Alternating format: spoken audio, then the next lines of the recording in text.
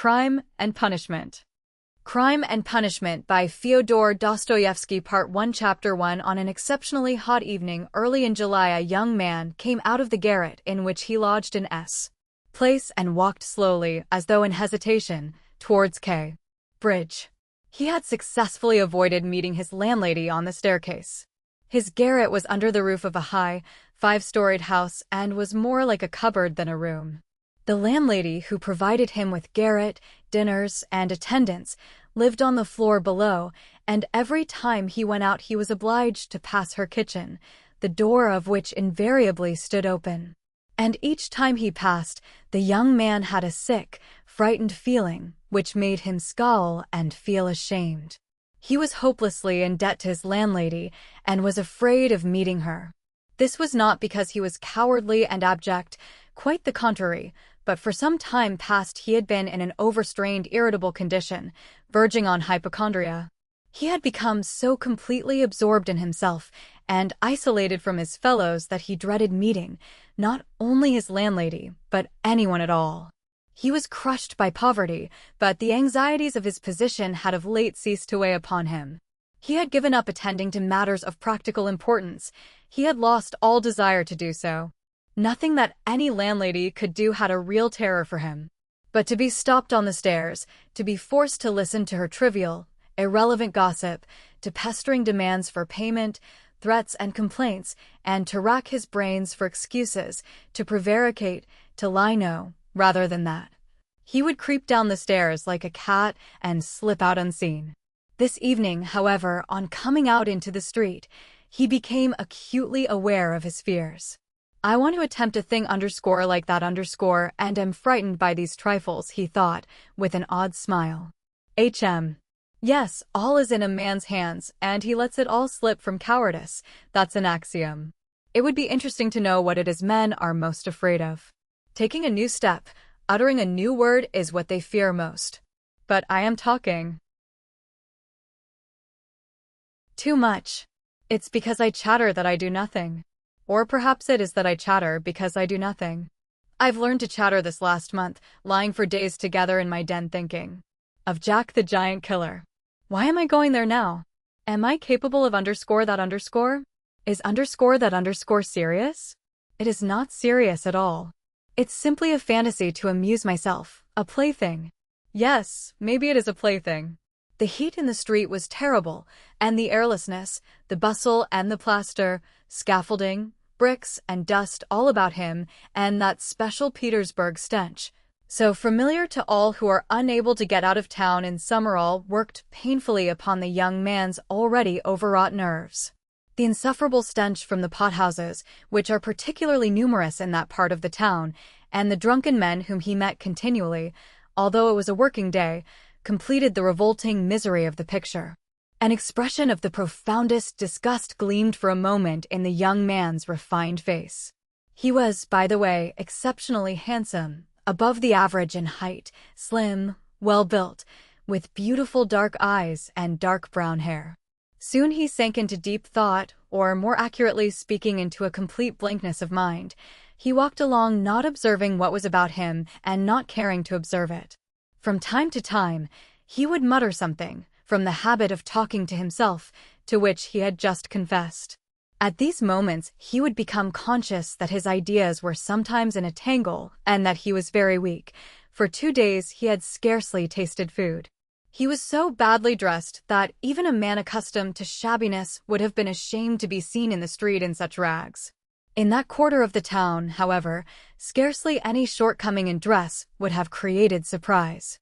Owing to the proximity of the Haymarket, the number of establishments of bad character, the preponderance of the trading and working-class population crowded in these streets and alleys in the heart of Petersburg, types so various were to be seen in the streets that no figure, however queer, would have caused surprise. But there was such accumulated bitterness and contempt in the young man's heart that, in spite of all the fastidiousness of youth, he minded his rags least of all in the street. It was a different matter when he met with acquaintances or with former fellow students, whom, indeed, he disliked meeting at any time. And yet when a drunken man who, for some unknown reason, was being taken somewhere in a huge wagon dragged by a heavy dray horse, suddenly shouted at him as he drove past, "Hey there, German Hatter." Bawling at the top of his voice and pointing at him, the young man stopped suddenly and clutched tremulously at his hat. It was a tall round hat from Zimmerman's, but completely worn out, rusty with age, all torn and bespattered, brimless and bent on one side in a most unseemly fashion. Not shame, however, but quite another feeling akin to terror had overtaken him. "I knew it," he muttered in confusion. "I thought so. That's the worst of all. Why, a stupid thing like this, the most trivial detail might spoil the whole plan. Yes, my hat is too noticeable. It looks absurd, and that makes it noticeable. With my rags I ought to wear a cap, any sort of old pancake, but not this grotesque thing. Nobody wears such a hat, it would be noticed a mile off, it would be remembered. What matters is that people would remember it, and that would give them a clue. For this business one should be as little conspicuous as possible. Trifles are what matter. Why, it's just such trifles that always ruin everything." He had not far to go. He knew indeed how many steps it was from the gate of his lodging house, exactly 730. He had counted them once when he had been lost in dreams. At the time he had put no faith in those dreams and was only tantalizing himself by their hideous but daring recklessness. Now, a month later, he had begun to look upon them differently, and, in spite of the monologues in which he jeered at his own impotence and indecision, he had involuntarily come to regard this hideous dream as an exploit to be attempted, although he still did not realize this himself. He was positively going now for a rehearsal of his project, and at every step his excitement grew more and more violent. With a sinking heart and a nervous tremor, he went up to a huge house, which on one side looked onto the canal, and on the other into the street. This house was let out in tiny tenements and was inhabited by working people of all kinds: tailors, locksmiths, cooks, Germans of sorts, girls picking up a living as best they could, petty clerks, etc. There was a continual coming and going through the two gates and in the two courtyards of the house. 3 or 4 doorkeepers were employed on the building. The young man was very glad to meet none of them, and at once slipped unnoticed through the door on the right and up the staircase. It was a back staircase, dark and narrow, but he was familiar with it already and knew his way, and he liked all these surroundings. In such darkness, even the most inquisitive eyes were not to be dreaded. "If I am so scared now, what would it be if it somehow came to pass that I were really going to do it?" he could not help asking himself as he reached the 4th story. There his progress was barred by some porters who were engaged in moving furniture out of a flat. He knew that the flat had been occupied by a German clerk in the civil service and his family. This German was moving out then, and so the 4th floor on this staircase would be untenanted except by the old woman. "That's a good thing anyway," he thought to himself as he rang the bell of the old woman's flat. The bell gave a faint tinkle as though it were made of tin and not of copper. The little flats in such houses always have bells that ring like that. He had forgotten the note of that bell, and now its peculiar tinkle seemed to remind him of something and to bring it clearly before him. He started. His nerves were terribly overstrained by now. In a little while, the door was opened a tiny crack. The old woman eyed her visitor with evident distrust through the crack, and nothing could be seen but her little eyes, glittering in the darkness. But, seeing a number of people on the landing, she grew bolder and opened the door wide. The young man stepped into the dark entry, which was partitioned off from the tiny kitchen. The old woman stood facing him in silence and looking inquiringly at him. She was a diminutive, withered-up old woman of 60, with sharp, malignant eyes and a sharp little nose. Her colorless, somewhat grizzled hair was thickly smeared with oil, and she wore no kerchief over it.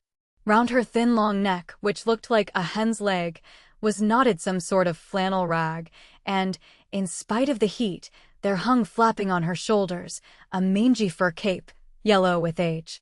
The old woman coughed and groaned at every instant. The young man must have looked at her with a rather peculiar expression, for a gleam of mistrust came into her eyes again. Raskolnikov, a student. I came here a month ago. The young man made haste to mutter, with a half-bow, remembering that he ought to be more polite. I remember, my good sir, I remember quite well your coming here, the old woman said distinctly, still keeping her inquiring eyes on his face. And here? I am again on the same errand, Raskolnikov continued, a little disconcerted and surprised at the old woman's mistrust. Perhaps she is always like that though, only I did not notice it the other time, he thought with an uneasy feeling. The old woman paused, as though hesitating, then stepped on one side, and pointing to the door of the room, she said, letting her visitor pass in front of her, "Step in, my good sir." The little room into which the young man walked, with yellow paper on the walls, geraniums and muslin curtains in the windows, was brightly lighted up at that moment by the setting sun. So the sun will shine like this then too, flashed as it were by chance through Raskolnikov's mind, and with a rapid glance he scanned everything in the room, trying as far as possible to notice and remember its arrangement. But there was nothing special in the room. The furniture, all very old and of yellow wood, consisted of a sofa with a huge bent wooden back, an oval table in front of the sofa, a dressing table with a looking-glass fixed on it between the windows, chairs along the walls, and 2 or 3 halfpenny prints in yellow frames, representing German damsels with birds in their hands, that was all. In the corner a light was burning before a small icon. Everything was very clean, the floor and the furniture were brightly polished, everything shone. Lizaveta's work, thought the young man. There was not a speck of dust to be seen in the whole flat.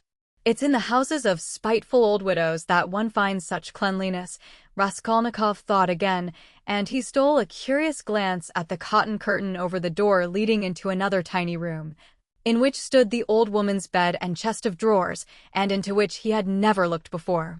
These 2 rooms made up the whole flat. "What do you want?" the old woman said severely, coming into the room and, as before, standing in front of him so as to look him straight in the face. "I've brought something to pawn here," and he drew out of his pocket an old-fashioned flat silver watch, on the back of which was engraved a globe. The chain was of steel. "But the time is up for your last pledge. The month was up the day before yesterday. I will bring you the interest for another month. Wait a little." "But that's for me to do as I please, my good sir, to wait or to sell your pledge at once." "How much will you give me for the watch, Alyona Ivanovna?" "You come with such trifles, my good sir, it's scarcely worth anything. I gave you 2 rubles last time for your ring, and one could buy it quite new at a jeweler's for 1.5 rubles. Give me 4 rubles for it, I shall redeem it, it was my father's. I shall be getting some money soon. 1.5 rubles, and interest in advance, if you like." 1.5 rubles, cried the young man. "Please yourself," and the old woman handed him back the watch. The young man took it, and was so angry that he was on the point of going away, but checked himself at once, remembering that there was nowhere else he could go, and that he had had another object also in coming. "Hand it over," he said roughly. The old woman fumbled in her pocket for her keys, and disappeared behind the curtain into the other room. The young man, left standing alone in the middle of the room, listened inquisitively, thinking. He could hear her unlocking the chest of drawers. It must be the top drawer, he reflected. So she carries the keys in a pocket on the right, all in one bunch on a steel ring. And there's one key there, 3 times as big as all the others, with deep notches. That can't be the key of the chest of drawers. Then there must be some other chest or strongbox. That's worth knowing. Strongboxes always have keys like that. But how degrading it all is. The old woman came back. "Here, sir, as we say 10 kopecks the ruble a month, so I must take 15 kopecks from 1.5 rubles for the month in advance. But for the 2 rubles I lent you before, you owe me now 20 kopecks on the same reckoning in advance. That makes 35 kopecks altogether. So I must give you 1.15 rubles for the watch. Here it is." "What? Only 1.15 rubles now?" "Just so." The young man did not dispute it and took the money. He looked at the old woman and was in no hurry to get away, as though there was still something he wanted to say or to do, but he did not himself quite know what. I may be bringing you something else in a day or two. Alyona Ivanovna, a valuable thing, silver a cigarette box, as soon as I get it. Back from a friend, he broke off in confusion. Well, we will talk about it then, sir. Goodbye. Are you always at home alone? Your sister is not here with you? He asked her as casually as possible as he went out into the passage. What business is she of yours, my good sir? Oh, nothing particular, I simply asked. You are too quick. Good day, Alyona Ivanovna. Raskolnikov went out in complete confusion. This confusion became more and more intense. As he went down the stairs, he even stopped short 2 or 3 times, as though suddenly struck by some thought. When he was in the street, he cried out, "Oh God, how loathsome it all is. And can I possibly? No, it's nonsense, it's rubbish," he added resolutely. And how could such an atrocious thing come into my head? What filthy things my heart is capable of. Yes, filthy above all, disgusting, loathsome, and for a whole month I've been. But no words, no exclamations, could express his agitation. The feeling of intense repulsion, which had begun to oppress and torture his heart while he was on his way to the old woman, had by now reached such a pitch and had taken such a definite form that he did not know what to do with himself to escape from his wretchedness. He walked along the pavement like a drunken man, regardless of the passers-by, and jostling against them, and only came to his senses when he was in the next street. Looking round, he noticed that he was standing close to a tavern which was entered by steps leading from the pavement to the basement. At that instant 2 drunken men came out at the door, and abusing and supporting one another, they mounted the steps. Without stopping to think, Raskolnikov went down the steps at once. Till that moment he had never been into a tavern, but now he felt giddy and was tormented by a burning thirst. He longed for a drink of cold beer and attributed his sudden weakness to the want of food. He sat down at a sticky little table in a dark and dirty corner, ordered some beer, and eagerly drank off the first glassful.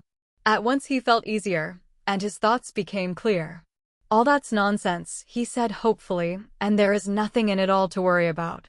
It's simply physical derangement. Just a glass of beer, a piece of dry bread, and in one moment the brain is stronger, the mind is clearer, and the will is firm. Phew, how utterly petty it all is. But in spite of this scornful reflection, he was by now looking cheerful, as though he were suddenly set free from a terrible burden, and he gazed round in a friendly way at the people in the room.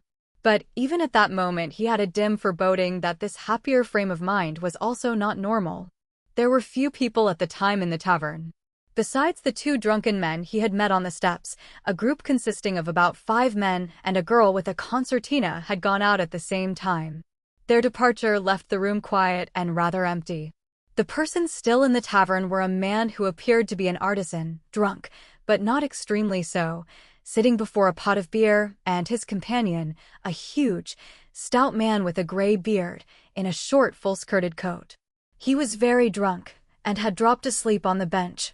Every now and then, he began as though in his sleep, cracking his fingers, with his arms wide apart and the upper part of his body bounding about on the bench, while he hummed some meaningless refrain. Trying to recall some such lines as these: "His wife a year, he fondly loved, his wife a year, he fondly loved." Or suddenly waking up again, walking along the crowded row, he met the one he used to know. But no one shared his enjoyment. His silent companion looked with positive hostility and mistrust at all these manifestations. There was another man in the room who looked somewhat like a retired government clerk. He was sitting apart, now and then sipping from his pot and looking round at the company. He, too, appeared to be in some agitation. Chapter 2. Raskolnikov was not used to crowds, and, as we said before, he avoided society of every sort, more especially of late. But now all at once he felt a desire to be with other people. Something new seemed to be taking place within him, and with it he felt a sort of thirst for company.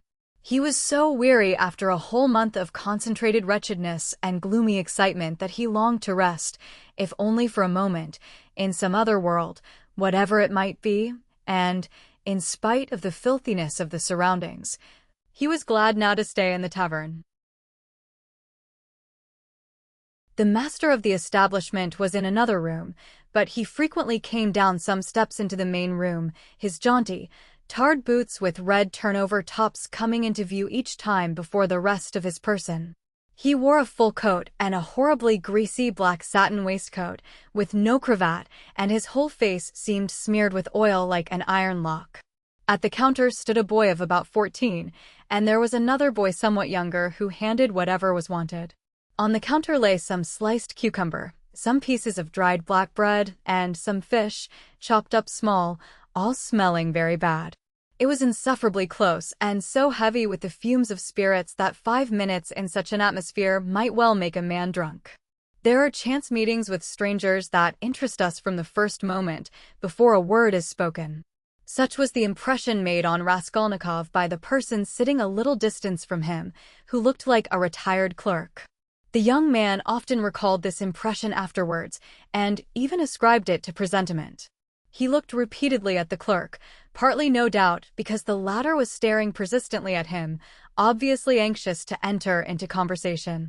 At the other persons in the room, including the tavern keeper, the clerk looked as though he were used to their company, and weary of it, showing a shade of condescending contempt for them as persons of station and culture inferior to his own, with whom it would be useless for him to converse. He was a man over 50, bald and grizzled, of medium height and stoutly built.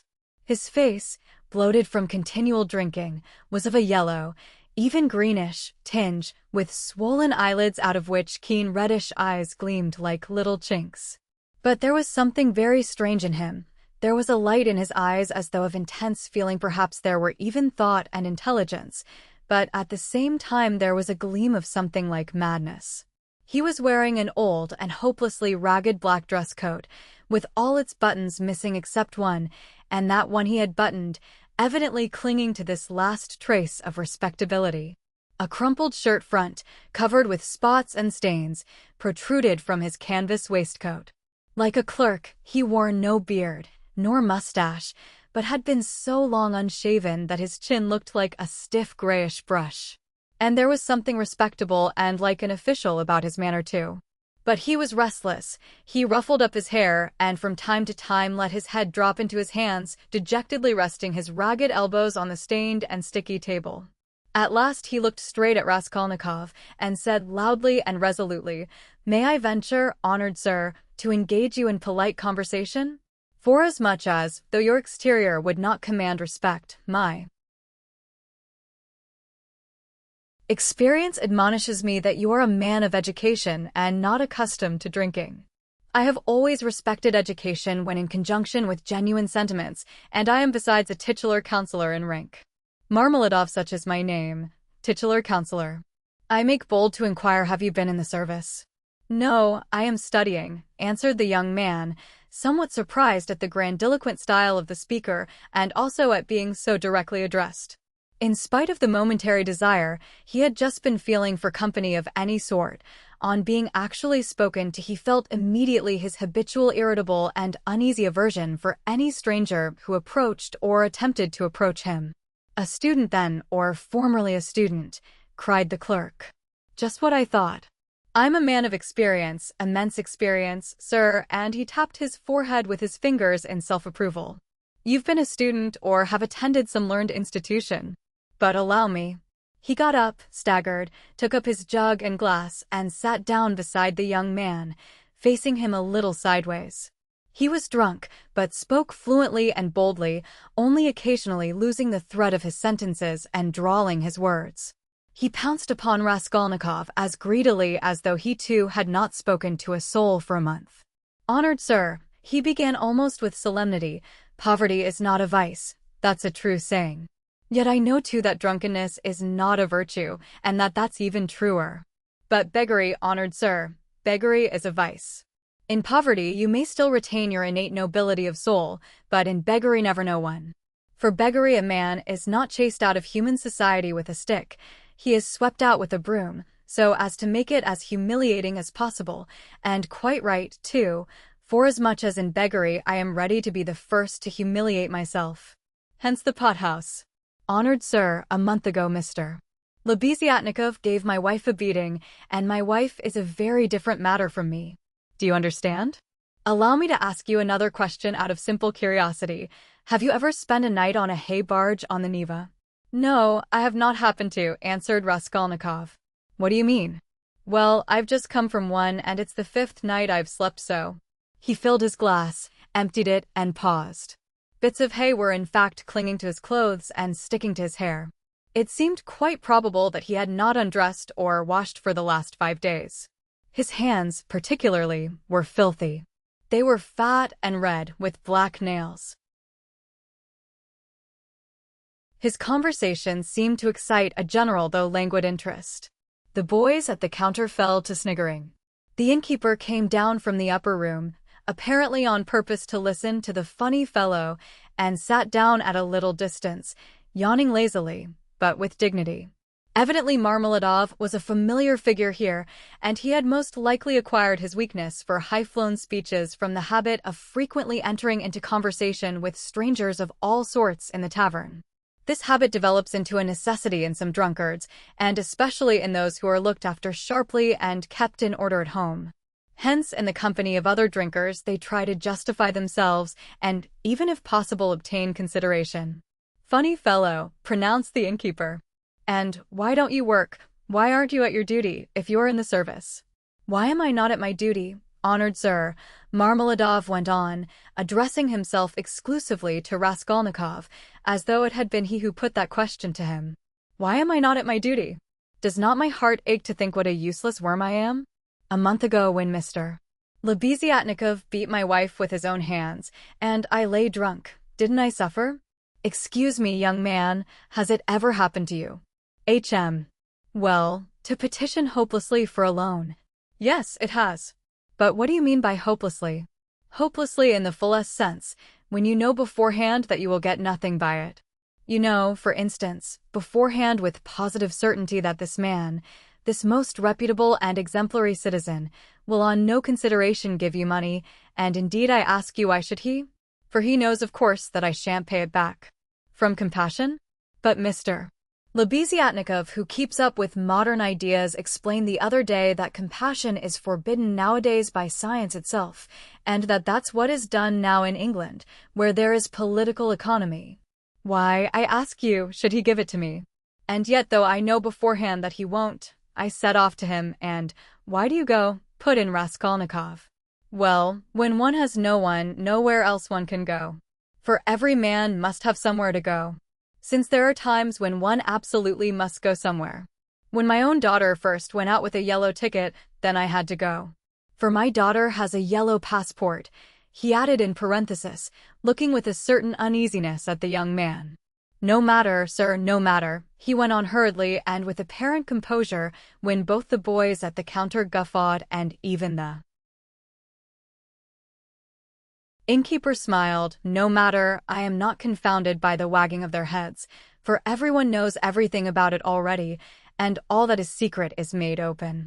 And I accept it all, not with contempt, but with humility. So be it. So be it. Behold the man.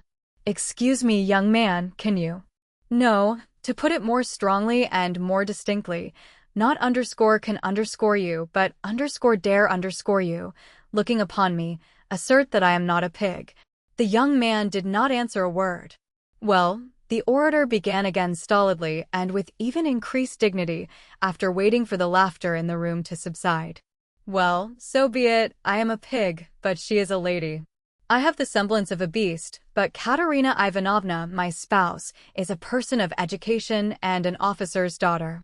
Granted, I am a scoundrel, but she is a woman of a noble heart, full of sentiments, refined by education. And yet, oh, if only she felt for me. Honored sir, you know every man ought to have at least one place where people feel for him. But Katerina Ivanovna, though she is magnanimous, she is unjust. And yet, although I realize that when she pulls my hair she only does it out of pity, for I repeat without being ashamed, she pulls my hair, young man, he declared with redoubled dignity, hearing the sniggering again, but, my God, if she would but once. But no, it's all in vain and it's no use talking. No use talking. For more than once, my wish did come true, and more than once she has felt for me, but such is my fate, and I am a beast by nature. Rather, assented the innkeeper, yawning. Marmeladov struck his fist resolutely on the table. Such is my fate. Do you know, sir, I have sold her very stockings for drink? Not her shoes, that would be more or less in the order of things, but her stockings I have sold for drink.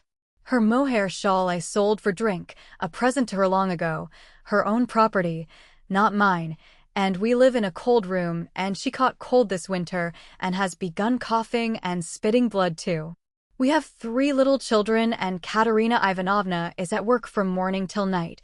She is scrubbing and cleaning and washing the children, for she's been used to cleanliness from a child. But her chest is weak, and she has a tendency to consumption, and I feel it. Do you suppose I don't feel it? And the more I drink, the more I feel it. That's why I drink too. I try to find sympathy and feeling in drink. I drink so that I may suffer twice as much. And as though in despair, he laid his head down on the table. Young man, he went on, raising his head again, in your face I seem to read some trouble of mind. When you came in I read it, and that was why I addressed you at once. For in unfolding to you the story of my life, I do not wish to make myself a laughingstock before these idle listeners, who indeed know all about it already, but I am looking for a man of feeling and education. Know then that my wife was educated in a high-class school for the daughters of noblemen, and on leaving she danced the shawl dance before the governor and other personages, for which she was presented with a gold medal and a certificate of merit. The medal. Well, the medal of course was sold long ago, H.M. But the certificate of merit is in her trunk still, and not long ago she showed it to our landlady. And although she is most continually on bad terms with the landlady, yet she wanted to tell someone or other of her past honors and of the happy days that are gone. I don't condemn her for it, I don't blame her, for the one thing left her is recollection of the past, and all the rest is dust and ashes. Yes, she is a lady of spirit, proud and determined.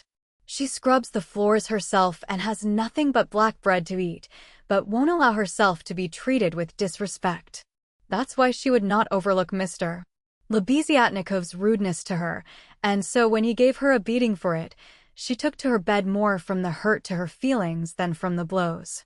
She was a widow when I married her, with 3 children, one smaller than the other. She married her first husband, an infantry officer, for love, and ran away with him from her father's house. She was exceedingly fond of her husband, but he gave way to cards, got into trouble, and with that he died. He used to beat her at the end, and although she paid him back, of which I have authentic documentary evidence, to this day she speaks of him with tears, and she throws him up to me, and I am glad that, though only in imagination, she should think of herself as having once been happy.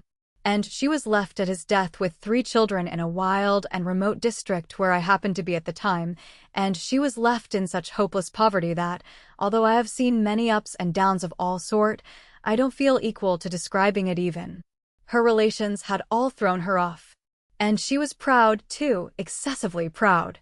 And then, honored sir, and then, I, being at the time a widower, with a daughter of 14 left me by my first wife, offered her my hand, for I could not bear the sight of such suffering. You can judge the extremity of her calamities, that she, a woman of education and culture and distinguished family, should have consented to be my wife. But she did. Weeping and sobbing and wringing her hands, she married me. For she had nowhere to turn. Do you understand, sir? Do you understand what it means when you have absolutely nowhere to turn? No, that you don't understand yet.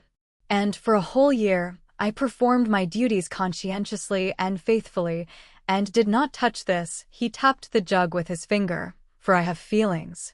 But even so, I could not please her, and then I lost my place too, and that through no fault of mine, but through changes in the office, and then I did touch it. It will be a year and a half ago soon since we found ourselves at last, after many wanderings and numerous calamities, in this magnificent capital, adorned with innumerable monuments.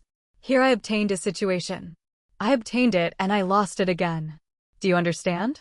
This time it was through my own fault I lost it, for my weakness had come out.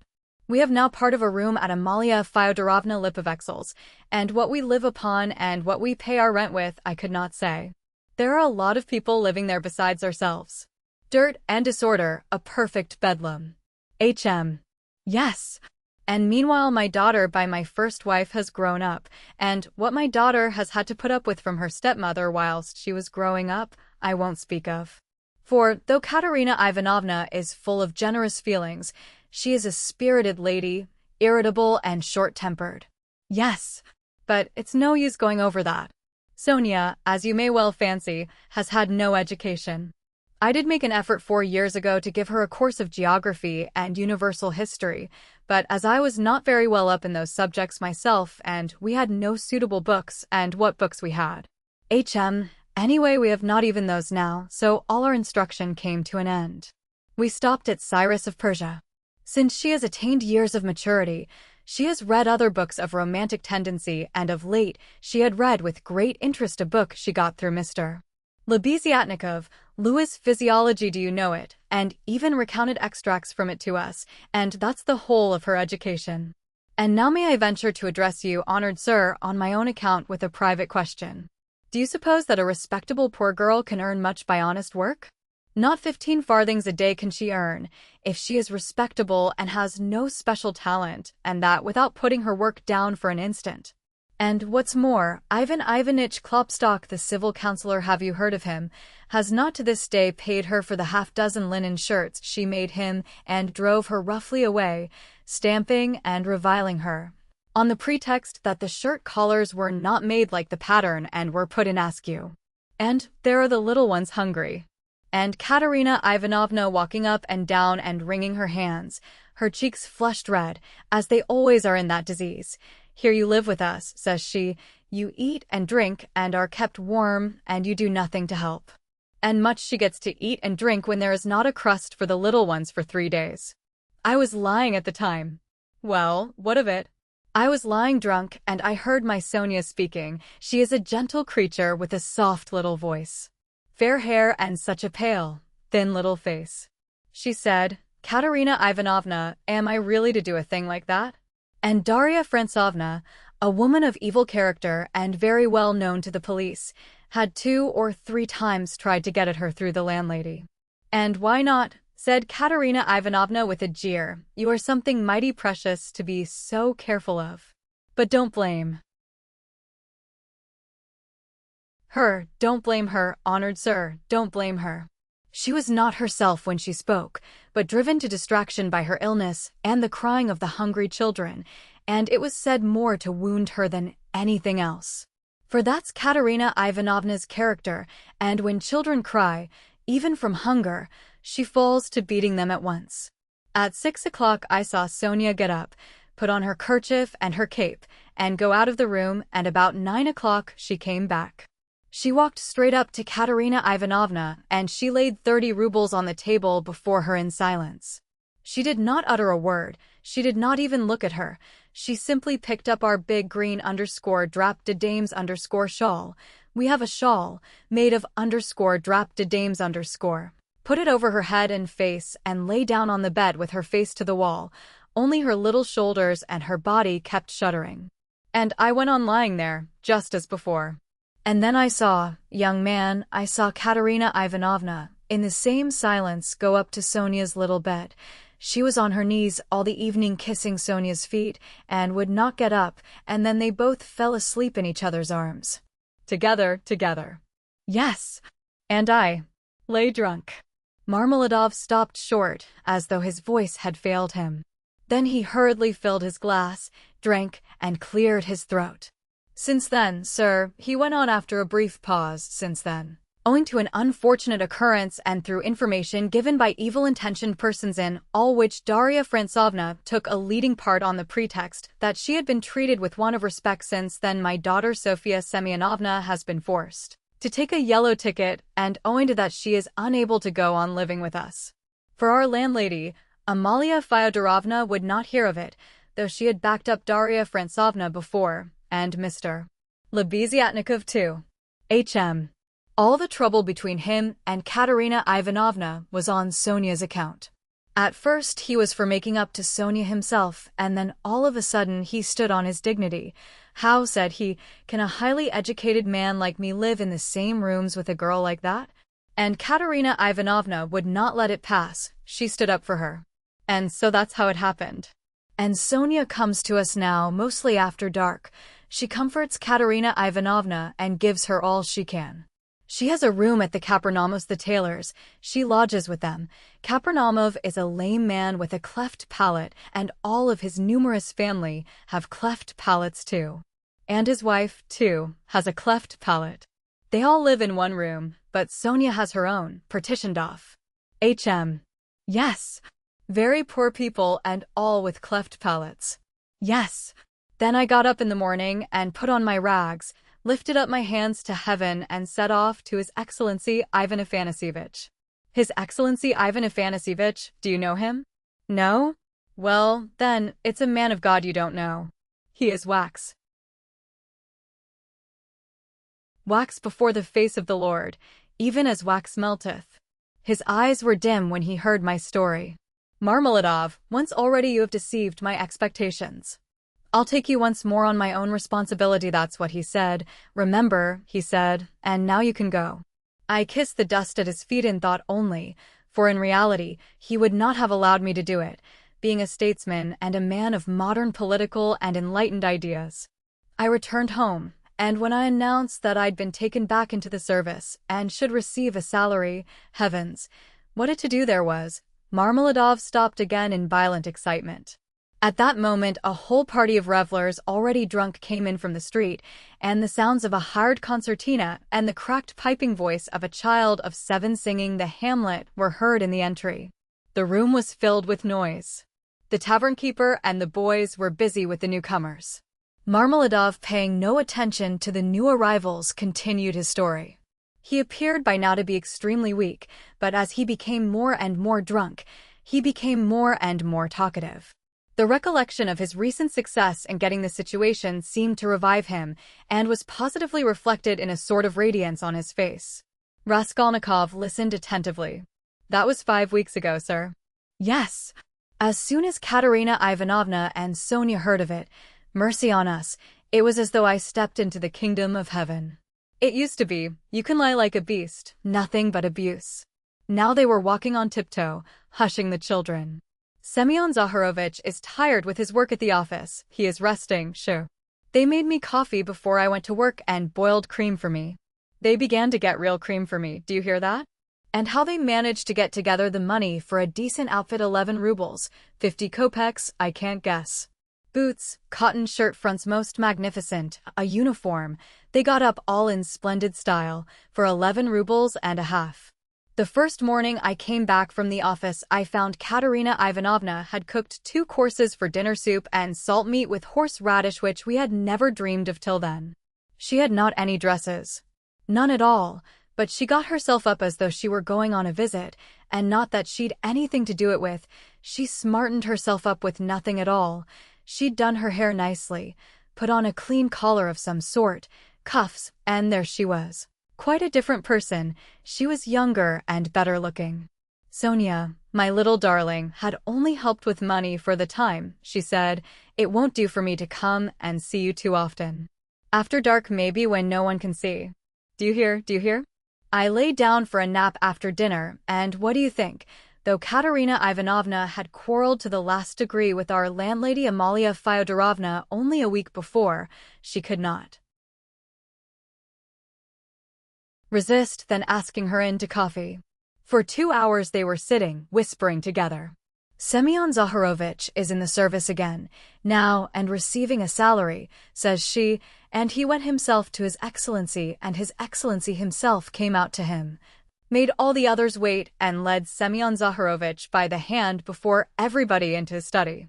Do you hear? Do you hear?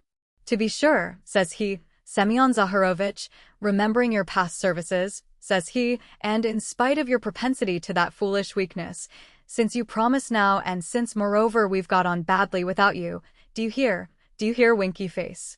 And so, says he, I rely now on your word as a gentleman.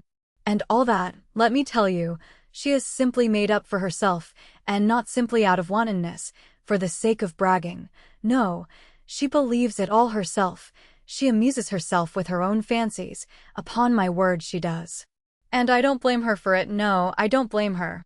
6 days ago, when I brought her my first earnings in full 23 rubles, 40 kopecks, altogether, she called me her puppet. Puppet, said she, my little puppet. And when we were by ourselves, you understand. You would not think me a beauty, you would not think much of me as a husband, would you? Well, she pinched my cheek, my little puppet, said she. Marmeladov broke off, tried to smile, but suddenly his chin began to twitch. He controlled himself, however. The tavern, the degraded appearance of the man, the 5 nights in the hay barge and the pot of spirits, and yet this poignant love for his wife and children bewildered his listener. Raskolnikov listened intently, but with a sick sensation. He felt vexed that he had come here. Honored sir, cried Marmeladov, recovering himself. Oh, sir, perhaps all this seems a laughing matter to you, as it does to others, and perhaps I am only worrying you with the stupidity of all the trivial details of my home life. But it is not a laughing matter to me, for I can feel it all. And the whole of that heavenly day of my life, and the whole of that evening I passed in fleeting dreams of how I would arrange it all, and how I would dress all the children, and how I should give her rest, and how I should rescue my own daughter from dishonor and restore her to the bosom of her family. And a great deal more. Quite excusable, sir. Well, then, sir, Marmeladov suddenly gave a sort of start, raised his head and gazed intently at his listener. Well, on the very next day after all those dreams, that is to say, exactly 5 days ago, in the evening, by a cunning trick, like a thief in the night, I stole from Katerina Ivanovna the key of her box, took out what was left of my earnings. How much it was I have forgotten, and now look at me, all of you. It's the 5th day since I left home, and they are looking for me there, and it's the end of my employment, and my uniform is lying in a tavern on the Egyptian bridge. I exchanged it for the garments I have on. And it's the end of everything. Marmeladov struck his forehead with his fist, clenched his teeth, closed his eyes, and leaned heavily with his elbow on the table. But a minute later his face suddenly changed, and with a certain assumed slyness and affectation of bravado, he glanced at Raskolnikov, laughed, and said, "This morning I went to see Sonia. I went to ask her for a pick-me-up." "He. You don't say she gave it to you," cried one of the newcomers. He shouted the words and went off into a guffaw. "This very quart was bought with her money," Marmeladov declared, addressing himself exclusively to Raskolnikov. 30 kopecks she gave me with her own hands, her last, all she had, as I saw. She said nothing, she only looked at me without a word. Not on earth, but up yonder. They grieve over men, they weep, but they don't blame them, they don't blame them. But it hurts more when they don't blame. 30 kopecks, yes. And maybe she needs them now, eh? What do you think, my dear sir? For now she's got to keep up her appearance. It costs money, that smartness, that special smartness, you know? Do you understand? And there's pomatum, too. You see, she must have things, petticoats, starched ones, shoes, too, real jaunty ones to show off her foot when she has to step over a puddle.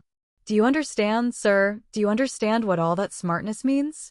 And here I, her own father, here I took 30 kopecks of that money for a drink. And I am drinking it. And I have already drunk it. Come, who will have pity on a man like me, eh? Are you sorry for me, sir, or not? Tell me, sir, are you sorry or not? He. He would have filled his glass, but there was no drink left. The pot was empty. What are you to be pitied for? Shouted the tavern keeper, who was again near them. Shouts of laughter and even oaths followed. The laughter and the oaths came from those who were listening and also from those who had heard nothing, but were simply looking at the figure of the discharged government clerk. To be pitied? Why am I to be pitied? Marmeladov suddenly declaimed, standing up with his arm outstretched, as though he had been only waiting for that question. Why am I to be pitied, you say? Yes, there's nothing to pity me for. I ought to be crucified on a cross, not pitied. Crucify me, O judge, crucify me, but pity me. And then I will go of myself to be crucified, for it's not merrymaking I seek, but tears and tribulation. Do you suppose, you that sell, that this pine of yours has been sweet to me? It was tribulation I sought at the bottom of it, tears and tribulation, and have found it, and I have tasted it. But he will pity us who has had pity on all men, who has understood all men and all things. He is the one, he too is the judge. He will come in that day, and he will ask, where is the daughter who gave herself for her cross, consumptive stepmother, and for the little children of another? Where is the daughter who had pity upon the filthy drunkard, her earthly father, undismayed by his beastliness? And he will say, come to me. I have already forgiven thee once. I have forgiven thee once. Thy sins which are many are forgiven thee, for thou hast loved much. And he will forgive my Sonia, he will forgive, I know it. I felt it in my heart when I was with her just now. And he will judge and will forgive all, the good and the evil, the wise and the meek. And when he is done with all of them, then he will summon us. You two come forth, he will say, come forth ye drunkards, come forth, ye weak ones, come forth, ye children of shame. And we shall all come forth, without shame, and shall stand before him. And he will say unto us, ye are swine, made in the image of the beast and with his mark, but come ye also. And the wise ones and those of understanding will say, O Lord, why dost thou receive these men?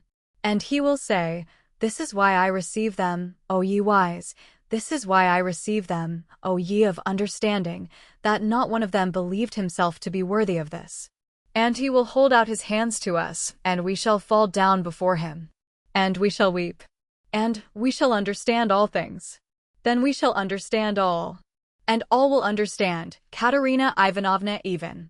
She will understand. Lord, thy kingdom come. And he sank down on the bench exhausted and helpless, looking at no one, apparently oblivious of his surroundings, and plunged in deep thought. His words had created a certain impression. There was a moment of silence, but soon laughter and oaths were heard again. That's his notion. Talked himself silly. A fine clerk he is. And so on and so on. Let us go, sir, said Marmeladov all at once, raising his head and addressing Raskolnikov. Come along with me. Kozel's house, looking into the yard. I'm going to Katerina Ivanovna. Time I did. Raskolnikov had for some time been wanting to go, and he had meant to help him. Marmeladov was much unsteadier on his legs than in his speech, and leaned heavily on the young man. They had 200 or 300 paces to go. The drunken man was more and more overcome by dismay and confusion as they drew nearer the house. It's not Katerina Ivanovna I am afraid of now, he muttered in agitation, and that she will begin pulling my hair. What does my hair matter? Bother my hair. That's what I say. Indeed, it will be better if she does begin pulling it. That's not what I am afraid of. It's her eyes I am afraid of. Yes, her eyes. The red on her cheeks, too, frightens me. And her breathing, too. Have you noticed how people in that disease breathe? When they are excited. I am frightened of the children's crying, too. For if Sonia has not taken them food. I don't know what's happened. I don't know. But blows I am not afraid of. No, sir, that such blows are not a pain to me, but even an enjoyment. In fact, I can't get on without it. It's better so. Let her strike me, it relieves her heart. It's better so. There is the house. The house of Kozel, the cabinet maker. A German, well-to-do. Lead the way. They went in from the yard and up to the 4th story. The staircase got darker and darker as they went up. It was nearly 11 o'clock, and although in summer in Petersburg there is no real night, yet it was quite dark at the top of the stairs. A grimy little door at the very top of the stairs stood ajar. A very poor-looking room about 10 paces long was lighted up by a candle end. The whole of it was visible from the entrance. It was all in disorder, littered up with rags of all sorts, especially children's garments. Across the furthest corner was stretched a ragged sheet. Behind it probably was the bed. There was nothing in the room except 2 chairs and a sofa covered with American leather, full of holes, before which stood an old deal kitchen table, unpainted and uncovered. At the edge of the table stood a smoldering tallow candle in an iron candlestick. It appeared that the family had a room to themselves, not part of a room, but their room was practically a passage. The door leading to the other rooms, or rather cupboards, into which Amalia Lipovexel's flat was divided stood half open, and there was shouting, uproar, and laughter within. People seemed to be playing cards and drinking tea there. Words of the most unceremonious kind flew out from time to time. Raskolnikov recognized Katerina Ivanovna at once. She was a rather tall, slim, and graceful woman, terribly emaciated, with magnificent dark brown hair and with a hectic flush in her cheeks. She was pacing up and down in her little room, pressing her hands against her chest. Her lips were parched and her breathing came in nervous, broken gasps. Her eyes glittered as in fever and looked about with a harsh, immovable stare. And that consumptive and excited face with the last flickering light of the candle end playing upon it made a sickening impression. She seemed to Raskolnikov about 30 years old and was certainly a strange wife for Marmeladov. She had not heard them and did not notice them coming in. She seemed to be lost in thought, hearing and seeing nothing. The room was close, but she had not opened the window. A stench rose from the staircase, but the door onto the stairs was not closed. From the inner rooms clouds of tobacco smoke floated in. She kept coughing, but did not close the door. The youngest child, a girl of 6, was asleep, sitting curled up on the floor with her head on the sofa. A boy a year older stood crying and shaking in the corner. Probably he had just had a beating. Beside him stood a girl of 9 years old, tall and thin, wearing a thin and ragged chemise with an ancient cashmere pelisse flung over her bare shoulders, long outgrown and barely reaching her knees. Her arm, as thin as a stick, was round her brother's neck. She was trying to comfort him, whispering something to him, and doing all she could to keep him from whimpering again. At the same time her large dark eyes, which looked larger still from the thinness of her frightened face, were watching her mother with alarm. Marmeladov did not enter the door, but dropped on his knees in the very doorway, pushing Raskolnikov in front of him.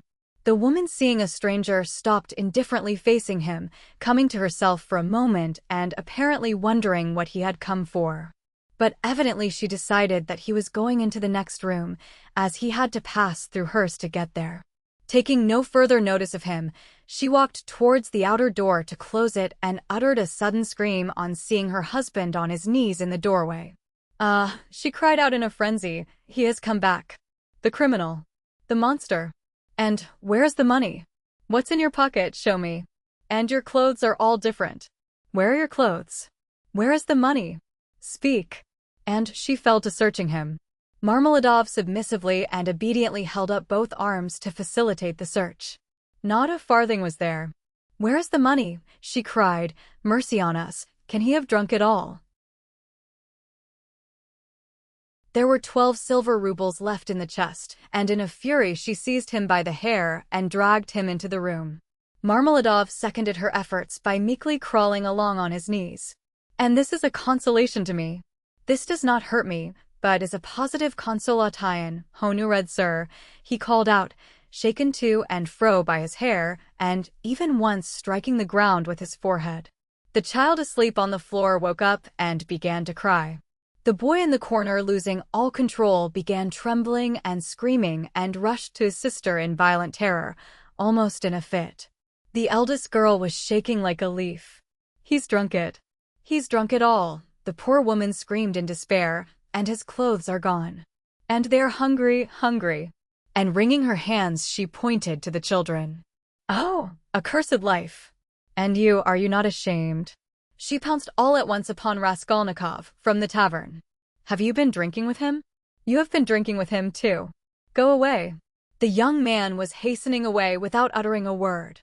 The inner door was thrown wide open and inquisitive faces were peering in at it. Coarse laughing faces with pipes and cigarettes and heads wearing caps thrust themselves in at the doorway. Further in could be seen figures in dressing gowns flung open, in costumes of unseemly scantiness, some of them with cards in their hands. They were particularly diverted when Marmeladov, dragged about by his hair, shouted that it was a consolation to him. They even began to come into the room. At last a sinister shrill outcry was heard.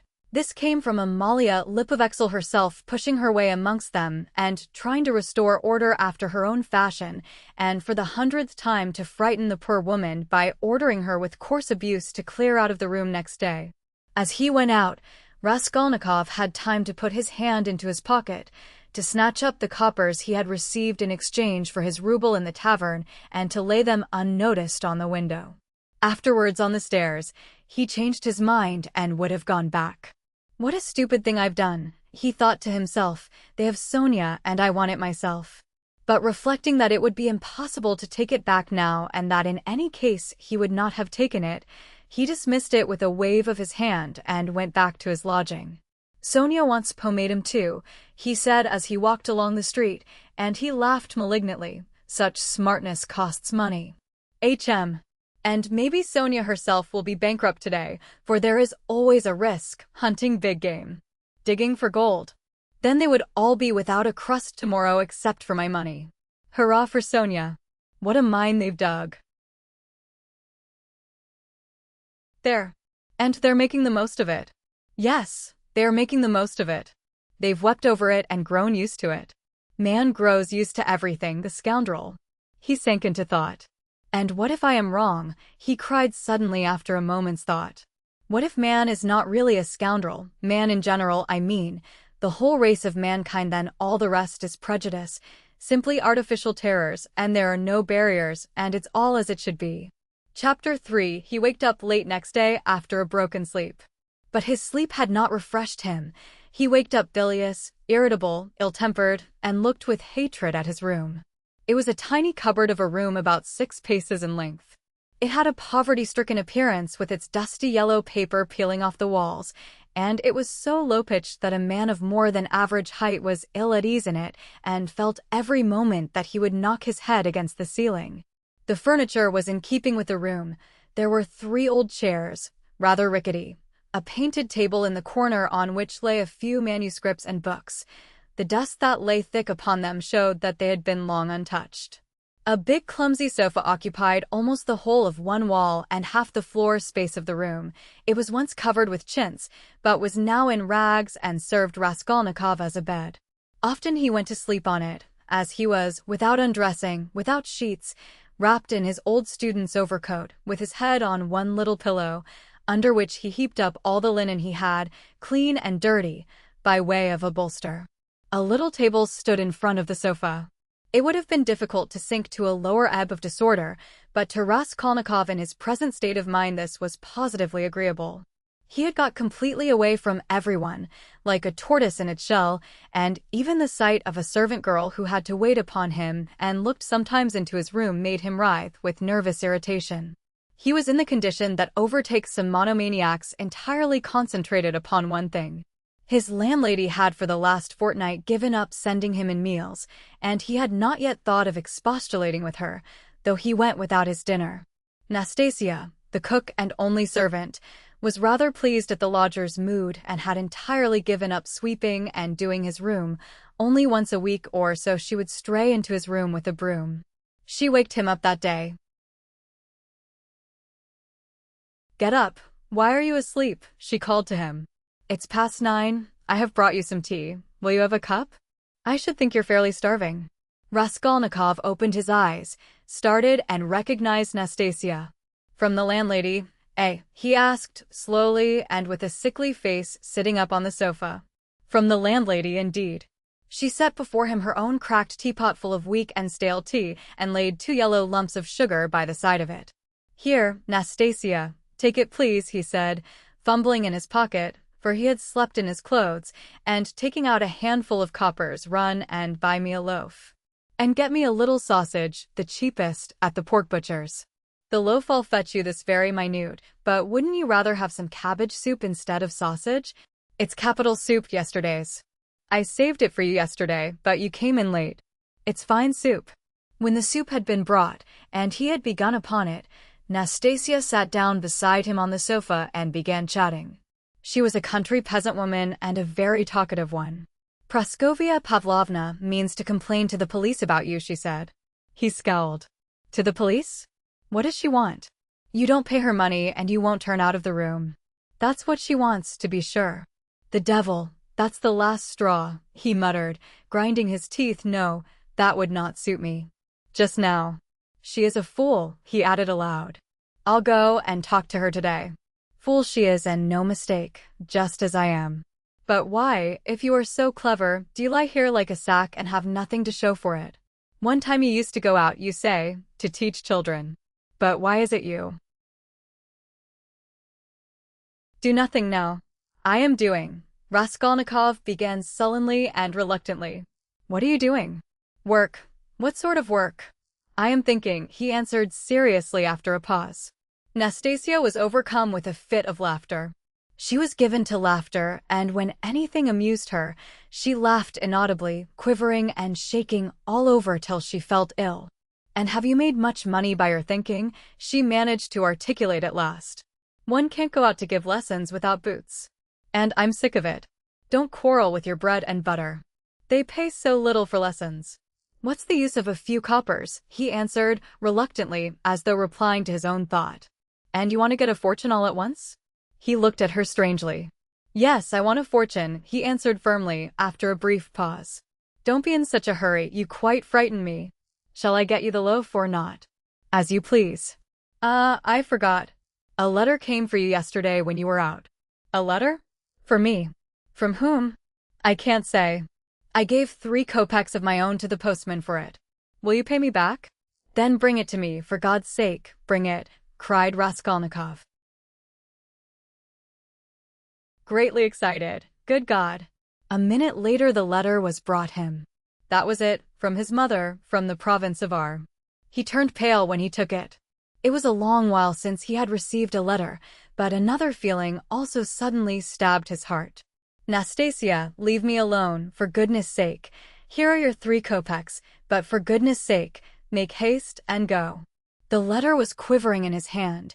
He did not want to open it in her presence. He wanted to be left alone with this letter. When Nastasia had gone out, he lifted it quickly to his lips and kissed it. Then he gazed intently at the address, the small, sloping handwriting, so dear and familiar, of the mother who had once taught him to read and write. He delayed. He seemed almost afraid of something. At last he opened it. It was a thick, heavy letter, weighing over 2 ounces. 2 large sheets of notepaper were covered with very small handwriting. My dear Rodia, wrote his mother, it's 2 months since I last had a talk with you by letter, which has distressed me and even kept me awake at night, thinking. But I am sure you will not blame me for my inevitable silence. You know how I love you. You are all we have to look to, Dunia and I. You are our all, our one hope, our one stay. What a grief it was to me when I heard that you had given up the university some months ago, for want of means to keep yourself, and that you had lost your lessons and your other work. How could I help you out of my 120 rubles a year pension? The 15 rubles I sent you 4 months ago I borrowed, as you know, on security of my pension, from Vasily Ivanovich Vereshchin, a merchant of this town. He is a kind-hearted man and was a friend of your father's too. But having given him the right to receive the pension, I had to wait till the debt was paid off, and that is only just done, so that I've been unable to send you anything all this time. But now, thank God, I believe I shall be able to send you something more, and in fact we may congratulate ourselves on our good fortune now, of which I hasten to inform you. In the first place, would you have guessed, dear Rodia, that your sister has been living with me for the last 6 weeks, and we shall not be separated in the future. Thank God, her sufferings are over, but I will tell you everything in order, so that you may know just how everything has happened and all that we have hitherto concealed from you.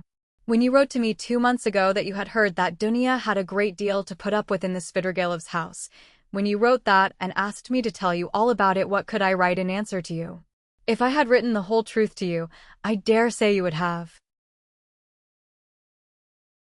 thrown up everything and have come to us, even if you had to walk all the way, for I know your character and your feelings, and you would not let your sister be insulted. I was in despair myself, but what could I do? And, besides, I did not know the whole truth myself then. What made it all so difficult was that Dunia received 100 rubles in advance when she took the place as governess in their family, on condition of part of her salary being deducted every month. And so it was impossible to throw up the situation without repaying the debt. This sum, now I can explain it all to you, my precious Rhodia. She took chiefly in order to send you 60 rubles, which you needed so terribly then, and which you received from us last year. We deceived you then, writing that this money came from Dunia's savings, but that was not so, and now I tell you all about it, because, thank God, things have suddenly changed for the better, and that you may know how Dunia loves you and what a heart she has. At first indeed, Mr. Svidrigailov treated her very rudely and used to make disrespectful and jeering remarks at table. But I don't want to go into all those painful details, so as not to worry you for nothing when it is now all over. In short, in spite of the kind and generous behavior of Marfa Petrovna, Mr. Svidrigailov's wife, and all the rest of the household, Dunia had a very hard time, especially when Mr. Svidrigailov, relapsing into his old regimental habits, was under the influence of Bacchus. And how do you think it was all explained later on? Would you believe that the crazy fellow had conceived a passion for Dunia from the beginning, but had concealed it under a show of rudeness and contempt? Possibly he was ashamed and horrified himself at his own flighty hopes, considering his years and his being the father of a family, and that made him angry with Dunia. And possibly, too, he hoped by his rude and sneering behavior to hide the truth from others. But at last he lost all control and had the face to make Dunia an open and shameful proposal, promising her all sorts of inducements and offering, besides, to throw up everything and take her to another estate of his, or even abroad. You can imagine all she went through. To leave her situation at once was impossible, not only on account of the money debt, but also to spare the feelings of Marfa Petrovna, whose suspicions would have been aroused, and then Dunia would have been the cause of a rupture in the family. And it would have meant a terrible scandal for Dunia too. That would have been inevitable. There were various other reasons owing to which Dunia could not hope to escape from that awful house for another 6 weeks. You know Dunia, of course. You know how clever she is and what a strong will she has. Dunia can endure a great deal, and even in the most difficult cases, she has the fortitude to maintain her firmness.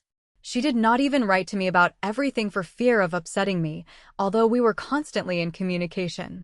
It all ended very unexpectedly. Marfa Petrovna accidentally overheard her husband imploring Dunia in the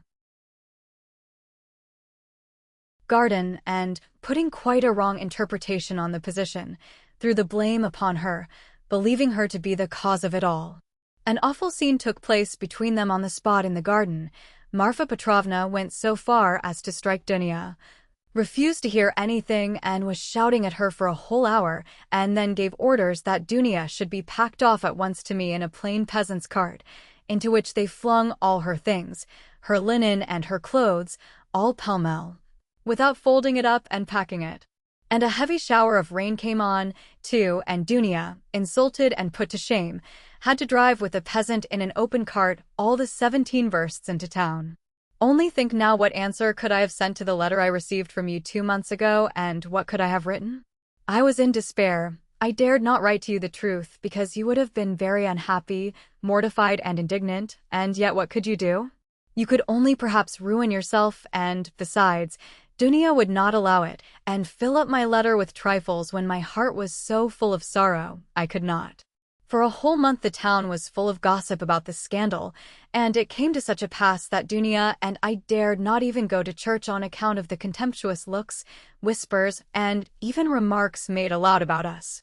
All our acquaintances avoided us, nobody even bowed to us in the street, and I learnt that some shopmen and clerks were intending to insult us in a shameful way, smearing the gates of our house with pitch, so that the landlord began to tell us we must leave. All this was set going by Marfa Petrovna, who managed to slander Dunia and throw dirt at her in every family. She knows everyone in the neighborhood, and that month she was continually coming into the town. And as she is rather talkative and fond of gossiping about her family affairs and particularly of complaining to all and each of her husband, which is not at all right, so, in a short time, she had spread her story, not only in the town, but over the whole surrounding district. It made me ill, but Dunia bore it better than I did, and if only you could have seen how she endured it all and tried to comfort me and cheer me up. She is an angel. But by God's mercy, our sufferings were cut short, Mr.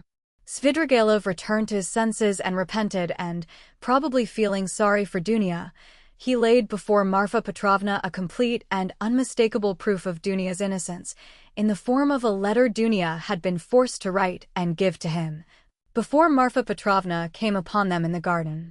This letter, which remained in Mr.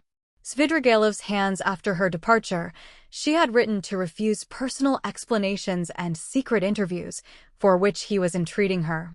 In that letter she reproached him with great heat and indignation for the baseness of his behavior in regard to Marfa Petrovna, reminding him that he was the father and head of a family and telling him how infamous it was of him to torment and make unhappy a defenseless girl, unhappy enough already. Indeed, dear Rhodia, the letter was so nobly and touchingly written that I sobbed when I read it, and to this day I cannot read it without tears. Moreover, the evidence of the servants, too, cleared Dunya's reputation. They had seen and known a great deal more than Mr. Svidrigailov had himself supposed, as indeed is always the case with servants. Marfa Petrovna was completely taken aback and again crushed as she said herself to us, but she was completely convinced of Dunya's innocence. The very next day, being Sunday, she went straight to the cathedral, knelt down and prayed with tears to Our Lady to give her strength to bear this new trial and to do her duty. Then she came straight from the cathedral to us, told us the whole story, wept bitterly and, fully penitent, she embraced Dunya and besought her to forgive her. The same morning, without any delay, she went round to all the houses in the town and everywhere, shedding tears. She asserted in the most flattering terms Dunya's innocence and the nobility of her feelings and her behavior. What was more, she showed and read to everyone the letter in Dunya's own handwriting to Mr. Svidrigailov and even allowed them to take copies of it, which I must say I think was superfluous. In this way she was busy for several days in driving about the whole town, because some people had taken offense through precedence having been given to others. And therefore they had to take turns, so that in every house she was expected before she arrived, and everyone knew that on such and such a day Marfa Petrovna would be reading the letter in such and such a place, and people assembled for every reading of it, even many who had heard it several times already both in their own houses and in other people's. In my opinion, a very great deal of all this was unnecessary, but that's Marfa Petrovna's character. Anyway, she succeeded in completely re-establishing Dunya's reputation, and the whole ignominy of this affair rested as an indelible disgrace upon her husband, as the only person to blame, so that I really began to feel sorry for him. It was really treating the crazy fellow too harshly. Dunya was at once asked to give lessons in several families, but she refused. All of a sudden, everyone began to treat her with marked respect, and all this did much to bring about the event by which, one may say, our whole fortunes are now transformed. You must know, dear Rhodia, that Dunya has a suitor and that she has already consented to marry him. I hasten to tell you all about the matter, and though it has been arranged without asking your consent, I think you will not be aggrieved with me or with your sister on that account, for you will see that we could not wait and put off our decision till we heard from you. And you could not have judged all the facts without being on the spot. This was how it happened. He is already of the rank of a councillor, Pyotr Petrovich Luzin, and is distantly related to Marfa Petrovna, who has been very active in bringing the match about. It began with his expressing through her his desire to make our acquaintance. He was properly received, drank coffee with us, and the very next day he sent us a letter in which he very courteously made an offer and begged for a speedy and decided answer. He is a very busy man and is in a great hurry to get to Petersburg, so that every moment is precious to him. At first, of course, we were greatly surprised, as it had all happened so quickly and unexpectedly. We thought and talked it over the whole day. He is a well-to-do man, to be depended upon. He has 2 posts in the government and has already made his fortune.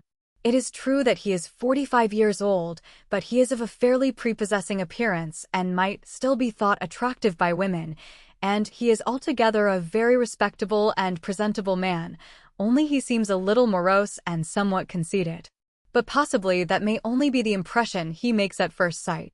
And beware, Dear Rhodia, when he comes to Petersburg, as he shortly will do, beware of judging him too hastily and severely, as your way is, if there is anything you do not like in him at first sight.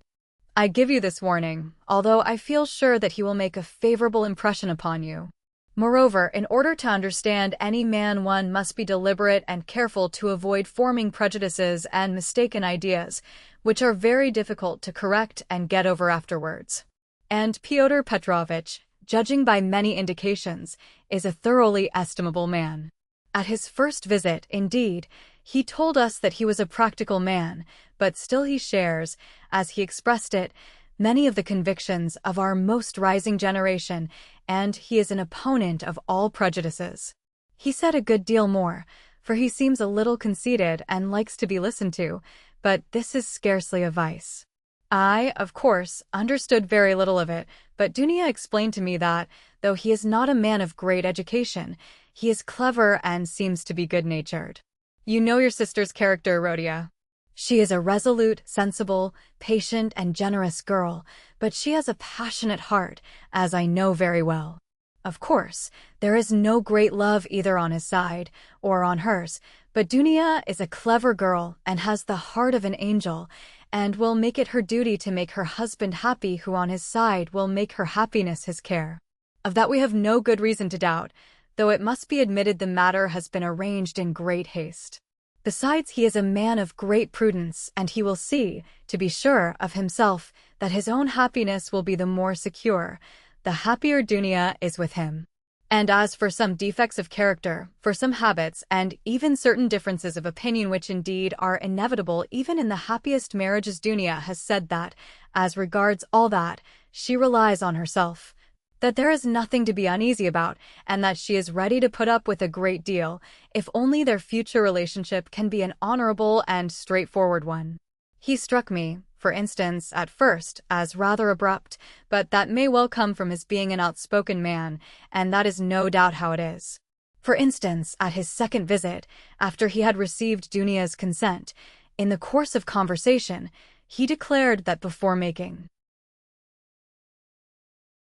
Dunya's acquaintance, he had made up his mind to marry a girl of good reputation, without dowry and, above all, one who had experienced poverty, because, as he explained, a man ought not to be indebted to his wife, but that it is better for a wife to look upon her husband as her benefactor.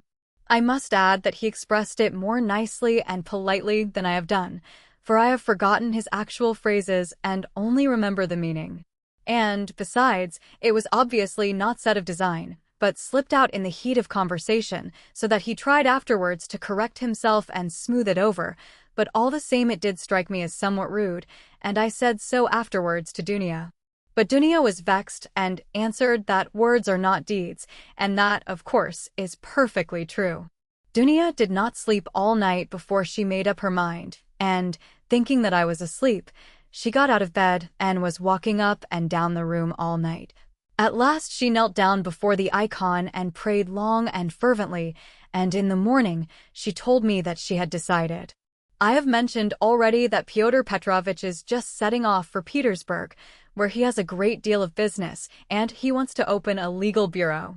He has been occupied for many years in conducting civil and commercial litigation, and only the other day he won an important case. He has to be in Petersburg because he has an important case before the Senate. So, Rhodia dear, he may be of the greatest use to you, in every way indeed, and Dunya and I have agreed that from this very day you could definitely enter upon your career and might consider that your future is marked out and assured for you. Oh, if only this comes to pass! This would be such a benefit that we could only look upon it as a providential blessing. Dunya is dreaming of nothing else. We have even ventured already to drop a few words on the subject to Pyotr Petrovich. He was cautious in his answer, and said that, of course, as he could not get on without a secretary, it would be better to be paying a salary to a relation than to a stranger, if only the former were fitted for the duties. As though there could be doubt of your being fitted, but then he expressed doubts whether your studies at the university would leave you time for work at his office. The matter dropped for the time, but Dunya is thinking of nothing else now. She has been in a sort of fever for the last few days and has already made a regular plan for your becoming in the end an associate and even a partner in Pyotr Petrovich's business, which might well be, seeing that you are a student of law. I am in complete agreement with her, Rhodia, and share all her plans and hopes, and think there is every probability of realizing them. And in spite of Pyotr Petrovich's evasiveness, very natural at present, since he does not know you, Dunia is firmly persuaded that she will gain everything by her good influence over her future husband. This she is reckoning upon. Of course we are careful not to talk of any of these more remote plans to Pyotr Petrovich, especially of your becoming his partner. He is a practical man and might take this very coldly. It might all seem to him simply a daydream. Nor has either Dunia or I breathed a word to him of the great hopes we have of his helping us to pay for your university studies. We have not spoken of it in the first place, because it will come to pass of itself later on. And he will no doubt without wasting words offer to do it of himself, as though he could refuse Dunia that, the more readily since you may by your own efforts become his right hand in the office and receive this assistance not as a charity, but as a salary earned by your own work. Dunia wants to arrange it all like this, and I quite agree with her. And we have not spoken of our plans for another reason, that is, because I particularly wanted you to feel on an equal footing when you first meet him. When Dunia spoke to him with enthusiasm about you, he answered that one could never judge of a man without seeing him close, for oneself, and that he looked forward to forming his own opinion when he makes your acquaintance. Do you know, my precious Rhodia, I think that perhaps for some reasons, nothing to do with Pyotr Petrovich though, simply for my own personal, perhaps old womanish, fancies, I should do better to go on living by myself, apart than with them, after the wedding. I am convinced that he will be generous and delicate enough to invite me and to urge me to remain with my daughter for the future, and if he has said nothing about it hitherto, it is simply because it has been taken for granted, but I shall refuse. I have noticed more than once in my life that husbands don't quite get on with their mothers-in-law, and I don't want to be the least bit in anyone's way, and for my own sake, too, would rather be quite independent, so long as I have a crust of bread of my own. And such children as you and Dunia. If possible, I would settle somewhere near you, for the most joyful piece of news, dear Rhodia, I have kept for the end of my letter. Know then, my dear boy, that we may, perhaps, be all together in a very short time, and may embrace one another again after a separation of almost 3 years. It is settled for certain that Dunia and I are to set off for Petersburg, exactly when I don't know, but very, very soon, possibly in a week. It all depends on Pyotr Petrovich, who will let us know when he has had time to look round him in Petersburg. To suit his own arrangements, he is anxious to have the ceremony as soon as possible, even before the fast of Our Lady, if it could be managed, or if that is too soon to be ready, immediately after. Oh, with what happiness I shall press you to my heart. Dunia is all excitement at the joyful thought of seeing you. She said one day in joke that she would be ready to marry Pyotr Petrovich for that alone. She is an angel. She is not writing anything to you now, and has only told me to write that she has so much to tell you that she is not going to take up her pen now, for a few lines would tell you nothing, and it would only mean upsetting herself. She bids me send you her love and innumerable kisses. But although we shall be meeting so soon, perhaps I shall send you as much money as I can in a day or two. Now that everyone has heard that Dunia is to marry Pyotr Petrovich, my credit has suddenly improved, and I know that Afanasy Ivanovich will trust me now even to 75 rubles on the security of my pension, so that perhaps I shall be able to send you 25 or even 30 rubles.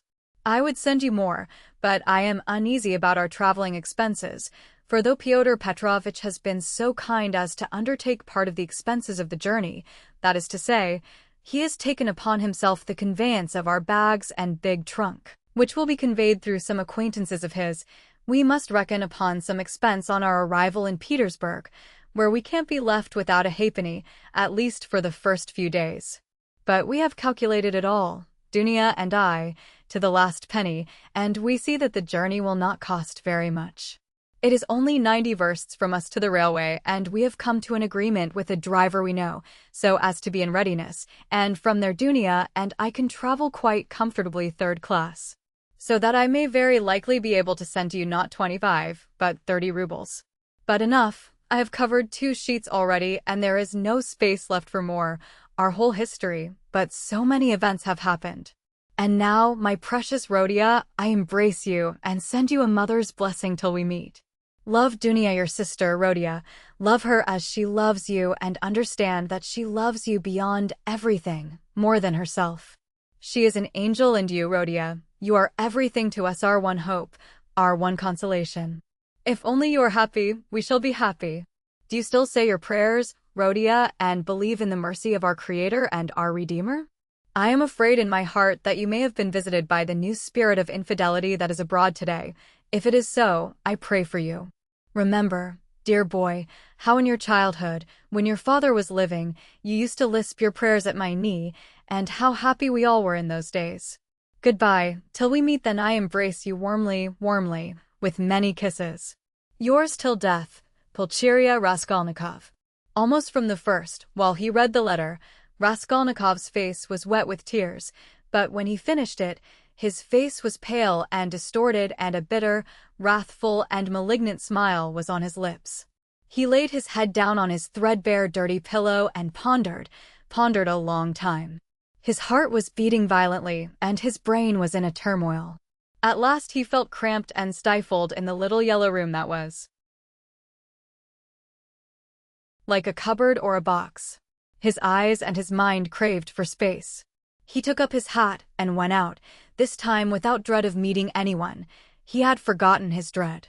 He turned in the direction of the Vasilyevsky Ostrov, walking along Vasilyevsky Prospect, as though hastening on some business, but he walked, as his habit was, without noticing his way, muttering and even speaking aloud to himself, to the astonishment of the passers-by.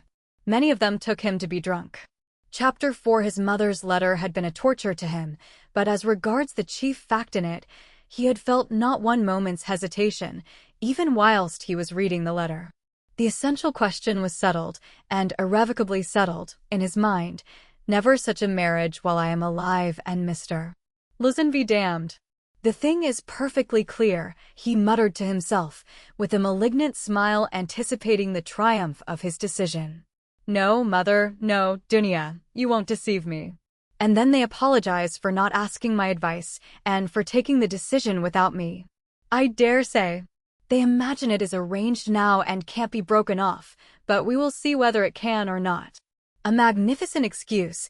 Pyotr Petrovich is such a busy man that even his wedding has to be in post-haste, almost by express. No, Dunia, I see it all, and I know what you want to say to me, and I know too what you were thinking about when you walked up and down all night, and what your prayers were like before the Holy Mother of Kazan who stands in Mother's bedroom. Bitter is the ascent to Golgotha.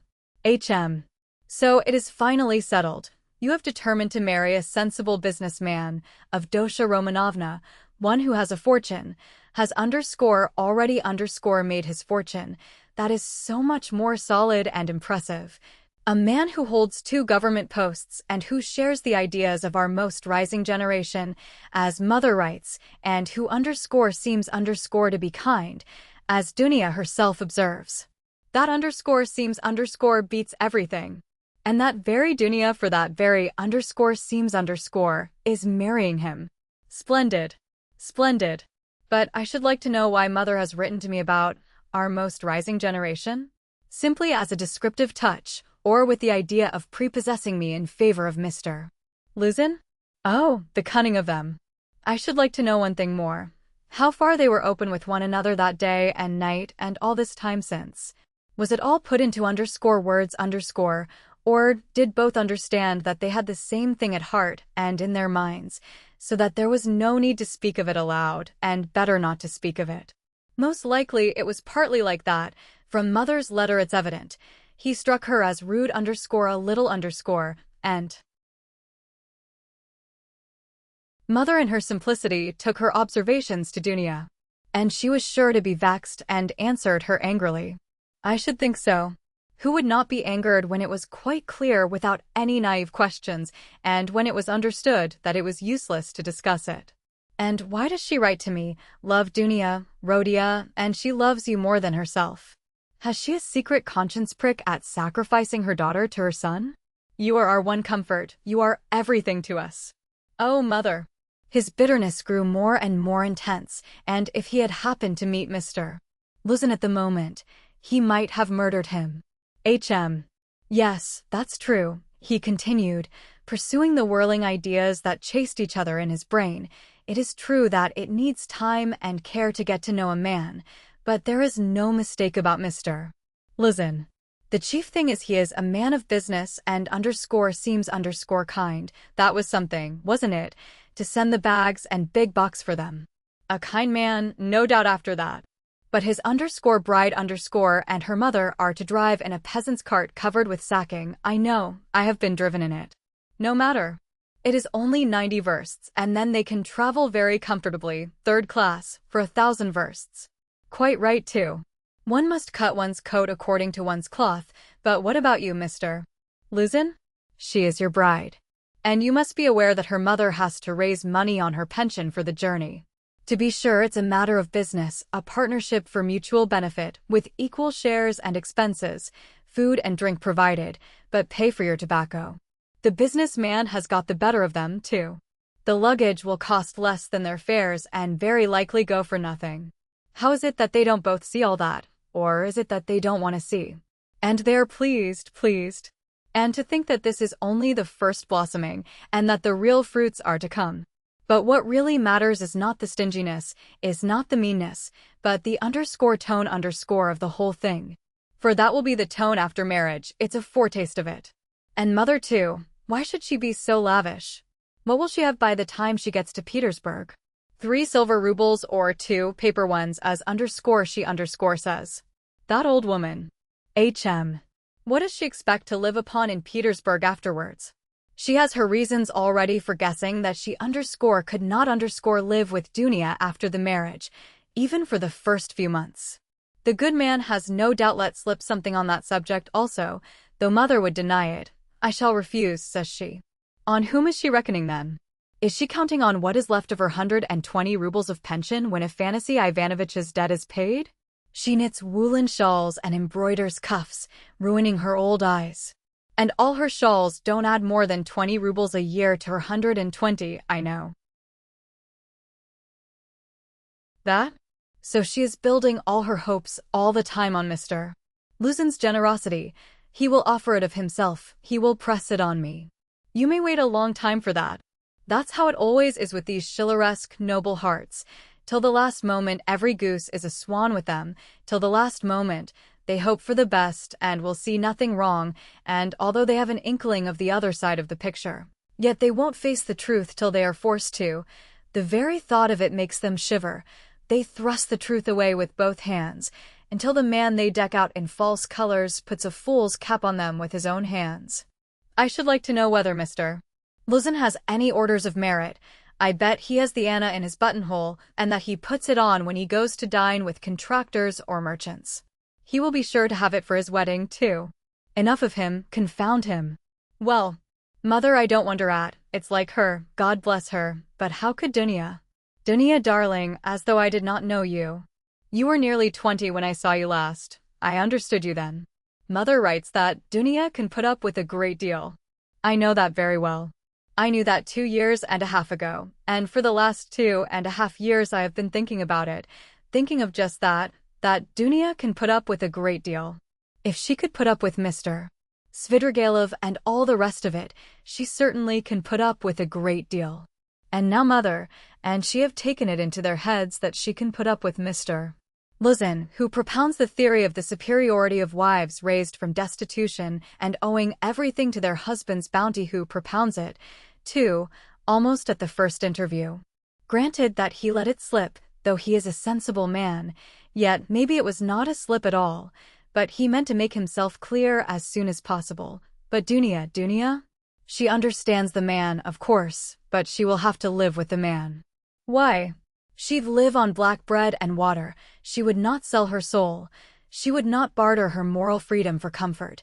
She would not barter it for all Schleswig-Holstein, much less Mr. Lizen's money. No, Dunia was not that sort when I knew her, and she is still the same, of course. Yes, there's no denying, the Svittergalovs are a bitter pill. It's a bitter thing to spend one's life a governess in the provinces for 200 rubles, but I know she would rather be a nigger on a plantation or a let with a German master than degrade her soul and her moral dignity by binding herself forever to a man whom she does not respect and with whom she has nothing in common for her own advantage. And if Mr. Lizen had been of unalloyed gold or one huge diamond, she would never have consented to become his legal concubine. Why is she consenting then? What's the point of it? What's the answer? It's clear enough. For herself, for her comfort, to save her life she would not sell herself, but for someone else she is doing it. For one she loves, for one she adores, she will sell herself. That's what it all amounts to. For her brother, for her mother, she will sell herself. She will sell everything. In such cases, we overcome our moral feeling if necessary, freedom, peace, conscience even, all are brought into the market. Let my life go, if only my dear ones may be happy. More than that, we become casuists, we learn to be Jesuitical, and for a time maybe we can soothe ourselves. We can persuade ourselves that it is one's duty for a good object. That's just like us, it's as clear as daylight. It's clear that Rodion Romanovich Raskolnikov is the central figure in the business, and no one else. Oh, yes, she can ensure his happiness, keep him in the university, make him a partner in the office, make his whole future secure.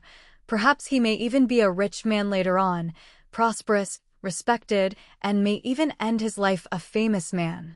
But my mother? It's all Rodia, precious Rodia, her firstborn. For such a son who would not sacrifice such a daughter. Oh, loving, over-partial hearts. Why, for his sake we would not shrink even from Sonia's fate.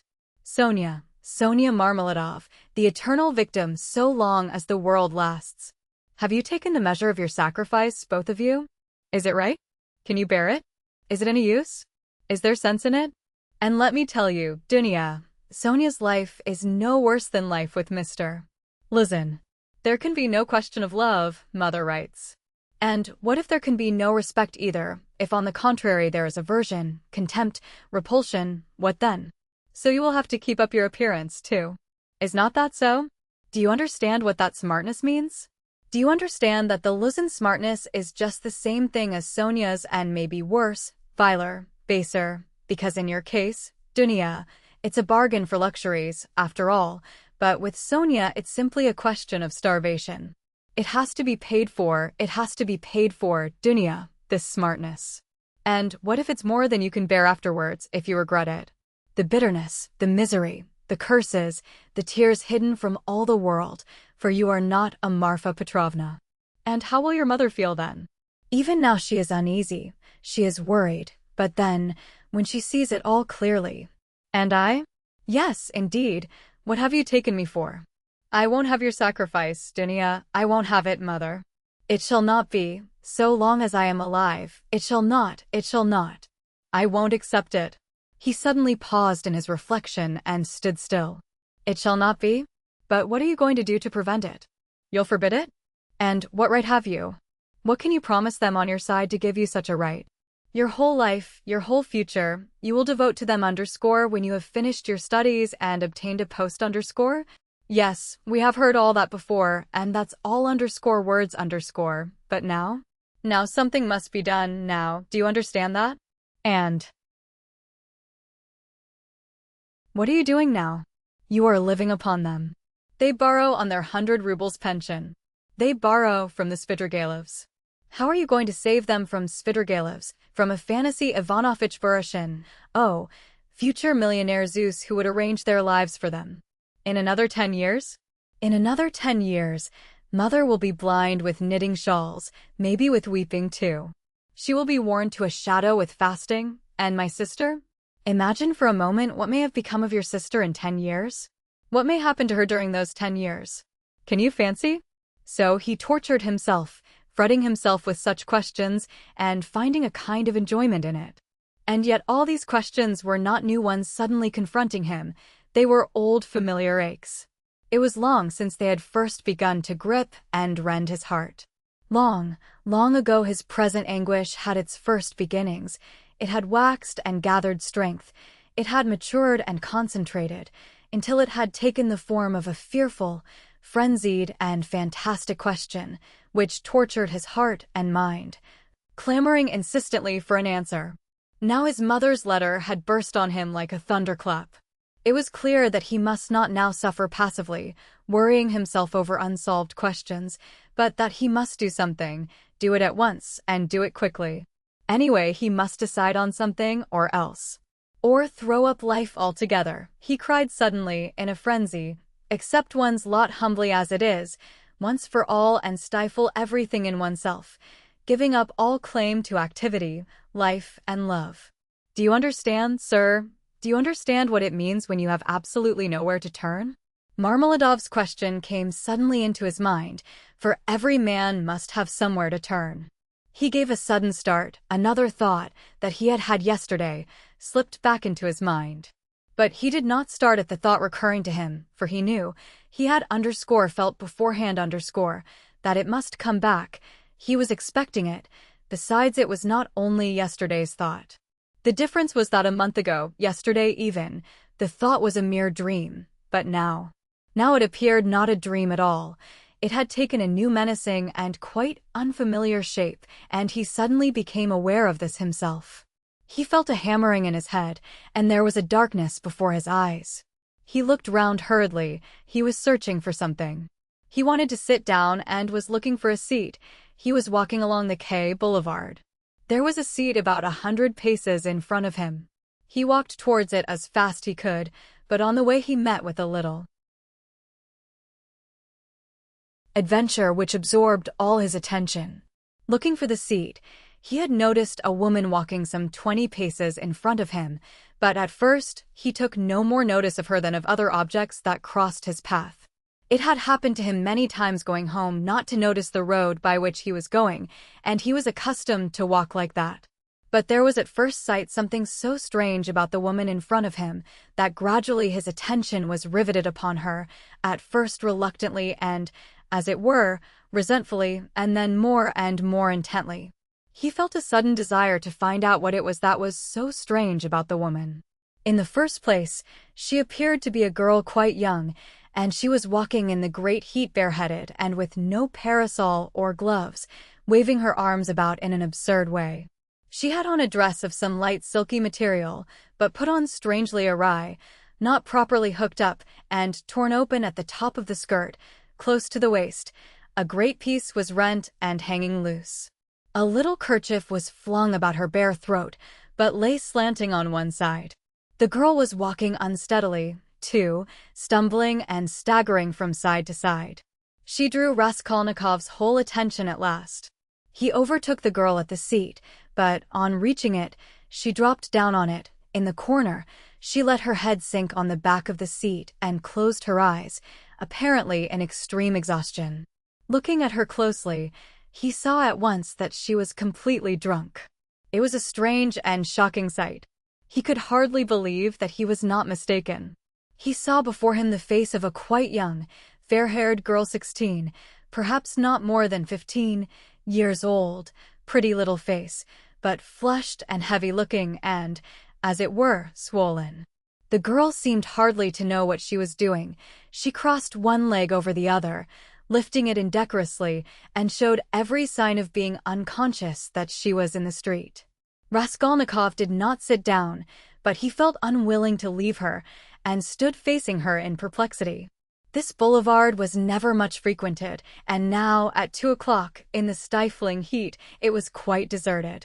And yet on the further side of the boulevard, about 15 paces away, a gentleman was standing on the edge of the pavement. He, too, would apparently have liked to approach the girl with some object of his own. He, too, had probably seen her in the distance and had followed her, but found Raskolnikov in his way. He looked angrily at him, though he tried to escape his notice, and stood impatiently biding his time, till the unwelcome man in rags should have moved away. His intentions were unmistakable. The gentleman was a plump, thickly set man, about 30, fashionably dressed, with a high color, red lips, and mustaches. Raskolnikov felt furious. He had a sudden longing to insult this fat dandy in some way. He left the girl for a moment and walked towards the gentleman. "Hey, you Svidrigailov. What do you want here?" he shouted, clenching his fists and laughing, spluttering with rage. "What do you mean?" the gentleman asked sternly, scowling in haughty astonishment. "Get away, that's what I mean. How dare you, you low fellow?" He raised his cane. Raskolnikov rushed at him with his fists, without reflecting that the stout gentleman was a match for two men like himself. But at that instant someone seized him from behind, and a police constable stood between them. "That's enough, gentlemen. No fighting, please, in a public place. What do you want?" "Who are you?" he asked Raskolnikov sternly, noticing his rags. Raskolnikov looked at him intently. He had a straightforward, sensible, soldierly face, with gray mustaches and whiskers. "You are just the man I want," Raskolnikov cried, catching at his arm. "I am a student, Raskolnikov. You may as well know that too," he added, addressing the gentleman. "Come along, I have something to show you." And taking the policeman by the hand, he drew him towards the seat. "Look here, hopelessly drunk, and she has just come down the boulevard. There is no telling who and what she is. She does not look like a professional. It's more likely she has been given drink and deceived somewhere. For the first time. You understand? And they've put her out into the street like that. Look at the way her dress is torn, and the way it has been put on. She has been dressed by somebody. She has not dressed herself, and dressed by unpracticed hands, by a man's hands. That's evident. And now look there. I don't know that dandy with whom I was going to fight. I see him for the first time, but he, too, has seen her on the road, just now, drunk, not knowing what she is doing, and now he is very eager to get hold of her, to get her away somewhere while she is in this state.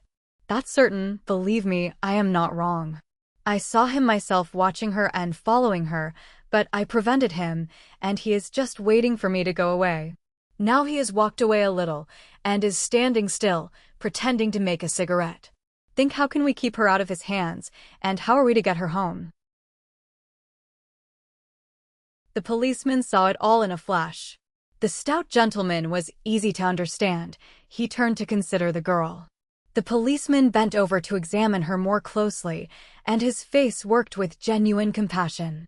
"Ah, what a pity," he said, shaking his head. "Why, she is quite a child. She has been deceived. You can see that at once. Listen, lady," he began, addressing her. "Where do you live?"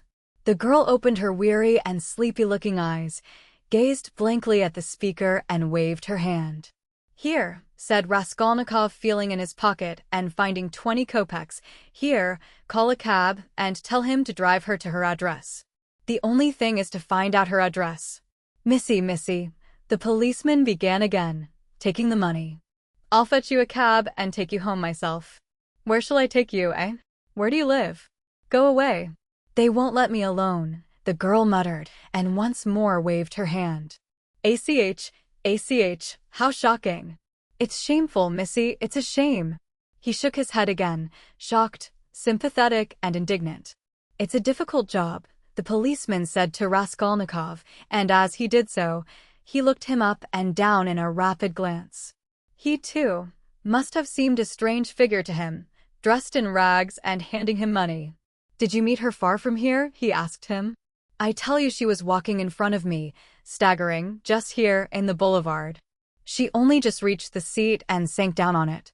Ah, the shameful things that are done in the world nowadays. God have mercy on us. An innocent creature like that, drunk already. She has been deceived, that's a sure thing. See how her dress has been torn too. Ah, the vice one sees nowadays. And as likely as not she belongs to gentlefolk too, poor ones maybe. There are many like that nowadays. She looks refined, too, as though she were a lady," and he bent over her once more. Perhaps he had daughters growing up like that, looking like ladies and refined, with pretensions to gentility and smartness. The chief thing is, Raskolnikov persisted, to keep her out of this scoundrel's hands. Why should he outrage her? It's as clear as day what he is after. Ah, the brute, he is not moving off. Raskolnikov spoke aloud and pointed to him. The gentleman heard him and seemed about to fly into a rage again, but thought better of it and confined himself to a contemptuous look. He then walked slowly another 10 paces away and again halted. "Keep her out of his hands we can," said the constable thoughtfully, "if only she'd tell us where to take her, but as it is. Missy, hey Missy," he bent over her once more. She opened her eyes fully all of a sudden, looked at him intently, as though realizing something, got up from the seat and walked away in the direction from which she had come. "Oh, shameful wretches, they won't let me alone," she said, waving her hand again.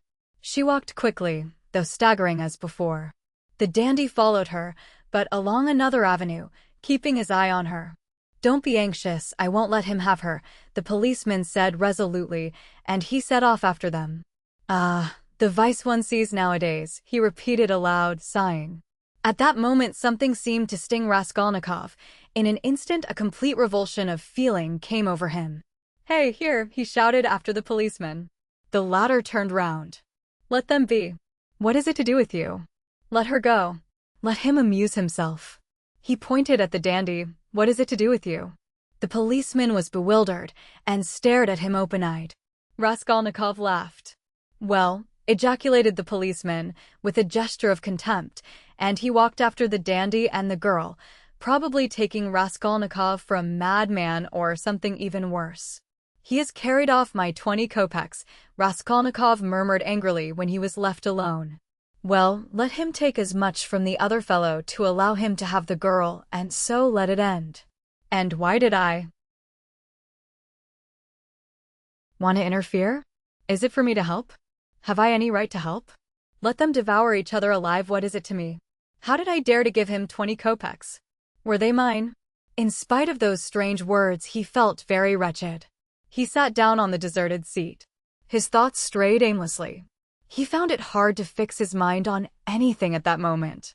He longed to forget himself altogether, to forget everything, and then to wake up and begin life anew. "Poor girl," he said, looking at the empty corner where she had sat. "She will come to herself and weep, and then her mother will find out. She will give her a beating, a horrible, shameful beating, and then maybe turn her out of doors. And even if she does not, the Daria Francovnas will get wind of it, and the girl will soon be slipping out on the sly here and there. Then there will be the hospital directly. That's always the luck of those girls with respectable mothers, who go wrong on the sly, and then again the hospital. Drink. The taverns. And more hospital. In 2 or 3 years a wreck, and her life over at 18 or 19. Have not I seen cases like that? And how have they been brought to it? Why, they've all come to it like that. Ugh. But what does it matter? That's as it should be, they tell us. A certain percentage, they tell us, must every year go that way. To the devil, I suppose, so that the rest may remain chaste and not be interfered with. A percentage. What splendid words they have. They are so scientific, so consolatory. Once you've said percentage, there's nothing more to worry about. If we had any other word, maybe we might feel more uneasy. But what if Dunia were one of the percentage? Of another one if not that one? But where am I going? He thought suddenly. Strange, I came out for something. As soon as I had read the letter I came out. I was going to Vasilyevsky Ostrov, to Razumihin. That's what it was. Now I remember. What for, though? And what put the idea of going to Razumihin into my head just now? That's curious. He wondered at himself. Razumihin was one of his old comrades at the university. It was remarkable that Raskolnikov had hardly any friends at the university. He kept aloof from everyone, went to see no one, and did not welcome anyone who came to see him, and indeed everyone soon gave him up. He took no part in the students' gatherings, amusements, or conversations. He worked with great intensity without sparing himself, and he was respected for this, but no one liked him. He was very poor, and there was a sort of haughty pride and reserve about him, as though he were keeping something to himself. He seemed to some of his comrades to look down upon them all as children, as though he were superior in development, knowledge and convictions, as though their beliefs and interests were beneath him. With Razumihin he had got on, or, at least, he was more unreserved and communicative with him. Indeed, it was impossible to be on any other terms with Razumihin. He was an exceptionally good-humored and candid youth, good-natured to the point of simplicity, though both depth and dignity lay concealed under that simplicity. The better of his comrades understood this, and all were fond of him. He was extremely intelligent, though he was certainly rather a simpleton at times. He was of striking appearance, tall, thin, black-haired, and always badly shaved. He was sometimes uproarious and was reputed to be of great physical strength. One night, when out in a festive company, he had with one blow laid a gigantic policeman on his back. There was no limit to his drinking powers, but he could abstain from drink altogether. He sometimes went too far in his pranks, but he could do without pranks altogether. Another thing striking about Razumihin, no failure distressed him, and it seemed as though no unfavorable circumstances could crush him. He could lodge anywhere and bear the extremes of cold and hunger. He was very poor and kept himself entirely on what he could earn by work of one sort or another. He knew of no end of resources by which to earn money. He spent one whole winter without lighting his stove, and used to declare that he liked it better because one slept more soundly in the cold. For the present he, too, had been obliged to give up the university, but it was only for a time, and he was working with all his might to save enough to return to his studies again. Raskolnikov had not been to see him for the last 4 months, and Razumihin did not even know his address. About 2 months before, they had met in the street, but Raskolnikov had turned away and even crossed to the other side that he might not be observed. And though Razumihin noticed him, he passed him by, as he did not want to annoy him. Chapter 5. Of course, I've been meaning lately to go to Razumihin's to ask for work, to ask him to get me lessons or something, Raskolnikov thought, but what help can he be to me now? Suppose he gets me lessons, suppose he shares his last farthing with me, if he has any farthings, so that I could get some boots and make myself tidy enough to give lessons. Well, and what then? What shall I do with the few coppers I earn? That's not what I want now. It's really absurd for me to go to Razumihin. The question why he was now going to Razumihin agitated him even more than he was himself aware. He kept uneasily seeking for some sinister significance in this apparently ordinary action. Could I have expected to set it all straight and to find a way out by means of Razumihin alone? He asked himself in perplexity. He pondered and rubbed his forehead, and, strange to say, after long musing, suddenly, as if it were spontaneously and by chance, a fantastic thought came into his head. To Razumihin's, he said all at once, calmly, as though he had reached a final determination. I shall go to Razumihin's, of course, but not now. I shall go to him on the next day after it, when it will be over and everything will begin afresh. And suddenly he realized what he was thinking. After it, he shouted, jumping up from the seat, but is it really going to happen? Is it possible it really will happen? He left the seat and went off almost at a run. He meant to turn back, homewards, but the thought of going home suddenly filled him with intense loathing. In that hole, in that awful little cupboard of his. This underscore had for a month past been growing up in him, and he walked on at random. His nervous shudder had passed into a fever that made him feel shivering. In spite of the heat, he felt cold.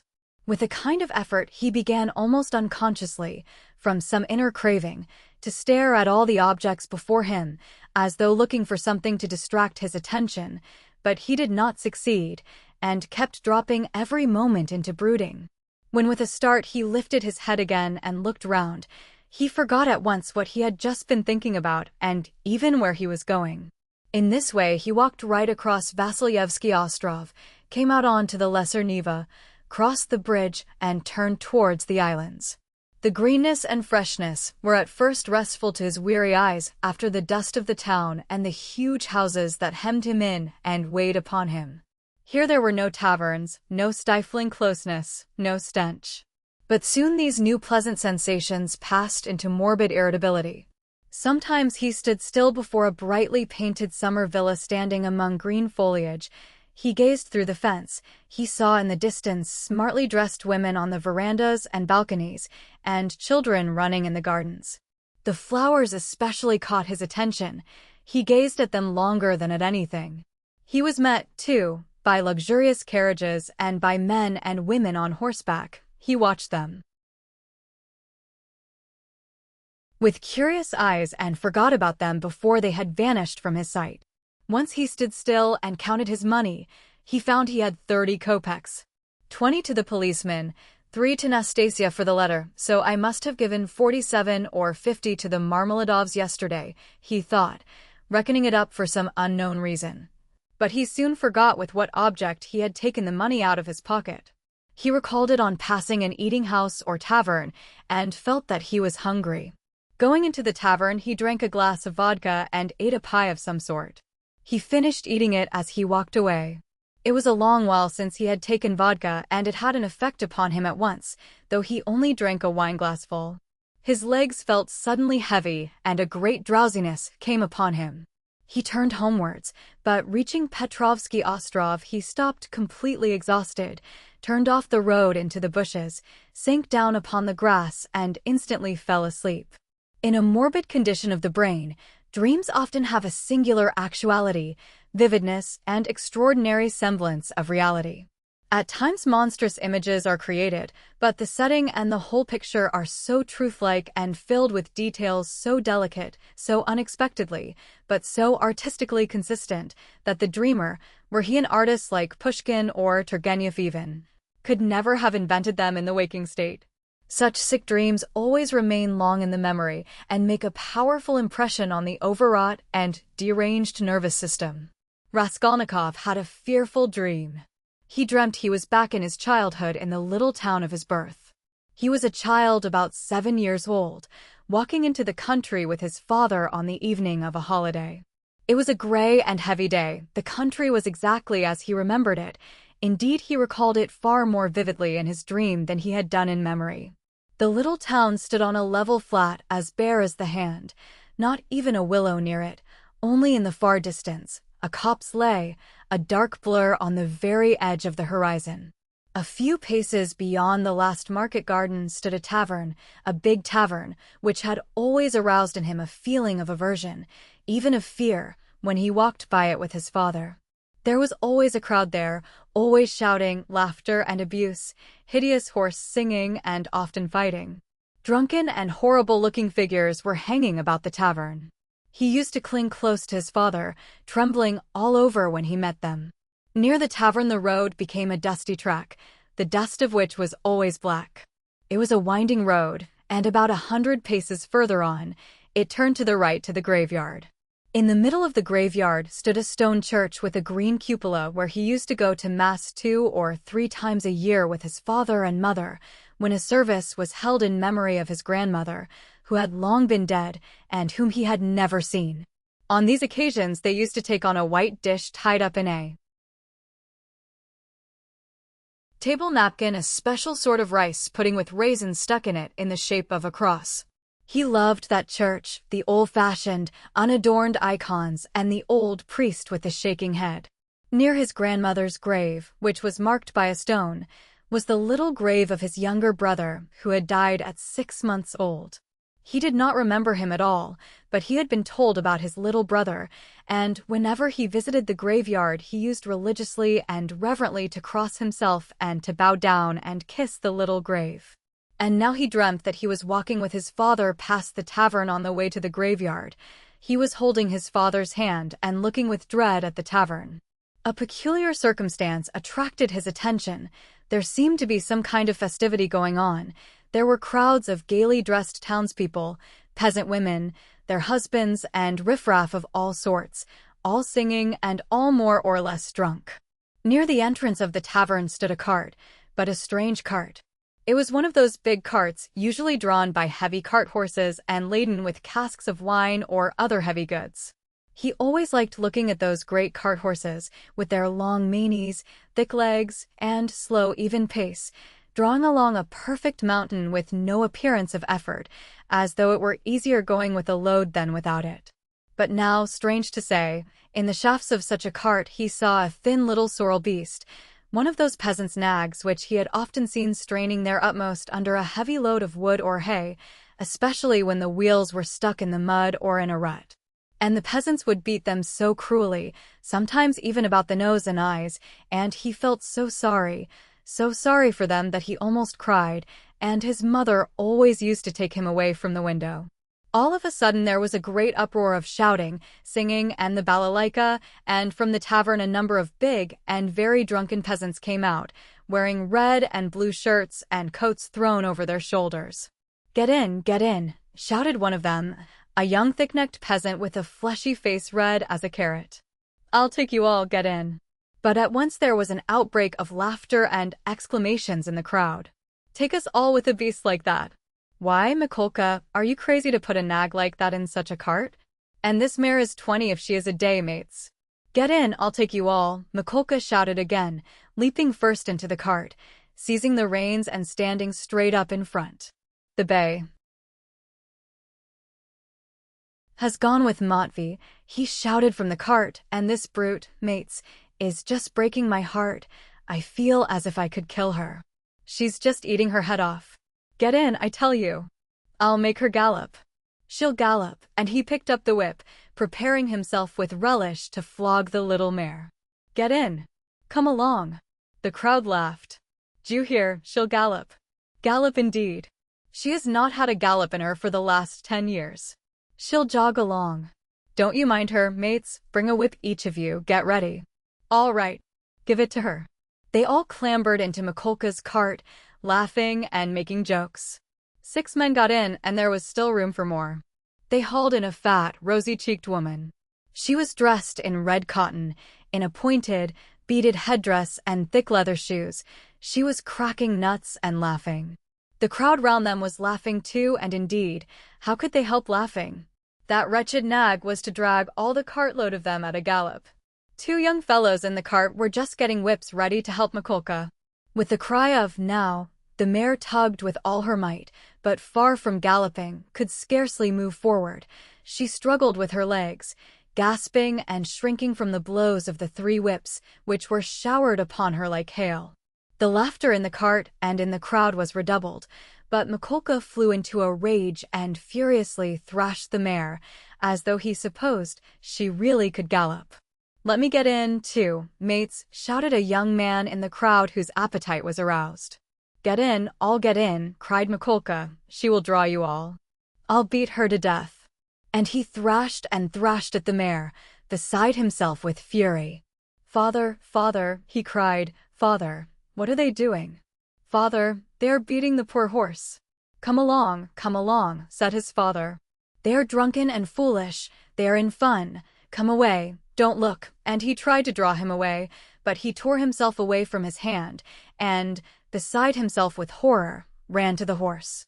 The poor beast was in a bad way. She was gasping, standing still, then tugging again and almost falling. Beat her to death, cried Mikolka, it's come to that. I'll do for her. What are you about, are you a Christian, you devil? Shouted an old man in the crowd. Did anyone ever see the like? A wretched nag like that pulling such a cartload, said another. You'll kill her, shouted the third. Don't meddle. It's my property, I'll do what I choose. Get in, more of you. Get in, all of you. I will have her go at a gallop. All at once laughter broke into a roar and covered everything. The mare, roused by the shower of blows, began feebly kicking. Even the old man could not help smiling. To think of a wretched little beast like that trying to kick.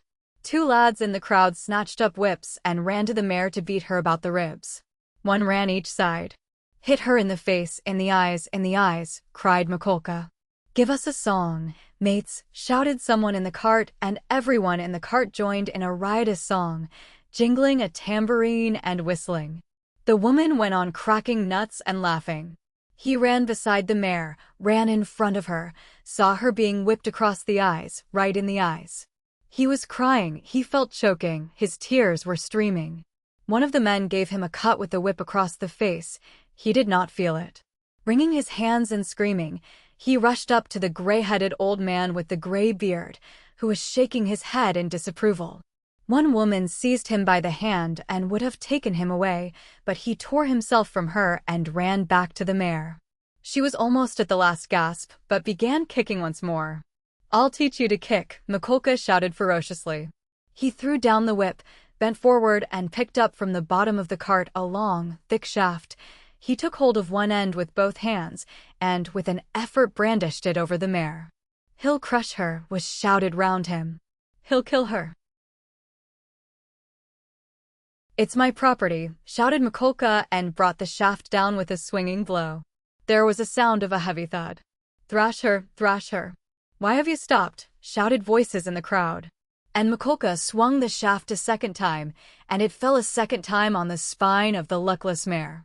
She sank back on her haunches, but lurched forward and tugged forward with all her force, tugged first on one side and then on the other, trying to move the cart. But the 6 whips were attacking her in all directions, and the shaft was raised again and fell upon her a third time, then a fourth, with heavy measured blows. Mikolka was in a fury that he could not kill her at one blow. "She's a tough one," was shouted in the crowd. "She'll fall in a minute, mates. There will soon be an end of her," said an admiring spectator in the crowd. "Fetch an axe to her." "Finish her off," shouted a third. "I'll show you." "Stand off," Mikolka screamed frantically. He threw down the shaft, stooped down in the cart, and picked up an iron crowbar. "Look out," he shouted, and with all his might he dealt a stunning blow at the poor mare. The blow fell. The mare staggered, sank back, tried to pull, but the bar fell again with a swinging blow on her back and she fell on the ground like a log. "Finish her off," shouted Mikolka, and he leapt beside himself, out of the cart. Several young men, also flushed with drink, seized anything they could come across, whips, sticks, poles, and ran to the dying mare. Mikolka stood on one side and began dealing random blows with the crowbar. The mare stretched out her head, drew a long breath and died. "You butchered her," someone shouted in the crowd. "Why wouldn't she gallop then?"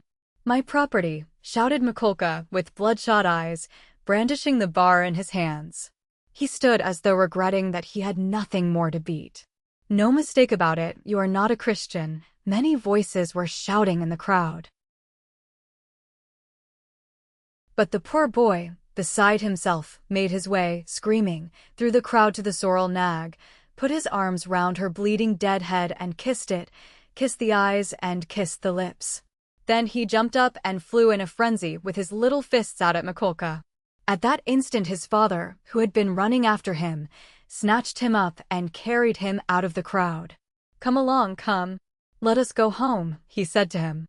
"Father, why did they kill the poor horse?" he sobbed, but his voice broke and the words came in shrieks from his panting chest. "They are drunk. They are brutal. It's not our business," said his father. He put his arms round his father, but he felt choked. He tried to draw a breath, to cry out, and woke up. He waked up, gasping for breath, his hair soaked with perspiration, and stood up in terror. "Thank God, that was only a dream," he said, sitting down under a tree and drawing deep breaths. "But what is it? Is it some fever coming on? Such a hideous dream." He felt utterly broken. Darkness and confusion were in his soul. He rested his elbows on his knees and leaned his head on his hands. "Good God," he cried, can it be, that I shall really take an axe, that I shall strike her on the head, split her skull open, that I shall tread in the sticky warm blood, break the lock, steal and tremble, hide, all spattered in the blood, with the axe? Good God, can it be?" He was shaking like a leaf as he said this. "But why am I going on like this?" he continued, sitting up again, as it were in profound amazement. "I knew that I could never bring myself to it, so what have I been torturing myself for till now? Yesterday, when I went to make that experiment, yesterday I realized completely that I could never bear to do it. Why am I going over it again then? Why am I hesitating? As I came down the stairs yesterday, I said myself that it was base, loathsome, vile.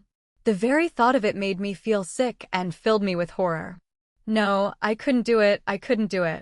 Granted that there is no flaw in all that reasoning, that all that I have concluded this last month is clear as day, true as arithmetic. My God. Anyway, I couldn't bring myself to it. I couldn't do it. Why then am I still? He rose to his feet, looked round in wonder as though surprised at finding himself in this place, and went towards the bridge. He was pale, his eyes glowed. He was exhausted in every limb, but he seemed suddenly to breathe more easily. He felt he had cast off that fearful burden that had so long been weighing upon him, and all at once there was a sense of relief and peace in his soul. Lord, he prayed, show me my path, I renounce that accursed dream of mine. Crossing the bridge, he gazed quietly and calmly at the Neva, at the glowing red sun setting in the glowing sky. In spite of his weakness, he was not conscious of fatigue. It was as though an abscess that had been forming for a month past in his heart had suddenly broken. Freedom. He was free from that spell, that sorcery, that obsession. Later on, when he recalled that time and all that happened to him during those days, minute by minute, point by point, he was superstitiously impressed by one circumstance, which, though in itself not very exceptional, always seemed to him afterwards the predestined turning point of his fate. He could never understand and explain to himself why, when he was tired and worn out, when it would have been more convenient for him to go home by the shortest and most direct way, he had returned by the Haymarket where he had no need to go. It was obviously and quite unnecessarily out of his way, though not much so.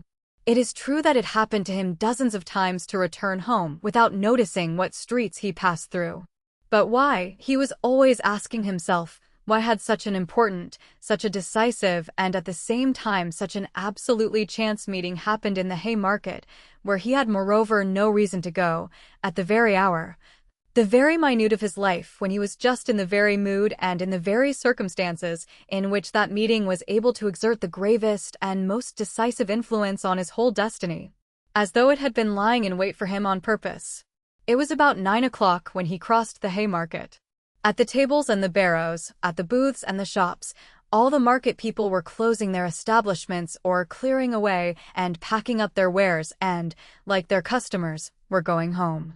Rag pickers and costermongers of all kinds were crowding round the taverns in the dirty and stinking courtyards of the Haymarket. Raskolnikov particularly liked this place and the neighboring alleys when he wandered aimlessly in the streets. Here his rags did not attract contemptuous attention, and one could walk about in any attire without scandalizing people. At the corner of an alley a huckster and his wife had 2 tables set out with tapes, thread, cotton handkerchiefs, etc. They, too, had got up to go home, but were lingering in conversation with a friend who had just come up to them. This friend was Lizaveta Ivanovna, or, as everyone called her, Lizaveta, the younger sister of the old pawnbroker, Alyona Ivanovna, whom Raskolnikov had visited the previous day to pawn his watch and make his experiment. He already knew all about Lizaveta, and she knew him a little too. She was a single woman of about 35, tall, clumsy, timid, submissive, and almost idiotic.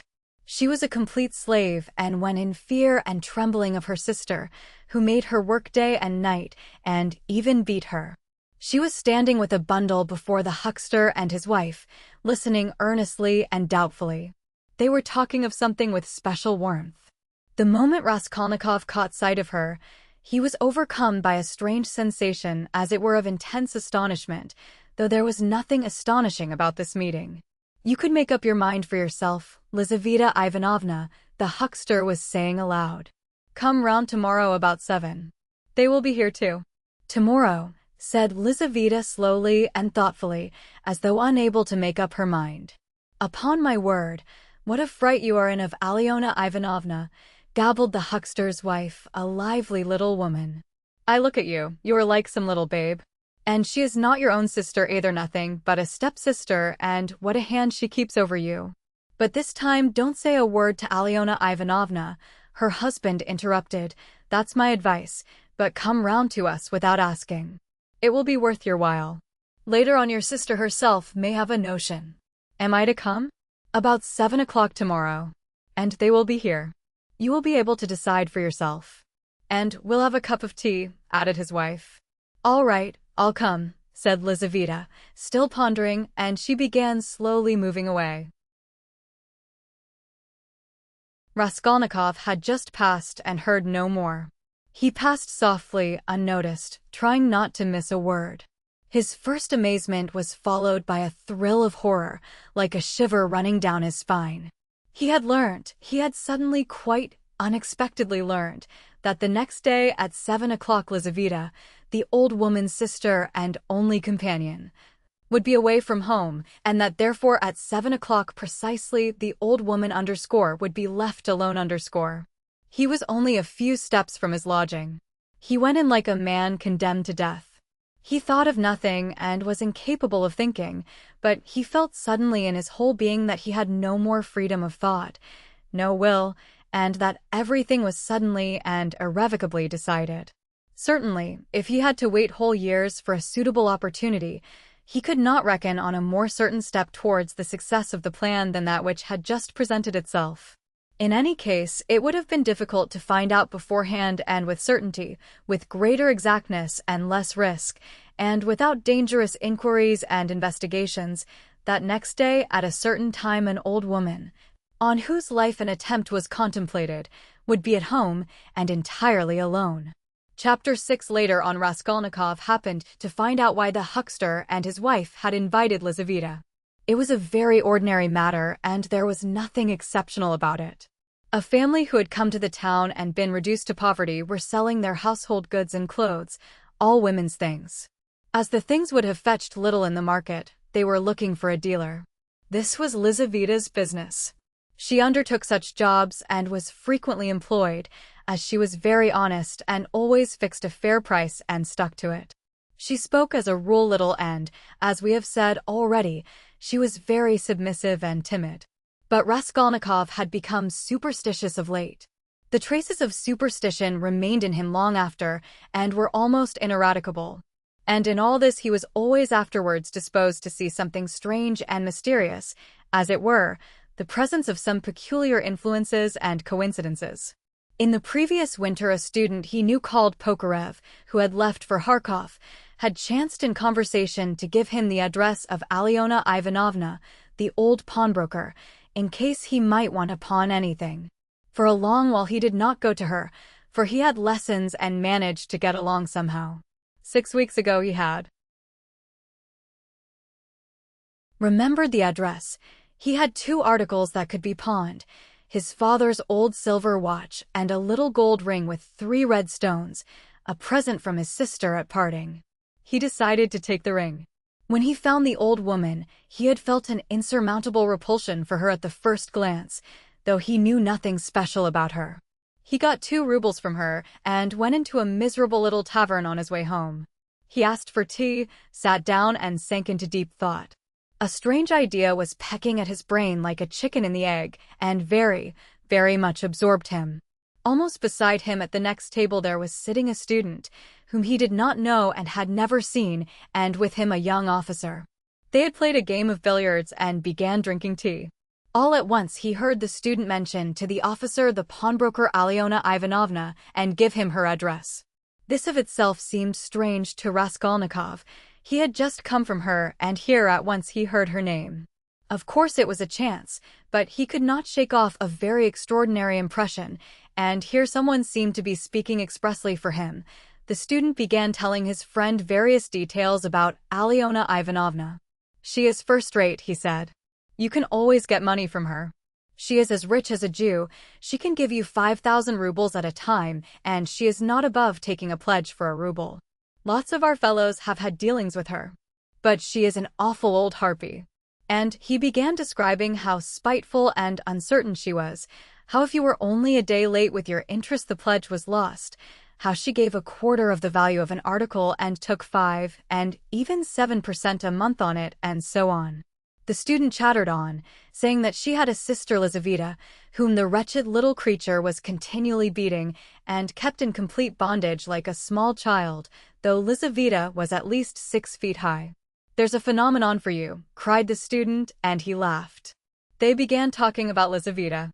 The student spoke about her with a peculiar relish and was continually laughing, and the officer listened with great interest and asked him to send Lizaveta to do some mending for him.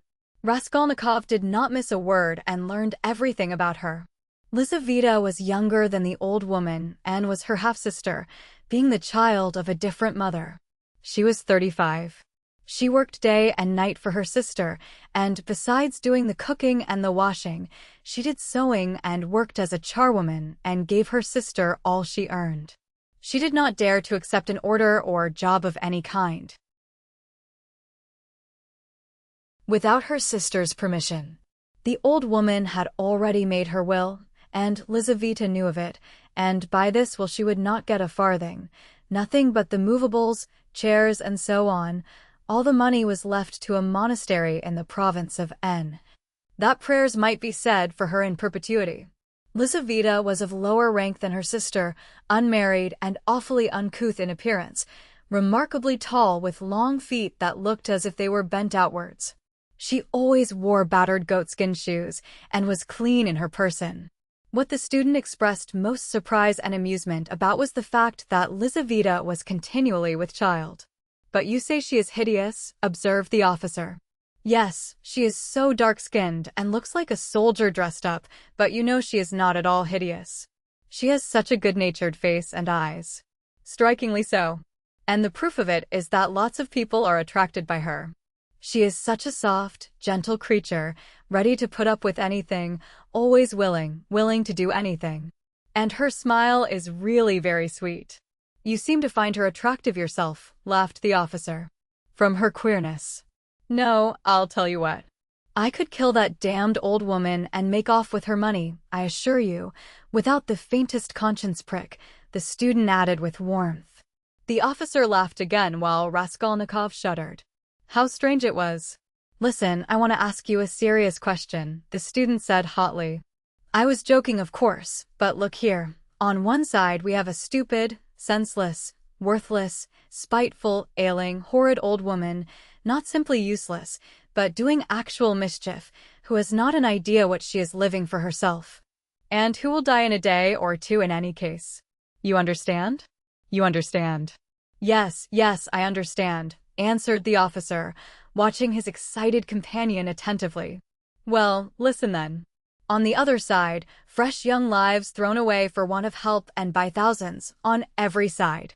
100,000 good deeds could be done and helped on that old woman's money which will be buried in a monastery.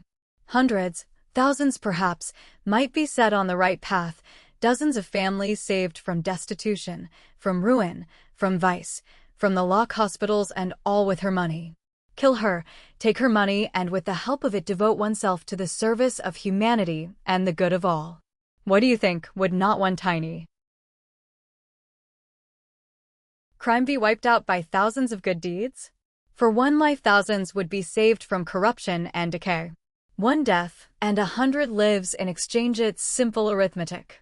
Besides, what value has the life of that sickly, stupid, ill-natured old woman in the balance of existence? No more than the life of a louse, of a black beetle, less in fact, because the old woman is doing harm. She is wearing out the lives of others. The other day she bit Lizaveta's finger out of spite. It almost had to be amputated. Of course she does not deserve to live, remarked the officer, but there it is, it's nature. Oh, well, brother, but we have to correct and direct nature, and, but for that, we should drown in an ocean of prejudice. But for that, there would never have been a single great man. They talk of duty, conscience. I don't want to say anything against duty and conscience, but the point is, what do we mean by them? Stay, I have another question to ask you. Listen. No, you stay, I'll ask you a question. Listen. Well, you are talking and speechifying away, but tell me, would you kill the old woman yourself? Of course not. I was only arguing the justice of it. It's nothing to do with me. But I think if you would not do it yourself, there's no justice about it. Let us have another game. Raskolnikov was violently agitated. Of course, it was all ordinary youthful talk and thought, such as he had often heard before in different forms and on different themes. But why had he happened to hear such a discussion and such ideas at the very moment when his own brain was just conceiving? Underscore the very same ideas underscore? And why, just at the moment when he had brought away the embryo of his idea from the old woman, had he dropped at once upon a conversation about her? This coincidence always seemed strange to him. This trivial talk in a tavern had an immense influence on him in his later action, as though there had really been in it something preordained, some guiding hint. On returning from the Haymarket, he flung himself on the sofa and sat for a whole hour without stirring. Meanwhile it got dark. He had no candle and, indeed, it did not occur to him to light up. He could never recollect whether he had been thinking about anything at that time. At last he was conscious of his former fever and shivering, and he realized with relief that he could lie down on the sofa.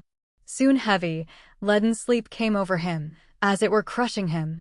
He slept an extraordinarily long time, and without dreaming. Nastasia, coming into his room at 10 o'clock the next morning, had difficulty in rousing him. She brought him in tea and bread. The tea was again the second brew and again in her own teapot. "My goodness, how he sleeps," she cried indignantly. "And he is always asleep." He got up with an effort. His head ached, he stood up, took a turn in his garret and sank back on the sofa again. "Going to sleep again," cried Nastasia. "Are you ill, eh?" He made no reply. "Do you want some tea?" Afterwards, he said with an effort, closing his eyes again and turning to the wall. Nastasia stood over him. "Perhaps he really is ill," she said, turned and went out. She came in again at 2 o'clock with soup. He was lying as before. The tea stood untouched. Nastasia felt positively offended and began wrathfully rousing him. "Why are you lying like a log?" she shouted, looking at him with repulsion. He got up and sat down again, but said nothing and stared at the floor. "Are you ill or not?" asked Nastasia and again received no answer. "You'd better go out and get a breath of air," she said after a pause. "Will you eat it or not?" Afterwards, he said weakly, "You can go." And he motioned her out. She remained a little longer, looked at him with compassion and went out. A few minutes afterwards, he raised his eyes and looked for a long while at the tea and the soup. Then he took the bread, took up a spoon and began to eat. He ate a little, 3 or 4 spoonfuls, without appetite, as it were mechanically. His head ached less. After his meal he stretched himself on the sofa again, but now he could not sleep. He lay without stirring, with his face in the pillow. He was haunted by daydreams and such strange daydreams. In one, that kept recurring, he fancied that he was in Africa, in Egypt, in some sort of oasis. The caravan was resting, the camels were peacefully lying down, the palms stood all around in a complete circle, all the party were at dinner. But he was drinking water from a spring which flowed gurgling close by. And it was so cool, it was wonderful, wonderful, blue, cold water running among the party-colored stones and over the clean sand which glistened here and there like gold. Suddenly he heard a clock strike. He started, roused himself, raised his head, looked out of the window, and seeing how late it was, suddenly jumped up wide awake as though someone had pulled him off the sofa. He crept on tiptoe to the door, stealthily opened it and began listening on the staircase. His heart beat terribly. But all was quiet on the stairs as if everyone was asleep. It seemed to him strange and monstrous that he could have slept in such forgetfulness from the previous day and had done nothing, had prepared nothing yet. And meanwhile perhaps it had struck 6. And his drowsiness and stupefaction were followed by an extraordinary, feverish, as it were distracted haste. But the preparations to be made were few. He concentrated all his energies on thinking of everything and forgetting nothing, and his heart kept beating and thumping so that he could hardly breathe. First he had to make a noose and sew it into his overcoat, a work of a moment. He rummaged under his pillow and picked out amongst the linen stuffed away under it a worn-out, old unwashed shirt.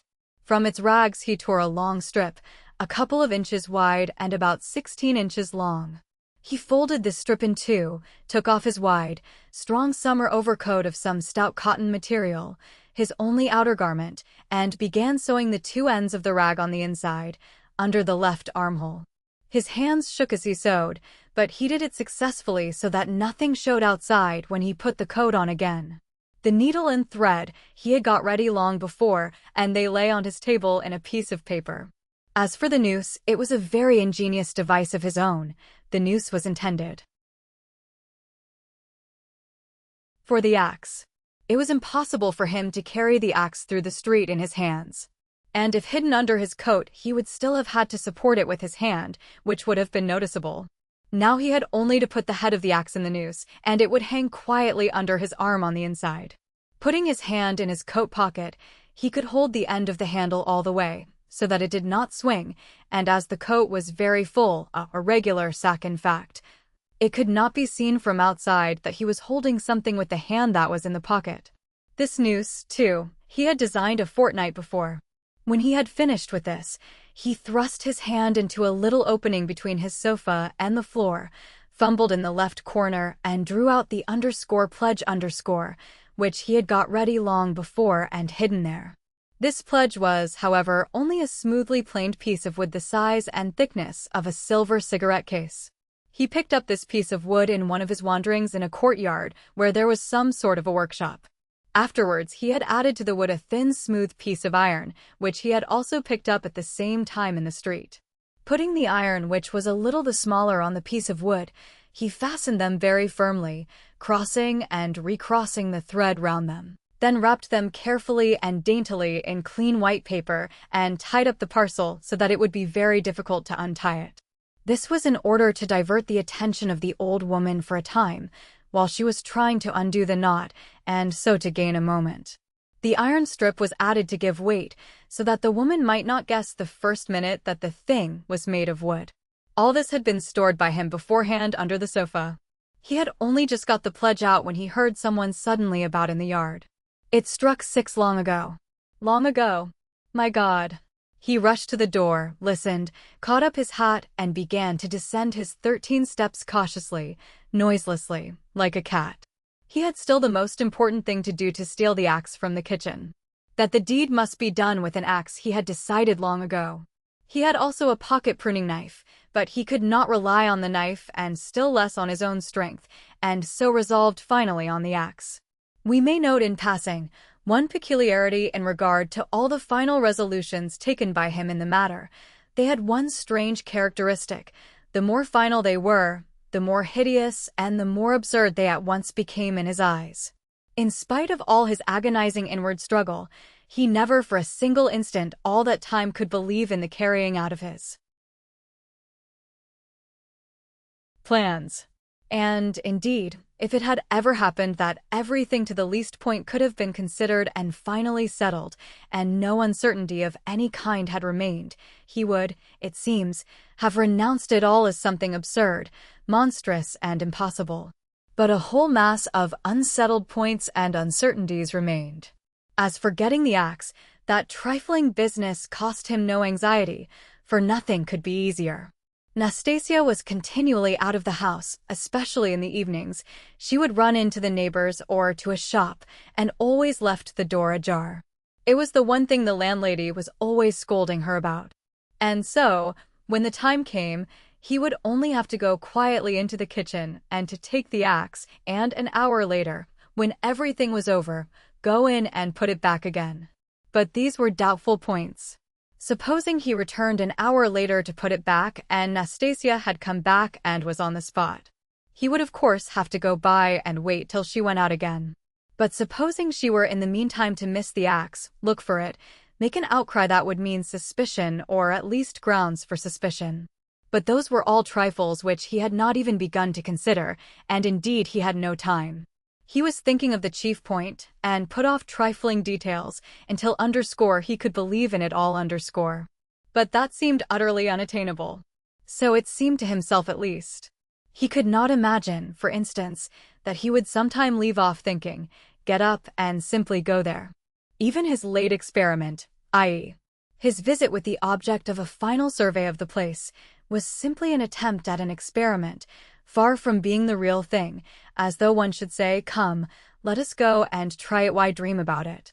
And at once he had broken down and had run away cursing, in a frenzy with himself. Meanwhile, it would seem, as regards the moral question, that his analysis was complete. His casuistry had become keen as a razor, and he could not find rational objections in himself.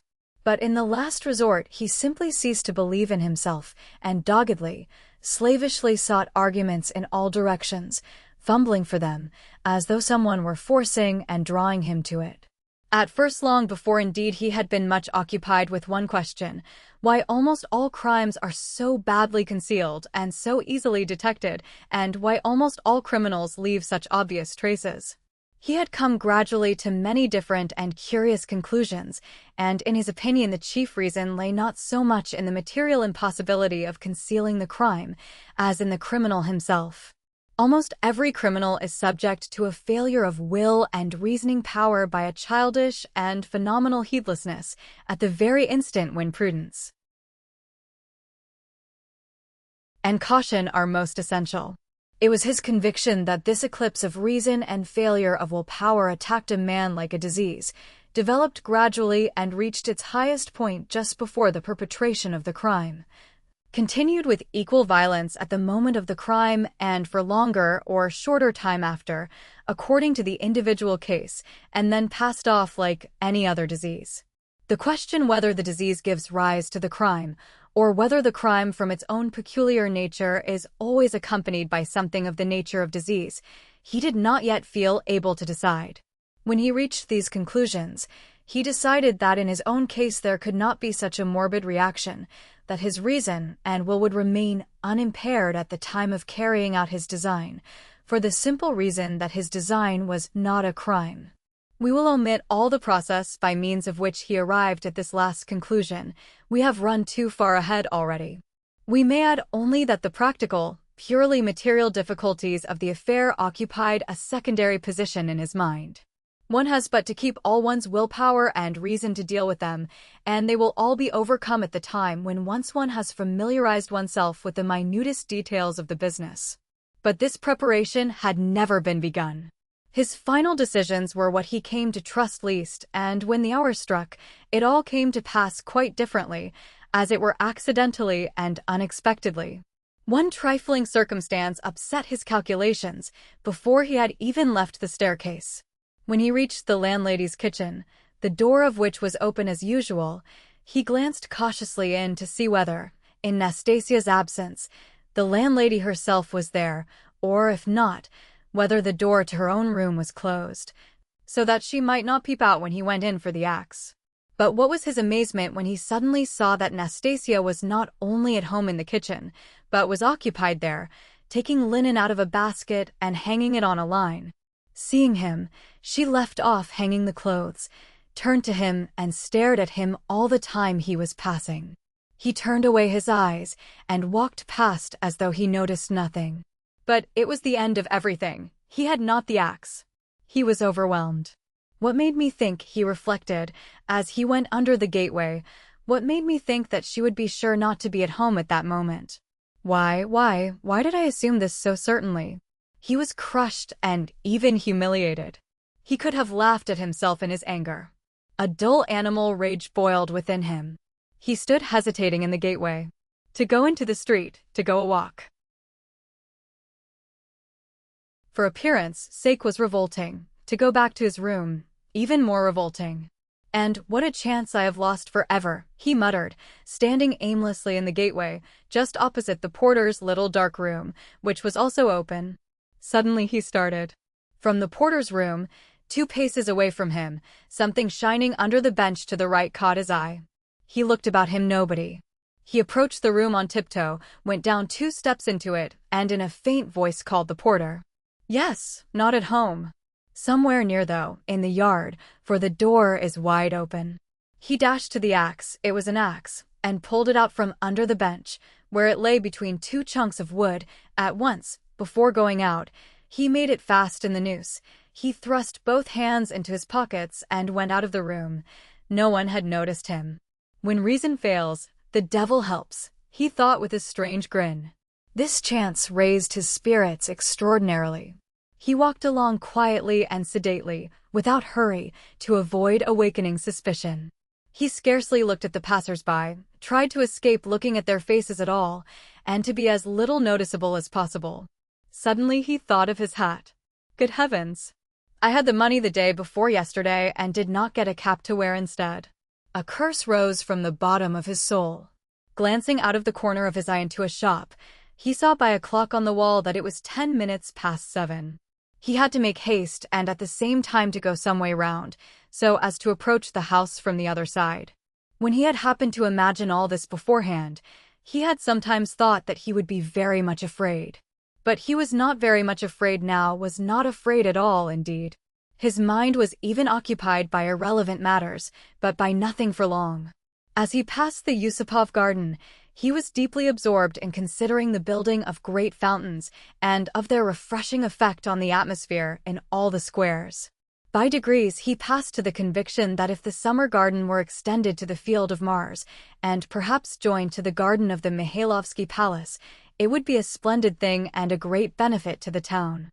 Then he was interested by the question why in all great towns men are not simply driven by necessity, but in some peculiar way inclined to live in those parts of the town where there are no gardens nor fountains, where there is most dirt and smell and all sorts of nastiness.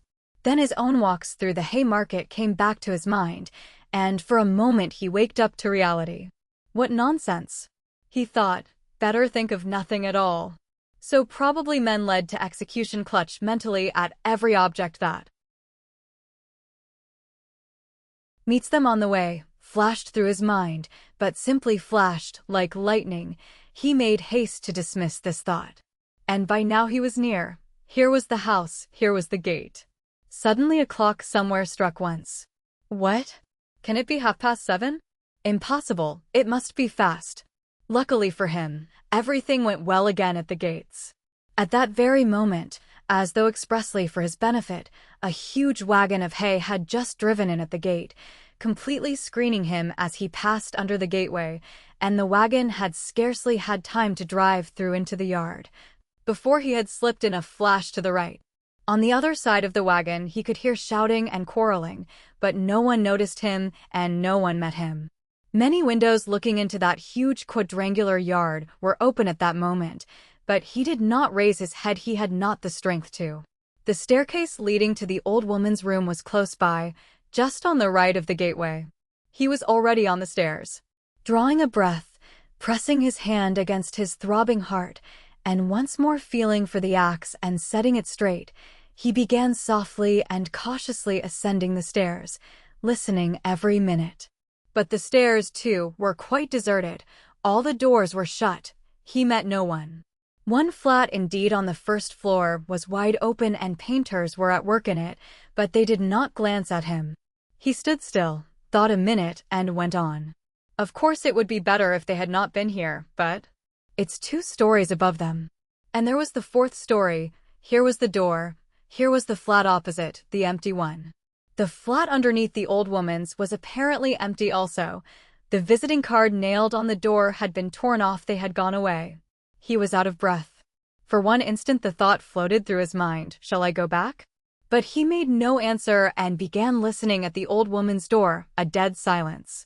Then he listened again on the staircase, listened long and intently.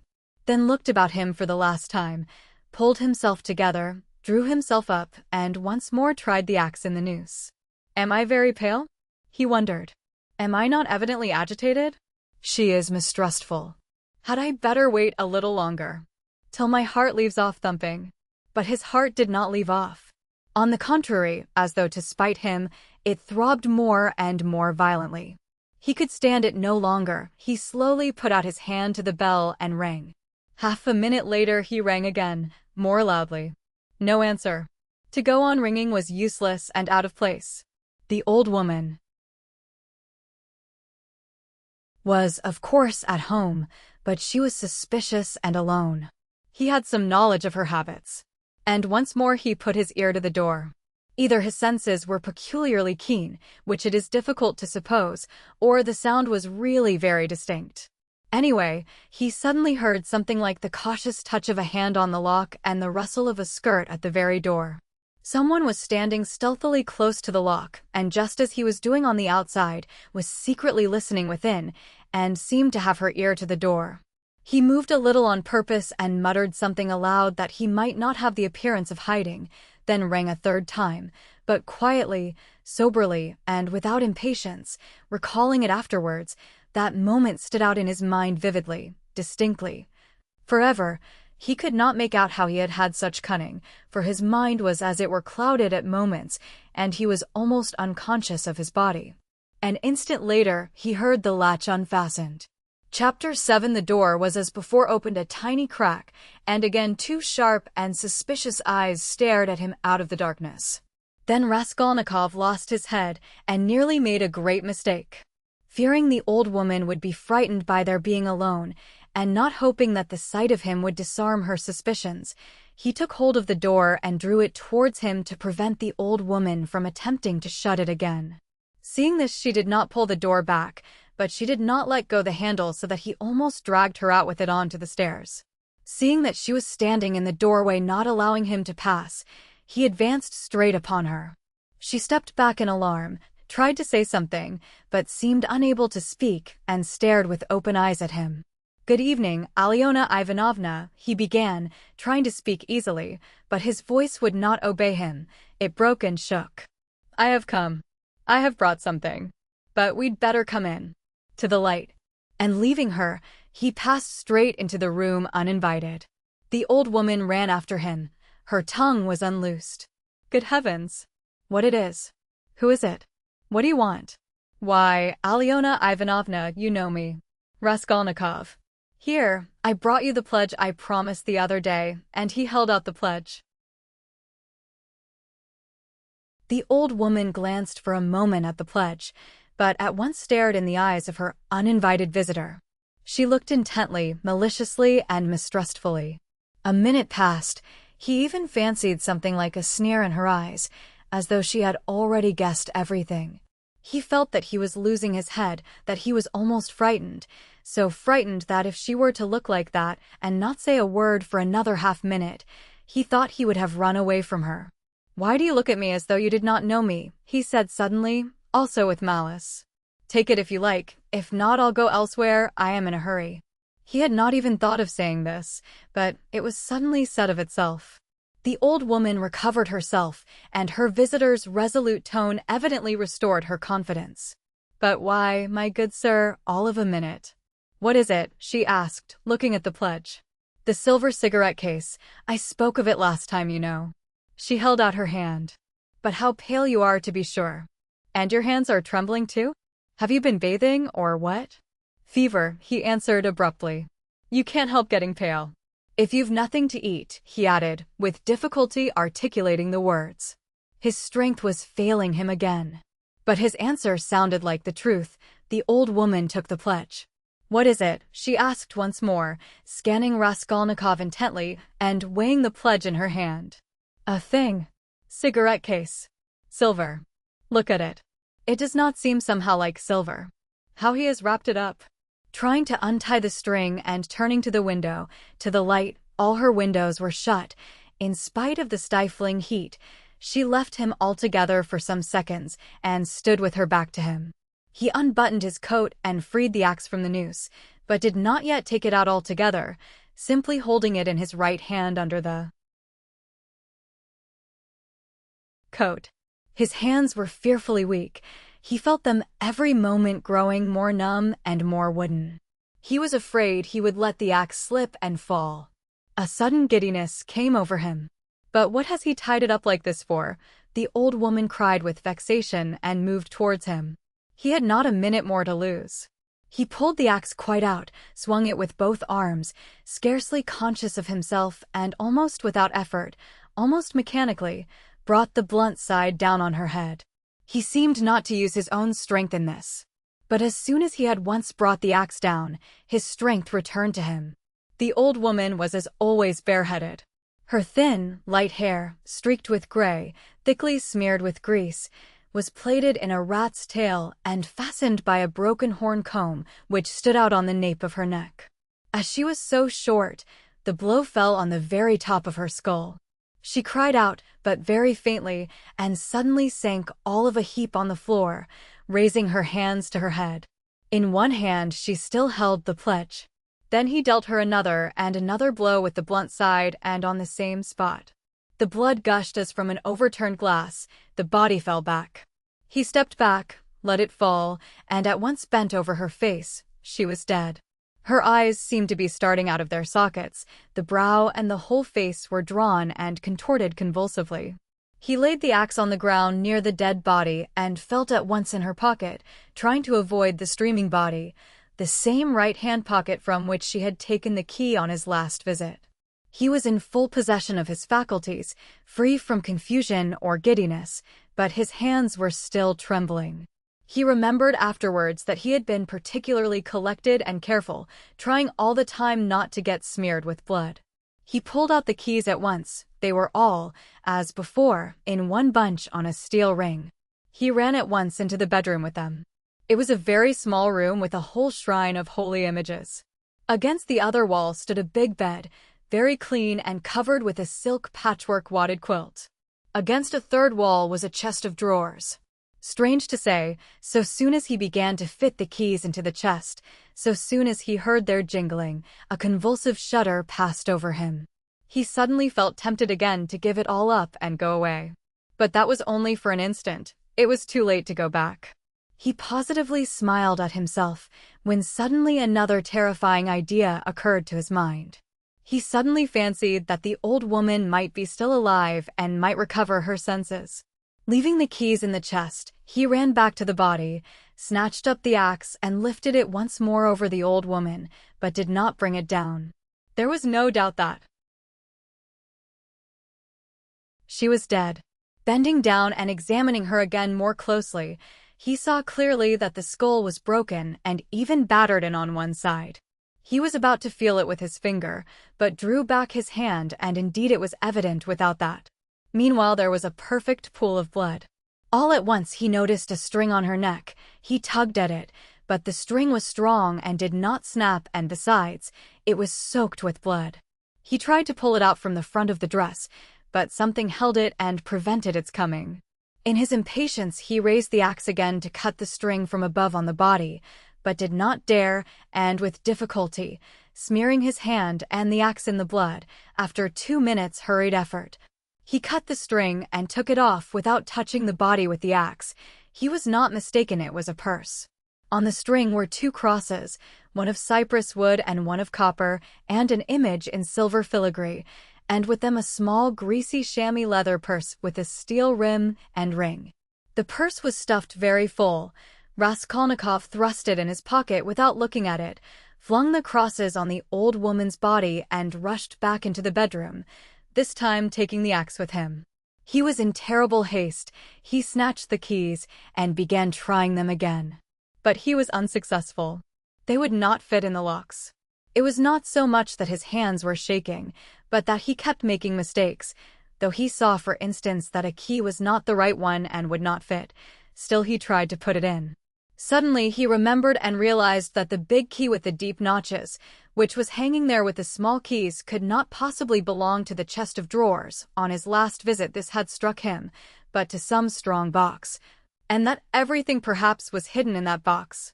He left the chest of drawers and at once felt under the bedstead, knowing that old women usually keep boxes under their beds. And so it was. There was a good-sized box under the bed, at least a yard in length, with an arched lid covered with red leather and studded with steel nails. The notched key fitted at once and unlocked it. At the top, under a white sheet, was a coat of red brocade lined with hareskin.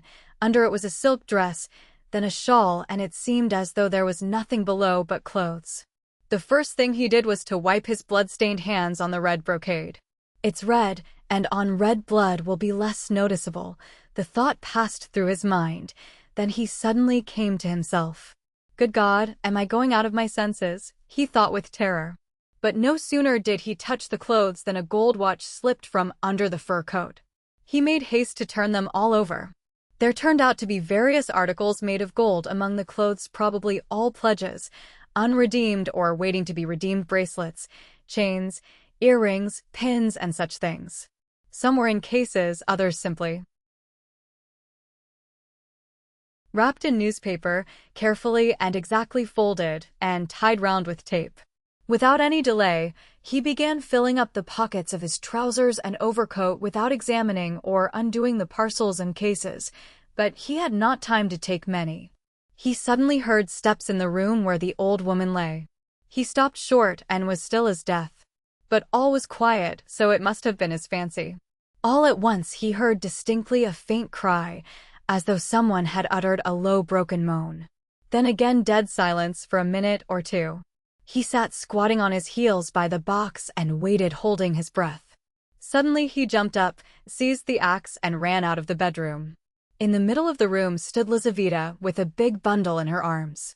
She was gazing in stupefaction at her murdered sister, white as a sheet and seeming not to have the strength to cry out.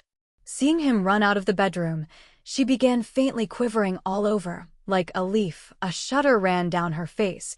She lifted her hand, opened her mouth, but still did not scream. She began slowly backing away from him into the corner, staring intently, persistently at him, but still uttered no sound, as though she could not get breath to scream. He rushed at her with the axe. Her mouth twitched piteously, as one sees babies' mouths, when they begin to be frightened, stare intently at what frightens them, and are on the point of screaming. And this hapless Lizaveta was so simple and had been so thoroughly crushed and scared that she did not even raise a hand to guard her face, though that was the most necessary and natural action at the moment, for the axe was raised over her face. She only put up her empty left hand, but not to her face, slowly holding it out before her as though motioning him away.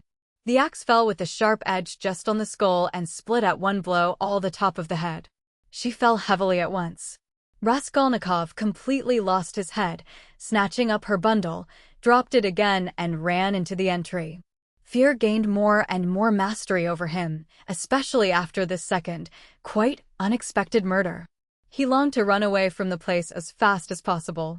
And if at that moment he had been capable of seeing and reasoning more correctly, if he had been able to realize all the difficulties of his position, the hopelessness, the hideousness, and the absurdity of it, if he could have understood how many obstacles and, perhaps, crimes he had still to overcome or to commit, to get out of that place and to make his way home, it is very possible that he would have flung up everything and would have gone to give himself up. And not from fear, but from simple horror and loathing of what he had done. The feeling of loathing especially surged up within him and grew stronger every minute. He would not now have gone to the box or even into the room for anything in the world. But a sort of blankness, even dreaminess, had begun by degrees to take possession of him. At moments he forgot himself, or rather, forgot what was of importance, and caught at trifles. Glancing, however, into the kitchen and seeing a bucket half full of water on a bench, he bethought him of washing his hands and the axe. His hands were sticky with blood. He dropped the axe with the blade in the water, snatched a piece of soap that lay in a broken saucer on the window, and began washing his hands in the bucket. When they were clean, he took out the axe, washed the blade, and spent a long time, about 3 minutes, washing the wood where there were spots of blood, rubbing them with soap. Then he wiped it all with some linen that was hanging to dry on a line in the kitchen, and then he was along while attentively examining the axe at the window. There was no trace left on it, only the wood was still damp. He carefully hung the axe in the noose under his coat. Then, as far as was possible, in the dim light in the kitchen, he looked over his overcoat, his trousers, and his boots. At the first glance there seemed to be nothing but stains on the boots. He wetted the rag and rubbed the boots. But he knew he was not looking thoroughly, that there might be something quite noticeable that he was overlooking. He stood in the middle of the room, lost in thought. Dark, agonizing ideas rose in his mind, the idea that he was mad and that at that moment he was incapable of reasoning, of protecting himself, that he ought perhaps to be doing something utterly different from what he was now doing. Good God, he muttered, I must fly, and he rushed into the entry. But here a shock of terror awaited him such as he had never known before. He stood and gazed and could not believe his eyes. The door, the outer door from the stairs, at which he had not long before waited and rung, was standing unfastened and at least 6 inches open. No lock, no bolt, all the time, all that time. The old woman had not shut it after him, perhaps as a precaution. But, good God, why, he had seen Lizaveta afterwards. And how could he have failed to reflect that she must have come in somehow? She could not have come through the wall. He dashed to the door and fastened the latch. But no, the wrong thing again. I must get away, get away. He unfastened the latch, opened the door, and began listening on the staircase. He listened a long time. Somewhere far away, it might be in the gateway, two voices were loudly and shrilly shouting, quarreling, and scolding. What are they about? He waited patiently.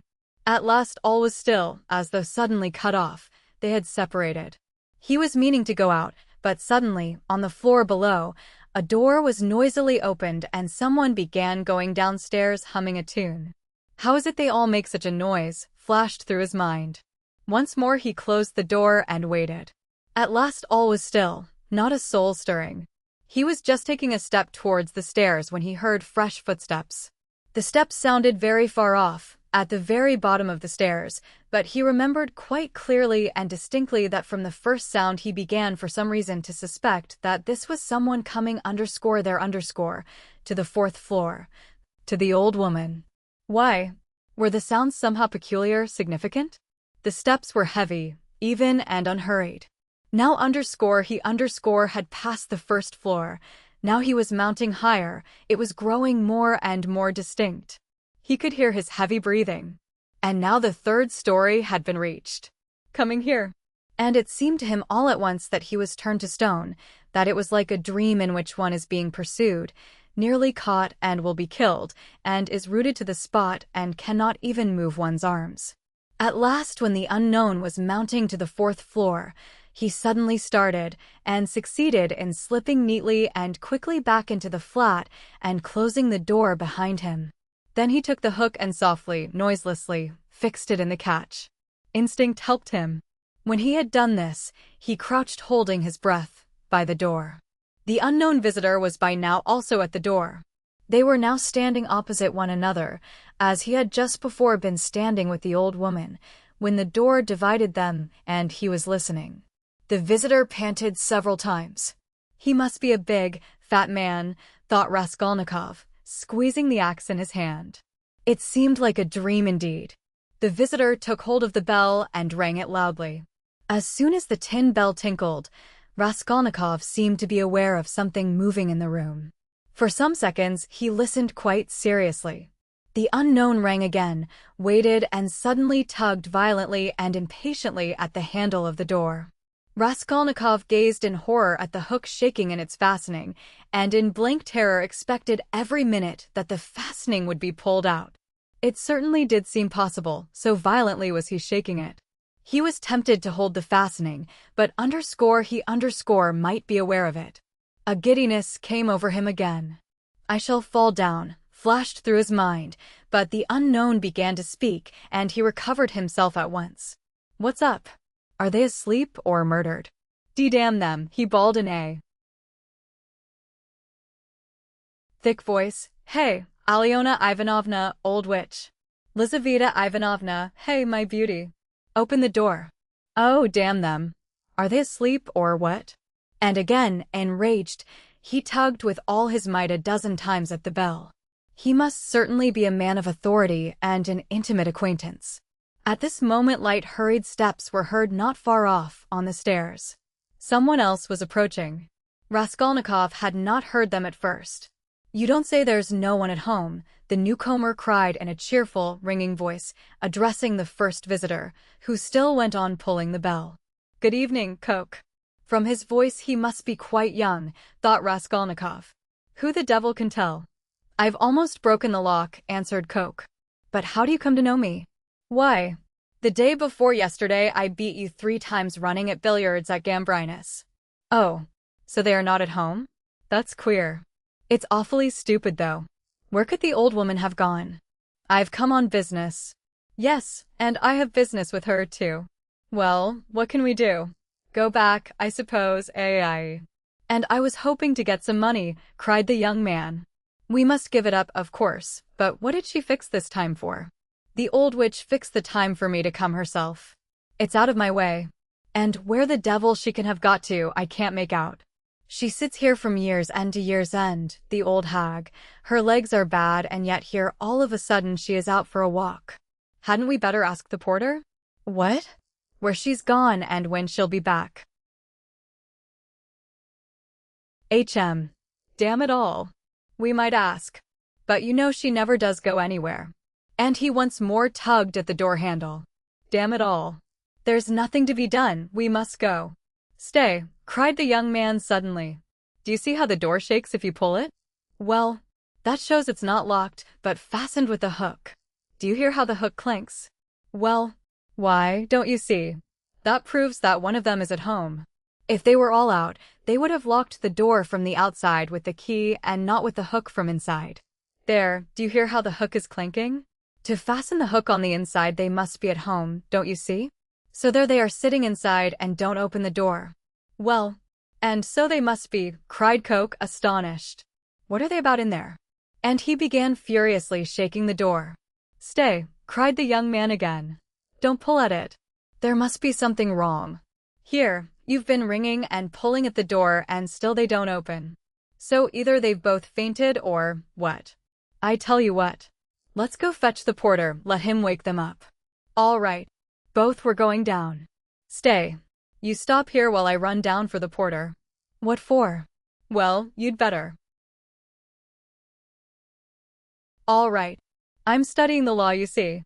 It's evident.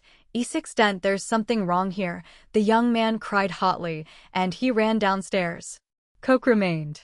Once more he softly touched the bell, which gave one tinkle, then gently, as though reflecting and looking about him, began touching the door handle, pulling it, and letting it go to make sure once more that it was only fastened by the hook.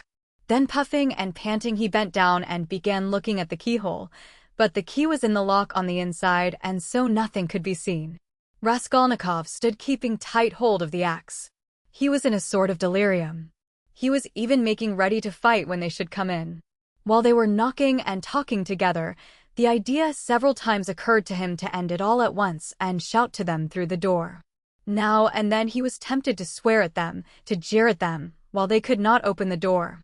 Only make haste, was the thought that flashed through his mind. But what the devil is he about?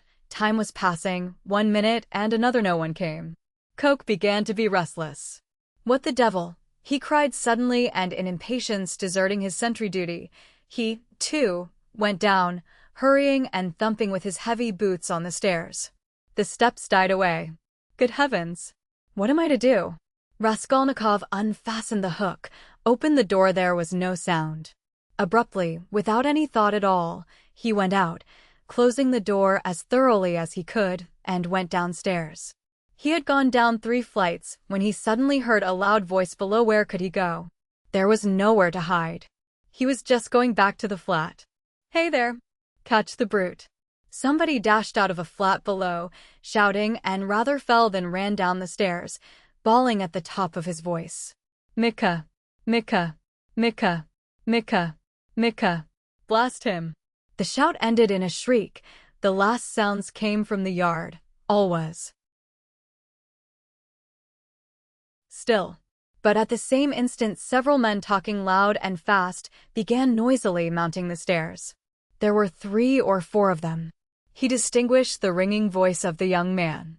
Hey! Filled with despair, he went straight to meet them, feeling, come what must. If they stopped him, all was lost. If they let him pass, all was lost too. They would remember him. They were approaching. They were only a flight from him and suddenly deliverance. A few steps from him on the right, there was an empty flat with the door wide open. The flat on the 2nd floor where the painters had been at work, and which, as though for his benefit, they had just left. It was they, no doubt, who had just run down, shouting. The floor had only just been painted. In the middle of the room stood a pail and a broken pot with paint and brushes. In one instant he had whisked in at the open door and hidden behind the wall, and only in the nick of time. They had already reached the landing. Then they turned and went on up to the 4th floor, talking loudly. He waited, went out on tiptoe, and ran down the stairs. No one was on the stairs, nor in the gateway. He passed quickly through the gateway and turned to the left in the street. He knew perfectly well that at that moment they were at the flat, that they were greatly astonished at finding it unlocked, as the door had just been fastened, that by now they were looking at the bodies. That before another minute had passed they would guess and completely realize that the murderer had just been there and had succeeded in hiding somewhere, slipping by them and escaping. They would guess most likely that he had been in the empty flat while they were going upstairs. And meanwhile he dared not quicken his pace much, though the next turning was still nearly 100 yards away. Should he slip through some gateway and wait somewhere in an unknown street? No, hopeless. Should he fling away the axe? Should he take a cab? Hopeless, hopeless. At last he reached the turning. He turned down it more dead than alive. Here he was halfway to safety, and he understood it. It was less risky because there was a great crowd of people, and he was lost in it like a grain of sand. But all he had suffered had so weakened him that he could scarcely move. Perspiration ran down him in drops, his neck was all wet. My word, he has been going it, someone shouted at him when he came out on the canal bank. He was only dimly conscious of himself now, and the farther he went the worse it was. He remembered, however, that on coming out onto the canal bank, he was alarmed at finding few people there, and so being more conspicuous, and he had thought of turning back. Though he was almost falling from fatigue, he went a long way round so as to get home from quite a different direction. He was not fully conscious when he passed through the gateway of his house. He was already on the staircase before he recollected the axe. And yet he had a very grave problem before him, to put it back and to escape observation as far as possible in doing so. He was of course incapable of reflecting that it might perhaps be far better not to restore the axe at all, but to drop it later on in somebody's yard. But it all happened fortunately. The door of the porter's room was closed but not locked, so that it seemed most likely that the porter was at home. But he had so completely lost all power of reflection that he walked straight to the door and opened it. If the porter had asked him, "What do you want?" he would perhaps have simply handed him the axe. But again the porter was not at home, and he succeeded in putting the axe back under the bench, and even covering it with a chunk of wood as before. He met no one, not a soul. Afterwards, on the way to his room, the landlady's door was shut. When he was in his room, he flung himself on the sofa just as he did not sleep, but sank into blank forgetfulness. If anyone had come into his room then, he would have jumped up at once and screamed. Scraps and shreds of thoughts were simply swarming in his brain, but he could not catch at one, he could not rest on one, in spite of all his efforts. Part 2 Chapter 1 So he lay a very long while. Now and then he seemed to wake up, and at such moments he noticed that it was far into the night, but it did not occur to him to get up. At last he noticed that it was beginning to get light. He was lying on his back, still dazed from his recent oblivion. Fearful, despairing cries rose shrilly from the street, sounds which he heard every night, indeed, under his window after 2 o'clock. They woke him up now. The drunken men are coming out of the taverns, he thought. It's past 2 o'clock, and at once he leaped up, as though someone had pulled him from the sofa. What? Past 2 o'clock. He sat down on the sofa and instantly recollected everything. All at once, in one flash, he recollected everything. For the first moment he thought he was going mad. A dreadful chill came over him, but the chill was from the fever that had begun long before in his sleep. Now he was suddenly taken with violent shivering, so that his teeth chattered and all his limbs were shaking. He opened the door and began listening. Everything in the house was asleep. With amazement he gazed at himself and everything in the room around him, wondering how he could have come in the night before without fastening the door, and have flung himself on the sofa without undressing, without even taking his hat off. It had fallen off and was lying on the floor near his pillow. If anyone had come in, what would he have thought? That I'm drunk, but he rushed to the window. There was light enough, and he began hurriedly looking himself all over from head to foot, all his clothes. Were there no traces? But there was no doing it like that. Shivering with cold, he began taking off everything and looking over again. He turned everything over to the last threads and rags, and mistrusting himself, went through his search 3 times. But there seemed to be nothing, no trace, except in one place, where some thick drops of congealed blood were clinging to the frayed edge of his trousers. He picked up a big clasp knife and cut off the frayed threads. There seemed to be nothing more. Suddenly he remembered that the purse and the things he had taken out of the old woman's box were still in his pockets. He had not thought till then of taking them out and hiding them. He had not even thought of them while he was examining his clothes. What next? Instantly he rushed to take them out and fling them on the table.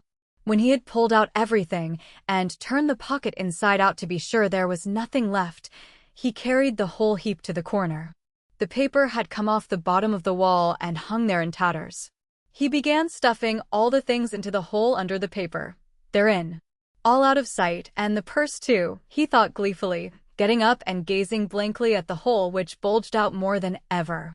Suddenly he shuddered all over with horror. My God, he whispered in despair. What's the matter with me? Is that hidden? Is that the way to hide things? He had not reckoned on having trinkets to hide. He had only thought of money, and so had not prepared a hiding place. But now, what am I glad of, he thought, is that hiding things? My reasons deserting me simply. He sat down on the sofa in exhaustion, and was at once shaken by another unbearable fit of shivering. Mechanically, he drew from a chair beside him his old student's winter coat, which was still warm though almost in rags, covered himself up with it, and once more sank into drowsiness and delirium. He lost consciousness. Not more than 5 minutes had passed when he jumped up a second time, and at once pounced in a frenzy on his clothes again. How could I go to sleep again with nothing done? Yes, I have not taken the loop off the armhole. I forgot a thing like that. Such a piece of evidence. He pulled off the noose, hurriedly cut it to pieces, and threw the bits among his linen under the pillow. Pieces of torn linen couldn't rouse suspicion, whatever happened. I think not. Anyway, he repeated, standing in the middle of the room, and with painful concentration he fell to gazing about him again, at the floor and everywhere, trying to make sure he had not forgotten anything. The conviction that all his faculties, even memory, and the simplest power of reflection were failing him, began to be an insufferable torture. Surely it isn't beginning already. Surely it isn't my punishment coming upon me? It is. The frayed rags he had cut off his trousers were actually lying on the floor in the middle of the room, where anyone coming in would see them. What is the matter with me? He cried again, like one distraught. Then a strange idea entered his head, that, perhaps, all his clothes were covered with blood, that, perhaps, there were a great many stains, but that he did not see them, did not notice them because his perceptions were failing, were going to pieces. His reason was clouded. Suddenly he remembered that there had been blood on the purse too. Then there must be blood on the pocket too, for I put the wet purse in my pocket. In a flash he had turned the pocket inside out and, yes, there were traces, stains on the lining of the pocket. So my reason has not quite deserted me, so I still have some sense and memory, since I guessed it of myself, he thought triumphantly, with a deep sigh of relief. It's simply the weakness of fever, a moment's delirium. And he tore the whole lining out of the left pocket of his trousers. At that instant the sunlight fell on his left boot, on the sock which poked out from the boot. He fancied there were traces. He flung off his boots. Traces indeed. The tip of the sock was soaked with blood. He must have unwarily stepped into that pool. But what am I to do with this now? Where am I to put the sock and rags and pocket? He gathered them all up in his hands and stood in the middle of the room. In the stove? But they would ransack the stove first of all. Burn them? But what can I burn them with? There are no matches even. No, better go out and throw it all away somewhere. Yes, better throw it away, he repeated, sitting down on the sofa again, and at once, this minute, without lingering, but his head sank on the pillow instead. Again the unbearable icy shivering came over him. Again he drew his coat over him. And for a long while, for some hours, he was haunted by the impulse to go off somewhere at once, this moment, and fling it all away, so that it may be out of sight and done with, at once. Several times he tried to rise from the sofa, but could not. He was thoroughly waked up at last by a violent knocking at his door. "Open, do, are you dead or alive?" "He keeps sleeping here," shouted Nastasia, banging with her fist on the door. "For whole days together he's snoring here like a dog." "A dog he is too. Open, I tell you. It's past 10. "Maybe he's not at home," said a man's voice. "Huh, that's the porter's voice. What does he want?" He jumped up and sat on the sofa. The beating of his heart was a positive pain. "Then who can have latched the door?" retorted Nastasia. "He's taken to bolting himself in. As if he were worth stealing." "Open, you stupid, wake up. What do they want?" "Why the porter?" "All's discovered. Resist or open." Come what may, he half rose, stooped forward, and unlatched the door. His room was so small that he could undo the latch without leaving the bed. Yes, the porter and Nastasia were standing there. Nastasia stared at him in a strange way.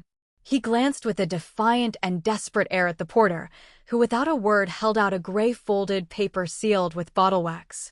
"A notice from the office," he announced as he gave him the paper. "From what office?" "A summons to the police office, of course." "You know which office." "To the police?" "What for? How can I tell?" "You're sent for, so you go." The man looked at him attentively, looked round the room, and turned to go away. "He's downright ill," observed Nastasia, not taking her eyes off him. The porter turned his head for a moment. "He's been in a fever since yesterday," she added. Raskolnikov made no response and held the paper in his hands, without opening it. "Don't you get up then," Nastasia went on compassionately, seeing that he was letting his feet down from the sofa. "You're ill, and so don't go. There's no such hurry. What have you got there?" He looked. In his right hand he held the shreds he had cut from his trousers, the sock, and the rags of the pocket. So he had been asleep with them in his hand. Afterwards, reflecting upon it, he remembered that half waking up in his fever, he had grasped all this tightly in his hand and so fallen asleep again. "Look at the rags he's collected and sleeps with them, as though he has got hold of a treasure," and Nastasia went off into her hysterical giggle. Instantly he thrust them all under his great coat and fixed his eyes intently upon her. Far as he was from being capable of rational reflection at that moment, he felt that no one would behave like that with a person who was going to be arrested. But the police? "You'd better have some tea." "Yes? I'll bring it, there's some left." "No. I'm going. I'll go at once," he muttered, getting onto his feet. "Why, you'll never get downstairs." "Yes, I'll go." "As you please." She followed the porter out. At once he rushed to the light to examine the sock and the rags. There are stains, but not very noticeable, all covered with dirt and rubbed and already discolored. No one who had no suspicion could distinguish anything. Nastasia from a distance could not have noticed, thank God. Then with a tremor he broke the seal of the notice and began reading. He was a long while reading, before he understood. It was an ordinary summons from the district police station to appear that day at 9:30 at the office of the district superintendent. But when has such a thing happened? I never have anything to do with the police. And why just today? He thought in agonizing bewilderment. Good God, only get it over soon. He was flinging himself on his knees to pray, but broke into laughter not at the idea of prayer, but at himself. He began, hurriedly dressing. "If I'm lost, I am lost, I don't care.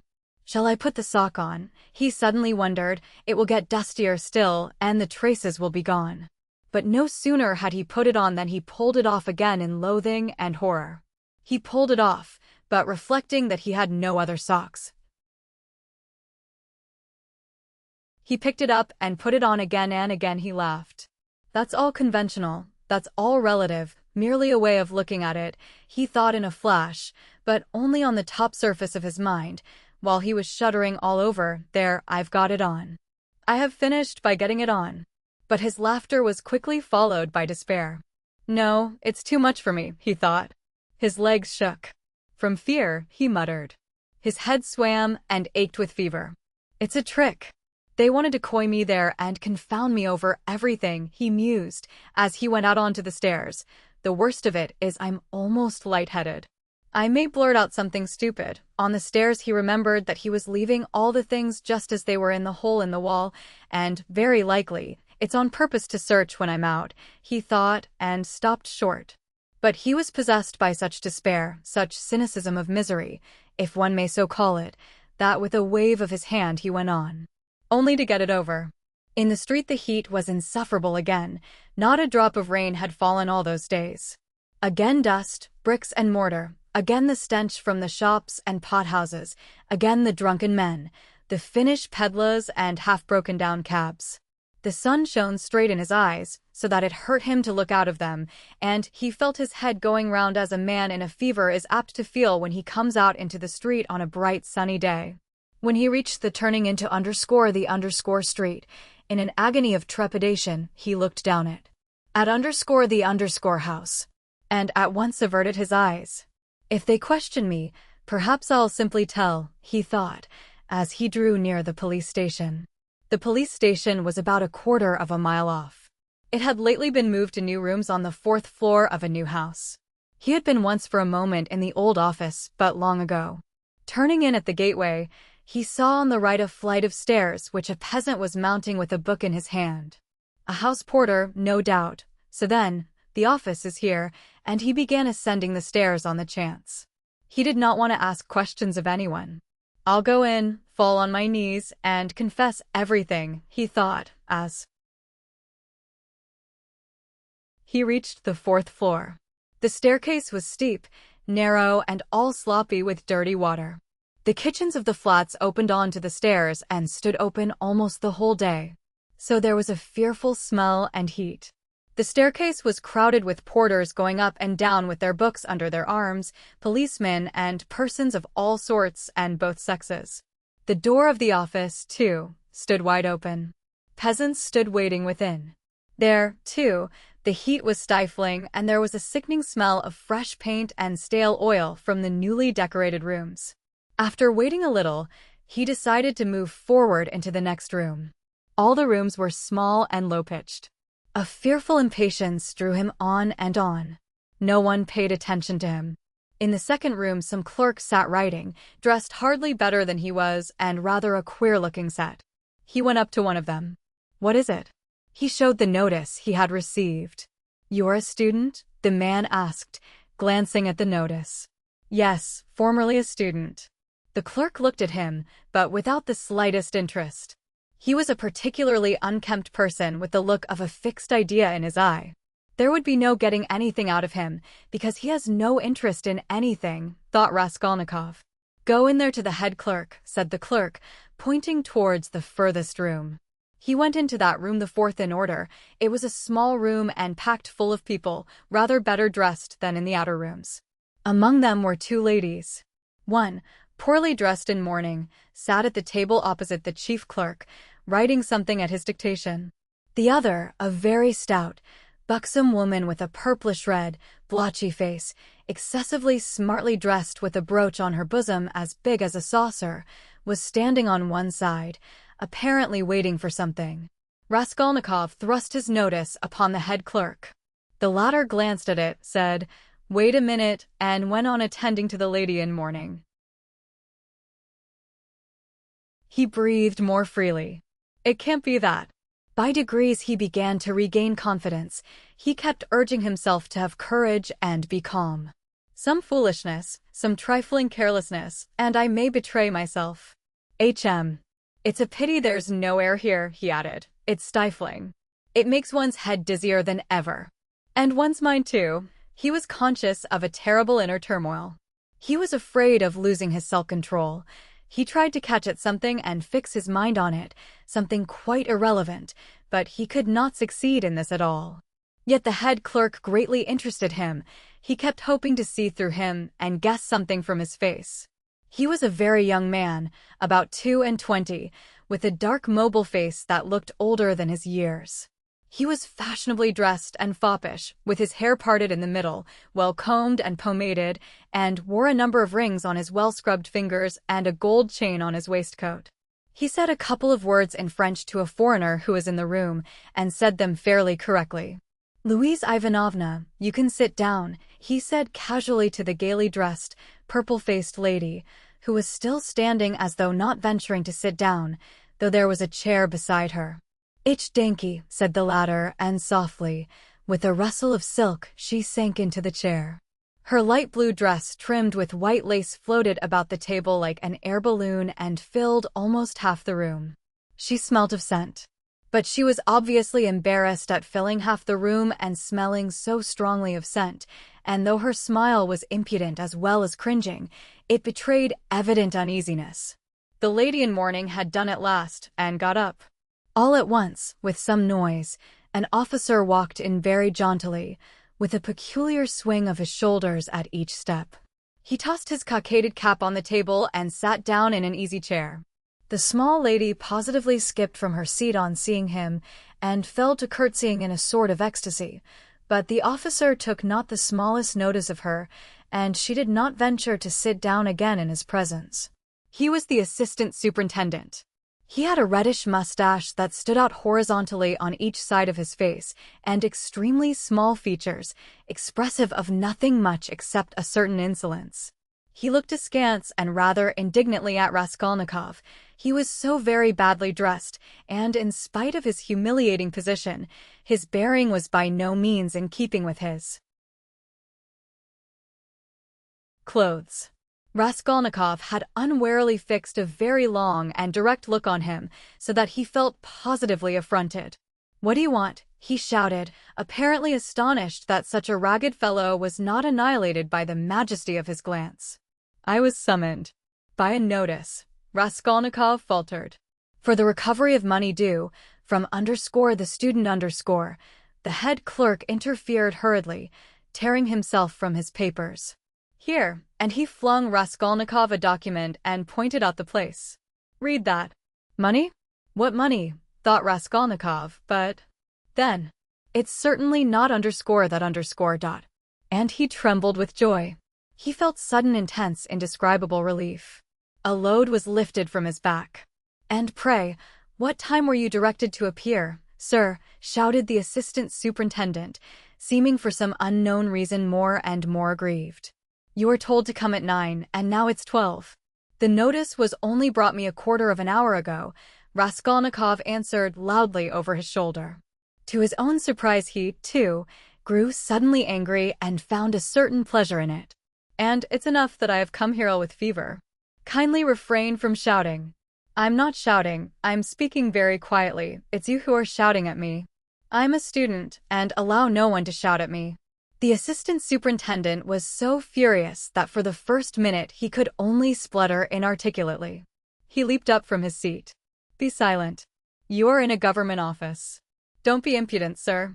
"You're in a government office, too," cried Raskolnikov, "and you're smoking a cigarette as well as shouting, so you're showing disrespect to all of us." He felt an indescribable satisfaction at having said this. The head clerk looked at him with a smile. The angry assistant superintendent was obviously disconcerted. "That's not your business," he shouted at last with unnatural loudness. "Kindly make the declaration demanded of you. Show him. Alexander Grigorievich. There is a complaint against you. You don't pay your debts. You're a fine bird." But Raskolnikov was not listening now. He had eagerly clutched at the paper, in haste to find an explanation. He read it once, and a second time, and still did not understand. "What is this?" he asked the head clerk. "It is for the recovery of money on an IOU or writ. You must either pay it with all expenses, costs and so on, or give a written declaration when you can pay it, and at the same time an undertaking not to leave the capital without payment, and nor to sell or conceal your property. The creditor is at liberty to sell your property, and proceed against you according to the law. But I am not in debt to anyone. That's not our business. Here, an IOU for 115 rubles, legally attested and due for payment, has been brought us for recovery, given by you to the widow of the assessor Zarnitsyn 9 months ago, and paid over by the widow Zarnitsyn to one Mr. Chebarov. We therefore summon you hereupon." "But she is my landlady." "And what if she is your landlady?" The head clerk looked at him with a condescending smile of compassion and at the same time with a certain triumph, as at a novice under fire for the first time, as though he would say, "Well, how do you feel now?" But what did he care now for an IOU, for a writ of recovery? Was that worth worrying about now? Was it worth the tension even? He stood, he read, he listened, he answered. He even asked questions himself, but all mechanically. The triumphant sense of security, of deliverance from overwhelming danger, that was what filled his whole soul that moment, without thought for the future, without analysis, without suppositions or surmises, without doubts and without questioning. It was an instant of full, direct, purely instinctive joy. But at that very moment something like a thunderstorm took place in the office. The assistant superintendent, still shaken by Raskolnikov's disrespect, still fuming and obviously anxious to keep up his wounded dignity, pounced on the unfortunate smart lady, who had been gazing at him ever since he came in with an exceedingly silly smile. "You shameful hussy," he shouted suddenly at the top of his voice. The lady in mourning had left the office. "What was going on at your house last night?" A disgrace again. You're a scandal to the whole street. Fighting and drinking again. Do you want the House of Correction? Why, I have warned you 10 times over that I would not let you off the 11th. And here you are again, you. The paper fell out of Raskolnikov's hands, and he looked wildly at the smart lady who was so unceremoniously treated. But he soon saw what it meant, and at once began to find positive amusement in the scandal. He listened with pleasure, so that he longed to laugh and laugh. All his nerves were on edge. Ilya Petrovich, the head clerk, was beginning anxiously, but stopped short, for he knew from experience that the enraged assistant could not be stopped except by force. As for the smart lady, at first she positively trembled before the storm. But, strange to say, the more numerous and violent the terms of abuse became, the more amiable she looked, and the more seductive the smiles she lavished on the terrible assistant. She moved uneasily and curtsied incessantly, waiting impatiently for a chance of putting in her word, and at last she found it. "There was no sort of noise or fighting in my house, Mr. Captain," she pattered all at once, like peas dropping, speaking Russian confidently, though with a strong German accent, "and no sort of scandal, and his honor came drunk, and it's the whole truth I am telling, Mr. Captain, and I am not to blame. Mine is an honorable house, Mr. Captain, and honorable behavior, Mr. Captain, and I always dislike any scandal myself." But he came quite tipsy, and asked for 3 bottles again, and then he lifted up one leg, and began playing the pianoforte with one foot, and that is not at all right in an honorable house, and he broke the piano. And it was very bad manners indeed, and I said so. And he took up a bottle and began hitting everyone with it. And then I called the porter, and Karl came, and he took Karl and hit him in the eye, and he hit Henriette in the eye, too, and gave me 5 slaps on the cheek. And it was so ungentlemanly in an honorable house, Mr. Captain, and I screamed. And he opened the window over the canal, and stood in the window, squealing like a little pig. It was a disgrace. The idea of squealing like a little pig at the window into the street. Fie upon him. And Karl pulled him away from the window by his coat, and it is true. Mr. Captain, he tore _sane rock _. And then he shouted that _man must pay him 15 rubles damages. And I did pay him, Mr. Captain, 5 rubles for _sane rock _. And he is an ungentlemanly visitor, and caused all the scandal. "I will show you up," he said, "for I can write to all the papers about you." Then he was an author? Yes, Mr.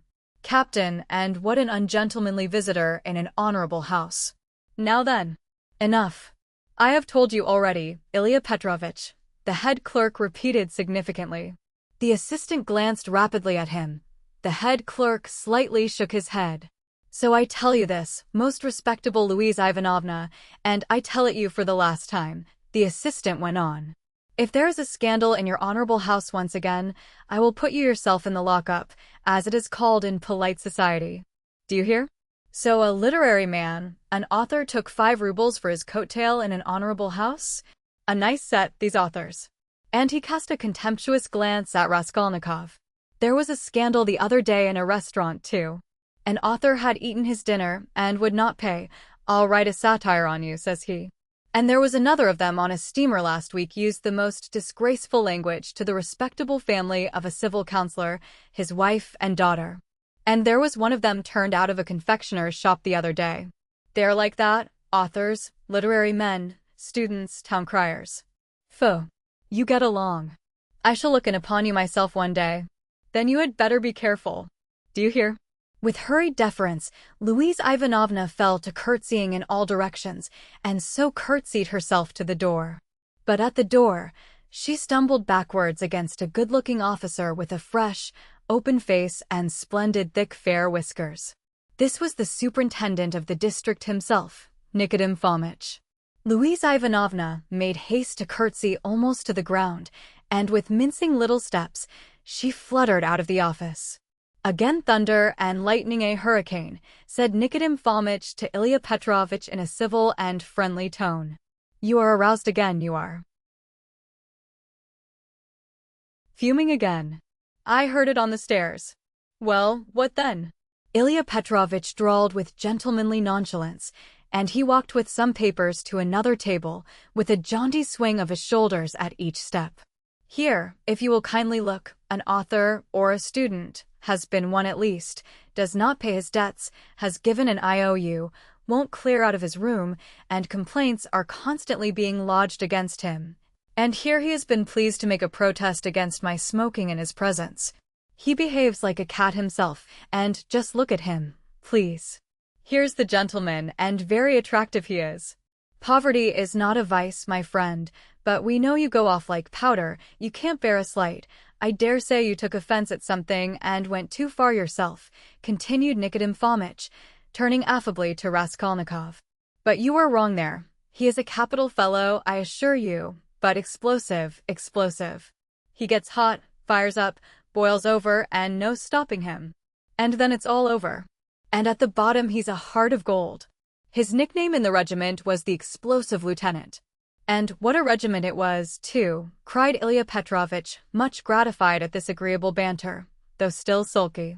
Raskolnikov had a sudden desire to say something exceptionally pleasant to them all. "Excuse me, Captain," he began easily, suddenly addressing Nikodym Fomitch, "will you enter into my position? I am ready to ask pardon if I have been ill-mannered. I am a poor student, sick and shattered," shattered was the word he used, "by poverty. I am not studying, because I cannot keep myself now, but I shall get money. I have a mother and sister in the province of X. They will send it to me, and I will pay. My landlady is a good-hearted woman, but she is so exasperated at my having lost my lessons, and not paying her for the last 4 months, that she does not even send up my dinner. And I don't understand this IOU at all. She is asking me to pay her on this IOU. How am I to pay her? Judge for yourselves. But that is not our business, you know," the head clerk was observing. Yes. I perfectly agree with you. But allow me to explain," Raskolnikov put in again, still addressing Nikodym Fomitch, but trying his best to address Ilya Petrovitch also, though the latter persistently appeared to be rummaging among his papers and to be contemptuously oblivious of him. "Allow me to explain that I have been living with her for nearly 3 years, and at first, for why should I not confess it, at the very beginning I promised to marry her daughter. It was a verbal promise, freely given. She was a girl. Indeed, I liked her, though I was not in love with her. A youthful affair, in fact. That is, I mean to say, that my landlady gave me credit freely in those days, and I led a life of. I was very heedless. Nobody asks you for these personal details, sir. We've no time to waste," Ilya Petrovitch interposed roughly and with a note of triumph, but Raskolnikov stopped him hotly, though he suddenly found it exceedingly difficult to speak. "But excuse me. It is for me to explain how it all happened. In my turn. Though I agree with you. It is unnecessary. But a year ago, the girl died of typhus. I remained lodging there as before, and when my landlady moved into her present quarters, she said to me, and in a friendly way, that she had complete trust in me, but still, would I not give her an IOU for 115 rubles, all the debt I owed her? She said if only I gave her that, she would trust me again, as much as I liked, and that she would never, those were her own words, make use of that IOU till I could pay of myself. And now, when I have lost my lessons and have nothing to eat, she takes action against me. What am I to say to that? All these affecting details are no business of ours. Ilya Petrovich interrupted rudely. You must give a written undertaking, but as for your love affairs and all these tragic events, we have nothing to do with that. Come now. You are harsh, muttered Nikodim Fomitch, sitting down at the table and also beginning to write. He looked a little ashamed. Write, said the head clerk to Raskolnikov. Write what? The latter asked gruffly. I will dictate to you. Raskolnikov fancied that the head clerk treated him more casually and contemptuously after his speech, but strange to say, he suddenly felt completely indifferent to anyone's opinion, and this revulsion took place in a flash, in one instant. If he had cared to think a little, he would have been amazed indeed that he could have talked to them like that a minute before, forcing his feelings upon them. And where had those feelings come from? Now if the whole room had been filled, not with police officers, but with those nearest and dearest to him, he would not have found one human word for them, so empty was his heart. A gloomy sensation of agonizing, everlasting solitude and remoteness took conscious form in his soul. It was not the meanness of his sentimental effusions before Ilya Petrovich, nor the meanness of the latter's triumph over him that had caused this sudden revulsion in his heart. Oh, what had he to do now with his own baseness, with all these petty vanities, officers, German women, debts, police offices? If he had been sentenced to be burnt at that moment, he would not have stirred, would hardly have heard the sentence to the end. Something was happening to him entirely new, sudden, and unknown. It was not that he understood, but he felt clearly with all the intensity of sensation that he could never more appeal to these people in the police office with sentimental effusions like his recent outburst, or with anything whatever. And that if they had been his own brothers and sisters and not police officers, it would have been utterly out of the question to appeal to them in any circumstance of life. He had never experienced such a strange and awful sensation. And what was most agonizing, it was more a sensation than a conception or idea, a direct sensation, the most agonizing of all the sensations he had known in his life. The head clerk began dictating to him the usual form of declaration, that he could not pay, that he undertook to do so at a future date, that he would not leave the town, nor sell his property, and so on. But you can't write, you can hardly hold the pen, observed the head clerk, looking with curiosity at Raskolnikov. Are you ill? Yes, I am giddy. Go on. That's all. Sign it. The head clerk took the paper and turned to attend to others.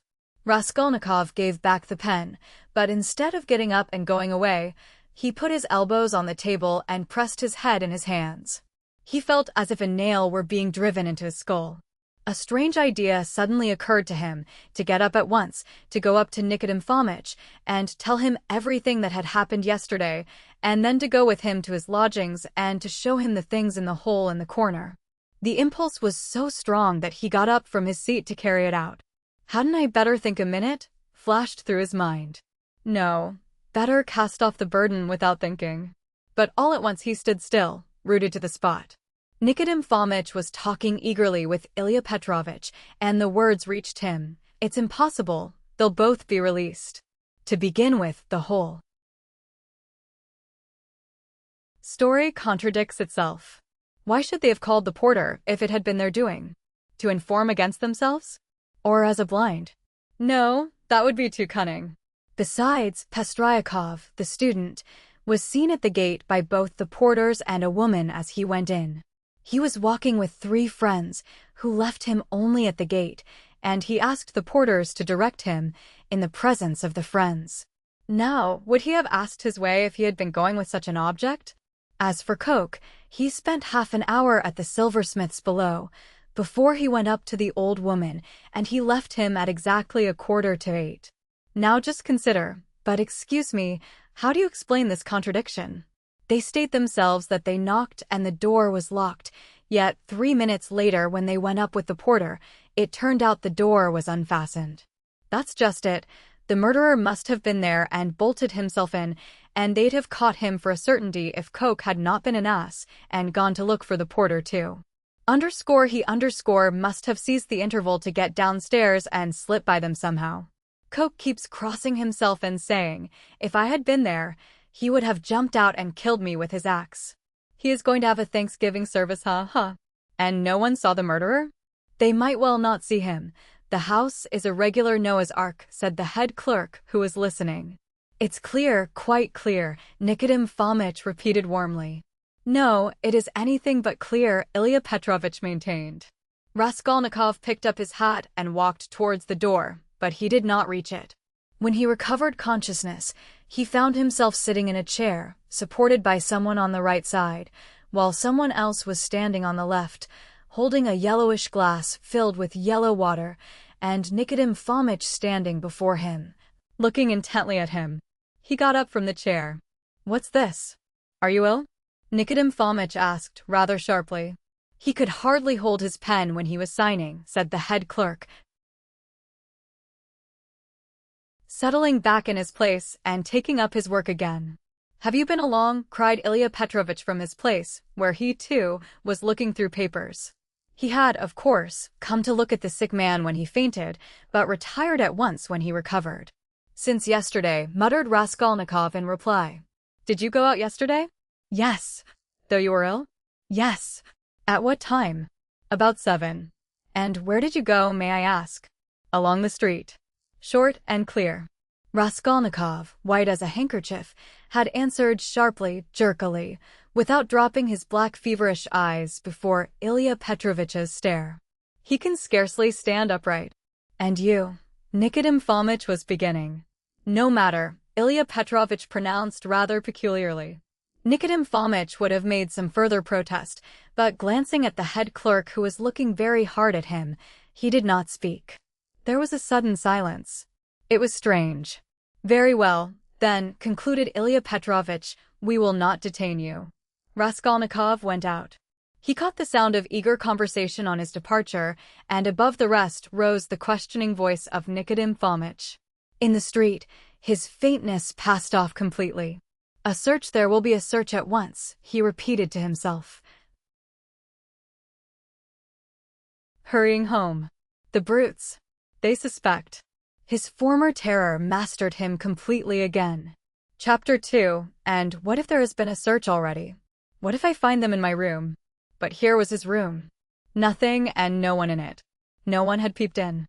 Even Nastasia had not touched it. But heavens! How could he have left all those things in the hole? He rushed to the corner, slipped his hand under the paper, pulled the things out and lined his pockets with them. There were 8 articles in all, 2 little boxes with earrings or something of the sort.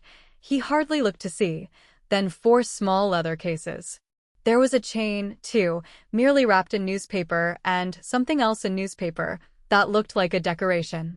He put them all in the different pockets of his overcoat and the remaining pocket of his trousers, trying to conceal them as much as possible.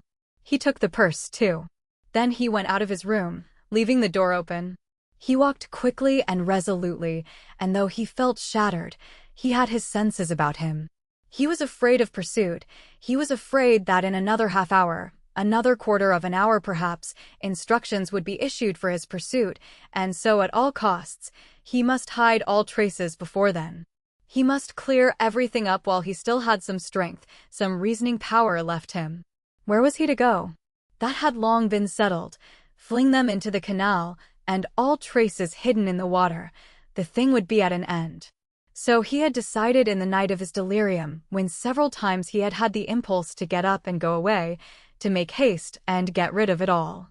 But to get rid of it turned out to be a very difficult task. He wandered along the bank of the Ekaterininsky Canal for half an hour or more, and looked several times at the steps running down to the water, but he could not think of carrying out his plan. Either rafts stood at the steps' edge, and women were washing clothes on them, or boats were moored there, and people were swarming everywhere. Moreover, he could be seen and noticed from the banks on all sides. It would look suspicious for a man to go down on purpose, stop, and throw something into the water. And what if the boxes were to float instead of sinking? And of course they would. Even as it was, everyone he met seemed to stare and look round, as if they had nothing to do but to watch him. Why is it, or can it be my fancy, he thought. At last the thought struck him that it might be better to go to the Neva. There were not so many people there, he would be less observed, and it would be more convenient in every way. Above all, it was further off. He wondered how he could have been wandering for a good half-hour, worried and anxious in this dangerous past without thinking of it before. And that half-hour he had lost over an irrational plan, simply because he had thought of it in delirium. He had become extremely absent and forgetful, and he was aware of it. He certainly must make haste. He walked towards the Neva along V Prospect, but on the way another idea struck him. Why to the Neva? Would it not be better to go somewhere far off, to the islands again, and there hide the things in some solitary place, in a wood or under a bush, and mark the spot perhaps? And though he felt incapable of clear judgment, the idea seemed to him a sound one. But he was not destined to go there. For coming out of V Prospect towards the square, he saw on the left a passage leading between two blank walls to a courtyard. On the right hand, the blank unwhitewashed wall of a 4-storied house stretched far into the court. On the left, a wooden hoarding ran parallel with it for 20 paces into the court, and then turned sharply to the left. Here was a deserted fenced-off place where rubbish of different sorts was lying. At the end of the court, the corner of a low, smutty, stone shed, apparently part of some workshop, peeped from behind the hoarding. It was probably a carriage builder's or carpenter's shed. The whole place from the entrance was black with coal dust. Here would be the place to throw it, he thought. Not seeing anyone in the yard, he slipped in and at once saw near the gate a sink, such as is often put in yards where there are many workmen or cab drivers, and on the hoarding above had been scribbled in chalk the time-honored witticism, "Standing here strictly forbidden." This was all the better, for there would be nothing suspicious about his going in. Here I could throw it all in a heap and get away. Looking round once more, with his hand already in his pocket, he noticed against the outer wall, between the entrance and the sink, a big unhewn stone, weighing perhaps 60 pounds. The other side of the wall was a street. He could hear passers-by, always numerous in that part, but he could not be seen from the entrance, unless someone came in from the street, which might well happen indeed, so there was need of haste. He bent down over the stone, seized the top of it firmly in both hands, and using all his strength turned it over. Under the stone was a small hollow in the ground, and he immediately emptied his pocket into it. The purse lay at the top, and yet the hollow was not filled up. Then he seized the stone again and with one twist turned it back, so that it was in the same position again, though it stood a very little higher. But he scraped the earth about it and pressed it at the edges with his foot. Nothing could be noticed. Then he went out and turned into the square. Again an intense, almost unbearable joy overwhelmed him for an instant, as it had in the police office. I have buried my tracks. And who can think of looking under that stone? It has been lying there most likely ever since the house was built, and will lie as many years more. And if it were found, who would think of me? It is all over. No clue. And he laughed. Yes, he remembered that he began laughing a thin, nervous, noiseless laugh, and went on laughing all the time he was crossing the square. But when he reached the Quai Boulevard where 2 days before he had come upon that girl, his laughter suddenly ceased. Other ideas crept into his mind. He felt all at once that it would be loathsome to pass that seat on which, after the girl was gone, he had sat and pondered, and that it would be hateful, too, to meet that whiskered policeman to whom he had given the 20 kopecks. Damn him. He walked, looking about him angrily and distractedly. All his ideas now seemed to be circling round some single point, and he felt that there really was such a point, and that now he was left facing that point, and for the first time, indeed, during the last 2 months. Damn it all, he thought suddenly, in a fit of ungovernable fury. If it has begun, then it has begun. Hang the new life. Good Lord, how stupid it is. And what lies I told today. How despicably I fawned upon that wretched Ilya Petrovich. But that is all folly. What do I care for them all and my fawning upon them? It is not that at all. It is not that at all. Suddenly he stopped. A new utterly unexpected and exceedingly simple question perplexed and bitterly confounded him. If it all has really been done deliberately and not idiotically, if I really had a certain and definite object, how is it I did not even glance into the purse and don't know what I had there, for which I have undergone these agonies, and have deliberately undertaken this base, filthy, degrading business? And here I wanted at once to throw into the water the purse together with all the things which I had not seen either. How's that? Yes, that was so, that was all so. Yet he had known it all before, and it was not a new question for him, even when it was decided in the night without hesitation and consideration, as though so it must be, as though it could not possibly be otherwise. Yes, he had known it all, and understood it all. It surely had all been settled even yesterday at the moment when he was bending over the box and pulling the jewel cases out of it. Yes, so it was. It is because I am very ill, he decided grimly at last. I have been worrying and fretting myself, and I don't know what I am doing. Yesterday and the day before yesterday, and all this time I have been worrying myself. I shall get well, and I shall not worry. But what if I don't get well at all? Good God, how sick I am of it all. He walked on without resting. He had a terrible longing for some distraction, but he did not know what to do, what to attempt. A new overwhelming sensation was gaining more and more mastery over him every moment.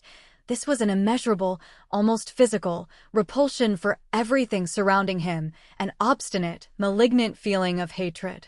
All who met him were loathsome to him. He loathed their faces, their movements, their gestures. If anyone had addressed him, he felt that he might have spat at him or bitten him.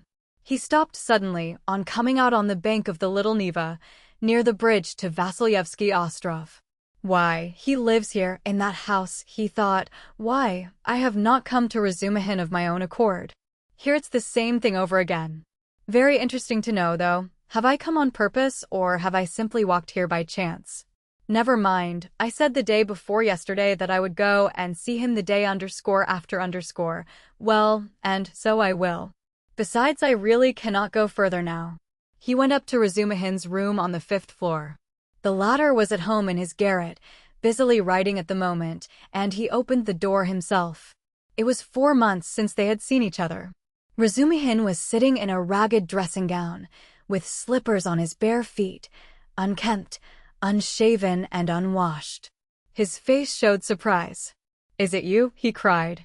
He looked his comrade up and down, then after a brief pause he whistled. "As hard up as all that? Why, brother, you've cut me out," he added, looking at Raskolnikov's rags. "Come, sit down, you are tired, I'll be bound." And when he had sunk down on the American leather sofa, which was in even worse condition than his own, Razumihin saw at once that his visitor was ill. "Why, you are seriously ill, do you know that?" He began feeling his pulse. Raskolnikov pulled away his hand. "Never mind," he said, "I have come for this. I have no lessons. I wanted. But I don't really want lessons.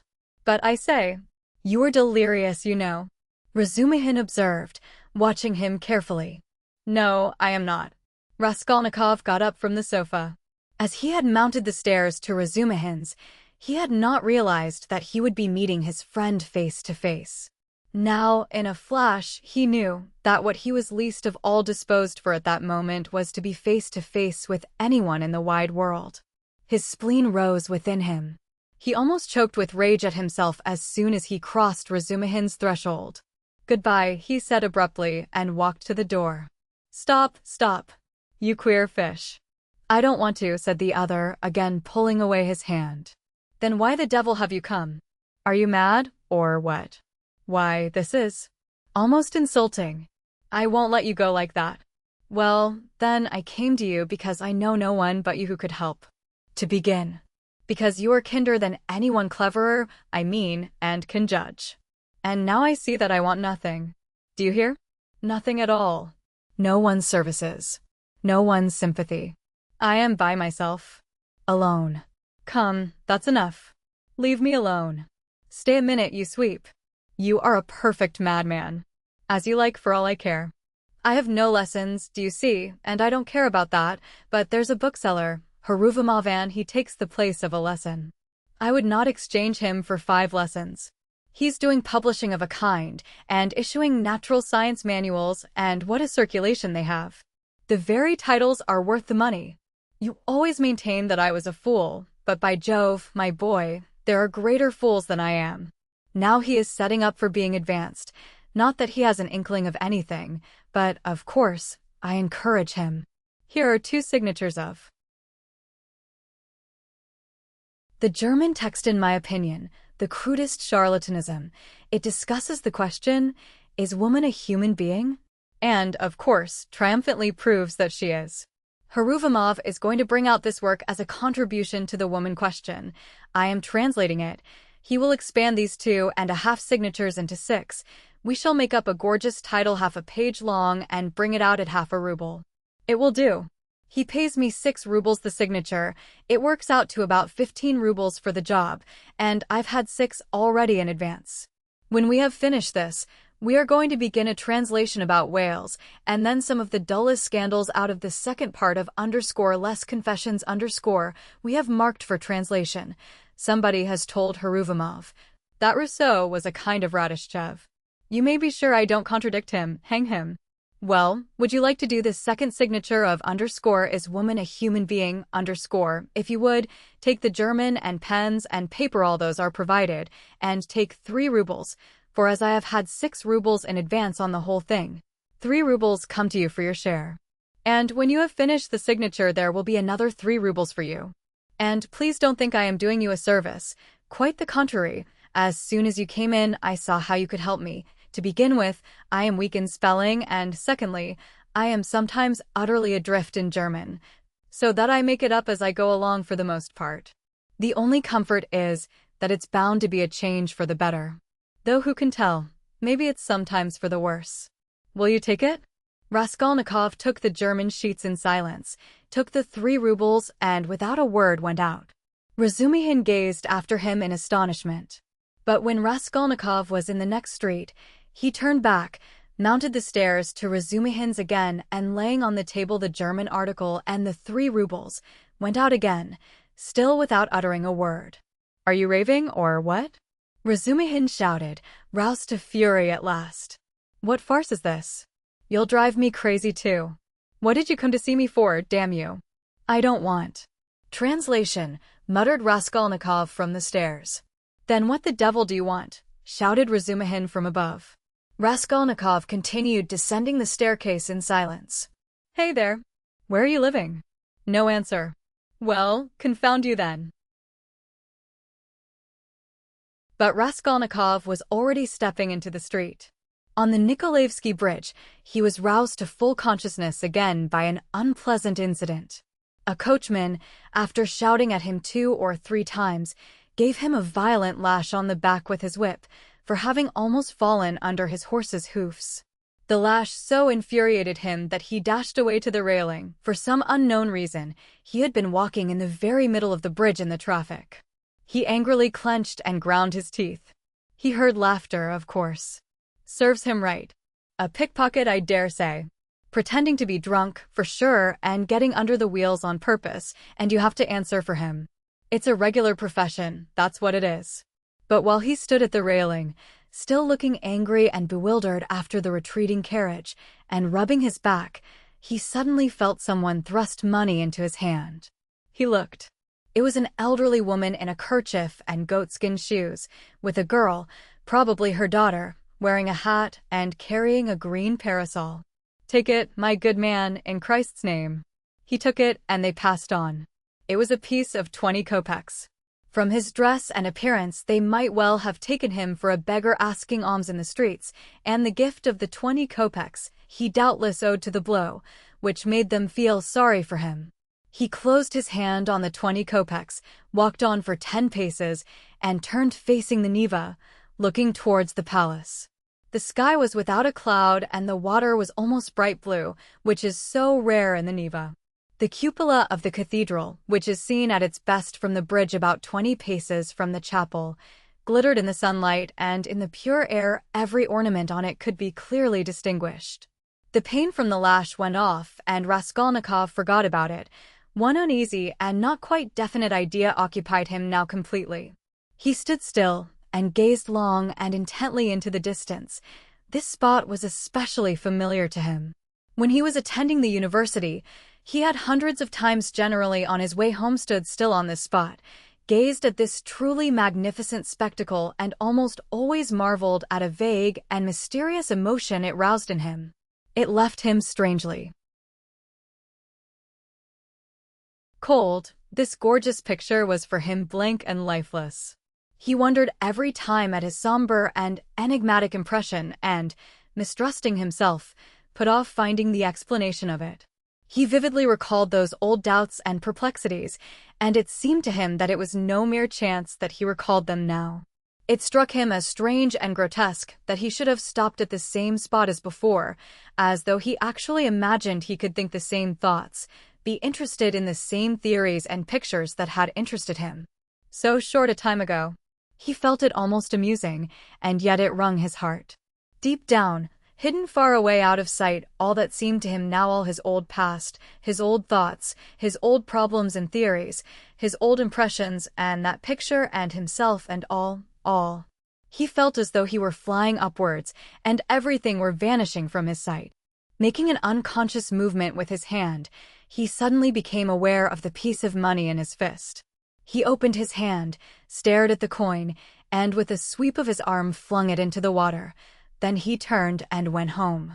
It seemed to him he had cut himself off from everyone and from everything at that moment.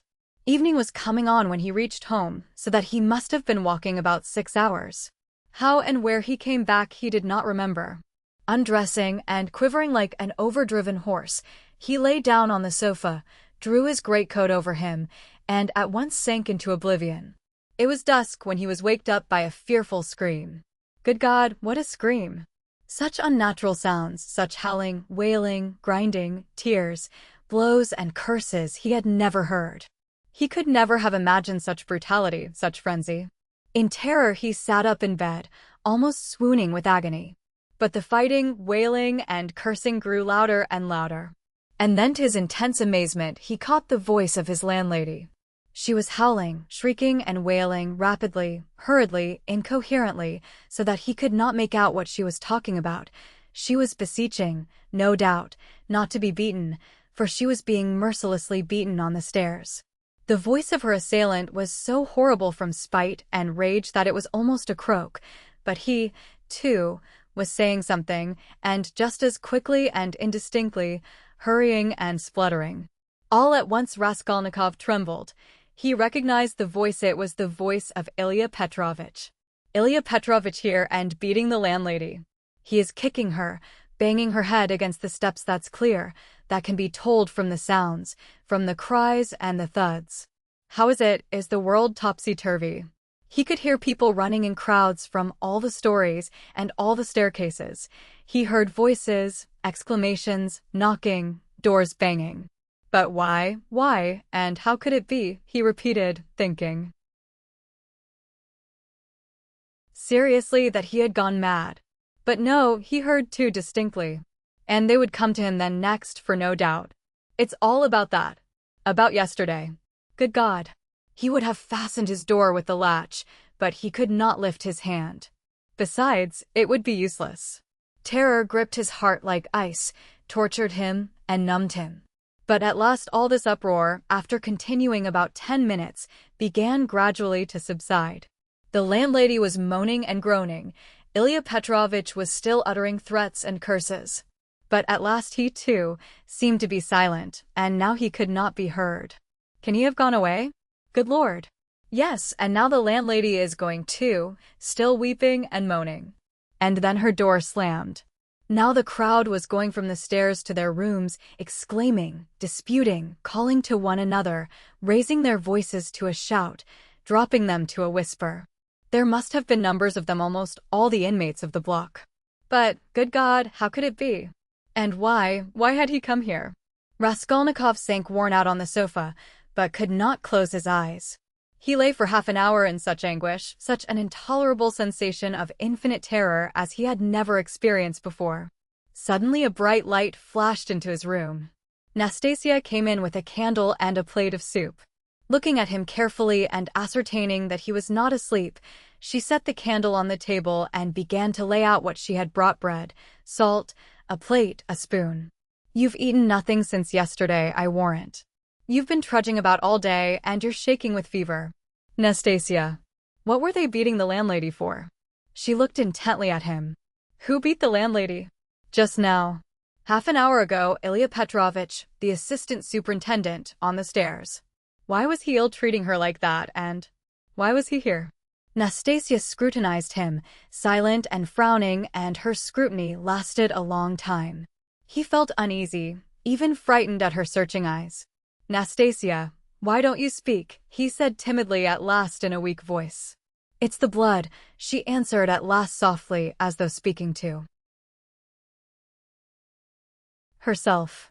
"Blood? What blood?" he muttered, growing white and turning towards the wall. Nastasia still looked at him without speaking. "Nobody has been beating the landlady," she declared at last in a firm, resolute voice.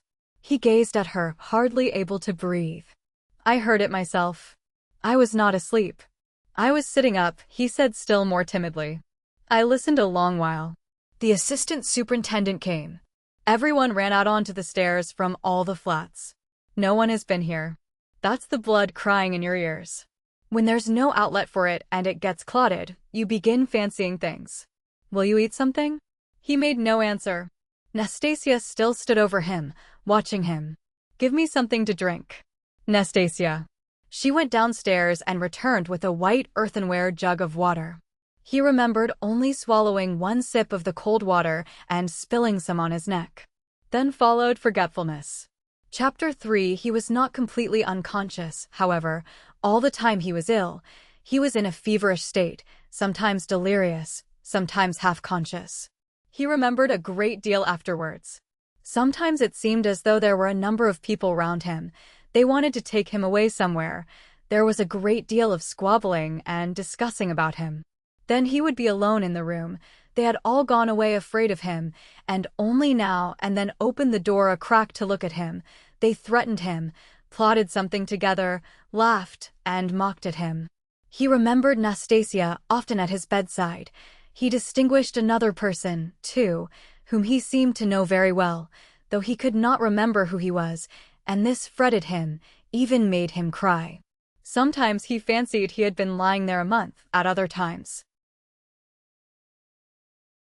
it all seemed part of the same day. But of that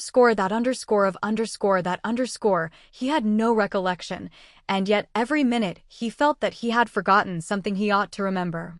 He worried and tormented himself trying to remember, moaned, flew into a rage, or sank into awful, intolerable terror.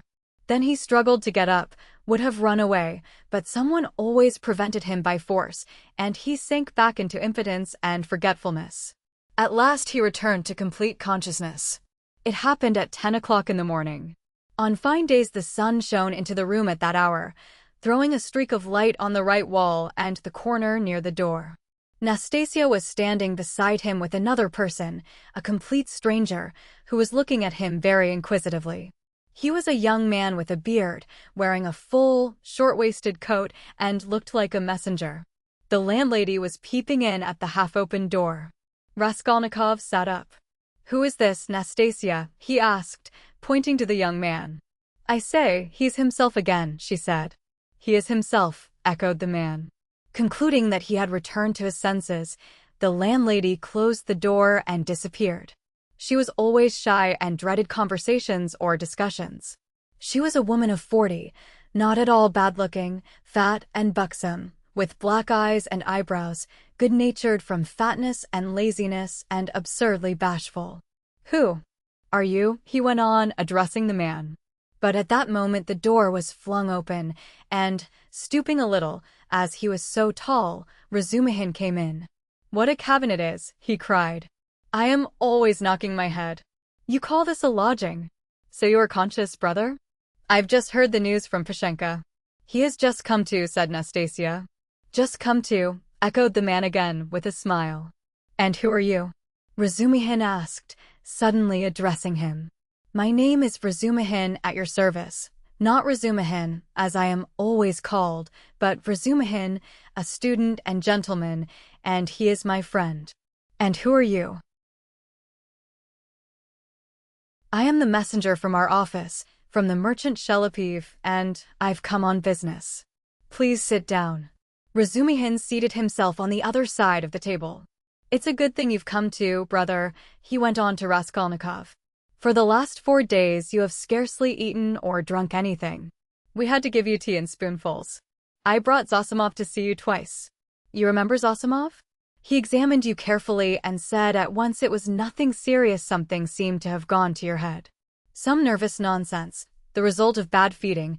He says you have not had enough beer and radish, but it's nothing much. It will pass, and you will be all right. Zosimov is a first-rate fellow. He is making quite a name. Come, I won't keep you, he said, addressing the man again. Will you explain what you want? You must know, Rodia, this is the second time they have sent from the office, but it was another man last time, and I talked to him. Who was it came before? That was the day before yesterday, I venture to say, if you please, sir. That was Alexei Semyonovich. He is in our office, too. He was more intelligent than you, don't you think so? Yes, indeed, sir, he is of more weight than I am. Quite so, go on.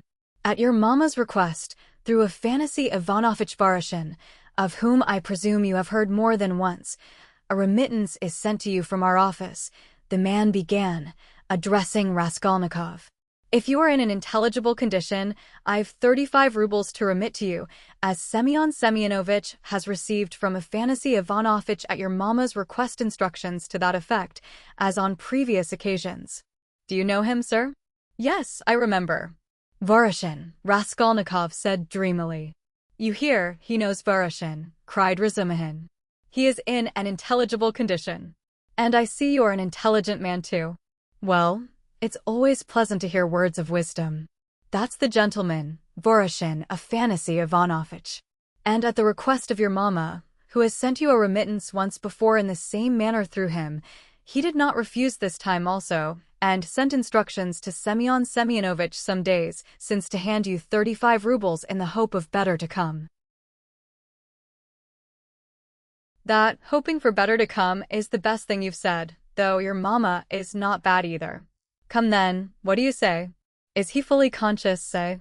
That's all right. If only he can sign this little paper. He can scrawl his name. Have you got the book? Yes, here's the book. Give it to me. Here, Rodia, sit up. I'll hold you. Take the pen and scribble Raskolnikov for him. For just now, brother, money is sweeter to us than treacle. I don't want it, said Raskolnikov, pushing away the pen. Not want it? I won't sign it. How the devil can you do without signing it? I don't want the money. Don't want the money. Come, brother, that's nonsense, I bear witness.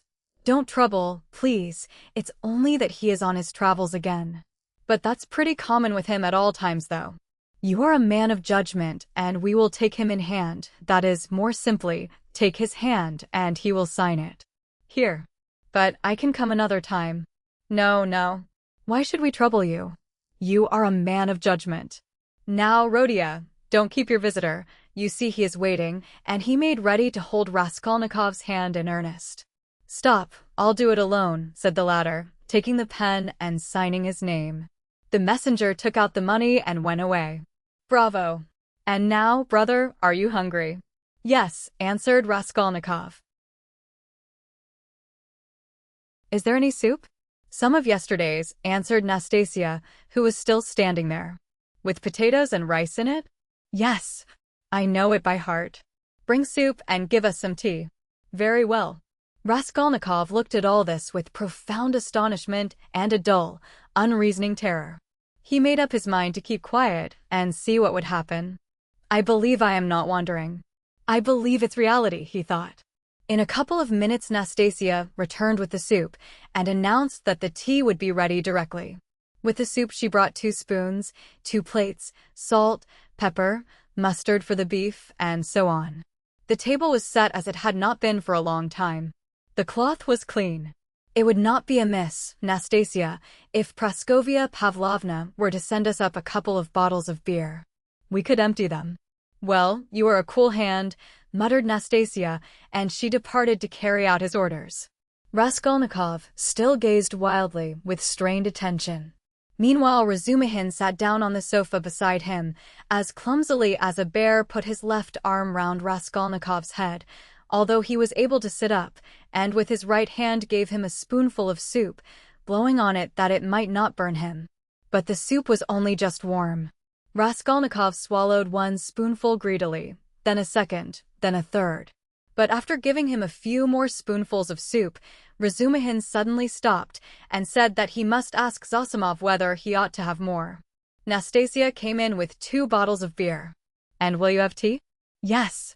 "Cut along, Nastasia, and bring some tea, for tea we may venture on."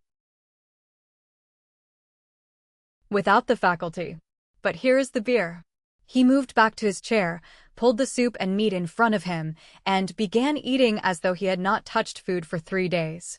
"I must tell you, Rodia, I dine like this here every day now," he mumbled with his mouth full of beef, "and it's all Pashenka, your dear little landlady, who sees to that. She loves to do anything for me. I don't ask for it, but of course I don't object. And here's Nastasia with the tea. She is a quick girl. Nastasia, my dear, won't you have some beer? Get along with your nonsense. A cup of tea, then? A cup of tea, maybe? Pour it out. Stay, I'll pour it out myself. Sit down." He poured out 2 cups, left his dinner, and sat on the sofa again. As before, he put his left arm round the sick man's head, raised him up, and gave him tea in spoonfuls, again blowing each spoonful steadily and earnestly, as though this process was the principal and most effective means towards his friend's recovery. Raskolnikov said nothing and made no resistance, though he felt quite strong enough to sit up on the sofa without support and could not merely have held a cup or a spoon, but even perhaps could have walked about. But from some queer, almost animal, cunning he conceived the idea of hiding his strength and lying low for a time, pretending if necessary not to be yet in full possession of his faculties, and meanwhile listening to find out what was going on. Yet he could not overcome his sense of repugnance. After sipping a dozen spoonfuls of tea, he suddenly released his head, pushed the spoon away capriciously, and sank back on the pillow. There were actually real pillows under his head now, down pillows in clean cases. He observed that, too, and took note of it. "Pashenka must give us some raspberry jam today to make him some raspberry tea," said Razumihin, going back to his chair and attacking his soup and beer again. "And where is she to get raspberries for you?" asked Nastasia, balancing a saucer on her 5 outspread fingers and sipping tea through a lump of sugar. "She'll get it at the shop, my dear. You see, Rodia, all sorts of things have been happening while you have been laid up. When you decamped in that rascally way without leaving your address, I felt so angry that I resolved to find you out and punish you. I set to work that very day. How I ran about making inquiries for you. This lodging of yours I had forgotten, though I never remembered it, indeed, because I did not know it, and as for your old lodgings, I could only remember it was at the 5 Corners, Harlamov's house. I kept trying to find that Harlamov's house, and afterwards it turned out that it was not Harlamov's, but Buck's. How one muddles up sounds sometimes. So I lost my temper, and I went on the chance to the address bureau next day, and only fancy, in 2 minutes they looked you up. Your name is down there." "My name? I should think so, and yet a General Kobylev they could not find while I was there. Well, it's a long story. But as soon as I did land on this place, I soon got to know all your affairs all, brother, I know everything. Nastasia here will tell you. I made the acquaintance of Nikodim Fomitch and Ilya Petrovitch and the house porter and Mr. Zametov, Alexander Grigorievich, the head clerk in the police office, and, last, but not least, of Pashenka. Nastasia here knows." "He's got round her," Nastasia murmured, smiling slyly. "Why don't you put the sugar in your tea, Nastasia Nikiforovna? You are a one." Nastasia cried suddenly, going off into a giggle. "I am not Nikiforovna, but Petrovna," she added suddenly, recovering from her mirth. I'll make a note of it. Well, brother, to make a long story short, I was going in for a regular explosion here to uproot all malignant influences in the locality, but Pashenka won the day. I had not expected, brother, to find her so prepossessing. What do you think? Raskolnikov did not speak, but he still kept his eyes fixed upon him, full of alarm. And all that could be wished, indeed, in every respect, Razumihin went on, not at all embarrassed by his silence. Ah, the sly dog! Nastasia shrieked again. This conversation afforded her unspeakable delight. It's a pity, brother, that you did not set to work in the right way at first. You ought to have approached her differently. She is, so to speak, a most unaccountable character. But we will talk about her character later. How could you let things come to such a pass that she gave up sending you your dinner? And that IOU? You must have been mad to sign an IOU. And that promise of marriage when her daughter, Natalia Yegorovna, was alive. I know all about it. But I see that's a delicate matter and I am an ass, forgive me. But, talking of foolishness, do you know Praskovia Pavlovna is not nearly so foolish as you would think at first sight? No, mumbled Raskolnikov, looking away, but feeling that it was better to keep up the conversation. She isn't, is she? Cried Razumihin, delighted to get an answer out of him. But she is not very clever either, eh? She is essentially an unaccountable character. I am sometimes quite at a loss, I assure you. She must be 40, she says she is 36, and of course she has every right to say so.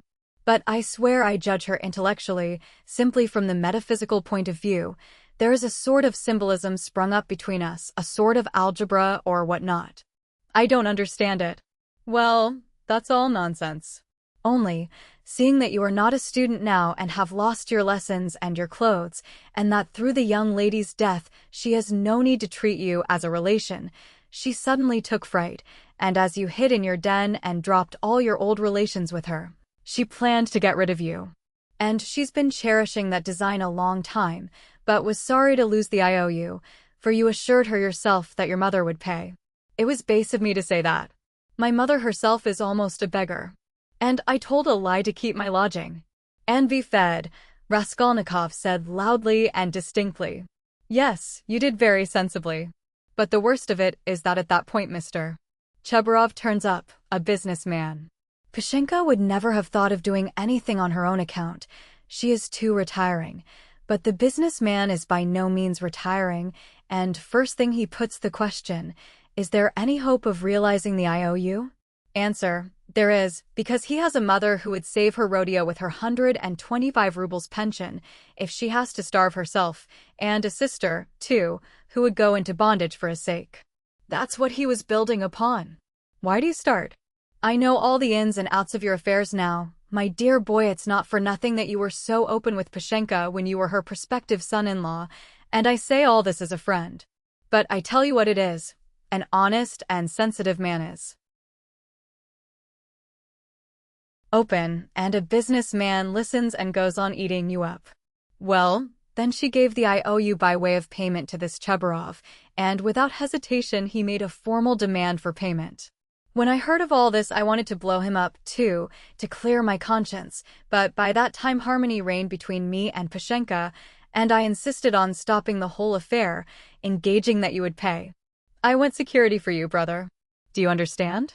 We called Chebarov, flung him 10 rubles and got the IOU back from him, and here I have the honor of presenting it to you. She trusts your word now. Here, take it, you see I have torn it. Razumihin put the note on the table. Raskolnikov looked at him and turned to the wall without uttering a word. Even Razumihin felt a twinge. I see, brother, he said a moment later, that I have been playing the fool again. I thought I should amuse you with my chatter, and I believe I have only made you cross. Was it you I did not recognize when I was delirious? Raskolnikov asked, after a moment's pause without turning his head. Yes, and you flew into a rage about it, especially when I brought Zametov one day. Zametov? The head clerk? What for? Raskolnikov turned round quickly and fixed his eyes on Razumihin. What's the matter with you? What are you upset about? He wanted to make your acquaintance, because I talked to him a lot about you. How could I have found out so much except from him? He is a capital fellow, brother, first rate. In his own way, of course. Now we are friends, see each other almost every day. I have moved into this part, you know. I have only just moved. I've been with him to Louise Ivanovna once or twice. Do you remember Louise Ivanovna? Did I say anything in delirium? I should think so. You were beside yourself. What did I rave about? What next? What did you rave about? What people do rave about? Well, brother, now I must not lose time. To work. He got up from the table and took up his cap. What did I rave about? How he keeps on. Are you afraid of having let out some secret? Don't worry yourself. You said nothing about a countess. But you said a lot about a bulldog, and about earrings and chains, and about Krestovsky Island, and some porter, and Nikodim Fomitch, and Ilya Petrovich, the assistant superintendent. And another thing that was of special interest to you was your own sock. You whined, "Give me my sock." Zametov hunted all about your room for your socks, and with his own scented, ring-bedecked fingers he gave you the rag. And only then were you comforted, and for the next 24 hours you held the wretched thing in your hand. We could not get it from you. It is most likely somewhere under your quilt at this moment. And then you asked so piteously for fringe for your trousers. We tried to find out what sort of fringe, but we could not make it out. Now to business. Here are 35 rubles. I take 10 of them, and shall give you an account of them in an hour or two. I will let Zosimov know at the same time, though he ought to have been here long ago, for it is nearly 12. And you, Nastasia, look in pretty often while I am away, to see whether he wants a drink or anything else. And I will tell Pashenka what is wanted myself. Goodbye. He calls her Pashenka. Ah, he's a deep one, said Nastasia as he went out. Then she opened the door and stood listening, but could not resist running downstairs after him. She was very eager to hear what he would say to the landlady. She was evidently quite fascinated by Razumihin. No sooner had she left the room than the sick man flung off the bedclothes and leapt out of bed like a madman. With burning, twitching impatience, he had waited for them to be gone so that he might set to work. But to what work? Now, as though to spite him, it eluded him. Good God, only tell me one thing. Do they know of it yet or not? What if they know it and are only pretending, mocking me while I am laid up, and then they will come in and tell me that it's been discovered long ago and that they have only. What am I to do now? That's what I've forgotten, as though on purpose. Forgotten it all at once. I remembered a minute ago. He stood in the middle of the room and gazed in miserable bewilderment about him. He walked to the door, opened it, listened, but that was not what he wanted. Suddenly, as though recalling something, he rushed to the corner where there was a hole under the paper, began examining it, put his hand into the hole, fumbled, but that was not it. He went to the stove, opened it and began rummaging in the ashes. The frayed edges of his trousers and the rags cut off his pocket were lying there just as he had thrown them. No one had looked then. Then he remembered the sock about which Razumihin had just been telling him. Yes, there it lay on the sofa under the quilt, but it was so covered with dust and grime that Zametov could not have seen anything on it. Bah, Zametov. The police office. And why am I sent for to the police office? Where's the notice? Bah. I am mixing it up. That was then. I looked at my sock then, too, but now I have been ill. But what did Zametov come for? Why did Razumihin bring him? He muttered, helplessly sitting on the sofa again. What does it mean? Am I still in delirium, or is it real? I believe it is real. I remember. I must escape. Make haste to escape. Yes, I must escape. Yes. But where? And where are my clothes? I've no boots. They've taken them away. They've hidden them. I understand. Here is my coat, they passed that over. And here is money on the table, thank God. And here's the IOU. I'll take the money and go and take another lodging. They won't find me. Yes, but the address bureau? They'll find me. Razumihin will find me. Better escape altogether. Far away. To America, and let them do their worst. And take the IOU. It would be of use there. What else shall I take? They think I am ill.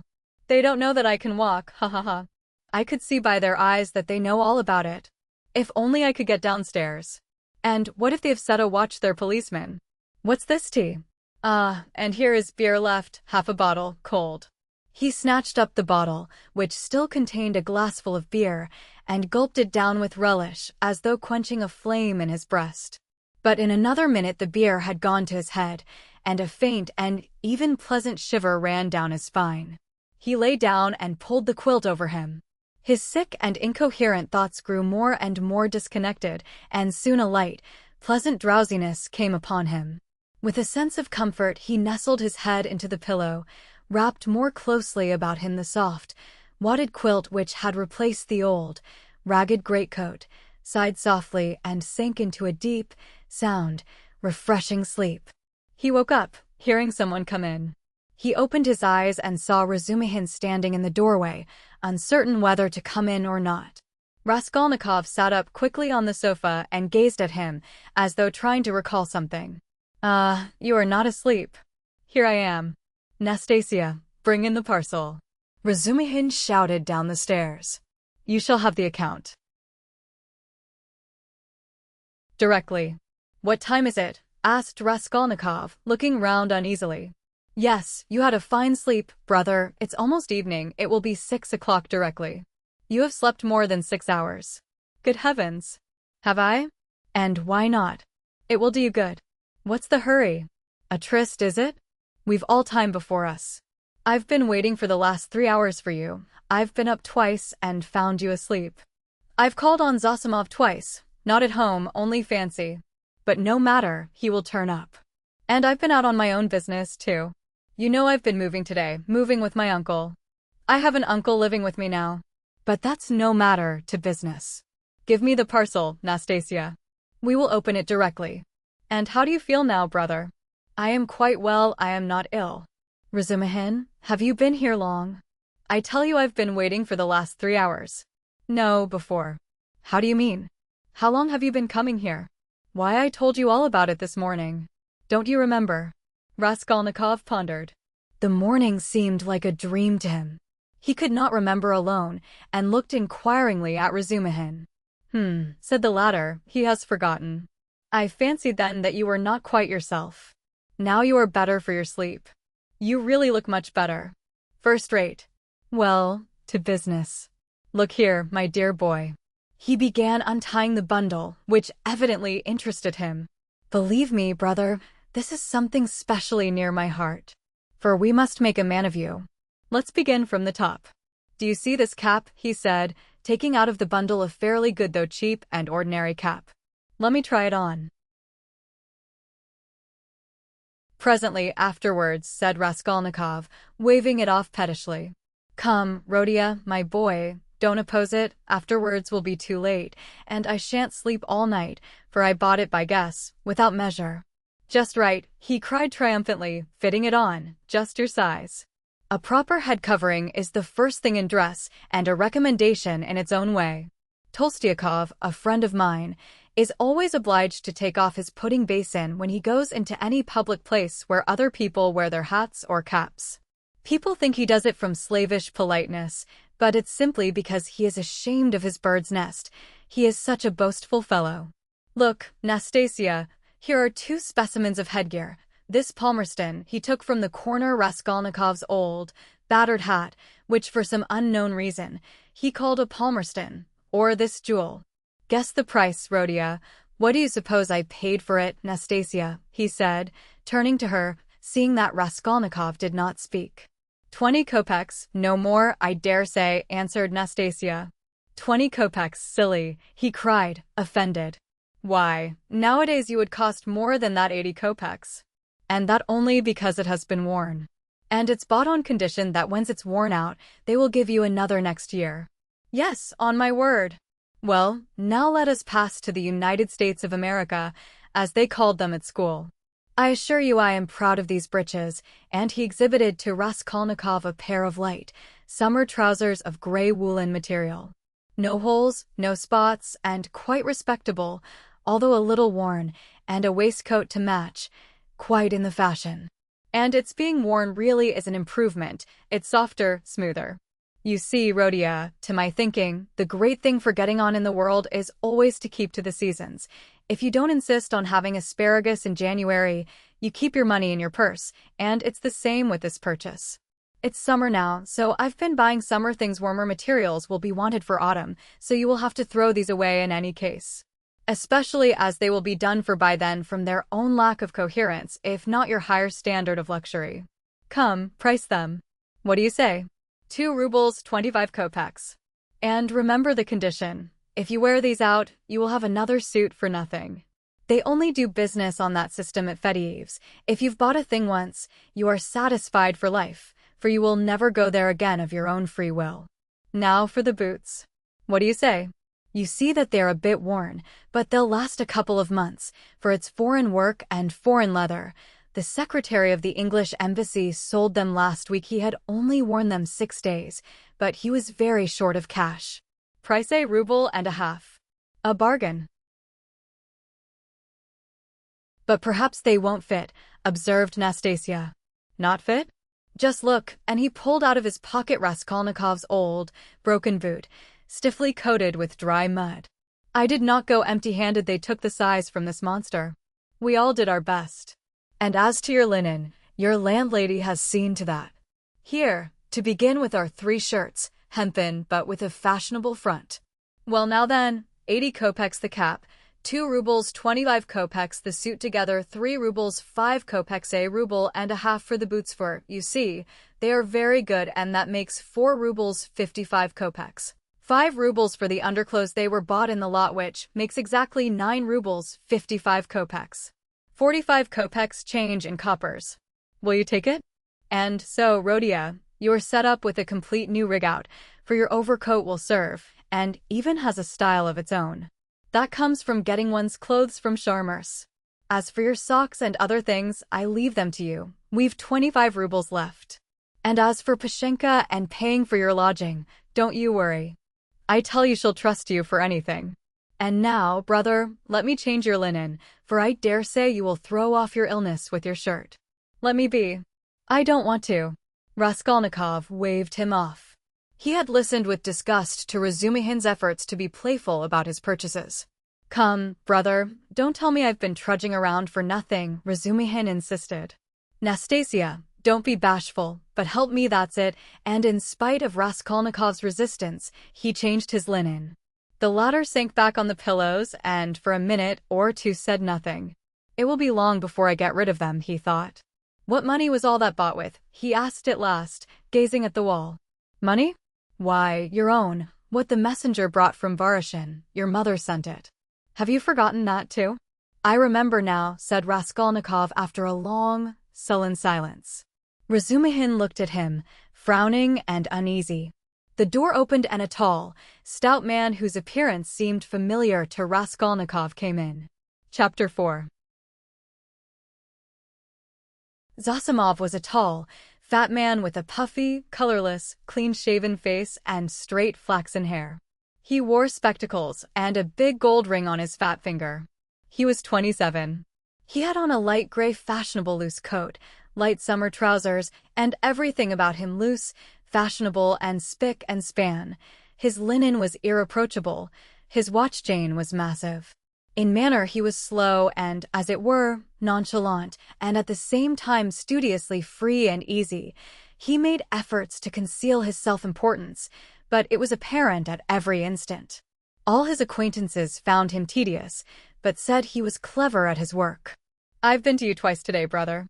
You see, he's come to himself, cried Razumihin. I see, and how do we feel now, said Zosimov to Raskolnikov, watching him carefully and, sitting down at the foot of the sofa, he settled himself as comfortably as he could. He is still depressed, Razumihin went on. We've just changed his linen, and he almost cried. That's very natural. You might have put it off if you did not wish it. His pulse is first rate. Is your head still aching? I am well, I am perfectly well, Raskolnikov declared positively and irritably. He raised himself on the sofa and looked at them with glittering eyes, but sank back onto the pillow at once and turned to the wall. Zosimov watched him intently. Very good. Going on all right, he said lazily. Has he eaten anything? They told him, and asked what he might have. He may have anything. Soup, tea.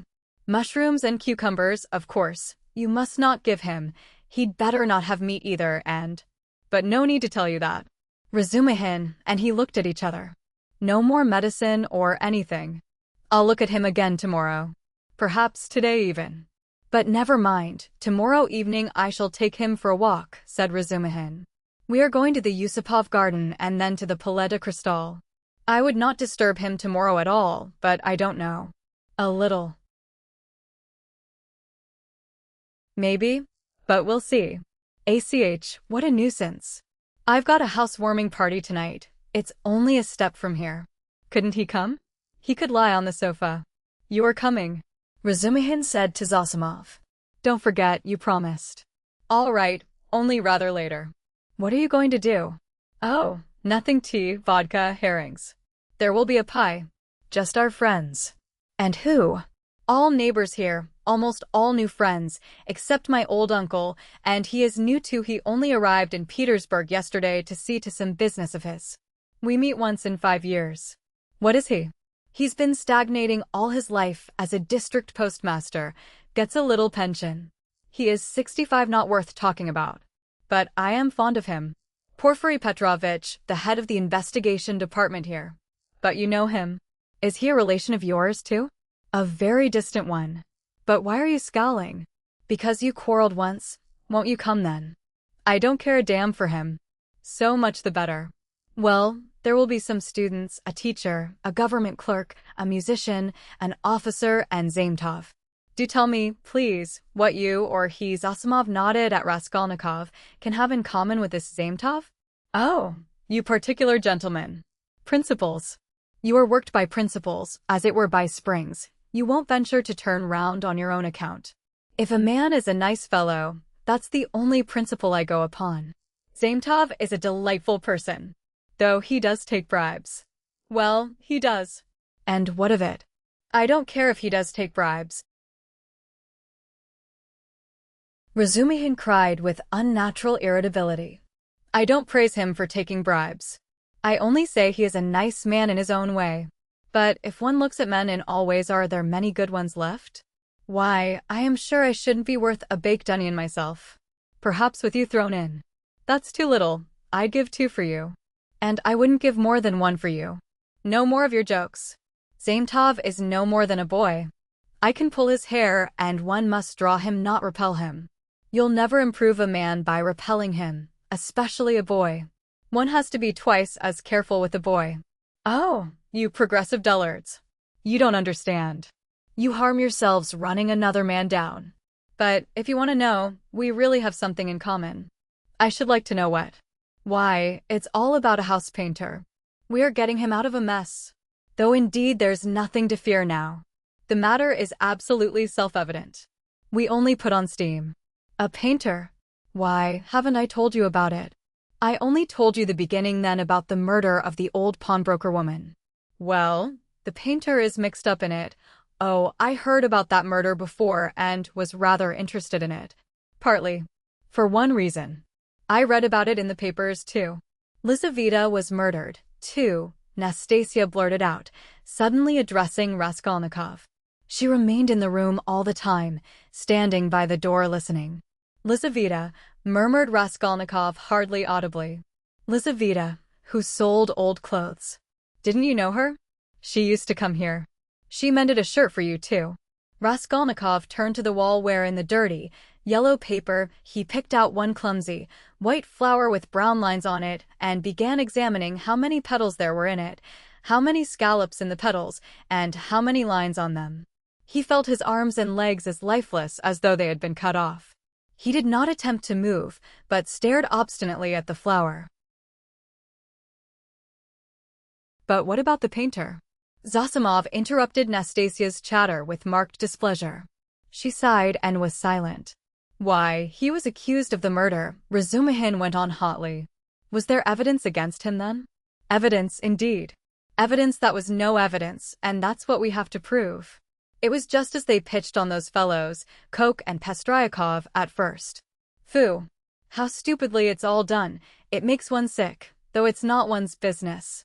Pestryakov may be coming tonight. By the way, Rodia, You've heard about the business already. It happened before you were ill, the day before you fainted at the police office while they were talking about it. Zosimov looked curiously at Raskolnikov. He did not stir. But I say, Razumihin, I wonder at you. What a busybody you are. Zosimov observed. Maybe I am, but we will get him off anyway, shouted Razumihin, bringing his fist down on the table. What's the most offensive is not their lying. One can always forgive lying. Lying is a delightful thing, for it leads to truth. What is offensive is that they lie and worship their own lying. I respect Porfiry, but what threw them out at first? The door was locked, and when they came back with the porter it was open.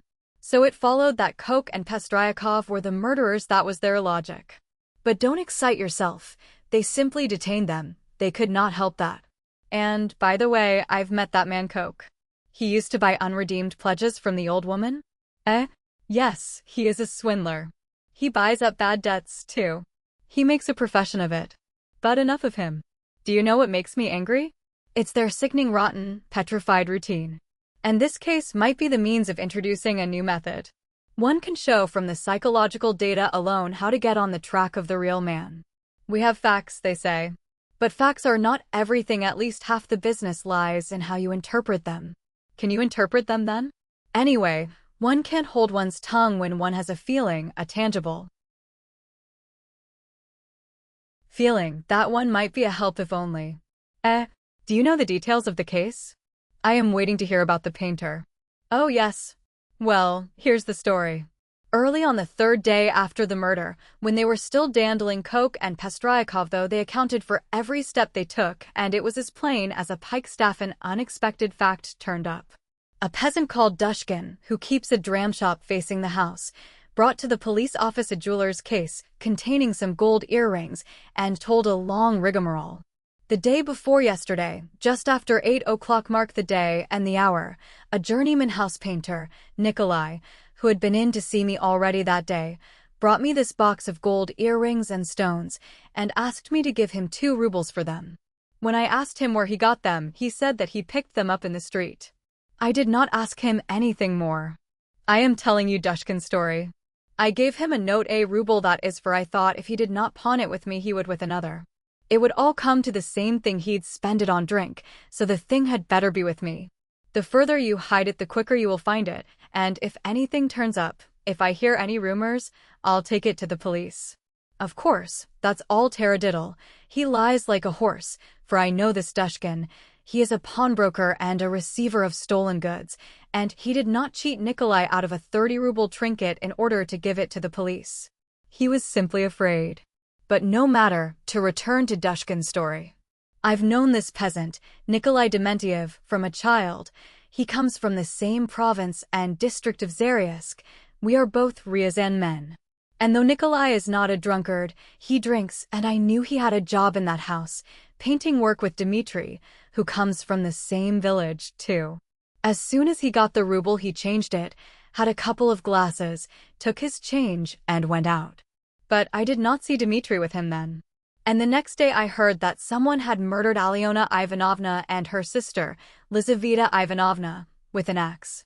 I knew them, and I felt suspicious about the earrings at once, for I knew the murdered woman lent money on pledges. I went to the house and began to make careful inquiries without saying a word to anyone. First of all I asked, "Is Nikolai here?" Dmitri told me that Nikolai had gone off on the spree. He had come home at daybreak drunk, stayed in the house about 10 minutes, and went out again. Dmitri didn't see him again and is finishing the job alone. And their job is on the same staircase as the murder, on the 2nd floor. When I heard all that, I did not say a word to anyone. That's Dushkin's tale, but I found out what I could about the murder and went home feeling as suspicious as ever. And at 8 o'clock this morning, that was the 3rd day, you understand, I saw Nikolai coming in, not sober, though not to say very drunk. He could understand what was said to him. He sat down on the bench and did not speak. There was only one stranger in the bar and a man I knew asleep on a bench, and our 2 boys. "Have you seen Dmitri?" said I. "No, I haven't," said he. "And you've not been here either?" "Not since the day before yesterday," said he. "And where did you sleep last night?" "In Pesky with the Kolomensky men." "And where did you get those earrings?" I asked. I found them in the street, and the way he said it was a bit queer. He did not look at me. Did you hear what happened that very evening at that very hour on that same staircase? Said I. No, said he, I had not heard, and all the while he was listening, his eyes were staring out of his head and he turned as white as chalk. I told him all about it, and he took his hat and began getting up. I wanted to keep him. Wait a bit, Nikolai, said I, won't you have a drink? And I signed to the boy to hold the door, and I came out from behind the bar, but he darted out and down the street to the turning at a run. I have not seen him since. Then my doubts were at an end. It was his doing, as clear as could be. I should think so, said Zosimov. Wait. Hear the end. Of course they sought high and low for Nikolai. They detained Dushkin and searched his house. Dmitri, too, was arrested. The Kolomensky men also were turned inside out. And the day before yesterday they arrested Nikolai in a tavern at the end of the town. He had gone there, taken the silver cross off his neck, and asked for a dram for it. They gave it to him. A few minutes afterwards the woman went to the cowshed, and through a crack in the wall she saw in the stable adjoining he had made a noose of his sash from the beam, stood on a block of wood, and was trying to put his neck in the noose. The woman screeched her hardest. People ran in. So, that's what you're up to. Take me, he says, to such and such a police officer. I'll confess everything. Well, they took him to that police station that is here with a suitable escort. So they asked him this and that, how old he is, 22, and so on. At the question, when you were working with Dmitri, didn't you see anyone on the staircase at such and such a time? Answer, to be sure folks may have gone up and down, but I did not notice them. And didn't you hear anything, any noise, and so on? We heard nothing special. And did you hear, Nikolai, that on the same day widow so-and-so and her sister were murdered and robbed? I never knew a thing about it. The first I heard of it was from Afanasy Pavlovich the day before yesterday. And where did you find the earrings? I found them on the pavement. Why didn't you go to work with Dmitri the other day? Because I was drinking. And where were you drinking? Oh, in such and such a place. Why did you run away? From Dushkin's. Because I was awfully frightened. What were you frightened of? That I should be accused. How could you be frightened if you felt free from guilt? Now, Zosimov, you may not believe me. That question was put literally in those words. I know it for a fact. It was repeated to me exactly. What do you say to that? Well, anyway, there's the evidence. I am not talking of the evidence now. I am talking about that question, of their own idea of themselves. Well, so they squeezed and squeezed him, and he confessed. I did not find it in the street, but in the flat where I was painting with Dmitri. And how was that? Why, Dmitri and I were painting there all day, and we were just getting ready to go, and Dmitri took a brush and painted my face, and he ran off and I after him. I ran after him, shouting my hardest, and at the bottom of the stairs I ran right against the porter and some gentlemen, and how many gentlemen were there I don't remember. And the porter swore at me, and the other porter swore, too, and the porter's wife came out and swore at us, too, and a gentleman came into the entry with a lady, and he swore at us, too, for Dmitri and I lay right across the way. I got hold of Dmitri's hair and knocked him down and began beating him. And Dmitri, too, caught me by the hair and began beating me. But we did it all not for temper but in a friendly way, for sport. And then Dmitri escaped and ran into the street, and I ran after him, but I did not catch him, and went back to the flat alone. I had to clear up my things. I began putting them together, expecting Dmitri to come, and there in the passage, in the corner by the door, I stepped on the box. I saw it lying there wrapped up in paper. I took off the paper, saw some little hooks, undid them, and in the box were the earrings. Behind the door? Lying behind the door? Behind the door.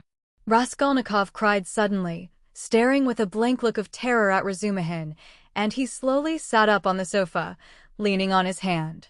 Yes. Why? What's the matter? What's wrong? Razumihin, too, got up from his seat. Nothing, Raskolnikov answered faintly, turning to the wall. All were silent for a while. He must have waked from a dream, Razumihin said at last, looking inquiringly at Zosimov. The latter slightly shook his head. Well, go on, said Zosimov. What next? What next? As soon as he saw the earrings, forgetting Dmitri and everything, he took up his cap and ran to Dushkin and, as we know, got a ruble from him. He told a lie saying he found them in the street and went off drinking. He keeps repeating his old story about the murder. I know nothing of it, never heard of it till the day before yesterday. And why didn't you come to the police till now? I was frightened. And why did you try to hang yourself? From anxiety. What anxiety? That I should be accused of it. Well, that's the whole story. And now what do you suppose they deduced from that? Why, there's no supposing. There's a clue, such as it is, a fact. You wouldn't have your painter set free. Now they've simply taken him for the murderer. They haven't a shadow of doubt. That's nonsense. You are excited. But what about the earrings? You must admit that, if on the very same day and hour earrings from the old woman's box have come into Nikolai's hands, they must have come there somehow. That's a good deal in such a case. How did they get there? How did they get there? Cried Razumihin. How can you, a doctor, whose duty it is to study man and who has more opportunity than anyone else for studying human nature, how can you fail to see the character of the man in the whole story? Don't you see at once that the answers he has given in the examination are the holy truth? They came into his hand precisely as he has told us. He stepped on the box and picked it up. The holy truth. But didn't he own himself that he told a lie at first? Listen to me, listen attentively. The porter and Koch and Pestryakov and the other porter and the wife of the first porter and the woman who was sitting in the porter's lodge and the man Kryakov, who had just got out of a cab at that minute and went in at the entry with a lady on his arm. That is 8 or 10 witnesses, agree that Nikolai had Dmitri on the ground, was lying on him beating him, while Dmitri hung on to his hair, beating him, too. They lay right across the way, blocking the thoroughfare. They were sworn at on all sides while they, like children, the very words of the witnesses, were falling over one another, squealing, fighting and laughing with the funniest faces and, chasing one another like children, they ran into the street. Now take careful note. The bodies upstairs were warm, you understand, warm when they found them. If they, or Nikolai alone, had murdered them and broken open the boxes, or simply taken part in the robbery, allow me to ask you one question. Do their state of mind, their squeals and giggles and childish scuffling at the gate fit in with axes, bloodshed, fiendish cunning, robbery? They'd just killed them, not 5 or 10 minutes before, for the bodies were still warm, and at once, leaving the flat open, knowing that people would go there at once, flinging away their booty, they rolled about like children, laughing and attracting general attention. And there are a dozen witnesses to swear to that. Of course it is strange. It's impossible, indeed, but no, brother, no underscore buts underscore. And if the earrings being found in Nikolai's hands at the very day and hour of the murder constitutes an important piece of circumstantial evidence against him, although the explanation given by him accounts for it, and therefore it does not tell seriously against him, one must take into consideration the facts which prove him innocent, especially as they are facts that underscore cannot be denied underscore. And do you suppose, from the character of our legal system, that they will accept, or that they are in a position to accept, this fact resting simply on a psychological impossibility as irrefutable and conclusively breaking down the circumstantial evidence for the prosecution? No, they won't accept it. They certainly won't, because they found the jewel case and the man tried to hang himself, which he could not have done if he hadn't felt guilty. That's the point. That's what excites me. You must understand. Oh, I see you're excited. Wait a bit. I forgot to ask you, what proof is there that the box came from the old woman? That's been proved, said Razumihin with apparent reluctance, frowning. Koch recognized the jewel case and gave the name of the owner, who proved conclusively that it was his. That's bad. Now another point. Did anyone see Nikolai at the time that Koch and Pestryakov were going upstairs at first, and is there no evidence about that? Nobody did see him, Razumihin answered with vexation. That's the worst of it. Even Koch and Pestryakov did not notice them on their way upstairs, though, indeed, their evidence could not have been worth much. They said they saw the flat was open and that there must be work going on in it, but they took no special notice and could not remember whether there actually were men at work in it. So the only evidence for the defense is that they were beating one another and laughing. That constitutes a strong presumption, but how do you explain the facts yourself? How do I explain them? What is there to explain? It's clear.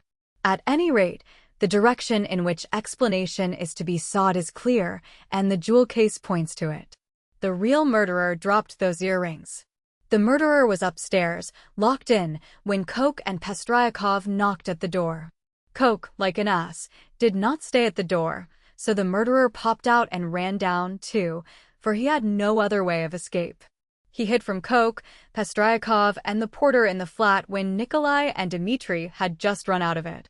He stopped there while the porter and others were going upstairs, waited till they were out of hearing, and then went calmly downstairs at the very minute when Dmitri and Nikolai ran out into the street and there was no one in the entry. Possibly he was seen, but not noticed. There are lots of people going in and out. He must have dropped the earrings out of his pocket when he stood behind the door, and did not notice he dropped them, because he had other things to think of. The jewel case is a conclusive proof that he did stand there. That's how I explain it. Too clever. No, my boy, you're too clever. That beats everything. But why? Why? Because everything fits too well. It's too melodramatic. Razumihin was exclaiming, but at that moment the door opened and a personage came in who was a stranger to all present. Chapter 5. This was a gentleman no longer young, of a stiff and portly appearance, and a cautious and sour countenance. He began by stopping short in the doorway, staring about him with offensive and undisguised astonishment, as though asking himself what sort of place he had come to. Mistrustfully, and with an affectation of being alarmed and almost affronted, he scanned Raskolnikov's low and narrow cabin. With the same amazement he stared at Raskolnikov, who lay undressed, disheveled, unwashed, on his miserable dirty sofa, looking fixedly at him. Then with the same deliberation he scrutinized the uncouth, unkempt figure and unshaven face of Razumihin, who looked him boldly and inquiringly in the face without rising from his seat. A constrained silence lasted for a couple of minutes, and then, as might be expected, some scene-shifting took place. Reflecting, probably from certain fairly unmistakable signs, that he would get nothing in this cabin by attempting to overawe them, the gentleman softened somewhat and civilly, though with some severity, emphasizing every syllable of his question, addressed Zosimov, Rodion Romanovich Raskolnikov, a student. Or formerly a student? Zosimov made a slight movement, and would have answered, had not Razumihin anticipated him. Here he is lying on the sofa. What do you want? This familiar "what do you want" seemed to cut the ground from the feet of the pompous gentleman. He was turning to Razumihin, but checked himself in time and turned to Zosimov again. "This is Raskolnikov," mumbled Zosimov, nodding towards him. Then he gave a prolonged yawn, opening his mouth as wide as possible. Then he lazily put his hand into his waistcoat pocket, pulled out a huge gold watch in a round hunter's case, opened it, looked at it, and as slowly and lazily proceeded to put it back. Raskolnikov himself lay without speaking, on his back, gazing persistently, though without understanding, at the stranger. Now that his face was turned away from the strange flower on the paper, it was extremely pale and wore a look of anguish, as though he had just undergone an agonizing operation or just been taken from the rack. But the newcomer gradually began to arouse his attention, then his wonder, then suspicion and even alarm. When Zosimov said, "This is Raskolnikov," he jumped up quickly, sat on the sofa, and with an almost defiant, but weak and breaking, voice articulated, "Yes, I am Raskolnikov. What do you want?" The visitor scrutinized him and pronounced impressively, "Pyotr Petrovich Lizin. I believe I have reason to hope that my name is not wholly unknown to you." But Raskolnikov, who had expected something quite different, gazed blankly and dreamily at him, making no reply, as though he heard the name of Pyotr Petrovich for the first time. "Is it possible that you can up to the present have received no information?" asked Pyotr Petrovich, somewhat disconcerted. In reply, Raskolnikov sank languidly back on the pillow, put his hands behind his head and gazed at the ceiling. A look of dismay came into Lizin's face. Zosimov and Razumihin stared at him more inquisitively than ever, and at last he showed unmistakable signs of embarrassment. I had presumed and calculated, he faltered, that a letter posted more than 10 days, if not a fortnight ago. I say, why are you standing in the doorway? Razumihin interrupted suddenly. If you've something to say, sit down. Nastasia, and you're so crowded. Nastasia, make room. Here's a chair, thread your way in. He moved his chair back from the table, made a little space between the table and his knees, and waited in a rather cramped position for the visitor to thread his way in.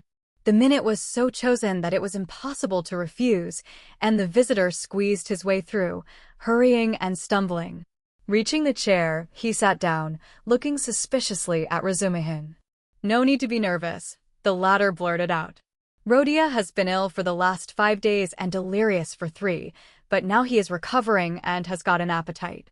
This is his doctor, who has just had a look at him. I am a comrade of Rodia's, like him, formerly a student, and now I am nursing him, so don't you take any notice of us, but go on with your business. Thank you. But shall I not disturb the invalid by my presence and conversation? Pyotr Petrovitch asked of Zosimov. And no, mumbled Zosimov, you may amuse him. He yawned again.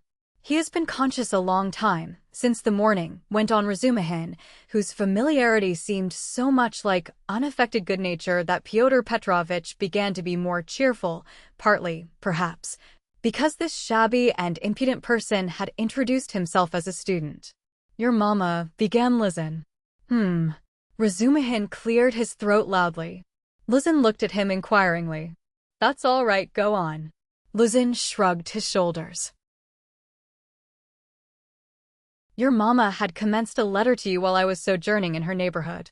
On my arrival here, I purposely allowed a few days to elapse before coming to see you, in order that I might be fully assured that you were in full possession of the tidings, but now, to my astonishment, I know. Raskolnikov cried suddenly, with impatient vexation. So you're the _fiancé_? I know, and that's enough. There was no doubt about Pyotr Petrovitch's being offended this time, but he said nothing. He made a violent effort to understand what it all meant. There was a moment's silence. Meanwhile, Raskolnikov, who had turned a little towards him when he answered, began suddenly staring at him again with marked curiosity, as though he had not had a good look at him yet, or as though something new had struck him. He rose from his pillow on purpose to stare at him. There certainly was something peculiar in Pyotr Petrovitch's whole appearance, something which seemed to justify the title of fiancé so unceremoniously applied to him. In the first place, it was evident, far too much so indeed, that Pyotr Petrovitch had made eager use of his few days in the capital to get himself up and rig himself out in expectation of his betrothed day, perfectly innocent and permissible proceeding indeed. Even his own, perhaps too complacent, consciousness of the agreeable improvement in his appearance might have been forgiven in such circumstances, seeing that Pyotr Petrovitch had taken up the role of fiancé. All his clothes were fresh from the tailor's and were all right, except for being too new and too distinctly appropriate. Even the stylish new round hat had the same significance. Pyotr Petrovitch treated it too respectfully and held it too carefully in his hands. The exquisite pair of lavender gloves, real Louvain, told the same tale, if only from the fact of his not wearing them, but carrying them in his hand for show. Light and youthful colors predominated in Pyotr Petrovitch's attire. He wore a charming summer jacket of a fawn shade, light thin trousers, a waistcoat of the same, new and fine linen, a cravat of the lightest cambric with pink stripes on it, and the best of it was, this all suited Pyotr Petrovitch. His very fresh and even handsome face looked younger than his 45 years at all times. His dark mutton-chop whiskers made an agreeable setting on both sides, growing thickly upon his shining, clean-shaven chin. Even his hair, touched here and there with gray, though it had been combed and curled at a hairdresser's, did not give him a stupid appearance, as curled hair usually does, by inevitably suggesting a German on his wedding day. If there really was something unpleasing and repulsive in his rather good-looking and imposing countenance, it was due to quite other causes. After scanning Mr. Luzin unceremoniously, Raskolnikov smiled malignantly, sank back on the pillow, and stared at the ceiling as before. But Mr. Luzin hardened his heart and seemed determined to take no notice of their oddities. "I feel the greatest regret at finding you in this situation," he began, again breaking the silence with an effort. "If I had been aware of your illness, I should have come earlier. But you know what business is. I have, too, a very important legal affair in the Senate, not to mention other preoccupations which you may well conjecture.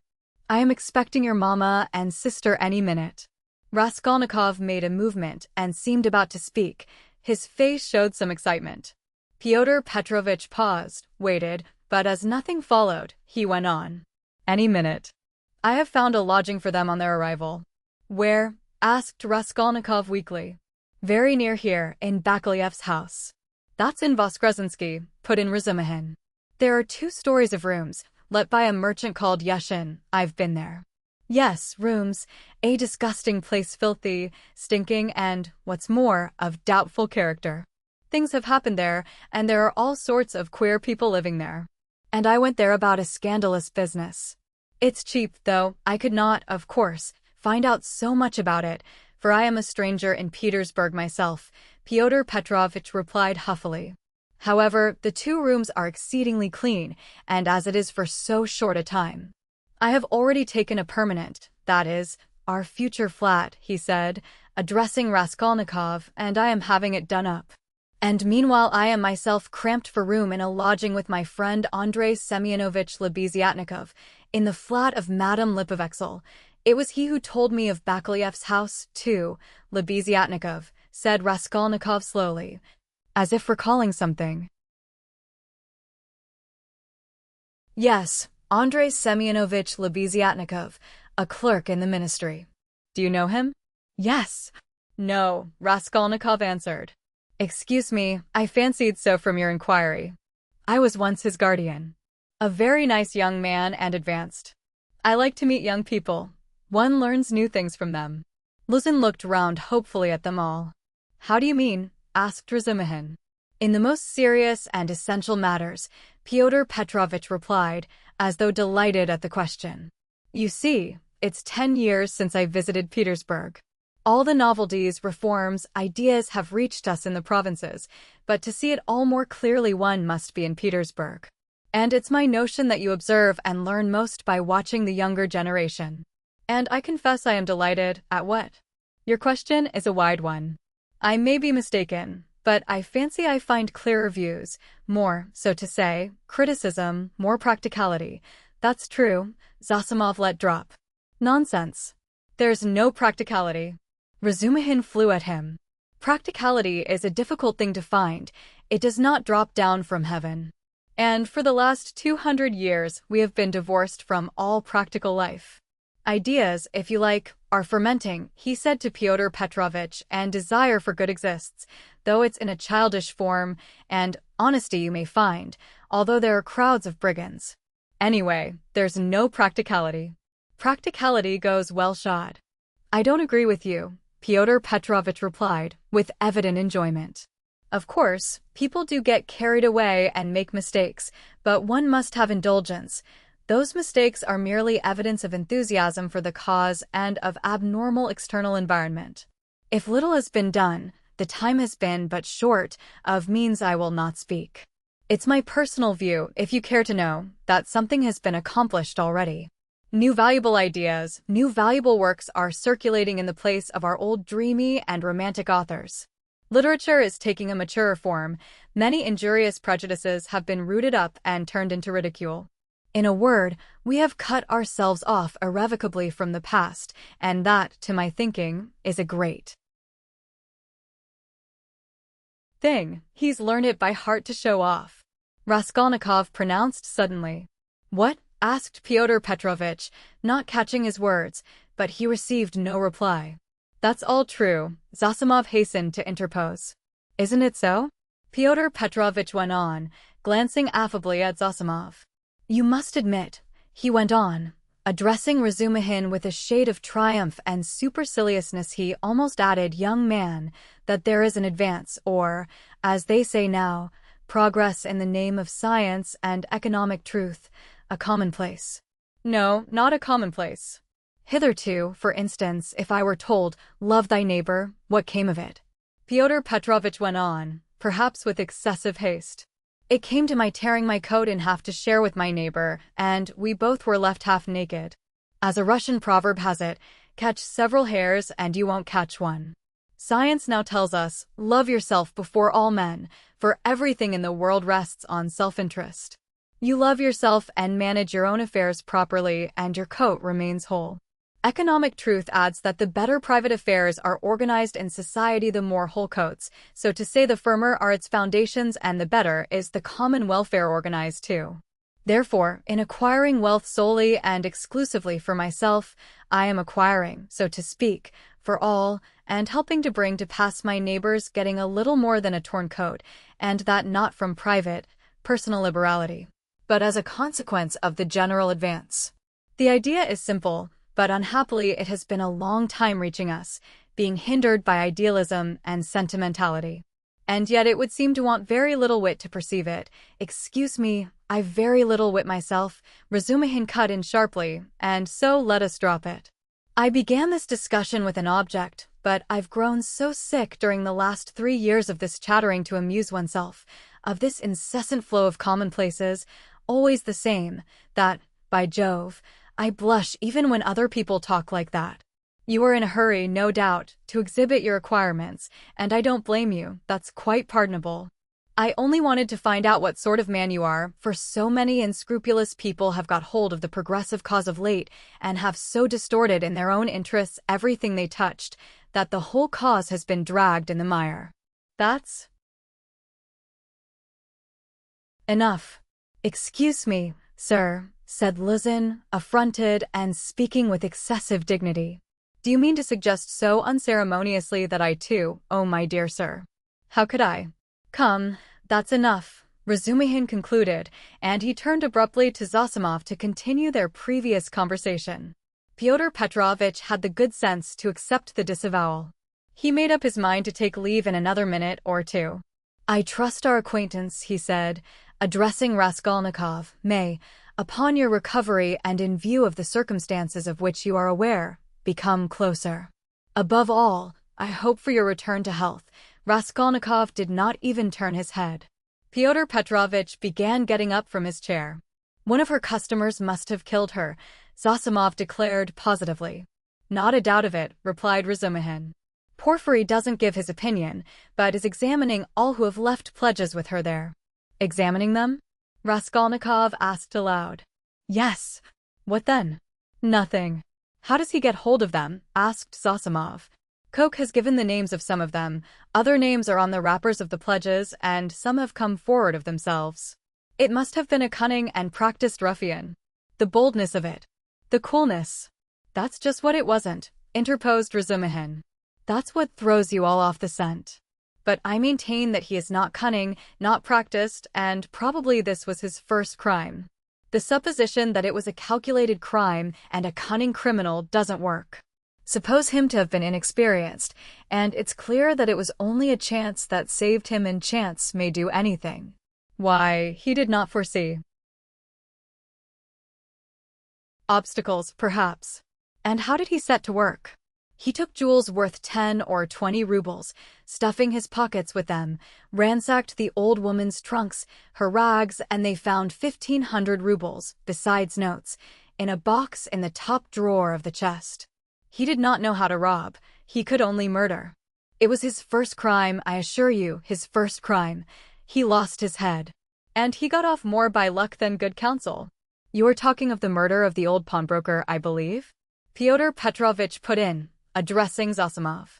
He was standing, hat and gloves in hand, but before departing he felt disposed to throw off a few more intellectual phrases. He was evidently anxious to make a favorable impression, and his vanity overcame his prudence. Yes, you've heard of it. Oh, yes, being in the neighborhood. Do you know the details? I can't say that, but another circumstance interests me in the case, the whole question, so to say. Not to speak of the fact that crime has been greatly on the increase among the lower classes during the last 5 years. Not to speak of the cases of robbery and arson everywhere. What strikes me as the strangest thing is that in the higher classes, too, crime is increasing proportionately. In one place one hears of students robbing the mail on the high road. In another place people of good social position forge false banknotes. In Moscow of late a whole gang has been captured who used to forge lottery tickets. And one of the ringleaders was a lecturer in universal history. Then our secretary abroad was murdered from some obscure motive of gain. And if this old woman, the pawnbroker, has been murdered by someone of a higher class in society, for peasants don't pawn gold trinkets, how are we to explain this demoralization of the civilized part of our society? There are many economic changes, put in Zossimov. How are we to explain it? Razumihin caught him up. It might be explained by our inveterate impracticality. How do you mean? What answer had your lecturer in Moscow to make to the question why he was forging notes? Everybody is getting rich one way or another, so I want to make haste to get rich too. I don't remember the exact words. But the upshot was that he wants money for nothing, without waiting or working. We've grown used to having everything ready-made, to walking on crutches, to having our food chewed for us. Then the great hour struck, and every man showed himself in his true colors. The emancipation of the serfs in 1861 is meant. Translator's note. But morality? And, so to speak, principles. But why do you worry about it? Raskolnikov interposed suddenly. It's in accordance with your theory. In accordance with my theory? Why, carry out logically the theory you were advocating just now, and it follows that people may be killed. Upon my word, cried Luzin. No, that's not so, put in Zossimov. Raskolnikov lay with a white face and twitching upper lip, breathing painfully. There's a measure in all things, Luzin went on superciliously. Economic ideas are not an incitement to murder, and one has but to suppose. And is it true? Raskolnikov interposed once more suddenly, again in a voice quivering with fury and delight in insulting him. Is it true that you told your fiancé within an hour of her acceptance, that what pleased you most was that she was a beggar? Because it was better to raise a wife from poverty, so that you may have complete control over her and reproach her with your being her benefactor. Upon my word, Luzin cried wrathfully and irritably, crimson with confusion, to distort my words in this way. Excuse me, allow me to assure you that the report which has reached you, or rather, let me say, has been conveyed to you, has no foundation in truth, and I suspect who. In a word, this arrow. In a word, your mamma. She seemed to me in other things, with all her excellent qualities, of a somewhat high-flown and romantic way of thinking. But I was 1,000 miles from supposing that she would misunderstand and misrepresent things in so fanciful a way. And indeed. I tell you what, cried Raskolnikov, raising himself on his pillow and fixing his piercing, glittering eyes upon him. I tell you what. What? Luzin stood still, waiting with a defiant and offended face. Silence lasted for some seconds. Why, if ever again you dare to mention a single word about my mother, I shall send you flying downstairs. What's the matter with you? Cried Razumihin. So that's how it is? Luzin turned pale and bit his lip.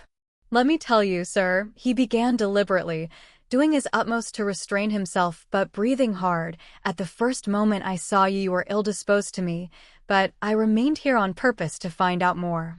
I could forgive a great deal in a sick man and a connection, but you. Never after this. I am not ill, cried Raskolnikov.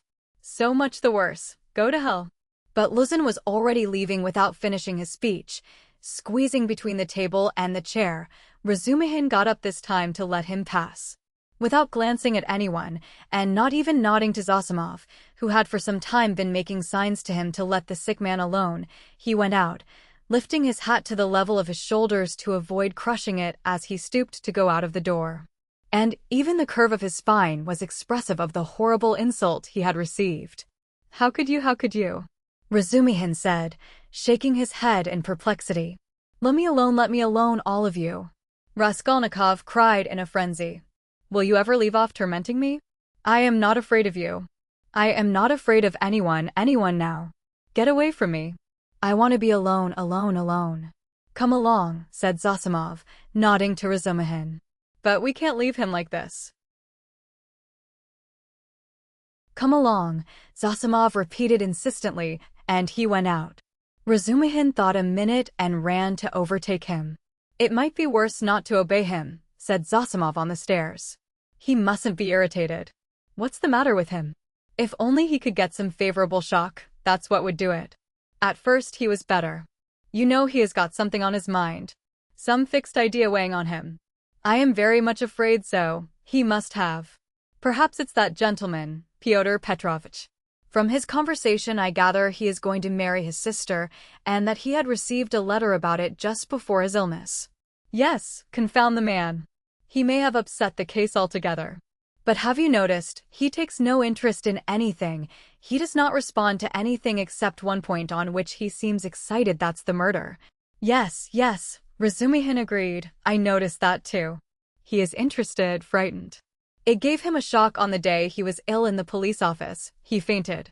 Tell me more about that this evening, and I'll tell you something afterwards. He interests me very much. In half an hour I'll go and see him again. There'll be no inflammation, though. Thanks. And I'll wait with Pashenka meantime, and we'll keep watch on him through Nastasia. Raskolnikov, left alone, looked with impatience and misery at Nastasia, but she still lingered. Won't you have some tea now? She asked. Later. I am sleepy. Leave me. He turned abruptly to the wall. Nastasia went out. Chapter 6. But as soon as she went out, he got up, latched the door, undid the parcel which Razumihin had brought in that evening and had tied up again, and began dressing. Strange to say, he seemed immediately to have become perfectly calm, not a trace of his recent delirium nor of the panic fear that had haunted him of late. It was the first moment of a strange sudden calm. His movements were precise and definite. A firm purpose was evident in them. Today, he muttered to himself. He understood that he was still weak, but his intense spiritual concentration gave him strength and self-confidence. He hoped, moreover, that he would not fall down in the street. When he had dressed in entirely new clothes, he looked at the money lying on the table, and after a moment's thought put it in his pocket. It was 25 rubles. He took also all the copper change from the 10 rubles spent by Razumihin on the clothes. Then he softly unlatched the door, went out, slipped downstairs, and glanced in at the open kitchen door. Nastasia was standing with her back to him, blowing up the landlady's samovar. She heard nothing. Who would have dreamed of his going out, indeed? A minute later he was in the street. It was nearly 8 o'clock. The sun was setting. It was as stifling as before, but he eagerly drank in the stinking, dusty town air. His head felt rather dizzy. A sort of savage energy gleamed suddenly in his feverish eyes and his wasted, pale, and yellow face. He did not know and did not think where he was going. He had one thought only, that all this must be ended today, once for all, immediately, that he would not return home without it, because he would not go on living like that . How, with what to make an end? He had not an idea about it. He did not even want to think of it. He drove away thought. Thought tortured him. All he knew, all he felt was that everything must be changed one way or another. He repeated with desperate and immovable self-confidence and determination. From old habit, he took his usual walk in the direction of the Haymarket. A dark-haired young man with a barrel organ was standing in the road in front of a little general shop and was grinding out a very sentimental song. He was accompanying a girl of 15 who stood on the pavement in front of him. She was dressed up in a crinoline, a mantle and a straw hat with a flame-colored feather in it, all very old and shabby. In a strong and rather agreeable voice, cracked and coarsened by street singing, she sang in hope of getting a copper from the shop. Raskolnikov joined 2 or 3 listeners, took out a 5-kopeck piece and put it in the girl's hand. She broke off abruptly on a sentimental high note, shouted sharply to the organ grinder, "Come on," and both moved on to the next shop. "Do you like street music?" said Raskolnikov, addressing a middle-aged man standing idly by him. The man looked at him, startled and wondering. "I love to hear singing to a street organ," said Raskolnikov, and his manner seemed strangely out of keeping with the subject. "I like it on cold, dark, damp autumn evenings. They must be damp when all the passers-by have pale green, sickly faces. Or better still, when wet snow is falling straight down, when there's no wind, you know what I mean, and the street lamps shine through it. I don't know." "Excuse me," muttered the stranger, frightened by the question and Raskolnikov's strange manner, and he crossed over to the other side of the street. Raskolnikov walked straight on and came out at the corner of the Haymarket, where the huckster and his wife had talked with Lizaveta, but they were not there now. Recognizing the place, he stopped, looked round and addressed a young fellow in a red shirt who stood gaping before a corn chandler's shop. "Isn't there a man who keeps a booth with his wife at this corner?" "All sorts of people keep booths here," answered the young man, glancing superciliously at Raskolnikov. "What's his name?" "What he was christened." "Aren't you a Zaraysky man, too?" "Which province?" The young man looked at Raskolnikov again. "It's not a province, Your Excellency, but a district." "Graciously forgive me, Your Excellency. Is that a tavern at the top there?" "Yes, it's an eating house, and there's a billiard room, and you'll find princesses there too." "La." Raskolnikov crossed the square. In that corner there was a dense crowd of peasants. He pushed his way into the thickest part of it, looking at the faces. He felt an unaccountable inclination to enter into conversation with people. But the peasants took no notice of him. They were all shouting in groups together. He stood and thought a little and took a turning to the right in the direction of V. He had often crossed that little street which turns at an angle, leading from the marketplace to Sadovy Street. Of late he had often felt drawn to wander about this district, when he felt depressed, that he might feel more so. Now he walked along, thinking of nothing.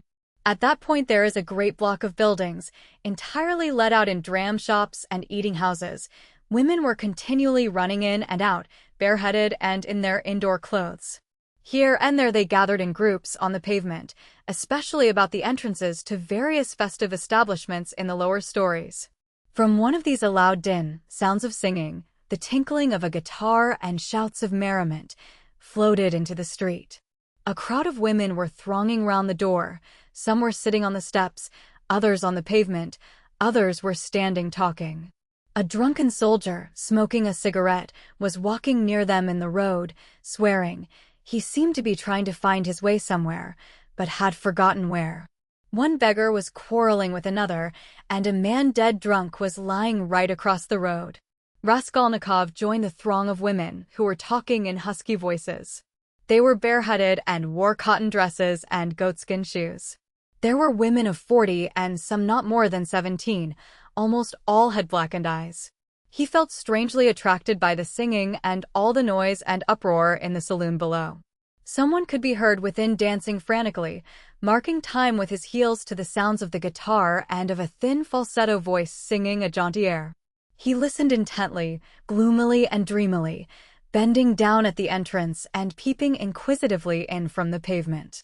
"Oh, my handsome soldier, don't beat me for nothing," trilled the thin voice of the singer. Raskolnikov felt a great desire to make out what he was singing, as though everything depended on that. "Shall I go in?" he thought. "They are laughing. From drink. Shall I get drunk?" "Won't you come in?" one of the women asked him. Her voice was still musical and less thick than the others. She was young and not repulsive, the only one of the group. "Why, she's pretty," he said, drawing himself up and looking at her. She smiled, much pleased at the compliment. "You're very nice looking yourself," she said. "Isn't he thin, though?" observed another woman in a deep bass. "Have you just come out of a hospital?" "They're all generals' daughters, it seems, but they have all snub noses," interposed a tipsy peasant with a sly smile on his face, wearing a loose coat. "See how jolly they are. Go along with you." "I'll go, sweetie." And he darted down into the saloon below. Raskolnikov moved on. "I say, sir," the girl shouted after him. "What is it?" She hesitated. "I'll always be pleased to spend an hour with you, kind gentleman, but now I feel shy. Give me 6 kopecks for a drink, there's a nice young man." Raskolnikov gave her what came first, 15 kopecks. Ah, what a good-natured gentleman. What's your name? Ask for Duclida. Well, that's too much, one of the women observed, shaking her head at Duclida. I don't know how you can ask like that. I believe I should drop with shame. Raskolnikov looked curiously at the speaker. She was a pockmarked wench of 30, covered with bruises, with her upper lip swollen. She made her criticism quietly and earnestly. Where is it, thought Raskolnikov. Where is it I've read that someone condemned to death says or thinks, an hour before his death, that if he had to live on some high rock, on such a narrow ledge that he'd only room to stand, and the ocean, everlasting darkness, everlasting solitude, everlasting tempest around him, if he had to remain standing on a square yard of space all his life, 1,000 years, eternity, it were better to live so than to die at once. Only to live and live. Life, whatever it may be. How true it is. Good God, how true. Man is a vile creature. And vile as he who calls him vile for that, he added a moment later. He went into another street. Bah, the Palais de Cristal. Razumihin was just talking of the Palais de Cristal. But what on earth was it I wanted? Yes, the newspapers. Zosimov said he'd read it in the papers. Have you the papers? He asked, going into a very spacious and positively clean restaurant, consisting of several rooms, which were, however, rather empty.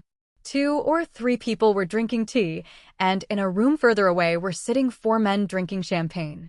Raskolnikov fancied that Zametov was one of them, but he could not be sure at that distance. What if it is, he thought.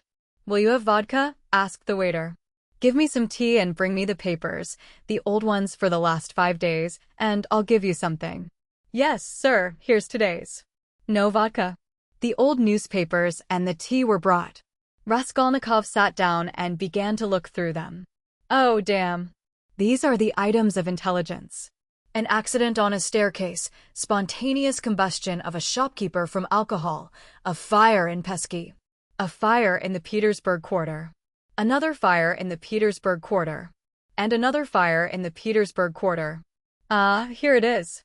He found at last what he was seeking and began to read it. The lines danced before his eyes, but he read it all and began eagerly seeking later editions in the following numbers. His hands shook with nervous impatience as he turned the sheets. Suddenly someone sat down beside him at his table. He looked up. It was the head clerk Zametov, looking just the same, with the rings on his fingers and the watch chain, with the curly, black hair, parted and pomaded, with the smart waistcoat, rather shabby coat and doubtful linen. He was in a good humor, at least he was smiling very gaily and good-humoredly. His dark face was rather flushed from the champagne he had drunk. What, you hear? He began in surprise, speaking as though he'd known him all his life. Why, Razumihin told me only yesterday you were unconscious. How strange. And, do you know I've been to see you? Raskolnikov knew he would come up to him. He laid aside the papers and turned to Zametov. There was a smile on his lips, and a new shade of irritable impatience was apparent in that smile. I know you have, he answered. I've heard it. You looked for my sock. And you know Razumihin has lost his heart to you? He says you've been with him to Louise Ivanovna's, you know, the woman you tried to befriend, for whom you winked to the explosive lieutenant, and he would not understand. Do you remember? How could he fail to understand? It was quite clear, wasn't it? What a hothead he is. The explosive one? No, your friend Razumihin. You must have a jolly life, Mr. Zametov. Entrance free to the most agreeable places. Who's been pouring champagne into you just now? We've just been having a drink together. You talk about pouring it into me. By way of a fee. You profit by everything. Raskolnikov laughed. It's all right, my dear boy, he added, slapping Zametov on the shoulder. I am not speaking from temper, but in a friendly way, for sport, as that workman of yours said when he was scuffling with Dmitri, in the case of the old woman. How do you know about it? Perhaps I know more about it than you do. How strange you are. I am sure you are still very unwell. You oughtn't to have come out. Oh, do I seem strange to you? Yes. What are you doing reading the papers? Yes. There's a lot about the fires. No, I am not reading about the fires. Here he looked mysteriously at Zametov. His lips were twisted again in a mocking smile. No, I am not reading about the fires, he went on, winking at Zametov. But confess now, my dear fellow, you're awfully anxious to know what I am reading about? I am not in the least. Mayn't I ask a question? Why do you keep on? Listen, you're a man of culture and education?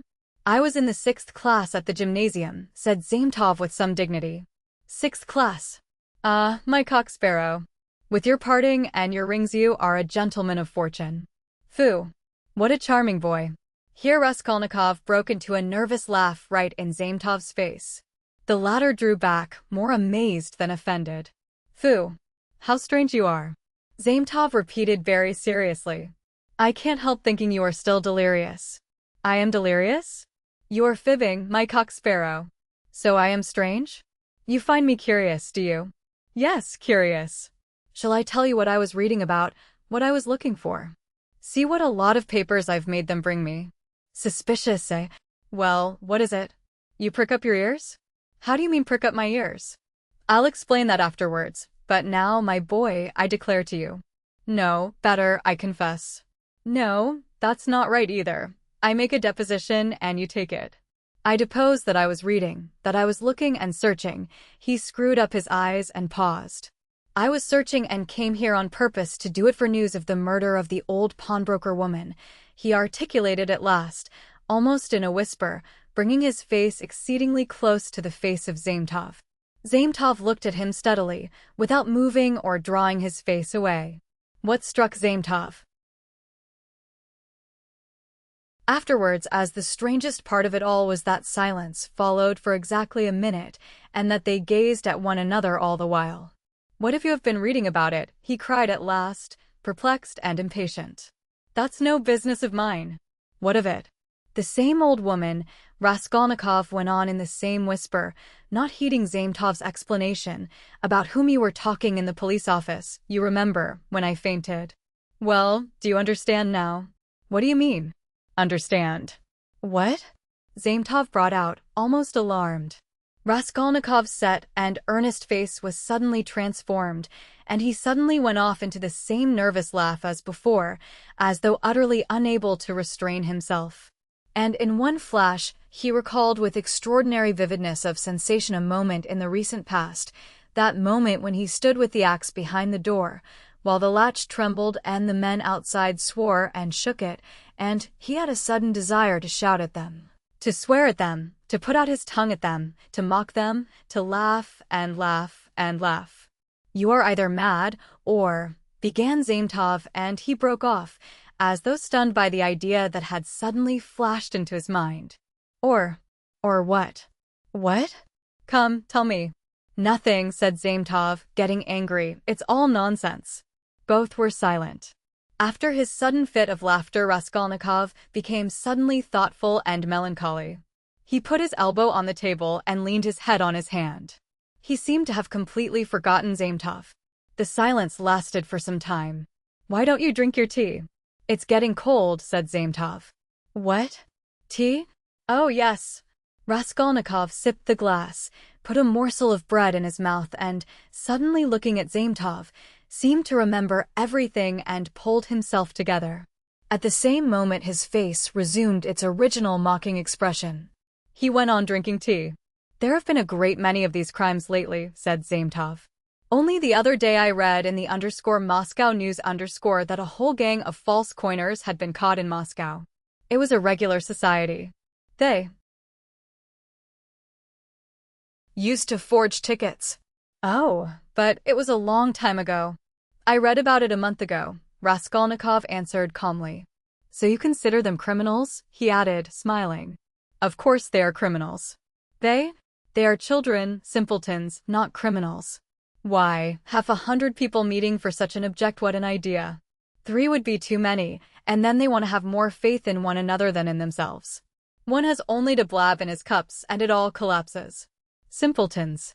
They engaged untrustworthy people to change the notes. What a thing to trust to a casual stranger. Well, let us suppose that these simpletons succeed and each makes $1 million, and what follows for the rest of their lives? Each is dependent on the others for the rest of his life. Better hang oneself at once. And they did not know how to change the notes either. The man who changed the notes took 5,000 rubles, and his hands trembled. He counted the first 4,000, but did not count the 5,000. He was in such a hurry to get the money into his pocket and run away. Of course, he roused suspicion. And the whole thing came to a crash through one fool. Is it possible that his hands trembled? Observed Zametov. Yes, that's quite possible. That, I feel quite sure, is possible. Sometimes one can't stand things. Can't stand that. Why could you stand it then? No, I couldn't. For the sake of 100 rubles to face such a terrible experience?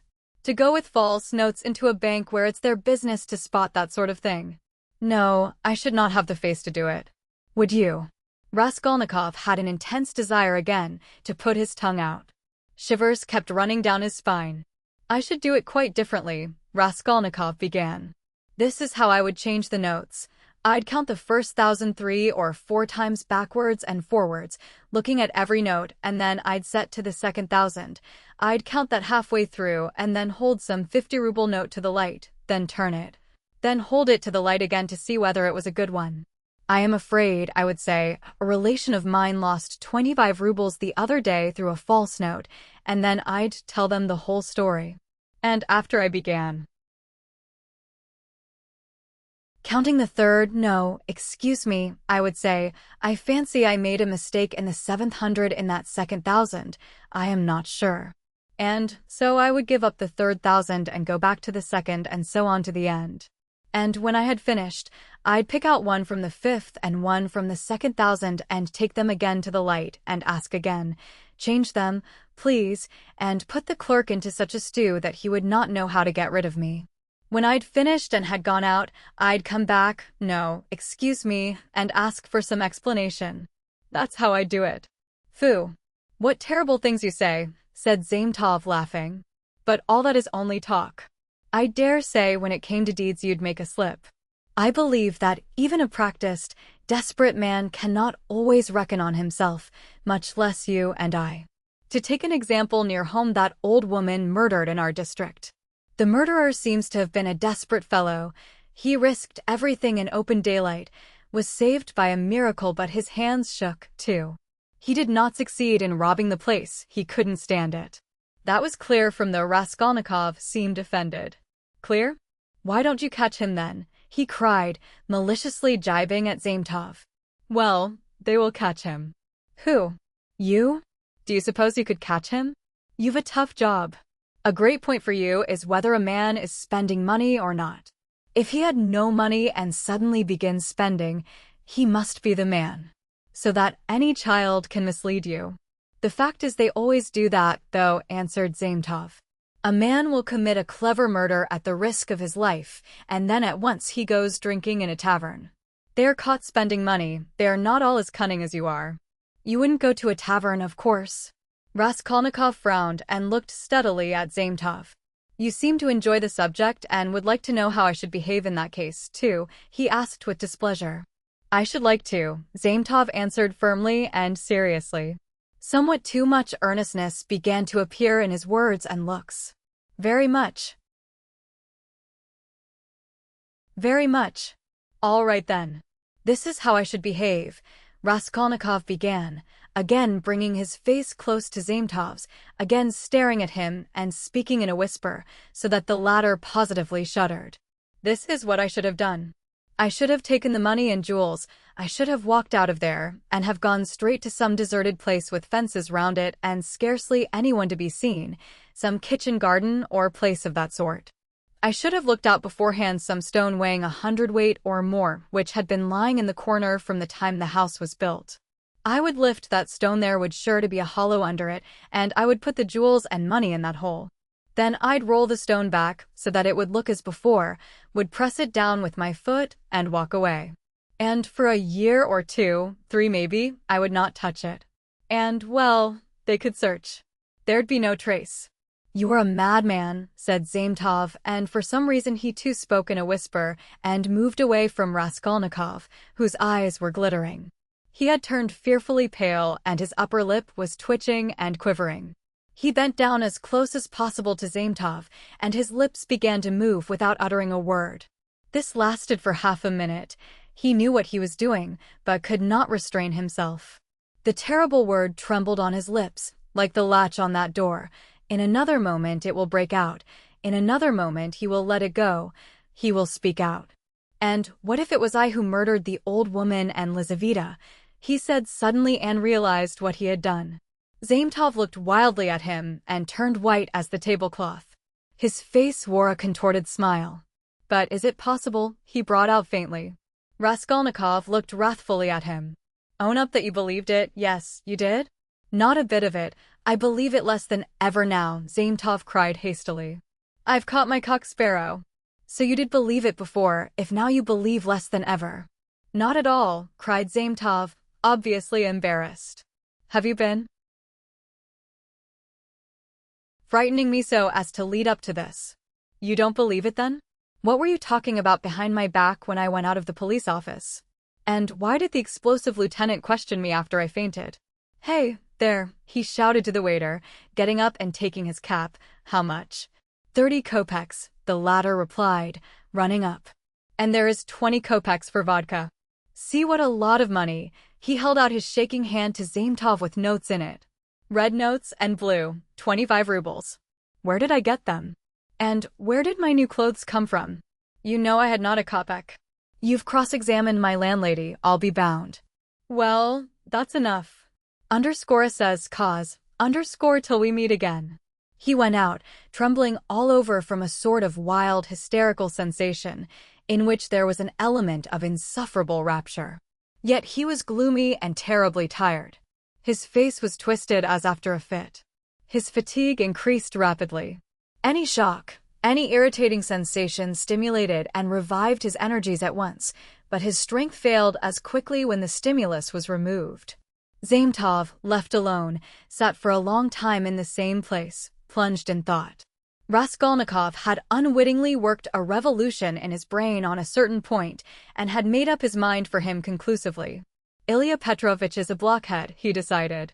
Raskolnikov had hardly opened the door of the restaurant when he stumbled against Razumihin on the steps. They did not see each other till they almost knocked against each other. For a moment they stood looking each other up and down. Razumihin was greatly astounded, then anger, real anger gleamed fiercely in his eyes. So here you are, he shouted at the top of his voice. You ran away from your bed. And here I've been looking for you under the sofa. We went up to the garret. I almost beat Nastasia on your account. And here he is after all. Rhodia. What is the meaning of it? Tell me the whole truth. Confess. Do you hear? It means that I'm sick to death of you all, and I want to be alone, Raskolnikov answered calmly. Alone? When you are not able to walk, when your face is as white as a sheet, and you are gasping for breath. Idiot. What have you been doing in the Palais de Cristal? Own up at once. Let me go, said Raskolnikov and tried to pass him. This was too much for Razumihin. He gripped him firmly by the shoulder. Let you go? You dare tell me to let you go? Do you know what I'll do with you directly? I'll pick you up, tie you up in a bundle, carry you home under my arm, and lock you up. Listen, Razumihin, Raskolnikov began quietly, apparently calm. Can't you see that I don't want your benevolence? A strange desire you have to shower benefits on a man who curses them, who feels them a burden in fact. Why did you seek me out at the beginning of my illness? Maybe I was very glad to die. Didn't I tell you plainly enough today that you were torturing me, that I was sick of you? You seem to want to torture people. I assure you that all that is seriously hindering my recovery, because it's continually irritating me. You saw Zosimov went away just now to avoid irritating me. You leave me alone too, for goodness sake. What right have you, indeed, to keep me by force? Don't you see that I am in possession of all my faculties now? How can I persuade you not to persecute me with your kindness? I may be ungrateful, I may be mean, only let me be, for God's sake, let me be. Let me be, let me be. He began calmly, gloating beforehand over the venomous phrases he was about to utter, but finished, panting for breath, in a frenzy, as he had been with Luzin. Razumihin stood a moment, thought and let his hand drop. Well, go to hell then, he said gently and thoughtfully. Stay, he roared, as Raskolnikov was about to move. Listen to me. Let me tell you that you are all a set of babbling, posing idiots. If you've any little trouble, you brood over it like a hen over an egg. And you are plagiarists even in that. There isn't a sign of independent life in you. You are made of spermicide ointment and you've lymph in your veins instead of blood. I don't believe in any one of you. In any circumstances, the first thing for all of you is to be unlike a human being. Stop, he cried with redoubled fury, noticing that Raskolnikov was again making a movement. Hear me out. You know I'm having a housewarming this evening. I dare say they've arrived by now, but I left my uncle there. I just ran in to receive the guests.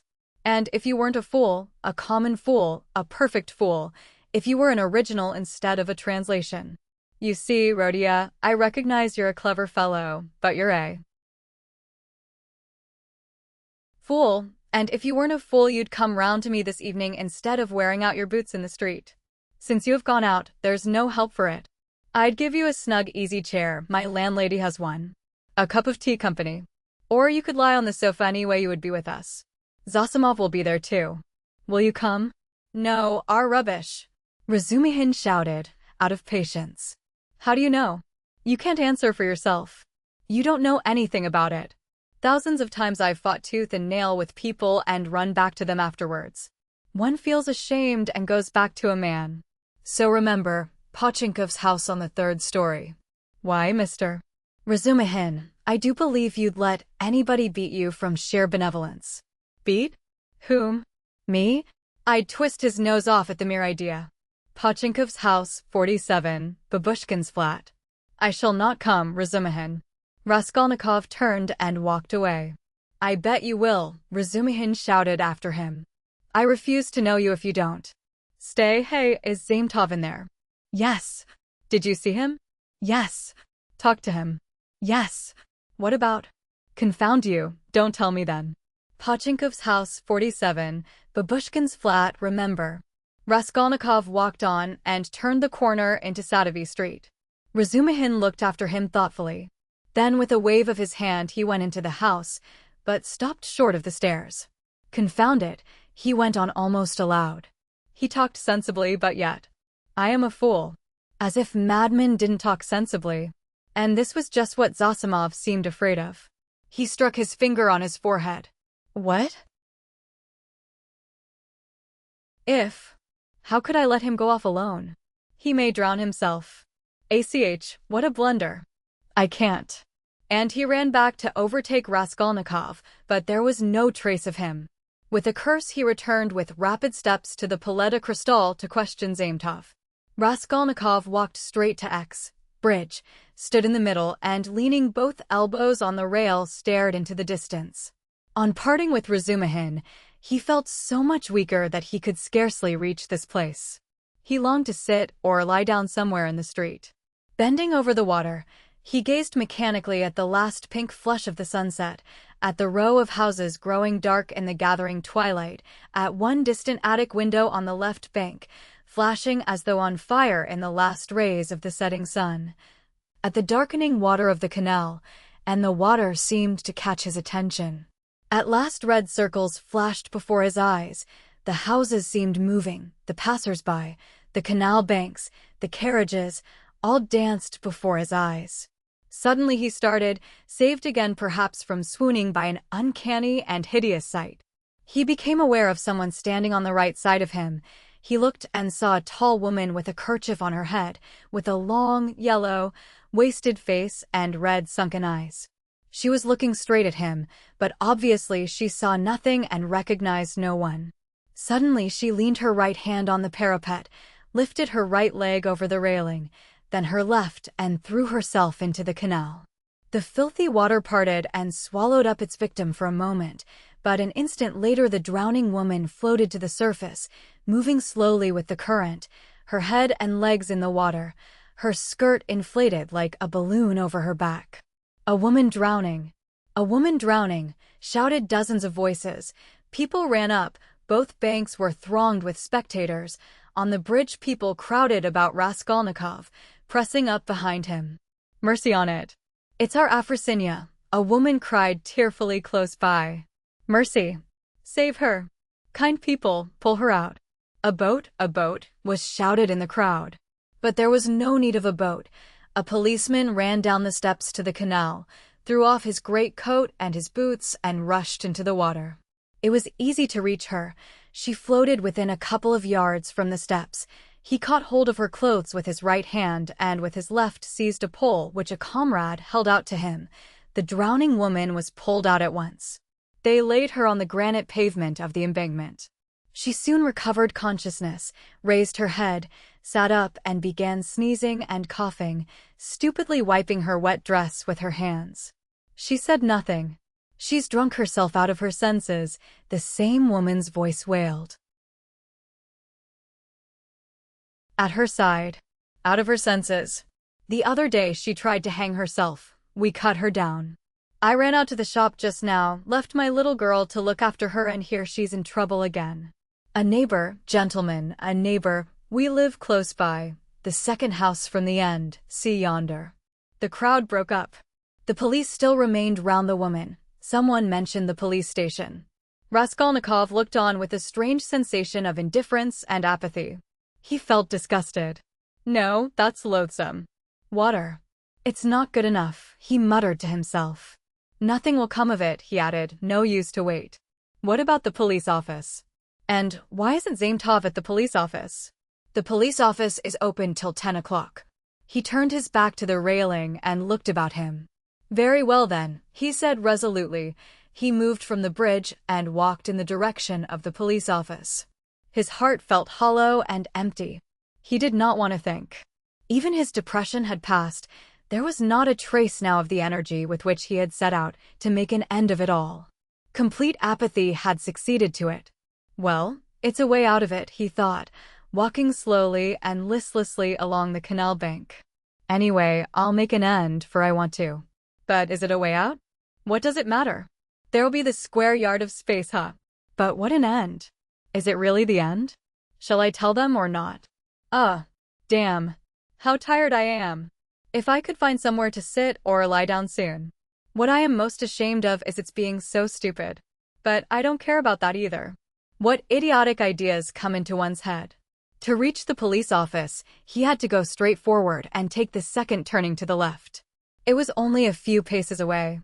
But at the first turning he stopped and, after a minute's thought, turned into a side street and went 2 streets out of his way, possibly without any object, or possibly to delay a minute and gain time.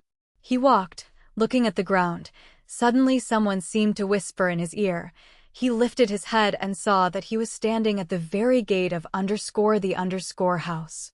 He had not passed it. He had not been near it since _that_ evening. An overwhelming, unaccountable prompting drew him on.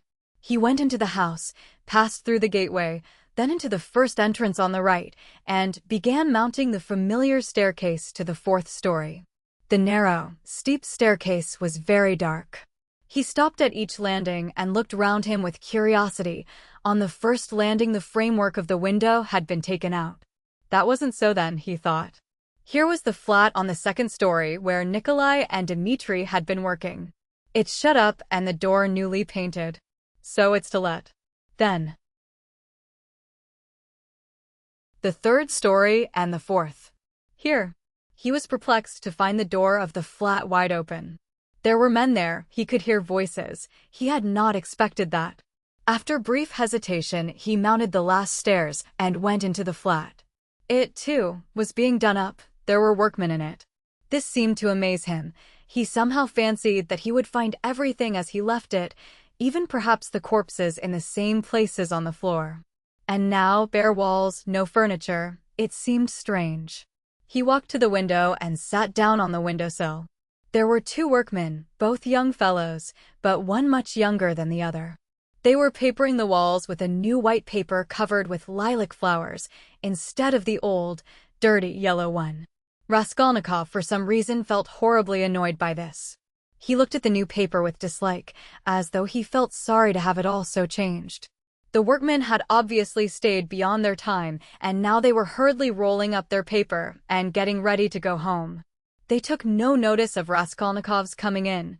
They were talking. Raskolnikov folded his arms and listened. "She comes to me in the morning," said the elder to the younger, "very early, all dressed up." Why are you preening and prinking, says I. I am ready to do anything to please you, Tit Vasilich. That's a way of going on. And she dressed up like a regular fashion book. And, what is a fashion book? The younger one asked. He obviously regarded the other as an authority. A fashion book is a lot of pictures, colored, and they come to the tailors here every Saturday, by post from abroad, to show folks how to dress, the male sex as well as the female. They're pictures. The gentlemen are generally wearing fur coats, and for the ladies fluffless, they're beyond anything you can fancy. There's nothing you can't find in Petersburg, the younger cried enthusiastically, except father and mother, there's everything. Except them, there's everything to be found, my boy, the elder declared sententiously. Raskolnikov got up and walked into the other room where the strong box, the bed, and the chest of drawers had been. The room seemed to him very tiny without furniture in it. The paper was the same. The paper in the corner showed where the case of icons had stood. He looked at it and went to the window. The elder workman looked at him askance. What do you want? He asked suddenly. Instead of answering, Raskolnikov went into the passage and pulled the bell. The same bell, the same cracked note. He rang it a second and a third time. He listened and remembered. The hideous and agonizingly fearful sensation he had felt then began to come back more and more vividly. He shuddered at every ring, and it gave him more and more satisfaction. Well, what do you want? Who are you? The workman shouted, going out to him. Raskolnikov went inside again. I want to take a flat, he said. I am looking round. It's not the time to look at rooms at night. And you ought to come up with the porter. The floors have been washed, will they be painted? Raskolnikov went on. Is there no blood? What blood? Why, the old woman and her sister were murdered here. There was a perfect pool there. But who are you? The workman cried, uneasy. Who am I? Yes. You want to know? Come to the police station, I'll tell you. The workman looked at him in amazement. It's time for us to go, we are late. Come along, Alyosha. We must lock up, said the elder workman. Very well, come along, said Raskolnikov indifferently, and going out first, he went slowly downstairs. Hey, porter, he cried in the gateway. At the entrance several people were standing, staring at the passers-by. The two porters, a peasant woman, a man in a long coat, and a few others. Raskolnikov went straight up to them. What do you want? Asked one of the porters. Have you been to the police office? I've just been there. What do you want? Is it open? Of course. Is the assistant there? He was there for a time. What do you want? Raskolnikov made no reply, but stood beside them lost in thought. He's been to look at the flat, said the elder workman, coming forward. Which flat? Where we are at work.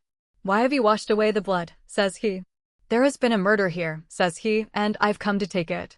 And he began ringing at the bell, all but broke it. Come to the police station, says he. I'll tell you everything there. He wouldn't leave us. The porter looked at Raskolnikov, frowning and perplexed. Who are you? He shouted as impressively as he could. I am Rodion Romanovich Raskolnikov, formerly a student. I live in Shil's house, not far from here. Flat number 14, ask the porter. He knows me. Raskolnikov said all this in a lazy, dreamy voice, not turning round, but looking intently into the darkening street. Why have you been to the flat? To look at it. What is there to look at? Take him straight to the police station. The man in the long coat jerked in abruptly. Raskolnikov looked intently at him over his shoulder and said in the same slow, lazy tones, Come along. Yes, take him. The man went on more confidently. Why was he going in to underscore that underscore? What's in his mind? He's not drunk, but God knows what's the matter with him, muttered the workman. But what do you want? The porter shouted again, beginning to get angry in earnest. Why are you hanging about? You funk the police station then, said Raskolnikov jeeringly. How funk it? Why are you hanging about? He's a rogue, shouted the peasant woman. Why waste time talking to him? Cried the other porter, a huge peasant in a full open coat and with keys on his belt. Get along. He is a rogue and no mistake. Get along. And seizing Raskolnikov by the shoulder, he flung him into the street. He lurched forward, but recovered his footing, looked at the spectators in silence, and walked away. "Strange man," observed the workman. "There are strange folks about nowadays," said the woman. "You should have taken him to the police station all the same," said the man in the long coat. "Better have nothing to do with him," decided the big porter. "A regular rogue. Just what he wants, you may be sure, but once take him up, you won't get rid of him. We know the sort." "Shall I go there or not?" thought Raskolnikov, standing in the middle of the thoroughfare at the crossroads, and he looked about him, as though expecting from someone a decisive word. But no sound came. All was dead and silent like the stones on which he walked, dead to him alone. All at once at the end of the street, 200 yards away, in the gathering dusk he saw a crowd and heard talk and shouts. In the middle of the crowd stood a carriage. A light gleamed in the middle of the street. "What is it?" Raskolnikov turned to the right and went up to the crowd. He seemed to clutch at everything and smiled coldly when he recognized it, for he had fully made up his mind to go to the police station and knew that it would all soon be over. Chapter 7. An elegant carriage stood in the middle of the road with a pair of spirited gray horses. There was no one in it, and the coachman had got off his box and stood by. The horses were being held by the bridle. A mass of people had gathered round, the police standing in front. One of them held a lighted lantern which he was turning on something lying close to the wheels. Everyone was talking, shouting, exclaiming. The coachman seemed at a loss and kept repeating, "What a misfortune! Good Lord, what a misfortune!" Raskolnikov pushed his way in as far as he could, and succeeded at last in seeing the object of the commotion and interest. On the ground a man who had been run over lay apparently unconscious and covered with blood. He was very badly dressed, but not like a workman. Blood was flowing from his head and face. His face was crushed, mutilated, and disfigured. He was evidently badly injured. "Merciful heaven," wailed the coachman, "what more could I do? If I'd been driving fast or had not shouted to him, but I was going quietly, not in a hurry. Everyone could see I was going along just like everybody else. A drunken man can't walk straight, we all know. I saw him crossing the street, staggering and almost falling. I shouted again and a second and a third time, then I held the horses in, but he fell straight under their feet. Either he did it on purpose or he was very tipsy. The horses are young and ready to take fright. They started," he screamed. "That made them worse. That's how it happened." "That's just how it was," a voice in the crowd confirmed. He shouted, "That's true." He shouted 3 times, another voice declared. 3 times it was, we all heard it, shouted a third. But the coachman was not very much distressed and frightened. It was evident that the carriage belonged to a rich and important person who was awaiting it somewhere. The police, of course, were in no little anxiety to avoid upsetting his arrangements. All they had to do was to take the injured man to the police station and the hospital. No one knew his name. Meanwhile, Raskolnikov had squeezed in and stooped closer over him. The lantern suddenly lighted up the unfortunate man's face. He recognized him. "I know him. I know him," he shouted, pushing to the front. "It's a government clerk retired from the service, Marmeladov. He lives close by in Kozel's house. Make haste for a doctor. I will pay. See." He pulled money out of his pocket and showed it to the policeman. He was in violent agitation. The police were glad that they had found out who the man was. Raskolnikov gave his own name and address, and, as earnestly as if it had been his father, he besought the police to carry the unconscious Marmeladov to his lodging at once. "Just here, 3 houses away," he said eagerly. "The house belongs to Kozel, a rich German. He was going home, no doubt drunk. I know him, he is a drunkard. He has a family there, a wife, children, he has 1 daughter. It will take time to take him to the hospital, and there is sure to be a doctor in the house. I'll pay. At least he will be looked after at home. They will help him at once. But he'll die before you get him to the hospital." He managed to slip something unseen into the policeman's hand. But the thing was straightforward and legitimate, and in any case help was closer here. They raised the injured man. People volunteered to help. Kozel's house was 30 yards away. Raskolnikov walked behind, carefully holding Marmeladov's head and showing the way. This way, this way. We must take him upstairs head foremost. Turn round. I'll pay, I'll make it worth your while, he muttered. Katerina Ivanovna had just begun, as she always did at every free moment, walking to and fro in her little room from window to stove and back again, with her arms folded across her chest, talking to herself and coughing. Of late she had begun to talk more than ever to her eldest girl, Polinka, a child of 10, who, though there was much she did not understand, understood very well that her mother needed her, and so always watched her with her big clever eyes and strove her utmost to appear to understand. This time Polinka was undressing her little brother, who had been unwell all day and was going to bed. The boy was waiting for her to take off his shirt, which had to be washed at night. He was sitting straight and motionless on a chair, with a silent, serious face, with his legs stretched out straight before him, heels together and toes turned out. He was listening to what his mother was saying to his sister, sitting perfectly still with pouting lips and wide-open eyes, just as all good little boys have to sit when they are undressed to go to bed. A little girl, still younger, dressed literally in rags, stood at the screen, waiting for her turn. The door onto the stairs was open to relieve them a little from the clouds of tobacco smoke which floated in from the other rooms and brought on long, terrible fits of coughing in the poor, consumptive woman. Katerina Ivanovna seemed to have grown even thinner during that week, and the hectic flush on her face was brighter than ever. "You wouldn't believe, you can't imagine, Polinka," she said, walking about the room, "what a happy, luxurious life we had in my papa's house, and how this drunkard has brought me, and will bring you all, to ruin." Papa was a civil colonel and only a step from being a governor, so that everyone who came to see him said, "We look upon you, Ivan Mikhailovich, as our governor." When she coughed violently, "Oh, cursed life," she cried, clearing her throat and pressing her hands to her breast, when at the last ball, at the Marshal's. Princess Bezimolny saw me, who gave me the blessing when your father and I were married. Polinka, she asked at once, "Isn't that the pretty girl who danced the shawl dance at the breaking up? You must mend that tear. You must take your needle and darn it as I showed you, or tomorrow cough, cough, cough, he will make the hole bigger," she articulated with effort. Prince Skogolskoy, a kammerjunker, had just come from Petersburg then. He danced the mazurka with me and wanted to make me an offer next day, but I thanked him in flattering expressions and told him that my heart had long been another's. That other was your father, Polya.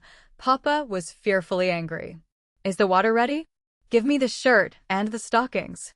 "Lida," said she to the youngest one, "you must manage without your chemise tonight. And lay your stockings out with it. I'll wash them together. How is it that drunken vagabond doesn't come in? He has worn his shirt till it looks like a dishclout. He has torn it to rags. I do it all together, so as not to have to work 2 nights running. Oh dear. Cough, cough, cough, cough." Again. "What's this?" she cried, noticing a crowd in the passage and the men, who were pushing into her room, carrying a burden. "What is it? What are they bringing? Mercy on us." "Where are we to put him?" asked the policeman, looking round when Marmeladov, unconscious and covered with blood, had been carried in. "On the sofa. Put him straight on the sofa, with his head this way," Raskolnikov showed him. "Run over in the road." "Drunk," someone shouted in the passage. Katerina Ivanovna stood, turning white and gasping for breath. The children were terrified. Little Lida screamed, rushed to Polinka and clutched at her, trembling all over. Having laid Marmeladov down, Raskolnikov flew to Katerina Ivanovna. "For God's sake, be calm, don't be frightened," he said, speaking quickly. "He was crossing the road and was run over by a carriage. Don't be frightened. He will come to. I told them bring him here. I've been here already, you remember? He will come to. I'll pay. He's done it this time." Katerina Ivanovna cried despairingly, and she rushed to her husband. Raskolnikov noticed at once that she was not one of those women who swoon easily. She instantly placed under the luckless man's head a pillow, which no one had thought of, and began undressing and examining him. She kept her head, forgetting herself, biting her trembling lips and stifling the screams which were ready to break from her. Raskolnikov meanwhile induced someone to run for a doctor. There was a doctor, it appeared, next door but one. "I've sent for a doctor," he kept assuring Katerina Ivanovna. "Don't be uneasy, I'll pay. Haven't you water? And give me a napkin or a towel, anything, as quick as you can. He is injured, but not killed, believe me. We shall see what the doctor says." Katerina Ivanovna ran to the window. There, on a broken chair in the corner, a large earthenware basin full of water had been stood, in readiness for washing her children's and husband's linen that night. This washing was done by Katerina Ivanovna at night at least twice a week, if not oftener. For the family had come to such a pass that they were practically without change of linen, and Katerina Ivanovna could not endure uncleanliness, and, rather than see dirt in the house, she preferred to wear herself out at night, working beyond her strength when the rest were asleep, so as to get the wet linen hung on a line and dry. By the morning, she took up the basin of water at Raskolnikov's request, but almost fell down with her burden. But the latter had already succeeded in finding a towel, wetted it, and began washing the blood off Marmeladov's face. Katerina Ivanovna stood by, breathing painfully and pressing her hands to her breast. She was in need of attention herself.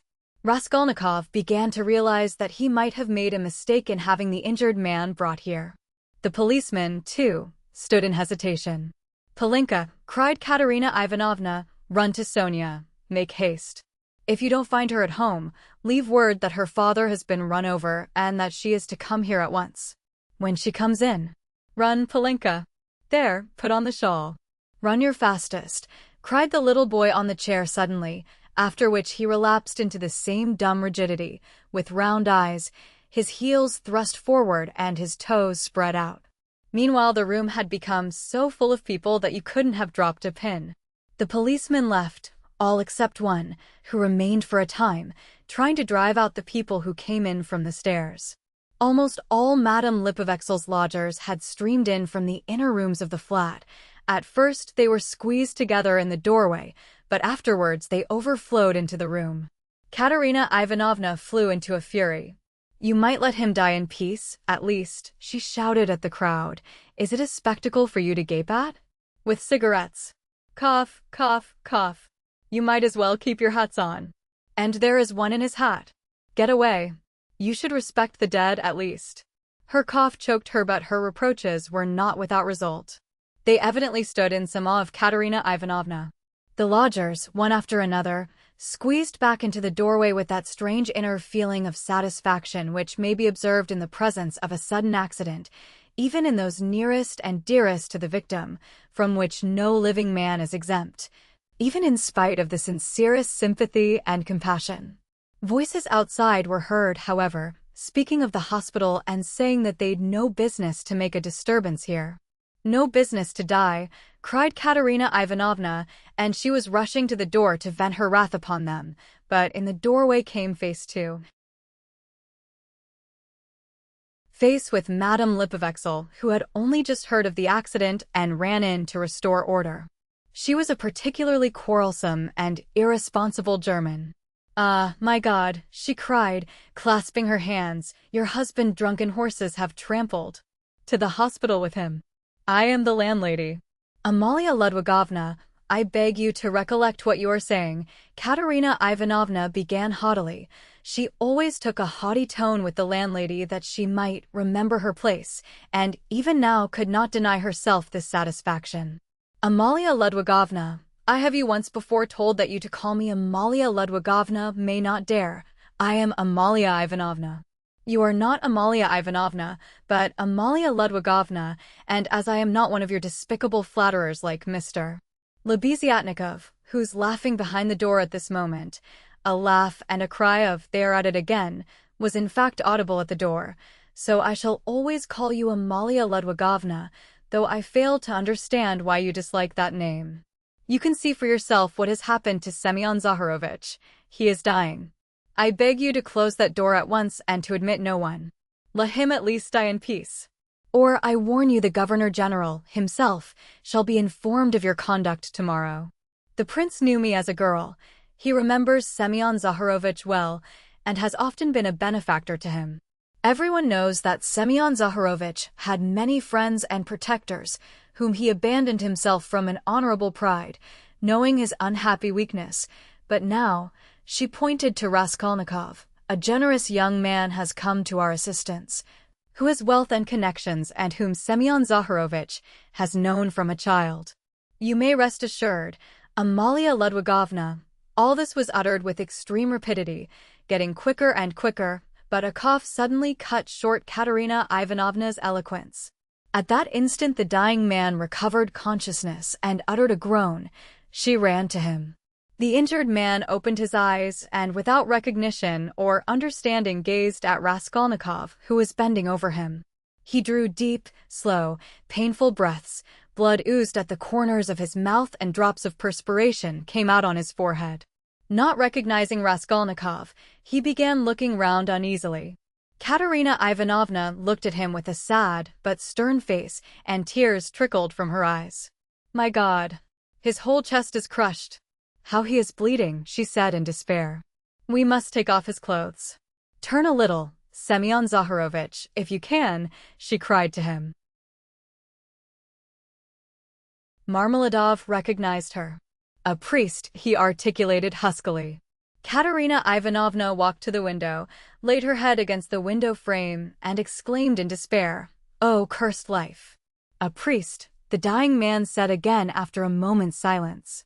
"They've gone for him," Katerina Ivanovna shouted to him. He obeyed her shout and was silent. With sad and timid eyes he looked for her. She returned and stood by his pillow. He seemed a little easier, but not for long. Soon his eyes rested on little Lida, his favorite, who was shaking in the corner, as though she were in a fit, and staring at him with her wondering childish eyes. He signed towards her uneasily. He wanted to say something. "What now?" cried Katerina Ivanovna. "Barefoot, barefoot," he muttered, indicating with frenzied eyes the child's bare feet. "Be silent," Katerina Ivanovna cried irritably. "You know why she is barefooted." "Thank God, the doctor," exclaimed Raskolnikov, relieved. The doctor came in, a precise little old man, a German, looking about him mistrustfully. He went up to the sick man, took his pulse, carefully felt his head, and with the help of Katerina Ivanovna he unbuttoned the blood-stained shirt and bared the injured man's chest. It was gashed, crushed, and fractured. Several ribs on the right side were broken. On the left side, just over the heart, was a large, sinister-looking yellowish-black bruise, a cruel kick from the horse's hoof. The doctor frowned. The policeman told him that he was caught in the wheel and turned round with it for 30 yards on the road. "It's wonderful that he has recovered consciousness," the doctor whispered softly to Raskolnikov. "What do you think of him?" he asked. "He will die immediately. Is there really no hope?" "Not the faintest. He is at the last gasp. His head is badly injured, too. I could bleed him if you like, but it would be useless. He is bound to die within the next 5 or 10 minutes. Better bleed him then, if you like. But I warn you it will be perfectly useless." At that moment other steps were heard. The crowd in the passage parted, and the priest, a little, gray old man, appeared in the doorway bearing the sacrament. A policeman had gone for him at the time of the accident. The doctor changed places with him, exchanging glances with him. Raskolnikov begged the doctor to remain a little while. He shrugged his shoulders and remained. All stepped back. The confession was soon over. The dying man probably understood little. He could only utter indistinct broken sounds. Katerina Ivanovna took little Lida, lifted the boy from the chair, knelt down in the corner by the stove, and made the children kneel in front of her. The little girl was still trembling, but the boy, kneeling on his little bare knees, lifted his hand rhythmically, crossing himself with precision, and bowed down, touching the floor with his forehead, which seemed to afford him a special satisfaction. Katerina Ivanovna bit her lips and held back her tears. She prayed, too, now and then, pulling straight the boy's shirt, and managed to cover the girl's bare shoulders with a kerchief, which she took from the chest without rising from her knees or ceasing to pray. Meanwhile, the door from the inner rooms was opened inquisitively again. In the passage, the crowd of spectators from all the flats on the staircase grew denser and denser, but they did not venture beyond the threshold. A single candle end lighted up the scene. At that moment, Polenka forced her way through the crowd at the door. She came in panting from running so fast, took off her kerchief, looked for her mother, went up to her and said, "She's coming. I met her in the street." Her mother made her kneel beside her. Timidly and noiselessly, a young girl made her way through the crowd, and strange was her appearance in that room, in the midst of want, rags, death, and despair. She, too, was in rags. Her attire was all of the cheapest, but decked out in gutter finery of a special stamp, unmistakably betraying its shameful purpose. Sonia stopped short in the doorway and looked about her bewildered, unconscious of everything. She forgot her fourth hand, gaudy silk dress, so unseemly here with its ridiculous long train, and her immense crinoline that filled up the whole doorway, and her light-colored shoes, and the parasol she brought with her, though it was no use at night, and the absurd round straw hat with its flaring flame-colored feather. Under this rakishly tilted hat was a pale, frightened little face with lips parted and eyes staring in terror. Sonia was a small thin girl of 18 with fair hair, rather pretty, with wonderful blue eyes. She looked intently at the bed and the priest. She too was out of breath with running. At last whispers, some words in the crowd probably, reached her. She looked down and took a step forward into the room, still keeping close to the door. The service was over. Katerina Ivanovna went up to her husband again. The priest stepped back and turned to say a few words of admonition and consolation to Katerina Ivanovna on leaving. "What am I to do with these?" she interrupted sharply and irritably, pointing to the little ones. "God is merciful. Look to the Most High for succor," the priest began. "Ach, he is merciful, but not to us." "That's a sin, madam," observed the priest, shaking his head.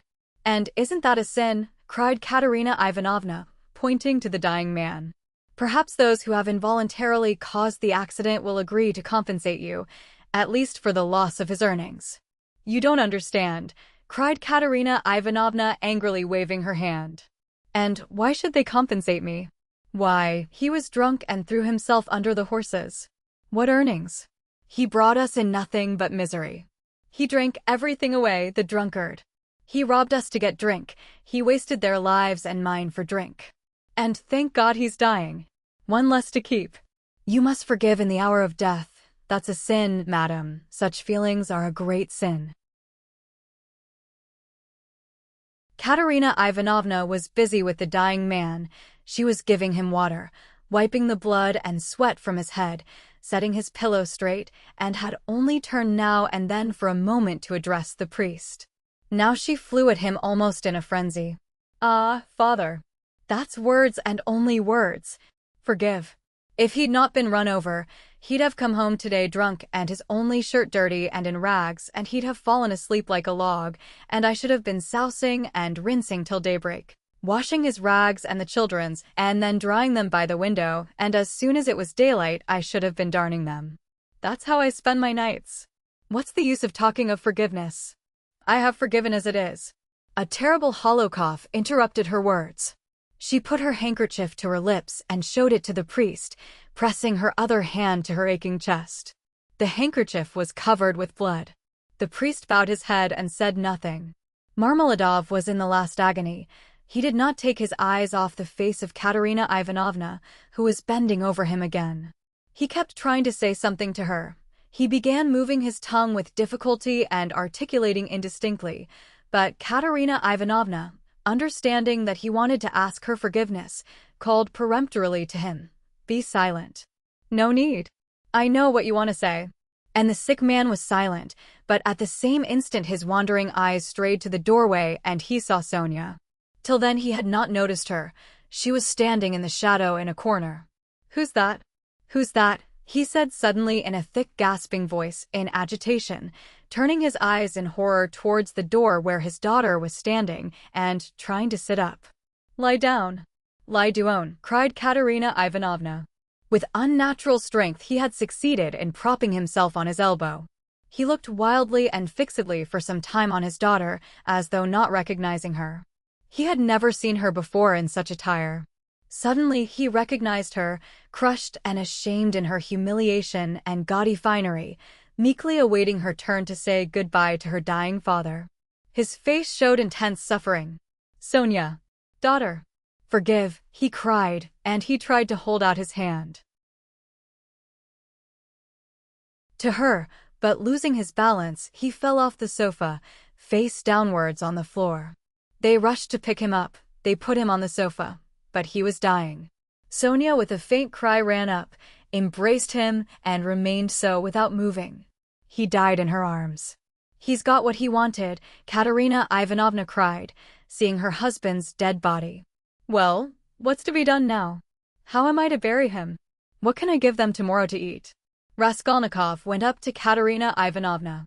"Katerina Ivanovna," he began, "last week your husband told me all his life and circumstances.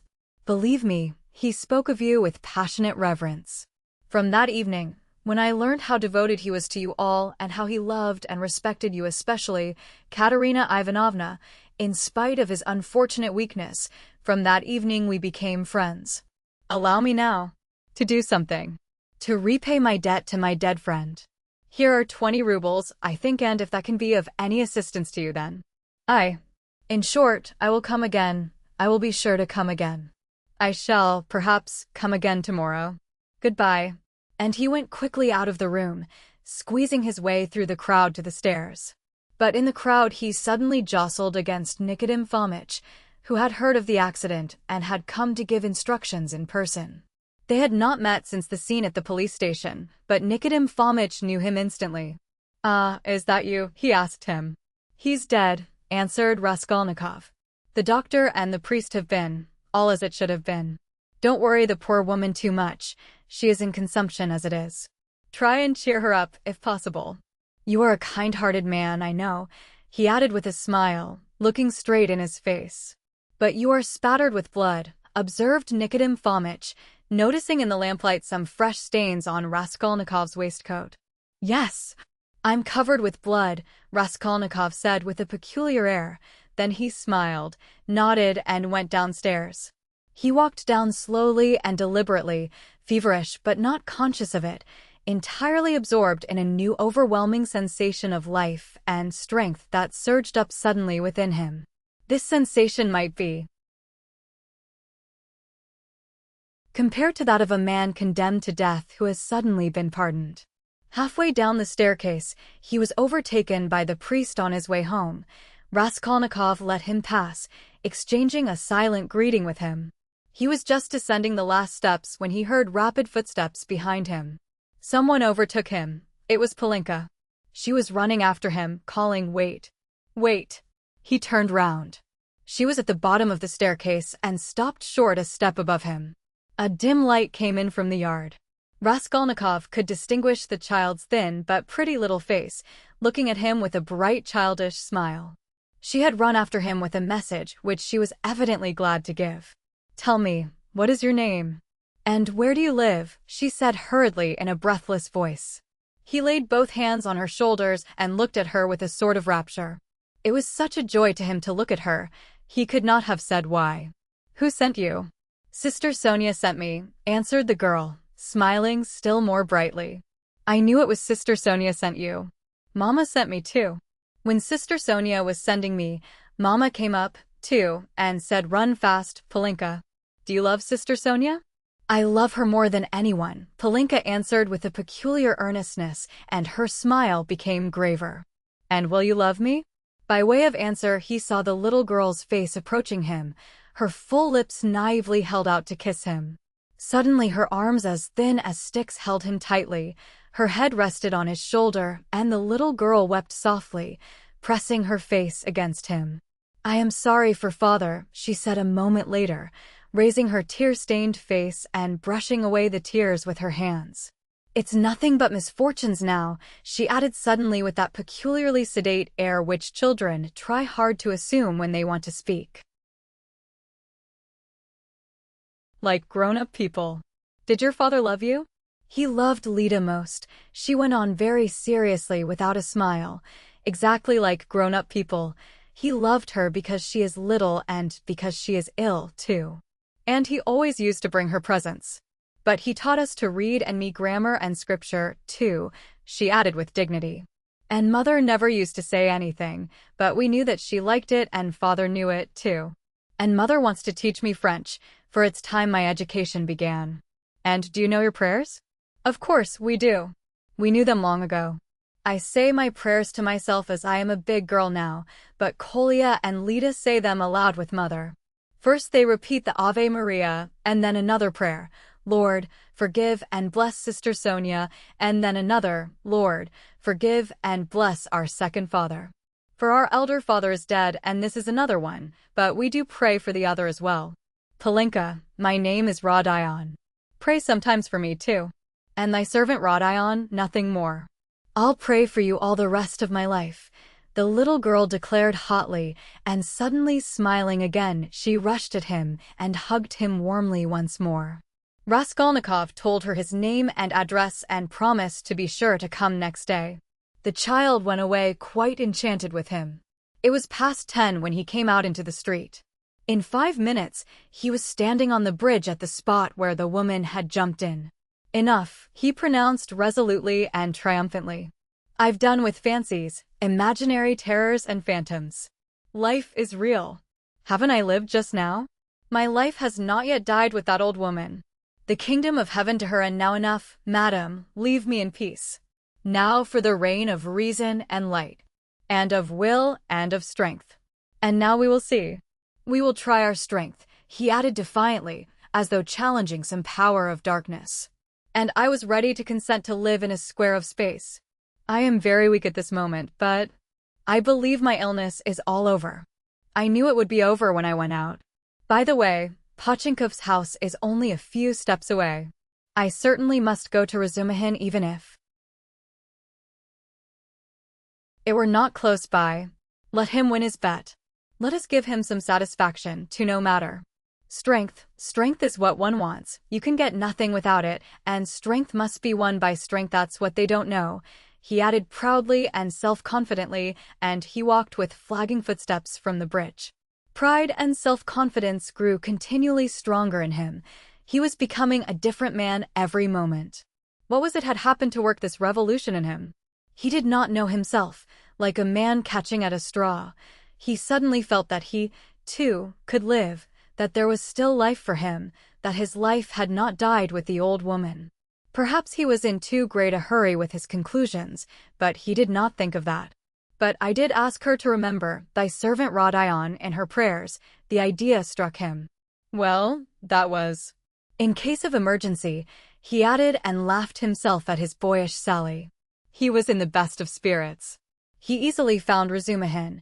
The new lodger was already known at Pochinkov's, and the porter at once showed him the way. Halfway upstairs he could hear the noise and animated conversation of a big gathering of people.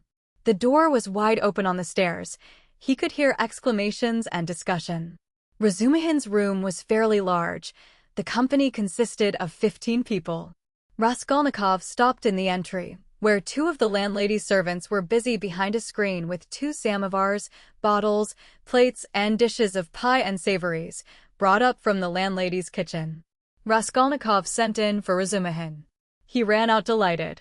At the first glance it was apparent that he had had a great deal to drink and, though no amount of liquor made Razumihin quite drunk, this time he was perceptibly affected by it. Listen, Raskolnikov hastened to say, I've only just come to tell you you've won your bet, and that no one really knows what may not happen to him. I can't come in, I am so weak that I shall fall down directly. And so good evening and goodbye. Come and see me tomorrow. Do you know what? I'll see you home. If you say you're weak yourself, you must, and your visitors? Who is the curly-headed one who has just peeped out? He? Goodness only knows. Some friend of Uncle's, I expect, or perhaps he has come without being invited. I'll leave Uncle with them, he is an invaluable person. Pity I can't introduce you to him now. But confound them all now. They won't notice me, and I need a little fresh Air, for you've come just in the nick of time, another 2 minutes, and I should have come to blows. They are talking such a lot of wild stuff. You simply can't imagine what men will say. Though why shouldn't you imagine? Don't we talk nonsense ourselves? And let them. That's the way to learn not to. Wait a minute, I'll fetch Zosimov. Zosimov pounced upon Raskolnikov almost greedily. He showed a special interest in him. Soon his face brightened. You must go to bed at once, he pronounced, examining the patient as far as he could, and take something for the night. Will you take it? I got it ready some time ago. A powder. Two, if you like, answered Raskolnikov. The powder was taken at once. It's a good thing you are taking him home, observed Zosimov to Razumihin. We shall see how he is tomorrow. Today he's not at all amiss, a considerable change since the afternoon. Live and learn. Do you know what Zosimov whispered to me when we were coming out? Razumihin blurted out, as soon as they were in the street. I won't tell you everything, brother, because they are such fools. Zosimov told me to talk freely to you on the way and get you to talk freely to me, and afterwards I am to tell him about it, for he's got a notion in his head that you are mad or close on it. Only fancy. In the first place, you've 3 times the brains he has. In the second, if you are not mad, you needn't care a hang that he has got such a wild idea, and thirdly, that piece of beef whose specialty is surgery has gone mad on mental diseases. And what's brought him to this conclusion about you was your conversation today with Zametov. Zametov told you all about it? Yes, and he did well. Now I understand what it all means, and so does Zametov. Well, the fact is, Rodia. The point is, I am a little drunk now. But that's no matter. The point is that this idea, you understand, was just being hatched in their brains. You understand? That is, no one ventured to say it aloud, because the idea is too absurd, and especially since the arrest of that painter, that bubble's burst and gone forever. But why are they such fools? I gave Zametov a bit of a thrashing at the time. That's between ourselves, brother. Please don't let out a hint that you know of it. I've noticed he is a ticklish subject. It was at Louise Ivanovna's. But today it's all cleared up. That Ilya Petrovich is at the bottom of it. He took advantage of your fainting at the police station, but he is ashamed of it himself now, I know that. Raskolnikov listened greedily.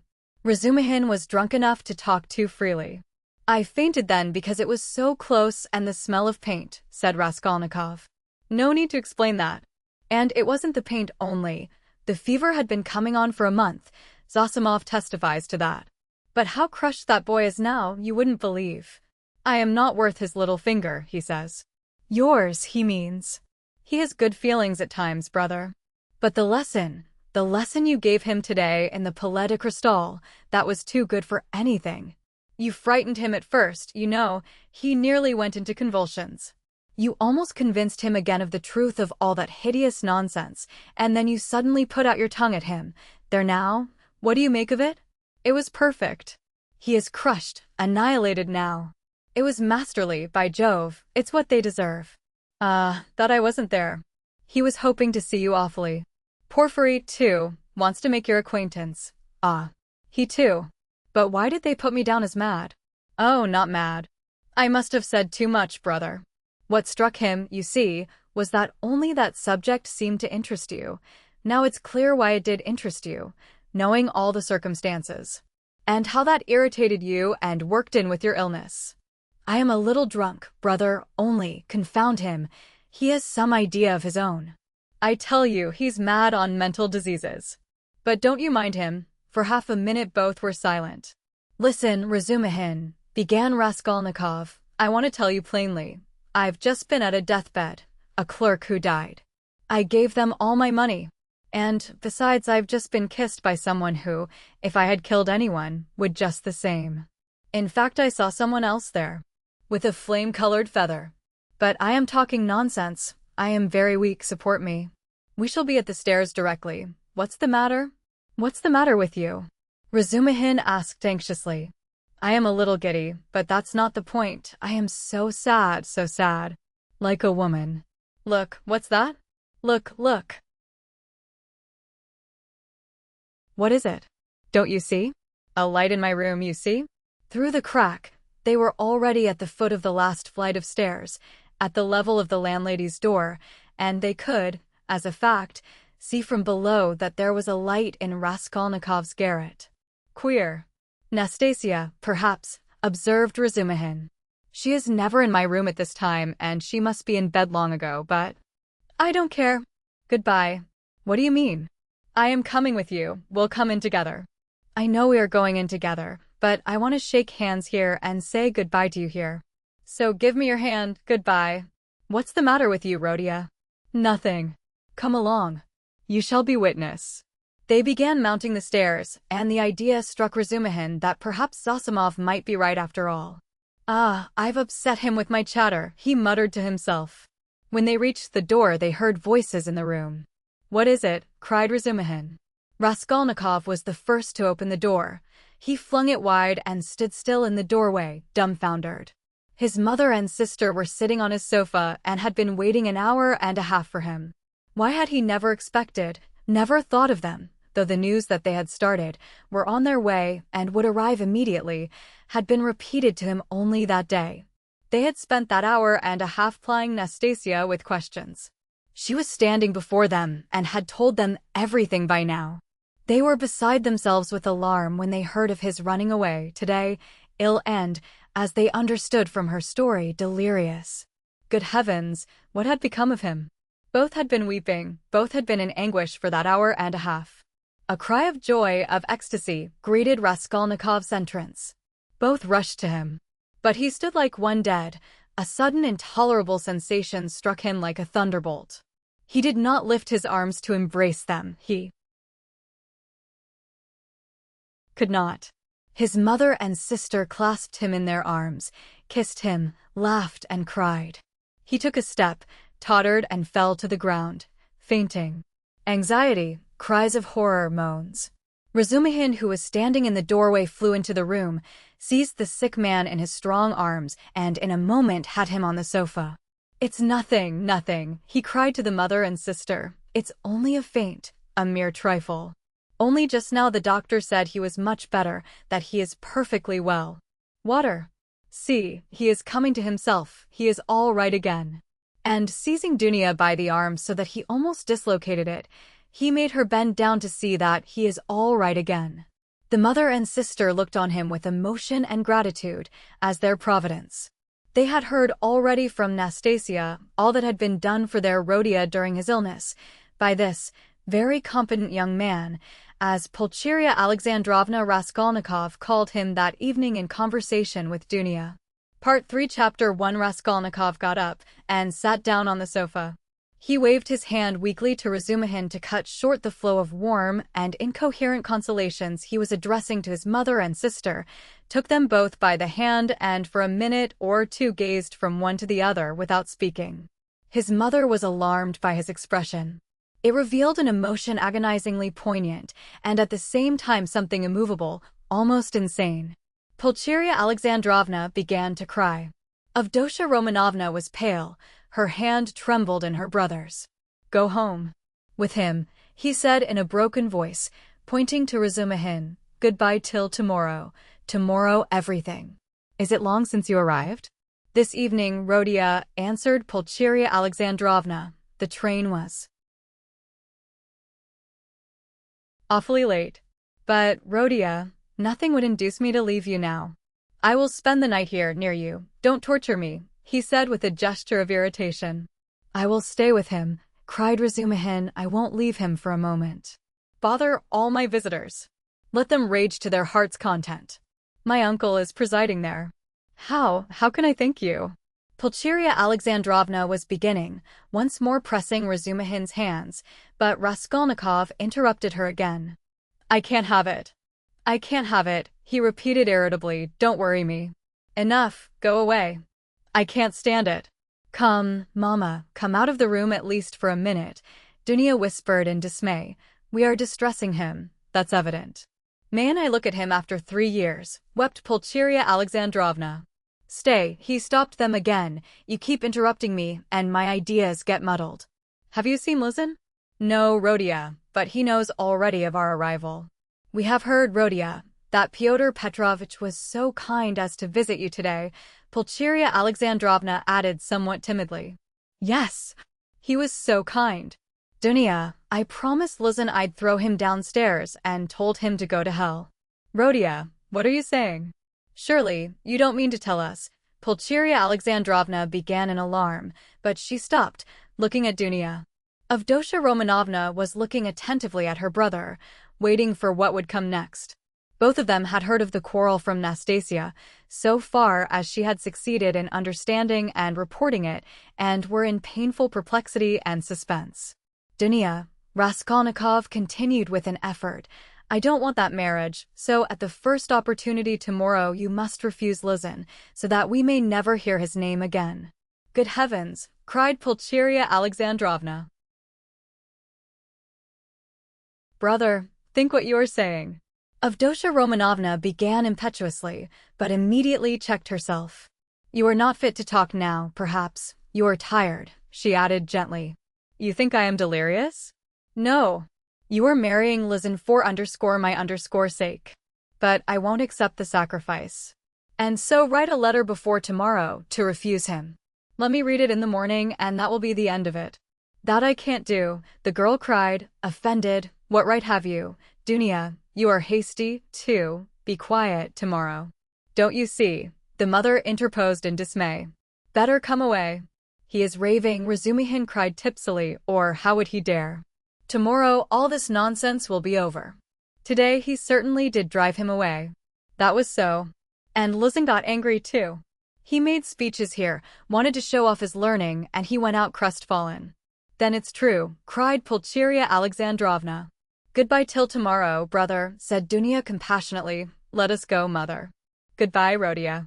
Do you hear, sister? He repeated after them, making a last effort. I am not delirious. This marriage is an infamy. Let me act like a scoundrel, but you mustn't. One is enough. And though I am a scoundrel, I wouldn't own such a sister. It's me or Luzin. Go now. But you're out of your mind. Despot, roared Razumihin, but Raskolnikov did not and perhaps could not answer. He lay down on the sofa and turned to the wall, utterly exhausted. Avdotya Romanovna looked with interest at Razumihin. Her black eyes flashed. Razumihin positively started at her glance. Pulcheria Alexandrovna stood overwhelmed. Nothing would induce me to go, she whispered in despair to Razumihin. I will stay somewhere here. Escort Dunya home. You'll spoil everything, Razumihin answered in the same whisper, losing patience. Come out onto the stairs, anyway. Nastasia, show a light. I assure you, he went on in a half-whisper on the stairs, that he was almost beating the doctor and me this afternoon. Do you understand? The doctor himself. Even he gave way and left him, so as not to irritate him. I remained downstairs on guard, but he dressed at once and slipped off. And he will slip off again if you irritate him, at this time of night, and will do himself some mischief. What are you saying? And Avdotya Romanovna can't possibly be left in those lodgings without you. Just think where you are staying. That blackguard Pyotr Petrovitch couldn't find you better lodgings.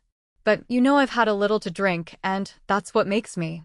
Swear, don't mind it. But I'll go to the landlady here, Pulcheria Alexandrovna insisted. I'll beseech her to find some corner for Dunya and me for the night. I can't leave him like that, I cannot. This conversation took place on the landing just before the landlady's door. Nastasia lighted them from a step below. Razumihin was in extraordinary excitement. Half an hour earlier, while he was bringing Raskolnikov home, he had indeed talked too freely, but he was aware of it himself, and his head was clear in spite of the vast quantities he had imbibed. Now he was in a state bordering on ecstasy, and all that he had drunk seemed to fly to his head with redoubled effect. He stood with the two ladies, seizing both by their hands, persuading them and giving them reasons with astonishing plainness of speech, and at almost every word he uttered, probably to emphasize his arguments, he squeezed their hands painfully as in a vice. He stared at Avdotya Romanovna without the least regard for good manners. They sometimes pulled their hands out of his huge bony paws, but far from noticing what was the matter, he drew them all the closer to him. If they'd told him to jump head foremost from the staircase, he would have done it without thought or hesitation in their service. Though Pulcheria Alexandrovna felt that the young man was really too eccentric and pinched her hand too much, in her anxiety over Herodia, she looked on his presence as providential and was unwilling to notice all his peculiarities. But though Avdotya Romanovna shared her anxiety and was not of timorous disposition, she could not see the glowing light in his eyes without wonder and almost alarm. It was only the unbounded confidence inspired by Nastasia's account of her brother's queer friend, which prevented her from trying to run away from him and to persuade her mother to do the same. She realized, too, that even running away was perhaps impossible now. 10 minutes later, however, she was considerably reassured. It was characteristic of Razumihin that he showed his true nature at once, whatever mood he might be in, so that people quickly saw the sort of man they had to deal with. "You can't go to the landlady, that's perfect nonsense," he cried. "If you stay, though you're his mother, you'll drive him to a frenzy, and then goodness knows what will happen. Listen, I'll tell you what I'll do. Nastasia will stay with him now, and I'll conduct you both home. You can't be in the streets alone. Petersburg is an awful place in that way. But no matter. Then I'll run straight back here, and a quarter of an hour later, on my word of honor, I'll bring you news how he is, whether he is asleep, and all that. Then listen. Then I'll run home in a twinkling. I've a lot of friends there. All drunk. I'll fetch Zosimov, that's the doctor who is looking after him. He is there, too, but he is not drunk. He is not drunk. He is never drunk. I'll drag him to Rodia, and then to you, so that you'll get 2 reports in the hour from the doctor. You understand, from the doctor himself. That's a very different thing from my account of him. If there's anything wrong, I swear I'll bring you here myself, but if it's all right, you go to bed. And I'll spend the night here, in the passage. He won't hear me, and I'll tell Zosimov to sleep at the landlady's, to be at hand. Which is better for him, you or the doctor? So come home then. But the landlady is out of the question. It's all right for me, but it's out of the question for you. She wouldn't take you, for she's a fool. She'd be jealous on my account of Avdotya Romanovna, and of you, too, if you want to know. Of Avdotya Romanovna, certainly. She is an absolutely unaccountable character. But I am a fool, too. No matter. Come along. Do you trust me? Come, do you trust me or not? Let us go, mother, said Avdotya Romanovna. He will certainly do what he has promised. He has saved Rodia already, and if the doctor really will consent to spend the night here, what could be better? You see, you understand me, because you are an angel. Razumihin cried in ecstasy. Let us go. Nastasia, fly upstairs and sit with him with a light. I'll come in a quarter of an hour. Though Pulcheria Alexandrovna was not perfectly convinced, she made no further resistance. Razumihin gave an arm to each and drew them down the stairs. He still made her uneasy, as though he was competent and good-natured. Was he capable of carrying out his promise? He seemed in such a condition. I see you think I am in such a condition. Razumihin broke in upon her thoughts, guessing them, as he strolled along the pavement with huge steps, so that the 2 ladies could hardly keep up with him, a fact he did not observe, however. Nonsense. That is. I am drunk like a fool, but that's not it. I am not drunk from wine. It's seeing you has turned my head. But don't mind me. Don't take any notice, I am talking. Nonsense, I am not worthy of you. I am utterly unworthy of you.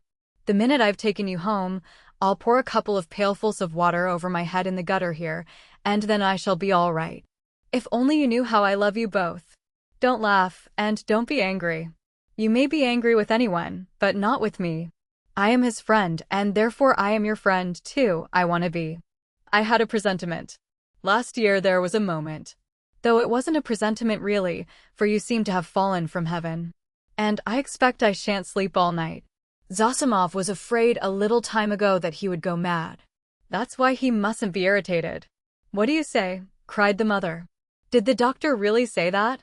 Asked Avdotya Romanovna, alarmed. Yes, but it's not so, not a bit of it. He gave him some medicine, a powder, I saw it, and then you're coming here. It would have been better if you had come tomorrow. It's a good thing we went away. And in an hour Zosimov himself will report to you about everything. He is not drunk. And I shan't be drunk. And what made me get so tight? Because they got me into an argument, damn them.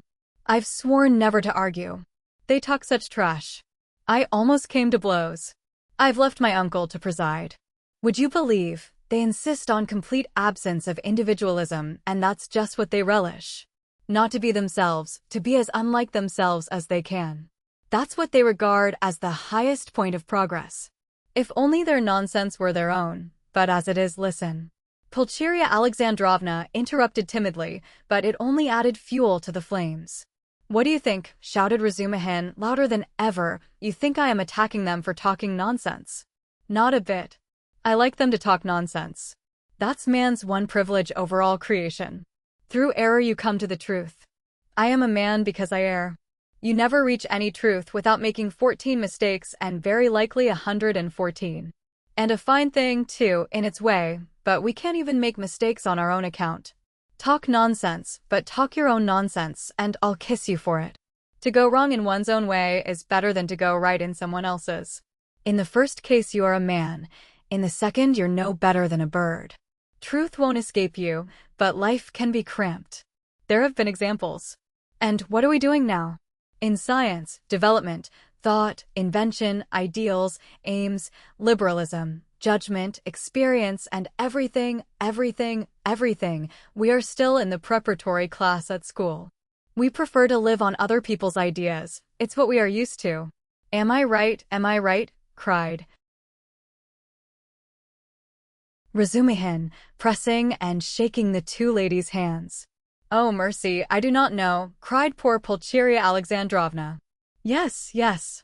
Though I don't agree with you in everything, added Avdotya Romanovna earnestly, and at once uttered a cry, for he squeezed her hand so painfully. Yes, you say yes. Well, after that you, he cried in a transport, you are a fount of goodness, purity, sense, and perfection. Give me your hand. You give me yours, too. I want to kiss your hands here at once, on my knees, and he fell on his knees on the pavement, fortunately at that time deserted. Leave off, I entreat you. What are you doing? Pulcheria Alexandrovna cried, greatly distressed. Get up, said Dunya laughing, though she, too, was upset. Not for anything till you let me kiss your hands. That's it. Enough. I get up and we'll go on. I am a luckless fool, I am unworthy of you and drunk. And I am ashamed. I am not worthy to love you, but to do homage to you is the duty of every man who is not a perfect beast. And I've done homage. Here are your lodgings, and for that alone Rodia was right in driving your Pyotr Petrovitch away. How dare he? How dare he put you in such lodgings? It's a scandal. Do you know the sort of people they take in here? And you his betrothed. You are his betrothed? Yes? Well, then I'll tell you, your fiancé is a scoundrel. Excuse me, Mr. Razumihin, you are forgetting.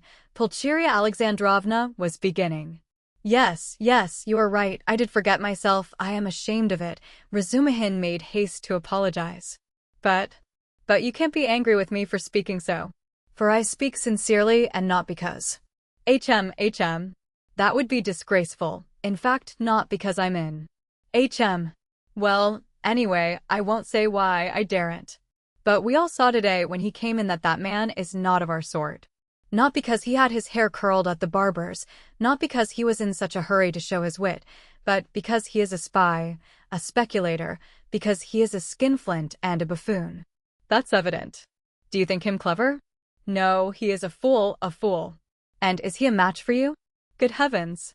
Do you see, ladies? He stopped suddenly on the way upstairs to their rooms. Though all my friends there are drunk, yet they are all honest, and though we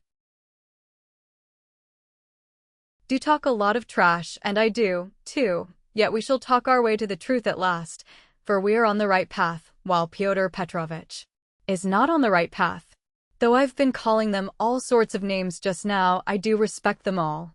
Though I don't respect Zametov, I like him, for he is a puppy, and that bullock Zosimov, because he is an honest man and knows his work. But enough, it's all said and forgiven. Is it forgiven? Well, then, let's go on. I know this corridor, I've been here. There was a scandal here at number 3. Where are you here? Which number? 8? Well, lock yourselves in for the night then. Don't let anybody in. In a quarter of an hour I'll come back with news, and half an hour later I'll bring Zosimov, you'll see. Goodbye, I'll run. Good heavens, Dunya, what is going to happen? Said Pulcheria Alexandrovna, addressing her daughter with anxiety and dismay. Don't worry yourself, mother, said Dunya, taking off her hat and cape.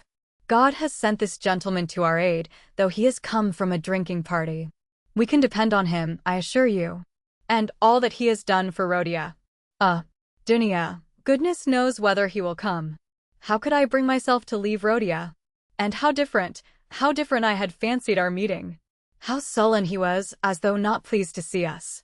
Tears came into her eyes. No, it's not that, mother. You didn't see, you were crying all the time. He is quite unhinged by serious illness, that's the reason. That illness. What will happen? What will happen? And how he talked to you, Dunya, said the mother, looking timidly at her daughter, trying to read her thoughts and already half consoled by Dunya's standing up for her brother, which meant that she had already forgiven him. I am sure he will think better of it tomorrow, she added, probing her further. And I am sure that he will say the same tomorrow. About that, Avdotya Romanovna said finally. And, of course, there was no going beyond that, for this was a point which Pulcheria Alexandrovna was afraid to discuss. Dunya went up and kissed her mother. The latter warmly embraced her without speaking. Then she sat down to wait anxiously for Razumihin's return, timidly watching her daughter, who walked up and down the room with her arms folded, lost in thought. This walking up and down when she was thinking was a habit of Avdotya Romanovna's, and the mother was always afraid to break in on her daughter's mood at such moments. Razumihin, of course, was ridiculous in his sudden drunken infatuation for Avdotya Romanovna. Yet apart from his eccentric condition, many people would have thought it justified if they had seen Avdotya Romanovna, especially at that moment when she was walking to and fro with folded arms, pensive and melancholy. Avdotya Romanovna was remarkably good-looking. She was tall, strikingly well-proportioned, strong and self-reliant. The latter quality was apparent in every gesture, though it did not in the least detract from the grace and softness of her movements. In face she resembled her brother, but she might be described as really beautiful. Her hair was dark brown, a little lighter than her brother's. There was a proud light in her almost black eyes, and yet at times a look of extraordinary kindness. She was pale, but it was a healthy pallor. Her face was radiant with freshness and vigor. Her mouth was rather small. The full red lower lip projected a little, as did her chin. It was the only irregularity in her beautiful face, but it gave it a peculiarly individual and almost haughty expression. Her face was always more serious and thoughtful than gay, but how well smiles, how well youthful, light-hearted, irresponsible, laughter suited her face. It was natural enough that a warm, open, simple-hearted, honest giant like Razumihin, who had never seen anyone like her and was not quite sober at the time, should lose his head immediately. Besides, as chance would have it, he saw Dunya for the first time transfigured by her love for her brother and her joy at meeting him. Afterwards he saw her lower lip quiver with indignation at her brother's insolent, cruel and ungrateful words, and his fate was sealed. He had spoken the truth, moreover, when he blurted out in his drunken talk on the stairs that Praskovia Pavlovna, Raskolnikov's eccentric landlady, would be jealous of Pulcheria Alexandrovna as well as of Avdotya Romanovna on his account. Although Pulcheria Alexandrovna was 43, her face still retained traces of her former beauty. She looked much younger than her age, indeed, which is almost always the case with women who retain serenity of spirit, sensitiveness and pure sincere warmth of heart to old age. We may add in parenthesis that to preserve all this is the only means of retaining beauty to old age. Her hair had begun to grow gray and thin. There had long been little crow's foot wrinkles round her eyes. Her cheeks were hollow and sunken from anxiety and grief, and yet it was a handsome face. She was Dunya over again, 20 years older, but without the projecting underlip. Pulcheria Alexandrovna was emotional, but not sentimental, timid and yielding, but only to a certain point. She could give way and accept a great deal even of what was contrary to her convictions, but there was a certain barrier fixed by honesty, principle, and the deepest convictions which nothing would induce her to cross. Exactly 20 minutes after Razumihin's departure, there came two subdued but hurried knocks at the door. He had come back. "I won't come in, I haven't time," he hastened to say when the door was opened. "He sleeps like a top, soundly, quietly, and God grant he may sleep 10 hours. Nastasia's with him. I told her not to leave till I came. Now I am fetching Zosimov. He will report to you, and then you'd better turn in. I can see you are too tired to do anything." And he ran off down the corridor. "What a very competent and devoted young man," cried Pulcheria Alexandrovna, exceedingly delighted. "He seems a splendid person." Avdotya Romanovna replied with some warmth, resuming her walk up and down the room. It was nearly an hour later when they heard footsteps in the corridor and another knock at the door. Both women waited this time, completely relying on Razumihin's promise. He actually had succeeded in bringing Zosimov. Zosimov had agreed at once to desert the drinking party to go to Raskolnikov's, but he came reluctantly and with the greatest suspicion to see the ladies, mistrusting Razumihin in his exhilarated condition. But his vanity was at once reassured and flattered. He saw that they were really expecting him as an oracle. He stayed just 10 minutes and succeeded in completely convincing and comforting Pulcheria Alexandrovna. He spoke with marked sympathy, but with the reserve and extreme seriousness of a young doctor at an important consultation. He did not utter a word on any other subject and did not display the slightest desire to enter into more personal relations with the two ladies.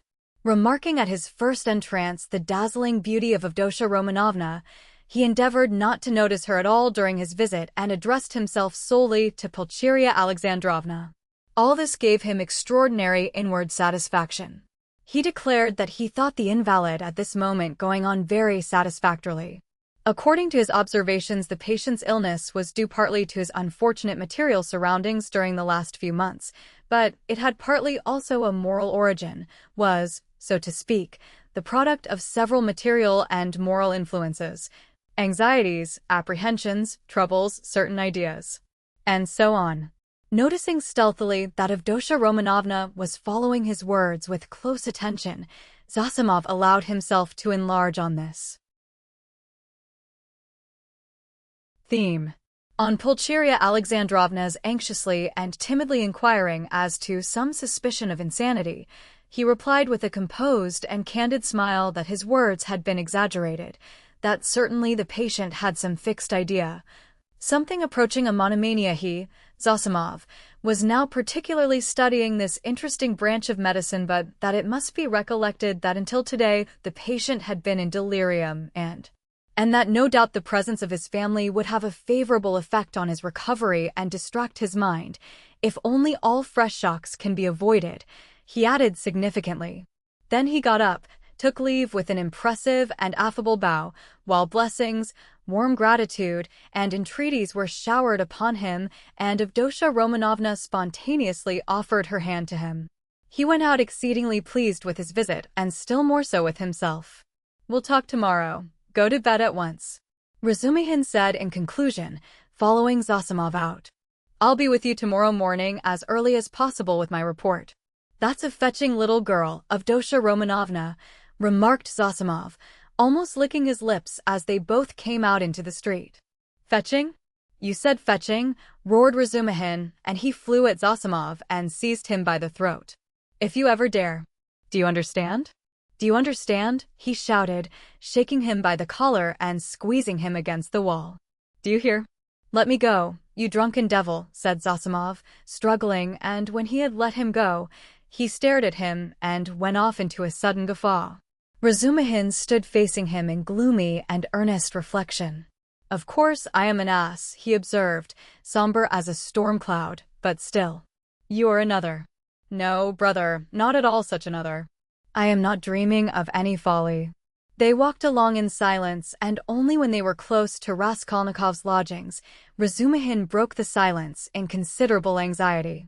"Listen," he said, "you're a first-rate fellow, But among your other failings, you're a loose fish, that I know, and a dirty one too.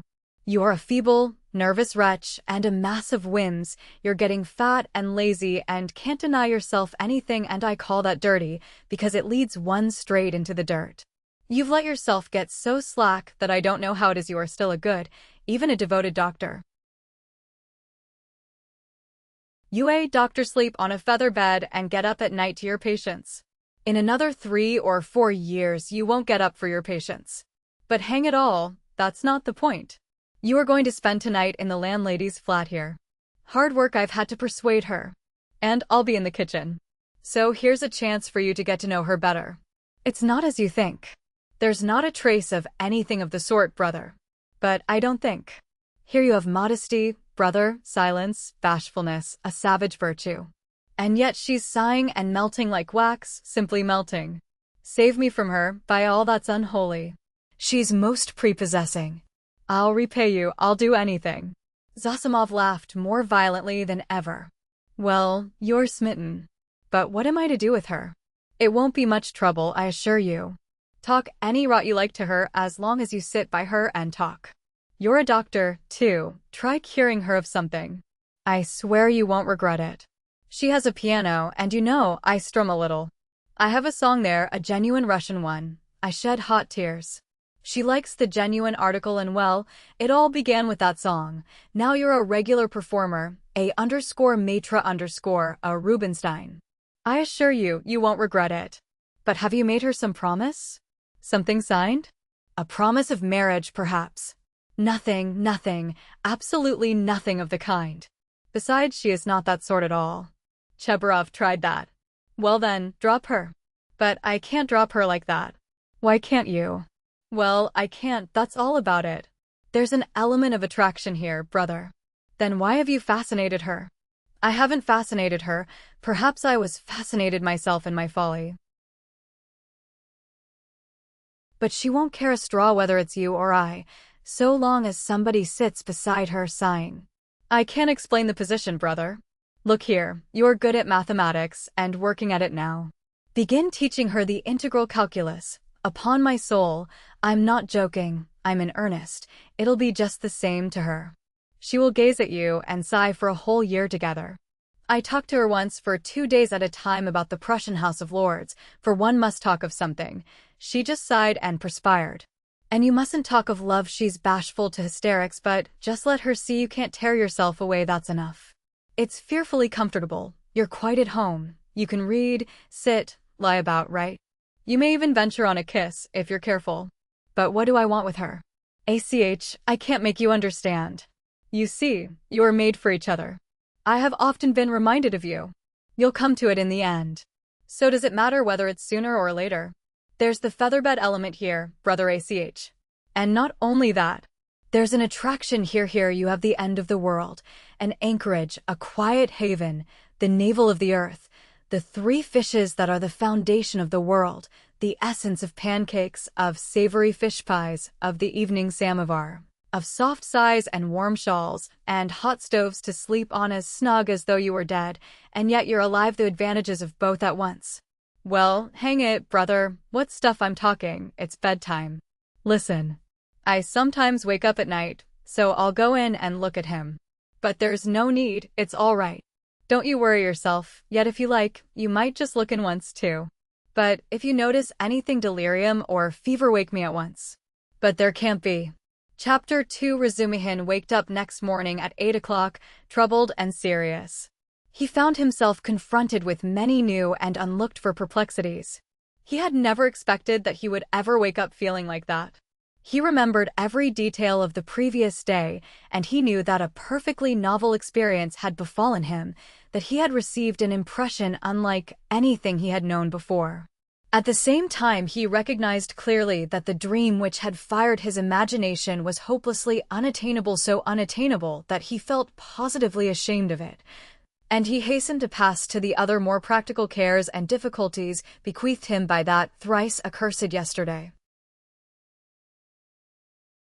The most awful recollection of the previous day was the way he had shown himself base and mean, not only because he had been drunk, But because he had taken advantage of the young girl's position to abuse her fiancé in his stupid jealousy, knowing nothing of their mutual relations and obligations, and next to nothing of the man himself. And what right had he to criticize him in that hasty and unguarded manner? Who had asked for his opinion? Was it thinkable that such a creature as Avdotya Romanovna would be marrying an unworthy man for money?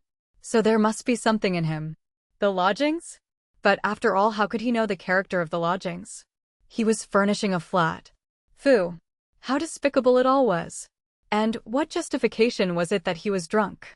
Such a stupid excuse was even more degrading. In wine is truth, and the truth had all come out, that is, all the uncleanness of his coarse and envious heart. And would such a dream ever be permissible to him, Razumihin? What was he besides such a girl, he, the drunken, noisy braggart of last night? Was it possible to imagine so absurd and cynical a juxtaposition? Razumihin blushed desperately at the very idea, and suddenly the recollection forced itself vividly upon him of how he had said last night on the stairs that the landlady would be jealous of Avdotya Romanovna. That was simply intolerable. He brought his fist down heavily on the kitchen stove, hurt his hand, and sent one of the bricks flying. Of course, he muttered to himself a minute later with a feeling of self-abasement, of course, all these infamies can never be wiped out or smoothed over. And so it's useless even to think of it, and I must go to them in silence and do my duty. In silence, too. And not ask forgiveness and say nothing. For all is lost now. And yet as he dressed he examined his attire more carefully than usual. He hadn't another suit. If he had had, perhaps he wouldn't have put it on. I would have made a point of not putting it on. But in any case, he could not remain a cynic and a dirty sloven. He had no right to offend the feelings of others, especially when they were in need of his assistance and asking him to see them. He brushed his clothes carefully. His linen was always decent. In that respect he was especially clean. He washed that morning scrupulously. He got some soap from Nastasia. He washed his hair, his neck, and especially his hands. When it came to the question whether to shave his stubbly chin or not, Praskovia Pavlovna had capital razors that had been left by her late husband. The question was angrily answered in the negative. Let it stay as it is. What if they think that I shaved on purpose to? They certainly would think so. Not on any account. And the worst of it was he was so coarse, so dirty, he had the manners of a pothouse, and even admitting that he knew he had some of the essentials of a gentleman. What was there not to be proud of? Everyone ought to be a gentleman and more than that. And all the same, he remembered, he too had done little things. Not exactly dishonest, and yet. And what thoughts he sometimes had, hm. And to set all that beside Avdotya Romanovna. Confound it. So be it. Well, he'd make a point then of being dirty, greasy, pothouse in his manners, and he wouldn't care. He'd be worse. He was engaged in such monologues when Zosimov, who had spent the night in Praskovia Pavlovna's parlor, came in. He was going home, and was in a hurry to look at the invalid first. Razumihin informed him that Raskolnikov was sleeping like a dormouse. Zosimov gave orders that they shouldn't wake him and promised to see him again about 11. If he is still at home, he added. Damn it all. If one can't control one's patients, how is one to cure them? Do you know whether he will go to them, or whether they are coming here? They are coming, I think, said Razumihin, understanding the object of the question, and they will discuss their family affairs, no doubt. I'll be off. You, as the doctor, have more right to be here than I. But I am not a father confessor. I shall come and go away. I've plenty to do besides looking after them. One thing worries me, interposed Razumihin, frowning. On the way home I talked a lot of drunken nonsense to him. All sorts of things. And amongst them that you were afraid that he might become insane. You told the ladies so, too. I know it was stupid. You may beat me if you like. Did you think so seriously? That's nonsense, I tell you. How could I think it seriously? You, yourself, described him as a monomaniac when you fetched me to him. And we added fuel to the fire yesterday. You did, that is, with your story about the painter. It was a nice conversation, when he was, perhaps, mad on that very point. If only I'd known what happened then at the police station and that some wretch had insulted him with his suspicion. I would not have allowed that conversation yesterday.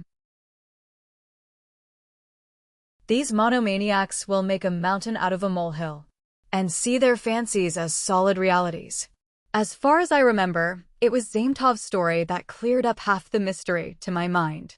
Why, I know one case in which a hypochondriac, a man of 40, cut the throat of a little boy of 8 because he couldn't endure the jokes he made every day at table. And in this case his rags, the insolent police officer, the fever and this suspicion.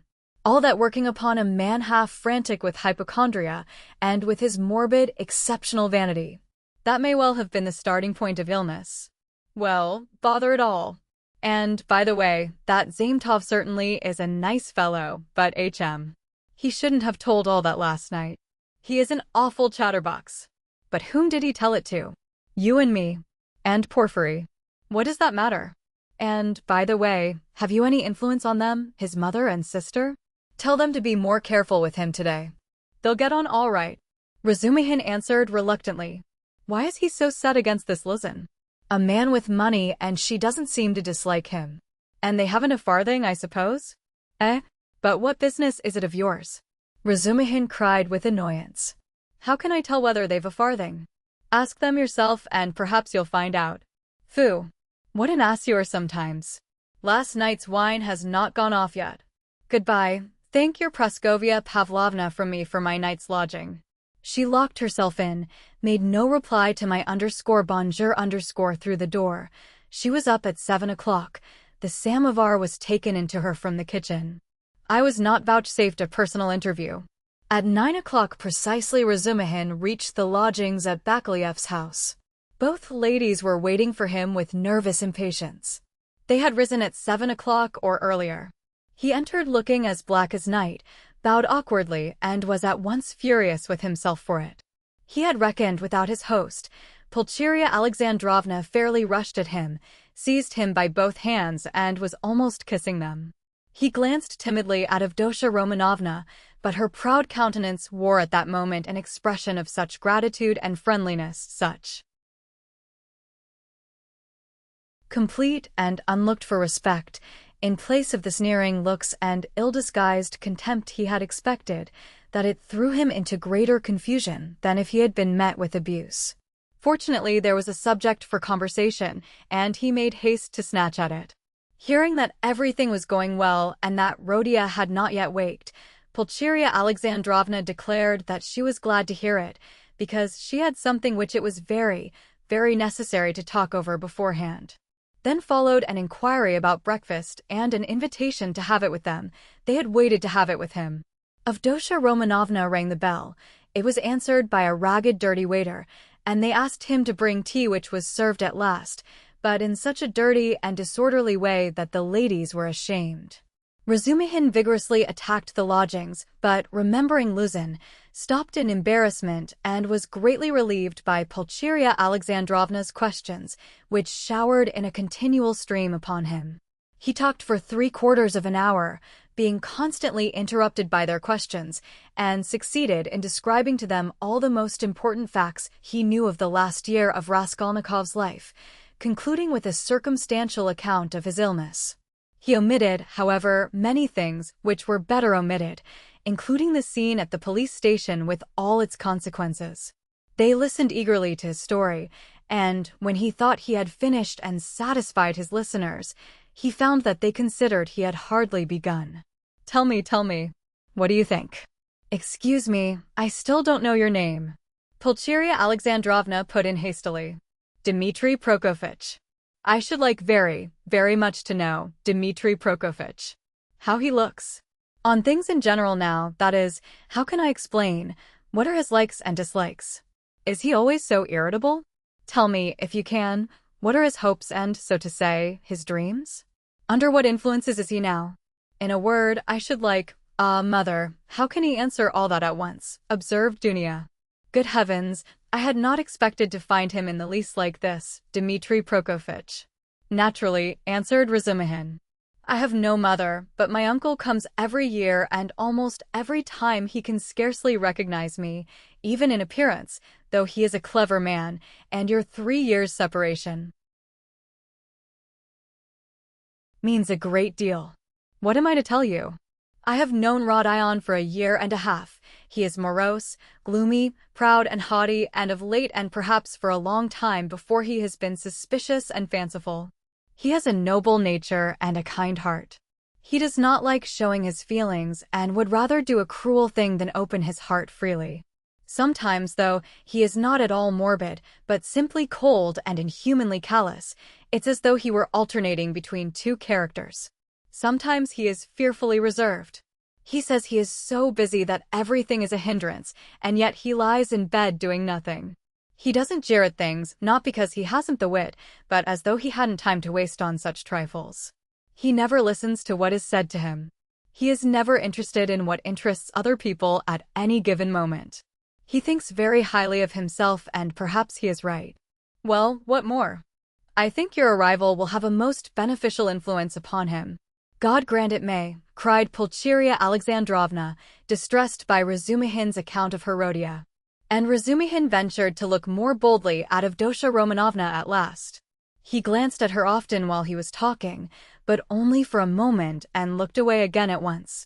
Avdotya Romanovna sat at the table, listening attentively, then got up again and began walking to and fro with her arms folded and her lips compressed, occasionally putting in a question, without stopping her walk. She had the same habit of not listening to what was said. She was wearing a dress of thin dark stuff, and she had a white transparent scarf round her neck. Razumihin soon detected signs of extreme poverty in their belongings. Had Avdotya Romanovna been dressed like a queen, he felt that he would not be afraid of her, but perhaps just because she was poorly dressed and that he noticed all the misery of her surroundings. His heart was filled with dread, and he began to be afraid of every word he uttered, every gesture he made, which was very trying for a man who already felt diffident. You've told us a great deal that is interesting about my brother's character, and have told it impartially. I am glad. I thought that you were too uncritically devoted to him, observed Avdotya Romanovna with a smile. I think you are right that he needs a woman's care, she added thoughtfully. I didn't say so, but I dare say you're right, only what? He loves no one and perhaps he never will, Razumihin declared decisively. You mean he is not capable of love? Do you know, Avdotya Romanovna, you are awfully like your brother, in everything indeed, he blurted out suddenly to his own surprise, but remembering at once what he had just before said of her brother, he turned as red as a crab and was overcome with confusion. Avdotya Romanovna couldn't help laughing when she looked at him. You may both be mistaken about Rodia, Pulcheria Alexandrovna remarked, slightly piqued. I am not talking of our present difficulty, Dunya. What Pyotr Petrovitch writes in this letter and what you and I have supposed may be mistaken, but you can't imagine, Dmitri Prokofitch, how moody and, so to say, capricious he is. I never could depend on what he would do when he was only 15. And I am sure that he might do something now that nobody else would think of doing. Well, for instance, do you know how 1.5 years ago he astounded me and gave me a shock that nearly killed me, when he had the idea of marrying that girl, what was her name, his landlady's daughter? Did you hear about that affair? Asked Avdotya Romanovna. Do you suppose, Pulcheria Alexandrovna continued warmly, do you suppose that my tears, my entreaties, my illness, my possible death from grief, our poverty would have made him pause? No, he would calmly have disregarded all obstacles. And yet it isn't that he doesn't love us. He has never spoken a word of that affair to me, Razumihin answered cautiously. But I did hear something from Praskovia Pavlovna herself, though she is by no means a gossip. And what I heard certainly was rather strange. And what did you hear? Both the ladies asked at once. Well, nothing very special. I only learned that the marriage, which only failed to take place through the girl's death, was not at all to Praskovia Pavlovna's liking.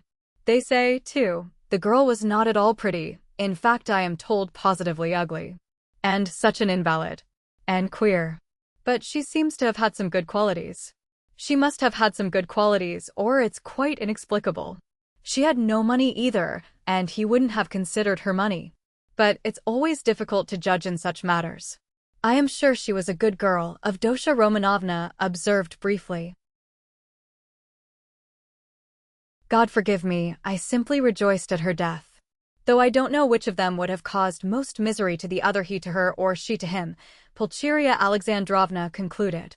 Then she began tentatively questioning him about the scene on the previous day with Luzin, hesitating and continually glancing at Dunya, obviously to the latter's annoyance. This incident more than all the rest evidently caused her uneasiness, even consternation. Razumihin described it in detail again, but this time he added his own conclusions. He openly blamed Raskolnikov for intentionally insulting Pyotr Petrovich, not seeking to excuse him on the score of his illness. He had planned it before his illness, he added. I think so, too, Pulcheria Alexandrovna agreed with a dejected air. But she was very much surprised at hearing Razumihin express himself so carefully and even with a certain respect about Pyotr Petrovich. Avdotya Romanovna, too, was struck by it. So this is your opinion of Pyotr Petrovich? Pulcheria Alexandrovna could not resist asking. I can have no other opinion of your daughter's future husband, Razumihin answered firmly and with warmth, and I don't say it simply from vulgar politeness, but simply because Avdotya Romanovna has of her own free will deigned to accept this man. If I spoke so rudely of him last night, it was because I was disgustingly drunk and mad besides. Yes, mad, crazy, I lost my head completely. And this morning I am ashamed of it. He crimsoned and ceased speaking. Avdotya Romanovna flushed, but did not break the silence. She had not uttered a word from the moment they began to speak of Luzin. Without her support, Pulcheria Alexandrovna obviously did not know what to do. At last, faltering and continually glancing at her daughter, she confessed that she was exceedingly worried by one circumstance. You see, Dmitri Prokofitch, she began. I'll be perfectly open with Dmitri Prokofitch, Dunya? Of course, mother, said Avdotya Romanovna emphatically. This is what it is, she began in haste, as though the permission to speak of her trouble lifted a weight off her mind. Very early this morning we got a note from Pyotr Petrovich in reply to our letter announcing our arrival. He promised to meet us at the station, you know. Instead of that, he sent a servant to bring us the address of these lodgings and to show us the way, and he sent a message that he would be here himself this morning. But this morning this note came from him. You'd better read it yourself. There is one point in it which worries me very much. You will soon see what that is, and tell me your candid opinion, Dmitri Prokofitch. You know Rodia's character better than anyone, and no one can advise us better than you can. Dunya, I must tell you, made her decision at once, but I still don't feel sure how to act, and I've been waiting for your opinion. Razumihin opened the note, which was dated the previous evening, and read as follows.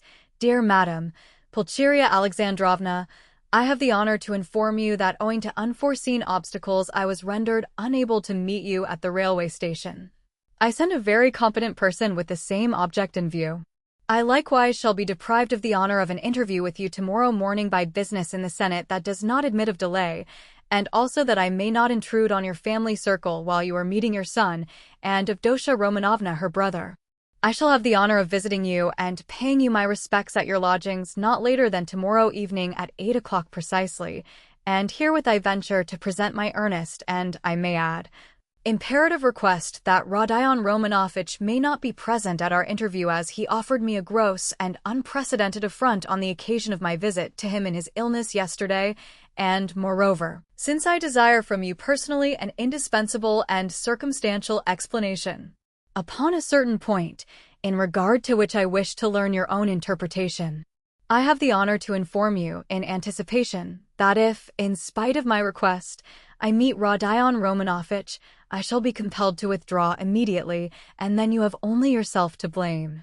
I write on the assumption that Rodion Romanovich, who appeared so ill at my visit, suddenly recovered 2 hours later, and so, being able to leave the house, may visit you also. I was confirmed in that belief by the testimony of my own eyes in the lodging of a drunken man who was run over and has since died, to whose daughter, a young woman of notorious behavior, he gave 25 rubles on the pretext of the funeral. which gravely surprised me knowing what pains you were at to raise that sum.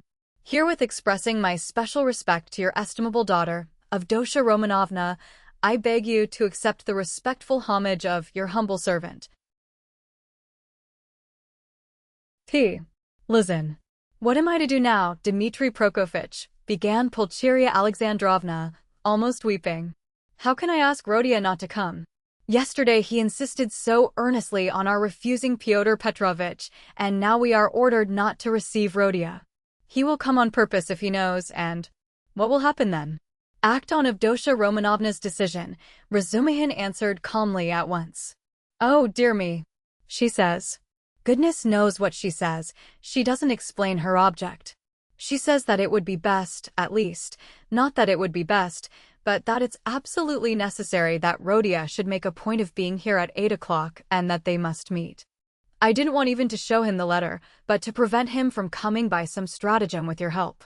Because he is so irritable. Besides, I don't understand about that drunkard who died and that daughter, and how he could have given the daughter all the money. Which cost you such sacrifice, mother, put in Avdotya Romanovna. He was not himself yesterday, Razumihin said thoughtfully. If you only knew what he was up to in a restaurant yesterday, though there was sense in it too. He did say something as we were going home yesterday evening about a dead man and a girl, but I didn't understand a word. But last night I myself. The best thing, mother, will be for us to go to him ourselves, and there I assure you we shall see at once what's to be done. Besides, it's getting late, good heavens, it's past 10, she cried looking at a splendid gold-enameled watch which hung round her neck on a thin Venetian chain, and looked entirely out of keeping with the rest of her dress. A present from her _fiancé_, thought Razumihin. We must start, Dunya, we must start, her mother cried in a flutter. He will be thinking we are still angry after yesterday, from our coming so late. Merciful heavens! While she said this she was hurriedly putting on her hat and mantle. Dunya, too, put on her things. Her gloves, as Razumihin noticed, were not merely shabby but had holes in them, and yet this evident poverty gave the two ladies an air of special dignity, which is always found in people who know how to wear poor clothes. Razumihin looked reverently at Dunya and felt proud of escorting her. The queen who mended her stockings in prison, he thought, must have looked then every inch a queen, and even more a queen than at sumptuous banquets and levees. My God, exclaimed Pulcheria Alexandrovna, little did I think that I should ever fear seeing my son, my darling, darling Rodia. I am afraid, Dmitri Prokofitch, she added, glancing at him timidly. Don't be afraid, mother, said Dunya, kissing her. Better have faith in him. Oh, dear, I have faith in him, but I haven't slept all night, exclaimed the poor woman. They came out into the street. Do you know, Dunya, when I dozed a little this morning I dreamed of Marfa Petrovna. She was all in white. She came up to me, took my hand, and shook her head at me, but so sternly as though she were blaming me. Is that a good omen? Oh, dear me. You don't know, Dmitri Prokofitch, that Marfa Petrovna's dead. No, I didn't know. Who is Marfa Petrovna? She died suddenly, and only fancy, afterwards, Mama, put in Dunya. He doesn't know who Marfa Petrovna is. You don't know? And I was thinking that you knew all about us. Forgive me, Dmitri Prokofitch, I don't know what I am thinking about these last few days. I look upon you really as a providence for us, and so I took it for granted that you knew all about us. I look on you as a relation. Don't be angry with me for saying so. Dear me, what's the matter with your right hand? Have you knocked it? Yes, I bruised it, muttered Razumihin overjoyed. I sometimes speak too much from the heart, so that Dunya finds fault with me. But, dear me, what a cupboard he lives in. I wonder whether he is awake? Does this woman, his landlady, consider it a room? Listen, you say he does not like to show his feelings, so perhaps I shall annoy him with my weaknesses? Do advise me, Dmitri Prokofitch, how am I to treat him? I feel quite distracted, you know. Don't question him too much about anything if you see him frown. Don't ask him too much about his health. He doesn't like that. Ah, Dmitri Prokofitch, how hard it is to be a mother. But here are the stairs. What an awful staircase. Mother, you are quite pale. "Don't distress yourself, darling," said Dunia, caressing her. Then with flashing eyes she added, "He ought to be happy at seeing you, and you are tormenting yourself so. Wait, I'll peep in and see whether he has waked up." The ladies slowly followed Razumihin, who went on before, and when they reached the landlady's door on the 4th story, they noticed that her door was a tiny crack open and that 2 keen black eyes were watching them from the darkness within. When their eyes met, the door was suddenly shut with such a slam that Pulcheria Alexandrovna almost cried out. Chapter 3. He is well, quite well, Zosimov cried cheerfully as they entered. He had come in 10 minutes earlier and was sitting in the same place as before on the sofa.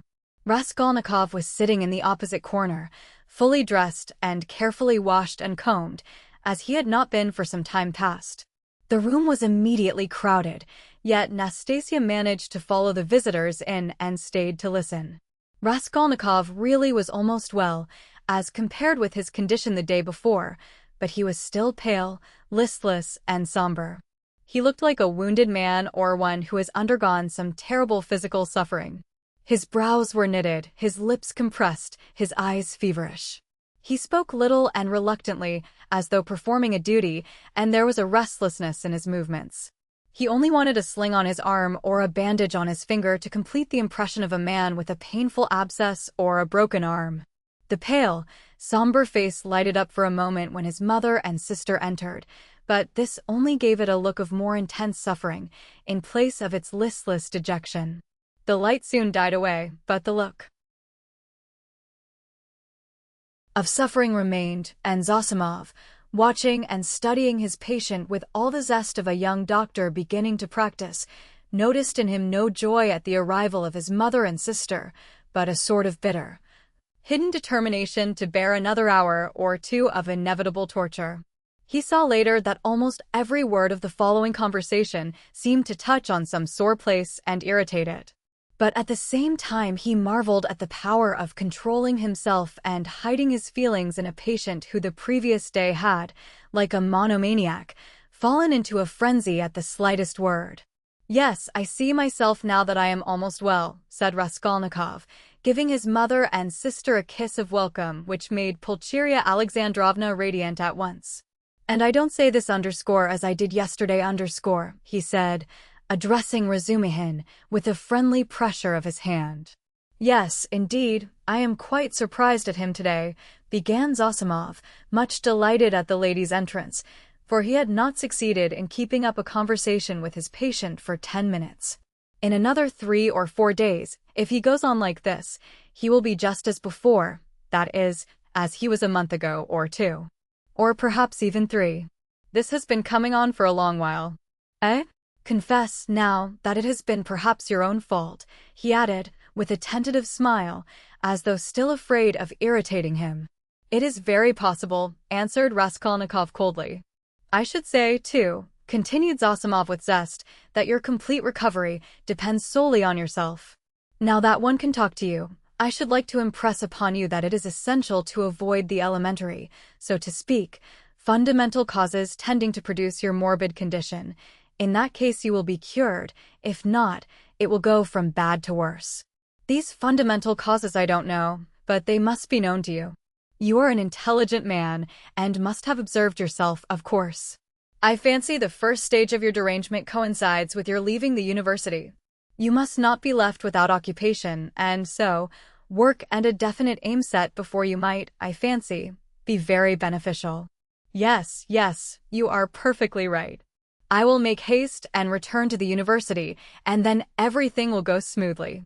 Zosimov, who had begun his sage advice partly to make an effect before the ladies, was certainly somewhat mystified when, glancing at his patient, he observed unmistakable mockery on his face. This lasted an instant, however. Pulcheria Alexandrovna began at once thanking Zosimov, especially for his visit to their lodging the previous night. "What? He saw you last night?" Raskolnikov asked, as though startled. "Then you have not slept either after your journey." Rodia, that was only till 2 o'clock. Dunia and I never go to bed before 2 at home.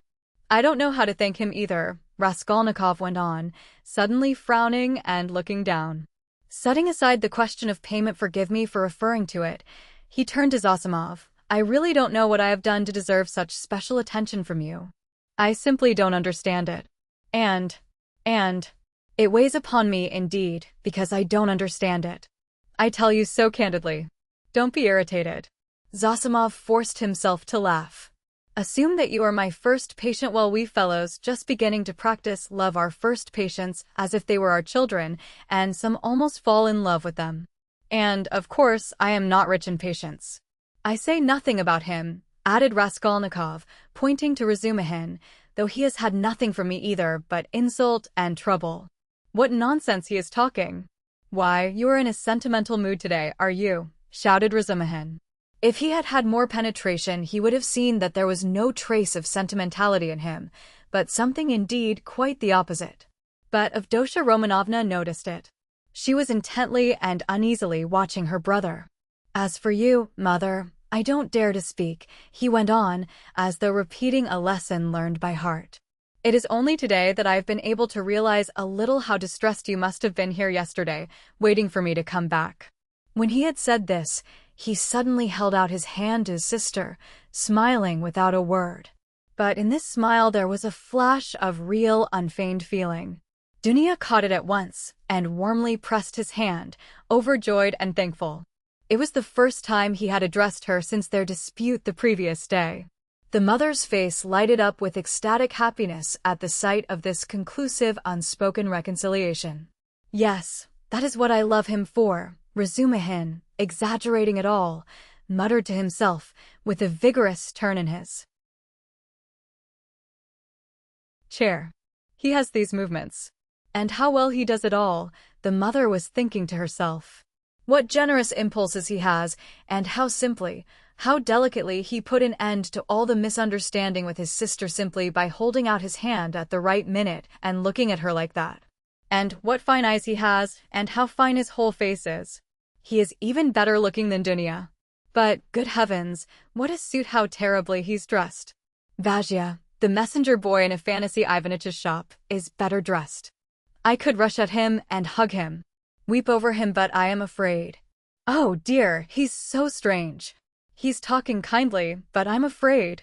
Why, what am I afraid of? Oh, Rhodia, you wouldn't believe, she began suddenly, in haste to answer his words to her, how unhappy Dunya and I were yesterday. Now that it's all over and done with, and we are quite happy again, I can tell you. Fancy, we ran here almost straight from the train to embrace you, and that woman, here she is. Good morning, Nastasia. She told us at once that you were lying in a high fever and had just run away from the doctor in delirium, and they were looking for you in the streets. You can't imagine how we felt. I couldn't help thinking of the tragic end of Lieutenant Patanchikov, a friend of your father's. You can't remember him, Rhodia, who ran out in the same way in a high fever and fell into the well in the courtyard, and they couldn't pull him out till next day. Of course, we exaggerated things. We were on the point of rushing to find Pyotr Petrovitch to ask him to help. Because we were alone, utterly alone, she said plaintively, and stopped short, suddenly, recollecting it was still somewhat dangerous to speak of Pyotr Petrovitch, although we are quite happy again. Yes, yes. Of course it's very annoying, Raskolnikov muttered in reply, but with such a preoccupied and inattentive air that Dunya gazed at him in perplexity. What else was it I wanted to say? He went on, trying to recollect. Oh yes, mother, and you too, Dunya. Please don't think that I didn't mean to come and see you today, and was waiting for you to come first. What are you saying, Rhodia? Cried Pulcheria Alexandrovna. She, too, was surprised. Is he answering us as a duty? Dunya wondered. Is he being reconciled and asking forgiveness, as though he were performing a rite or repeating a lesson? I've only just waked up and wanted to go to you, but was delayed owing to my clothes. I forgot yesterday to ask her. Nastasia. To wash out the blood. I've only just dressed. Blood? What blood? Pulcheria Alexandrovna asked in alarm. Oh, nothing, don't be uneasy. It was when I was wandering about yesterday, rather delirious, I chanced upon a man who had been run over. A clerk, delirious? But you remember everything. Razumihin interrupted. That's true, Raskolnikov answered with special carefulness. I remember everything even to the slightest detail, and yet why I did that and went there and said that, I can't clearly explain now. A familiar phenomenon, interposed Zosimov. Actions are sometimes performed in a masterly and most cunning way, while the direction of the actions is deranged and dependent on various morbid impressions. It's like a dream. Perhaps it's a good thing really that he should think me almost a madman, thought Raskolnikov. Why, people in perfect health act in the same way too, observed Dunya, looking uneasily at Zosimov. There is some truth in your observation, the latter replied. In that sense, we are certainly all not infrequently like madmen, but with the slight difference that the deranged are somewhat madder, for we must draw a line. A normal man, it is true, hardly exists. Among dozens, perhaps hundreds of thousands, hardly one is to be met with. At the word madman, carelessly dropped by Zosimov in his chatter on his favorite subject, everyone frowned. Raskolnikov sat seeming not to pay attention, plunged in thought with a strange smile on his pale lips. He was still meditating on something. Well, what about the man who was run over? I interrupted you. Razumihin cried hastily. What? Raskolnikov seemed to wake up. Oh, I got spattered with blood helping to carry him to his lodging. By the way, Mama, I did an unpardonable thing yesterday. I was literally out of my mind. I gave away all the money you sent me to his wife for the funeral. She's a widow now, in consumption, a poor creature. 3 little children, starving. Nothing in the house. There's a daughter, too. Perhaps you'd have given it yourself if you'd seen them. But I had no right to do it, I admit, especially as I knew how you needed the money yourself. To help others one must have the right to do it, or else _Kreves, Chiens, si vous n'êtes pas contents _. He laughed. That's right, isn't it, Dunya? No, it's not, answered Dunya firmly. Bah. You, too, have ideals, he muttered, looking at her almost with hatred and smiling sarcastically. I ought to have considered that. Well, that's praiseworthy, and it's better for you. And if you reach a line you won't overstep, you will be unhappy. And if you overstep it, maybe you will be still unhappier. But all that's nonsense, he added irritably, vexed at being carried away. I only meant to say that I beg your forgiveness, Mother, he concluded, shortly and abruptly. That's enough, Rhodia. I am sure that everything you do is very good, said his mother, delighted. Don't be too sure, he answered, twisting his mouth into a smile. A silence followed. There was a certain constraint in all this conversation, and in the silence, and in the reconciliation, and in the forgiveness, and all were feeling it. It is as though they were afraid of me, Raskolnikov was thinking to himself, looking askance at his mother and sister. Pulcheria Alexandrovna was indeed growing more timid the longer she kept silent. Yet in their absence I seem to love them so much, flashed through his mind. Do you know, Rhodia, Marfa Petrovna is dead, Pulcheria Alexandrovna suddenly blurted out. What Marfa Petrovna? Oh, mercy on us, Marfa Petrovna Svidrigailov. I wrote you so much about her.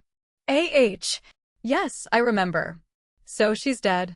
Oh, really? He roused himself suddenly, as if waking up. What did she die of? Only imagine, quite suddenly, Pulcheria Alexandrovna answered hurriedly, encouraged by his curiosity. On the very day I was sending you that letter. Would you believe it? That awful man seems to have been the cause of her death. They say he beat her dreadfully. Why, were they on such bad terms? He asked, addressing his sister. Not at all. Quite the contrary indeed. With her, he was always very patient, considerate even. In fact, all those 7 years of their married life he gave way to her, too much so indeed, in many cases. All of a sudden he seems to have lost patience. Then he could not have been so awful if he controlled himself for 7 years? You seem to be defending him, Dunya. No, he's an awful man. I can imagine nothing more awful. Dunya answered, almost with a shudder, knitting her brows and sinking into thought.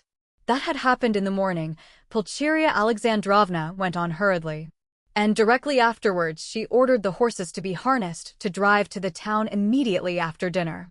She always used to drive to the town in such cases. She ate a very good dinner, I am told. After the beating? That was always her habit, and immediately after dinner, so as not to be late in starting, she went to the bathhouse. You see, she was undergoing some treatment with baths.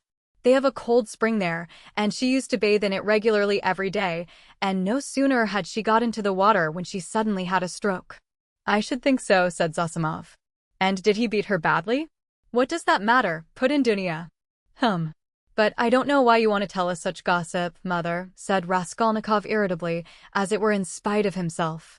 My dear, I don't know what to talk about, broke from Pulcheria Alexandrovna. Why, are you all afraid of me? He asked, with a constrained smile. That's certainly true, said Dunya, looking directly and sternly at her brother. Mother was crossing herself with terror as she came up the stairs. His face worked, as though in convulsion. What are you saying, Dunya? Don't be angry, please, Rodia. Why did you say that, Dunya? Pulcheria Alexandrovna began, overwhelmed. You see, coming here, I was dreaming all the way, in the train, how we should meet, how we should talk over everything together. And I was so happy I did not notice the journey. But what am I saying? I am happy now. You should not, Dunya. I am happy now simply in seeing you, Rodia. Hush, mother, he muttered in confusion, not looking at her, but pressing her hand. We shall have time to speak freely of everything. As he said this, he was suddenly overwhelmed with confusion and turned pale. Again that awful sensation he had known of late passed with deadly chill over his soul. Again it became suddenly plain and perceptible to him that he had just told a fearful lie, that he would never now be able to speak freely of everything, that he would never again be able to speak of anything to anyone. The anguish of this thought was such that for a moment he almost forgot himself. He got up from his seat, and not looking at anyone walked towards the door. What are you about? Cried Razumihin, clutching him by the arm. He sat down again and began looking about him in silence. They were all looking at him in perplexity. But what are you all so dull for? He shouted, suddenly and quite unexpectedly. Do say something. What's the use of sitting like this? Come, do speak. Let us talk. We meet together and sit in silence. Come, anything. Thank God, I was afraid the same thing as yesterday was beginning again, said Pulcheria Alexandrovna, crossing herself. What is the matter, Rodia? Asked Avdotya Romanovna, distrustfully. Oh, nothing. I remembered something, he answered, and suddenly laughed. Well, if you remembered something, that's all right. I was beginning to think, muttered Zosimov, getting up from the sofa. It is time for me to be off. I will look in again perhaps. If I can. He made his bows and went out. What an excellent man, observed Pulcheria Alexandrovna. Yes, excellent, splendid, well-educated, intelligent, Raskolnikov began, suddenly speaking with surprising rapidity and a liveliness he had not shown till then. I can't remember where I met him before my illness. I believe I have met him somewhere. And this is a good man, too. He nodded at Razumihin. Do you like him, Dunya? He asked her, and suddenly, for some unknown reason, laughed. Very much, answered Dunya. Phoo, what a pig you are. Razumihin protested, blushing in terrible confusion, and he got up from his chair. Pulcheria Alexandrovna smiled faintly, but Raskolnikov laughed aloud. Where are you off to? I must go. You need not at all. Stay. Zosimov has gone, so you must. Don't go. What's the time? Is it 12 o'clock? What a pretty watch you have got, Dunya. But why are you all silent again? I do all the talking. It was a present from Marfa Petrovna, answered Dunya. And a very expensive one, added Pulcheria Alexandrovna. What a big one. Hardly like a lady's. I like that sort, said Dunya. So it is not a present from her fiancé thought Razumihin, and was unreasonably delighted. I thought it was Luzin's present, observed Raskolnikov. No, he has not made Dunya any presents yet. And do you remember, mother? I was in love and wanted to get married, he said suddenly, looking at his mother, who was disconcerted by the sudden change of subject and the way he spoke of it. Oh yes, my dear. Pulcheria Alexandrovna exchanged glances with Dunia and Razumihin. Yes. What shall I tell you? I don't remember much indeed. She was such a sickly girl, he went on, growing dreamy and looking down again. Quite an invalid. She was fond of giving alms to the poor, and was always dreaming of a nunnery, and once she burst into tears when she began talking to me about it. Yes, I remember. I remember very well. She was an ugly little thing. I really don't know what drew me to her then. I think it was because she was always ill. If she had been lame or hunchback, I believe I should have liked her better still, he smiled dreamily.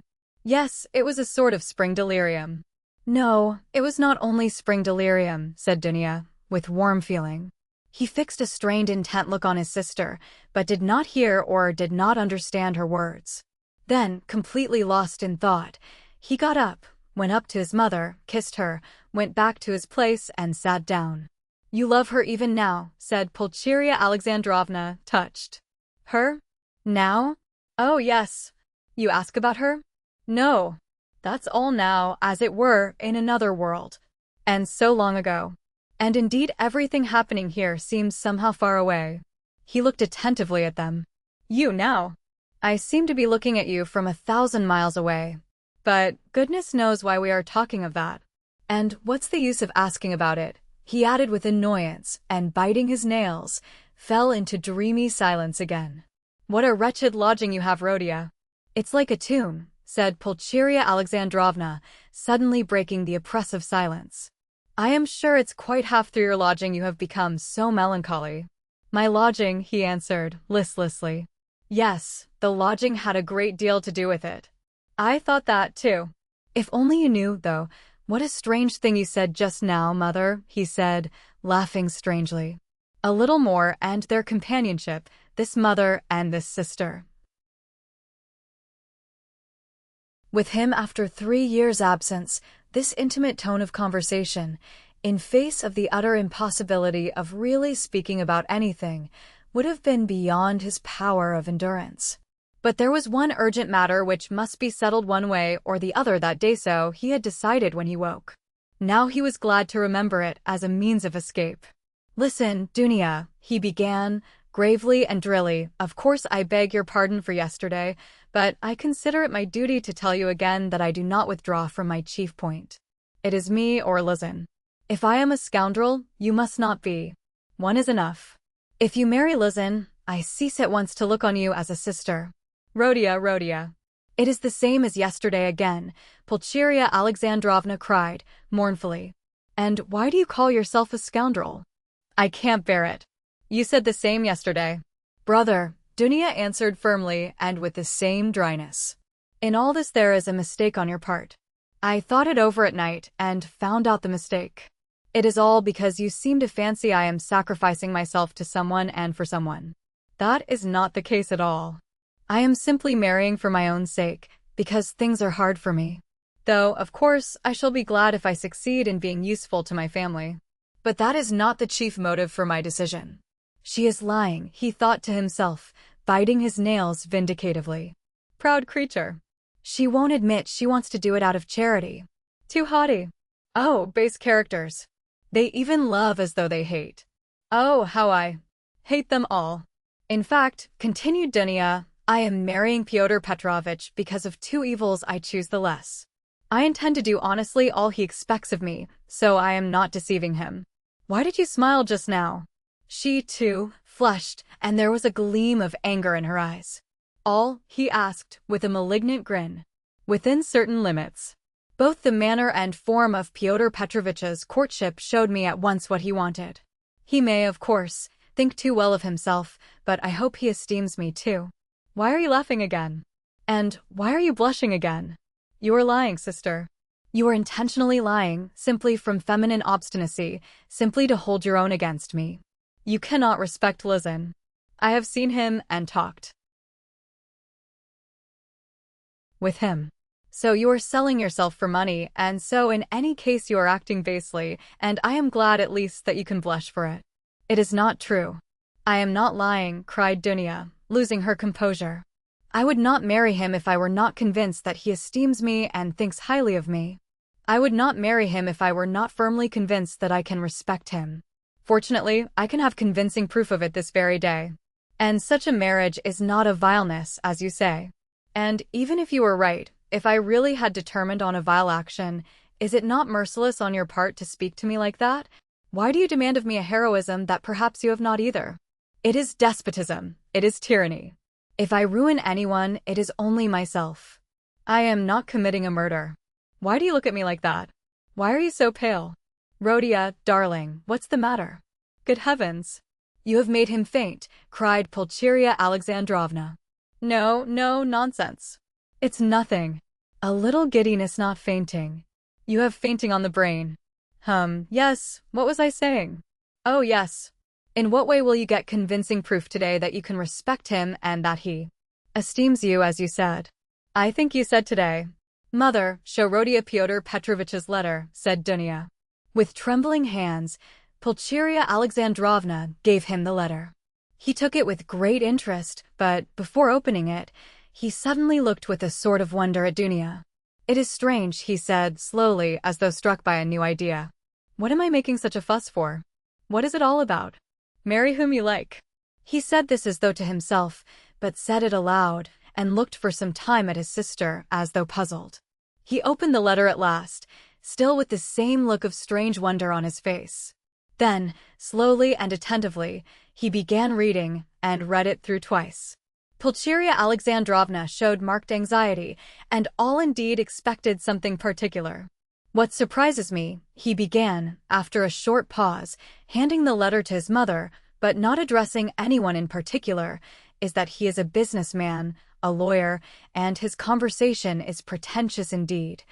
And yet he writes such an uneducated letter. They all started. They had expected something quite different. But they all write like that, you know, Razumihin observed, abruptly. Have you read it? Yes. We showed him, Rhodia. We consulted him just now, Pulcheria Alexandrovna began, embarrassed. That's just the jargon of the courts, Razumihin put in. Legal documents are written like that to this day. Legal? Yes, it's just legal business language, not so very uneducated, and not quite educated business language. Pyotr Petrovitch makes no secret of the fact that he had a cheap education. He is proud indeed of having made his own way, Avdotya Romanovna observed, somewhat offended by her brother's tone. Well, if he's proud of it, he has reason, I don't deny it. You seem to be offended, sister, at my making only such a frivolous criticism on the letter, and to think that I speak of such trifling matters on purpose to annoy you. It is quite the contrary. An observation apropos of the style occurred to me that is by no means irrelevant as things stand. There is one expression, blame yourselves, put in very significantly and plainly, and there is besides a threat that he will go away at once if I am present. That threat to go away is equivalent to a threat to abandon you both if you are disobedient, and to abandon you now after summoning you to Petersburg. Well, what do you think? Can one resent such an expression from Luzin, as we should if he pointed to Razumihin, had written it, or Zosimov, or one of us? And no, answered Dunya, with more animation.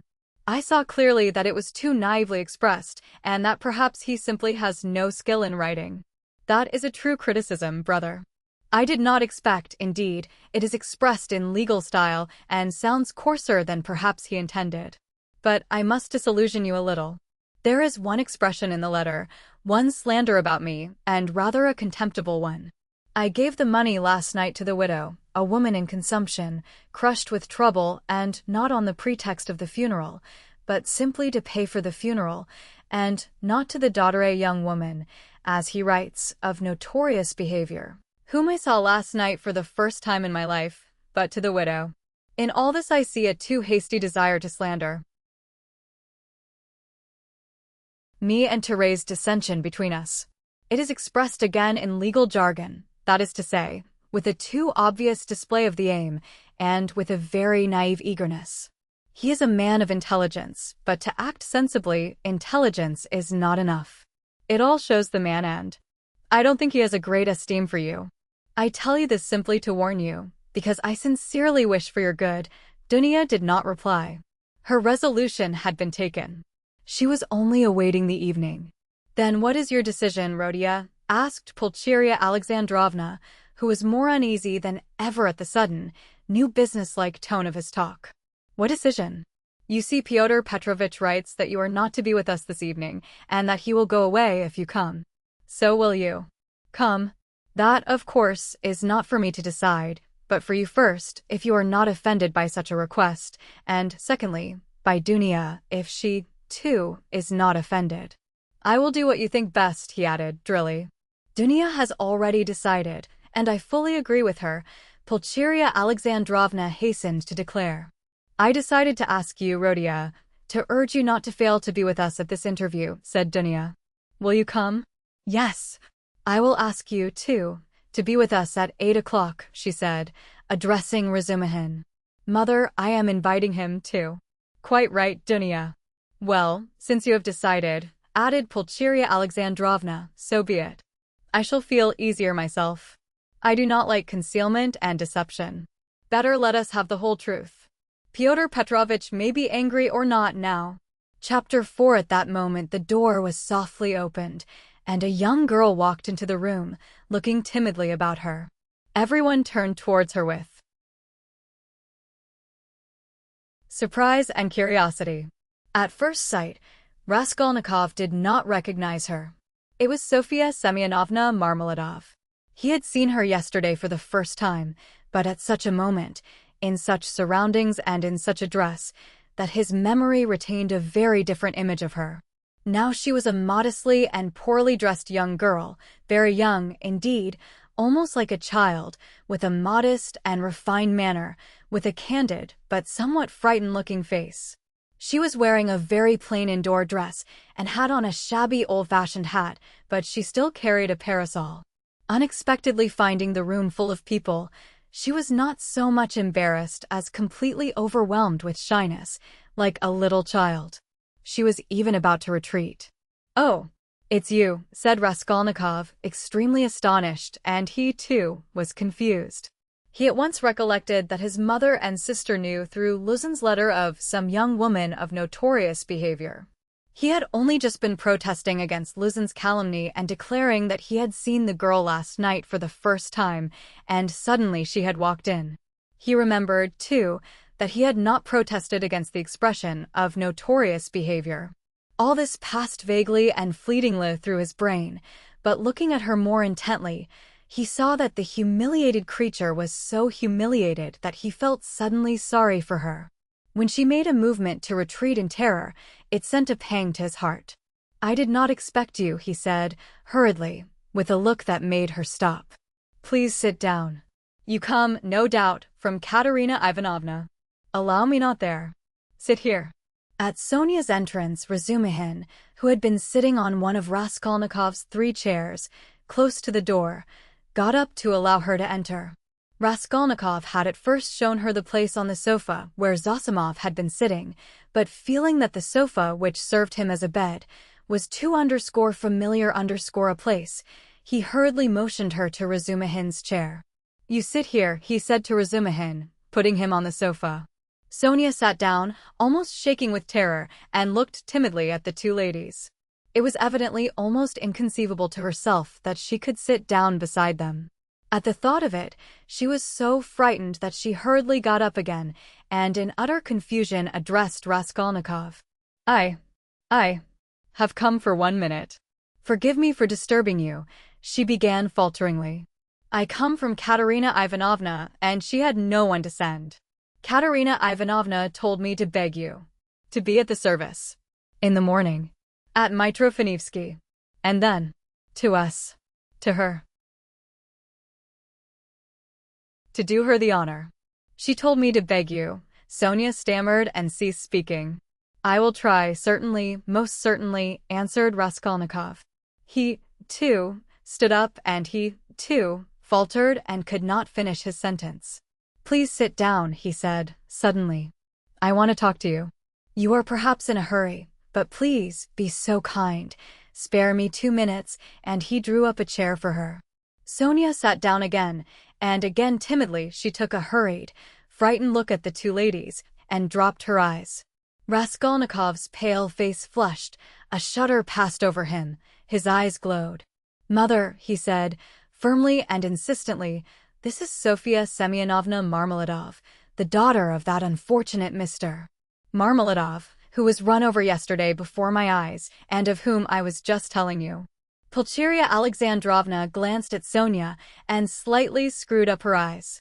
In spite of her embarrassment before Rodia's urgent and challenging look, she could not deny herself that satisfaction. Dunya gazed gravely and intently into the poor girl's face and scrutinized her with perplexity. Sonia, hearing herself introduced, tried to raise her eyes again, but was more embarrassed than ever. "I wanted to ask you," said Raskolnikov, hastily, "how things were arranged yesterday. You were not worried by the police, for instance." "No, that was all right. It was too evident, the cause of death. They did not worry us. Only the lodgers are angry." "Why?" "At the body's remaining so long. You see it is hot now. So that, today, they will carry it to the cemetery, into the chapel, until tomorrow." At first Katerina Ivanovna was unwilling, but now she sees herself that it's necessary. "Today then. She begs you to do us the honor to be in the church tomorrow for the service, and then to be present at the funeral lunch." "She is giving a funeral lunch?" "Yes, just a little. She told me to thank you very much for helping us yesterday. But for you, we should have had nothing for the funeral." All at once her lips and chin began trembling, but, with an effort, she controlled herself, looking down again. During the conversation, Raskolnikov watched her carefully. She had a thin, very thin, pale little face, rather irregular and angular, with a sharp little nose and chin. She could not have been called pretty, but her blue eyes were so clear, and when they lighted up, there was such a kindliness and simplicity in her expression that one could not help being attracted. Her face, and her whole figure indeed, had another peculiar characteristic. In spite of her 18 years, she looked almost a little girl, almost a child. And in some of her gestures, this childishness seemed almost absurd. But has Katerina Ivanovna been able to manage with such small means? Does she even mean to have a funeral lunch? Raskolnikov asked, persistently keeping up the conversation. "The coffin will be plain, of course. And everything will be plain, so it won't cost much. Katerina Ivanovna and I have reckoned it all out, so that there will be enough left." And Katerina Ivanovna was very anxious it should be so. "You know one can't. It's a comfort to her. She is like that, you know." I understand. "Of course. Why do you look at my room like that?" "My mother has just said it is like a tomb." "You gave us everything yesterday," Sonia said suddenly, in reply, in a loud, rapid whisper, and again she looked down in confusion. Her lips and chin were trembling once more. She had been struck at once by Raskolnikov's poor surroundings, and now these words broke out spontaneously. A silence followed. There was a light in Dunya's eyes, and even Pulcheria Alexandrovna looked kindly at Sonia. "Rodia," she said, getting up, "we shall have dinner together, of course. Come, Dunya. And you, Rodia, had better go for a little walk, and then rest and lie down before you come to see us. I am afraid we have exhausted you." Yes, I'll come," he answered, getting up fussily. "But I have something to see to." "But surely you will have dinner together," cried Razumihin, looking in surprise at Raskolnikov. "What do you mean?" Yes, I am coming." Of course. "And you stay a minute. You do not want him just now, do you, Mother? Or perhaps I am taking him from you." "Oh, no. And will you, Dmitri Prokofitch, do us the favor of dining with us?" "Please do," added Dunya. Razumihin bowed, positively radiant. For one moment, they were all strangely embarrassed. "Goodbye, Rodia, that is till we meet." "I do not like saying goodbye." "Goodbye, Nastasia." I have said goodbye again." Pulcheria Alexandrovna meant to greet Sonia, too, but it somehow failed to come off, and she went in a flutter out of the room. But Avdotya Romanovna seemed to await her turn, and, following her mother out, gave Sonia an attentive, courteous bow. Sonia, in confusion, gave a hurried, frightened curtsy. There was a look of poignant discomfort in her face, as though Avdotya Romanovna's courtesy and attention were oppressive and painful to her. "Dunya, goodbye," called Raskolnikov in the passage. "Give me your hand." "Why, I did give it to you." "Have you forgotten?" said Dunya, turning warmly and awkwardly to him. "Never mind. Give it to me again." And he squeezed her fingers warmly. Dunya smiled, flushed, pulled her hand away, and went off quite happy. "Come, that's capital," he said to Sonia, going back and looking brightly at her. "God give peace to the dead, the living have still to live." "That is right, isn't it?" Sonia looked surprised at the sudden brightness of his face. He looked at her for some moments in silence. The whole history of the dead father floated before his memory in those moments. "Heavens, Dunya," Pulcheria Alexandrovna began, as soon as they were in the street, "I really feel relieved myself at coming away more at ease. How little did I think yesterday in the train that I could ever be glad of that. I tell you again, Mother, he is still very ill. Don't you see it? Perhaps worrying about us upset him. We must be patient, and much can be forgiven." "Well, you are not very patient." Pulcheria Alexandrovna caught her up, hotly and jealously. "Do you know, Dunya, I was looking at you too. You are the very portrait of him, and not so much in face as in soul. You are both melancholy, both morose and hot-tempered, both haughty and both generous. Surely he can't be an egoist, Dunya. Eh? When I think of what is in store for us this evening, my heart sinks. Don't be uneasy, Mother. What must be, will be. Dunya, only think what a position we are in. What if Pyotr Petrovitch breaks it off?" Poor Pulcheria Alexandrovna blurted out, incautiously. "He won't be worth much if he does," answered Dunya, sharply and contemptuously. "We did well to come away," Pulcheria Alexandrovna hurriedly broke in. "He was in a hurry about some business or other. If he gets out and has a breath of air.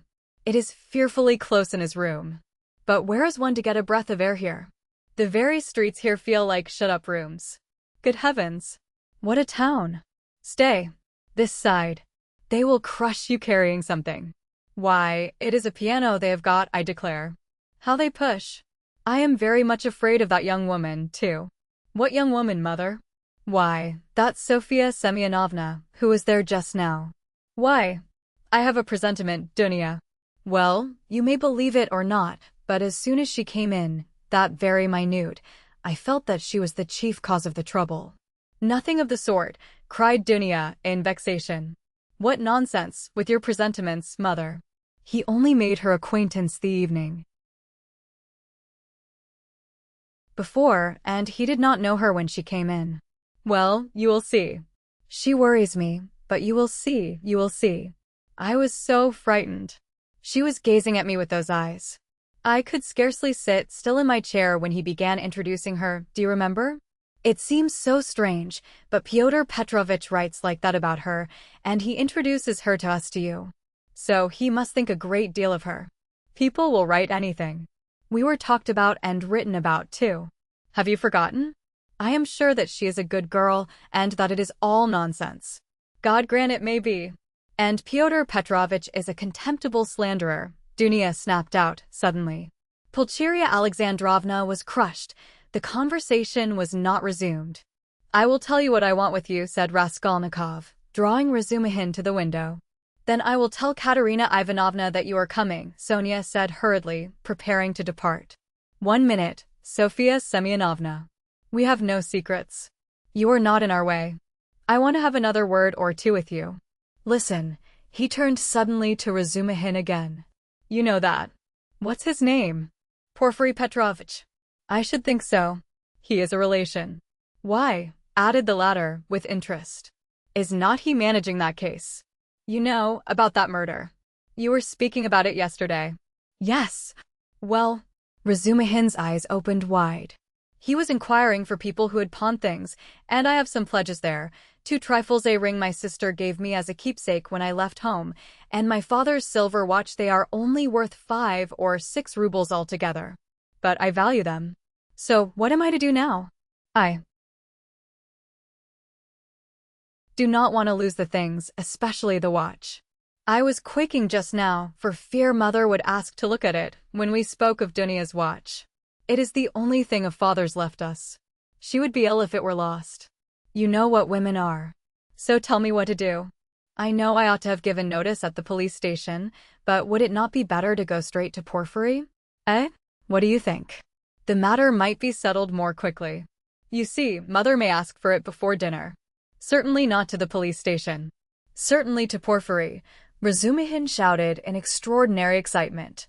Well, how glad I am. Let us go at once. It is a couple of steps. We shall be sure to find him. Very well, let us go. And he will be very, very glad to make your acquaintance. I have often talked to him of you at different times. I was speaking of you yesterday. Let us go. So you knew the old woman? So that's it. It is all turning out splendidly. Oh yes, Sofia Ivanovna, Sofia Semyonovna, corrected Raskolnikov. Sofia Semyonovna, this is my friend Razumihin, and he is a good man. If you have to go now, Sonia was beginning, not looking at Razumihin at all, and still more embarrassed. Let us go, decided Raskolnikov. I will come to you today, Sofia Semyonovna. Only tell me where you live. He was not exactly ill at ease, but seemed hurried and avoided her eyes. Sonia gave her address and flushed as she did so. They all went out together. Don't you lock up? Asked Razumihin, following him onto the stairs. Never, answered Raskolnikov. I have been meaning to buy a lock for these 2 years. People are happy who have no need of locks, he said, laughing to Sonia. They stood still in the gateway. Do you go to the right, Sofia Semyonovna? How did you find me, by the way? He added, as though he wanted to say something quite different. He wanted to look at her soft, clear eyes, but this was not easy. Why, you gave your address to Polenka yesterday. Polenka? Oh, yes, Polenka, that is the little girl. She is your sister? Did I give her the address? Why, had you forgotten? No, I remember. I had heard my father speak of you. Only I did not know your name, and he did not know it.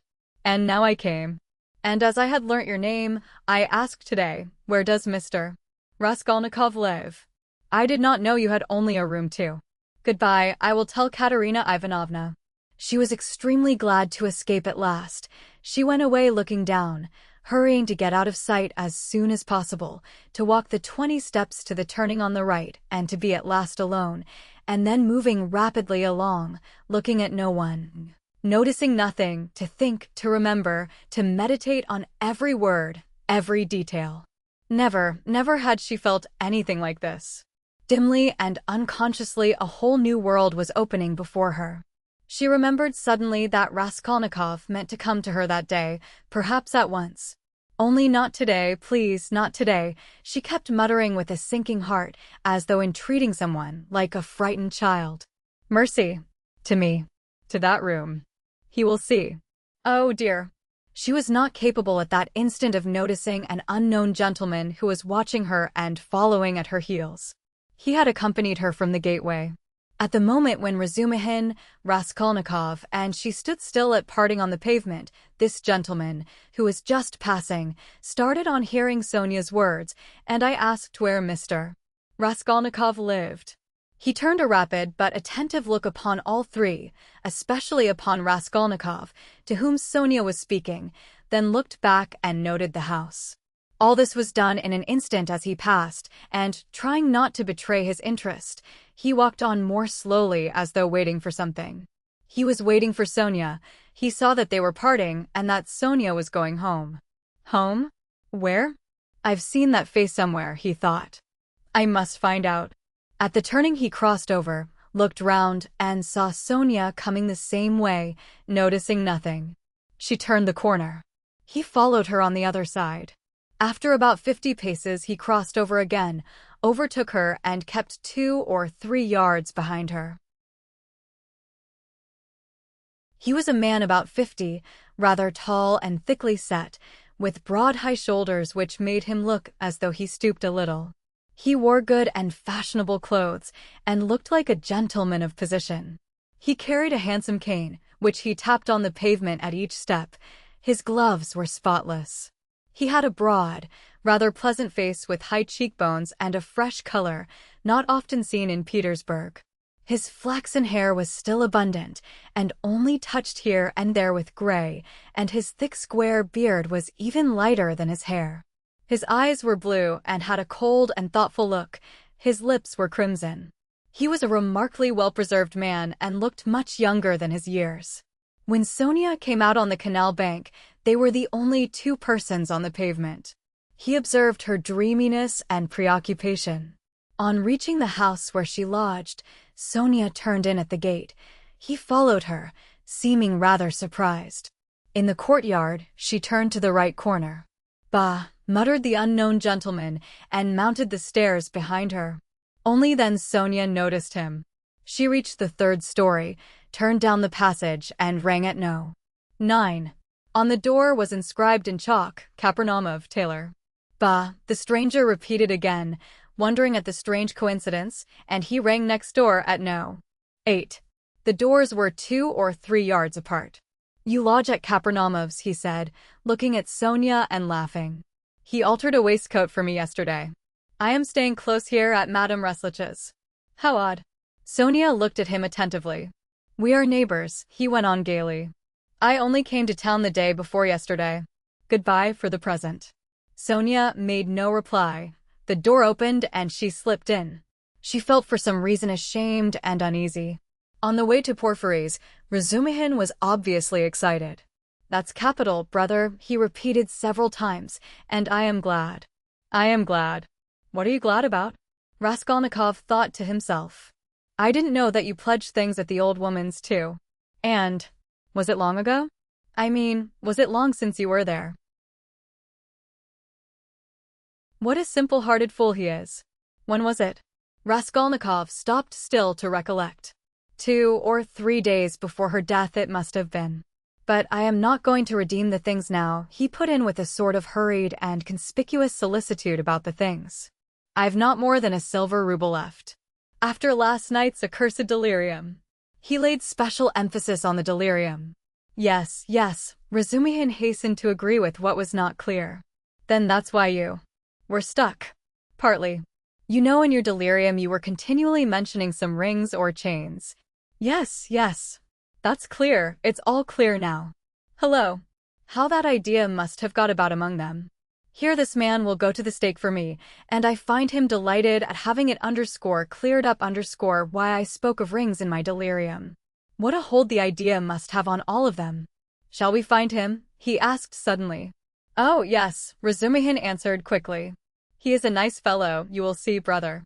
Rather clumsy, that is to say, he is a man of polished manners, but I mean clumsy in a different sense. He is an intelligent fellow, very much so indeed, but he has his own range of ideas. He is incredulous, skeptical, cynical. He likes to impose on people, or rather to make fun of them. His is the old, circumstantial method. But he understands his work thoroughly. Last year he cleared up a case of murder in which the police had hardly a clue. He is very, very anxious to make your acquaintance." "On what grounds is he so anxious?" "Oh, it's not exactly. You see, since you've been ill I happen to have mentioned you several times. So, when he heard about your being a law student and not able to finish your studies, he said, 'What a pity.' And so I concluded. From everything together, not only that, yesterday's Zametov. You know, Rodia, I talked some nonsense on the way home to you yesterday, when I was drunk. I am afraid, brother, of your exaggerating it, you see." "What?" "That they think I am a madman?" "Maybe they are right," he said with a constrained smile. "Yes, yes. That is pooh, no. But all that I said, and there was something else too, it was all nonsense, drunken nonsense. But why are you apologizing?" "I am so sick of it all," Raskolnikov cried with exaggerated irritability. It was partly assumed, however. I know, I understand. Believe me, I understand. One's ashamed to speak of it.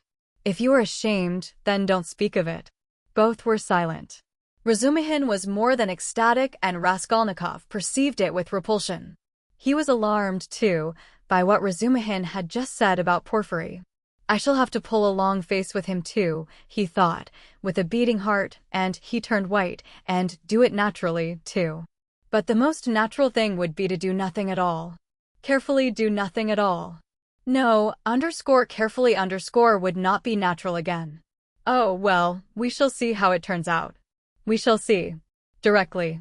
Is it a good thing to go or not? The butterfly flies to the light.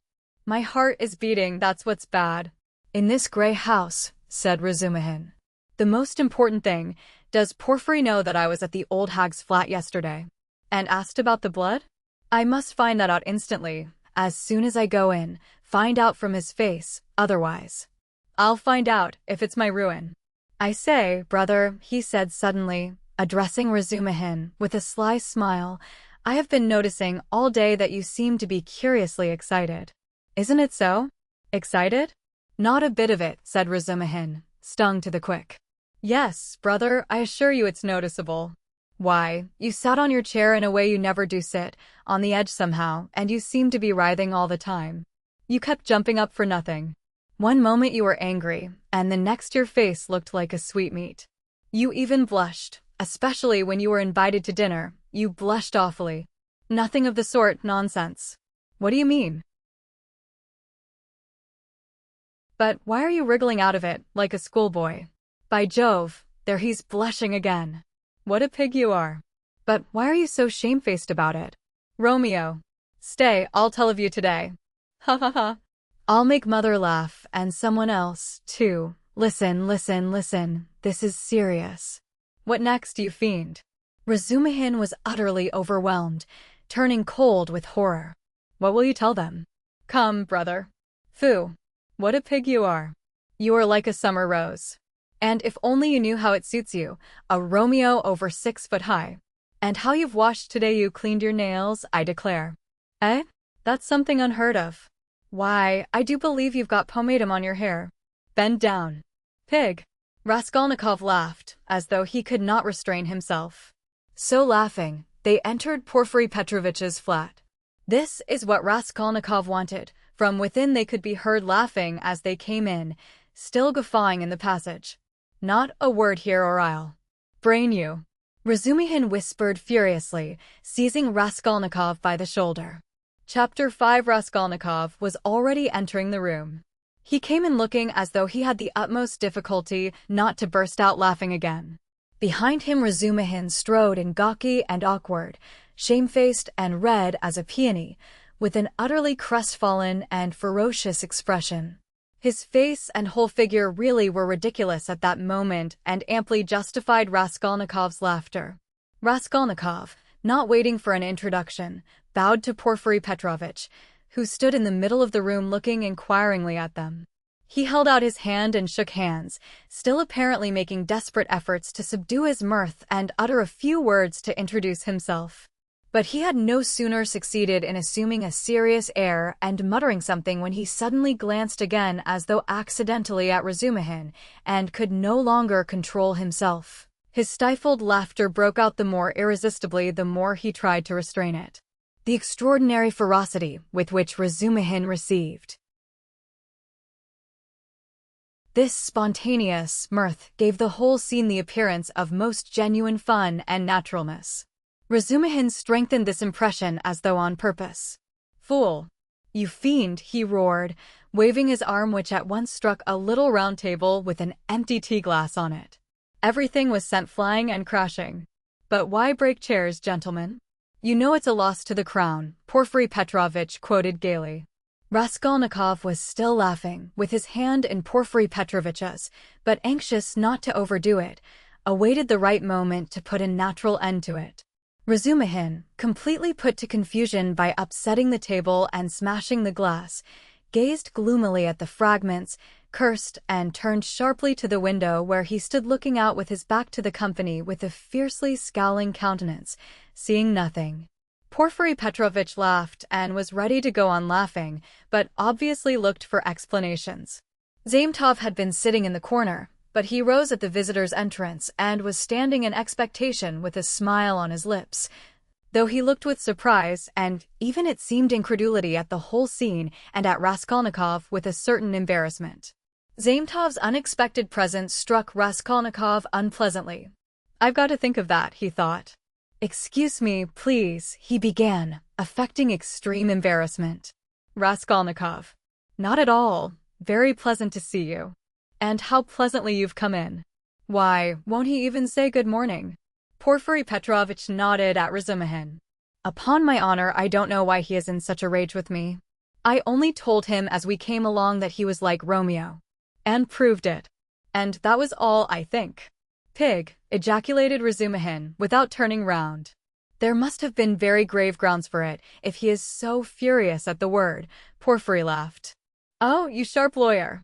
Damn you all, snapped Razumihin, and suddenly bursting out laughing himself, he went up to Porfiry with a more cheerful face, as though nothing had happened. That'll do.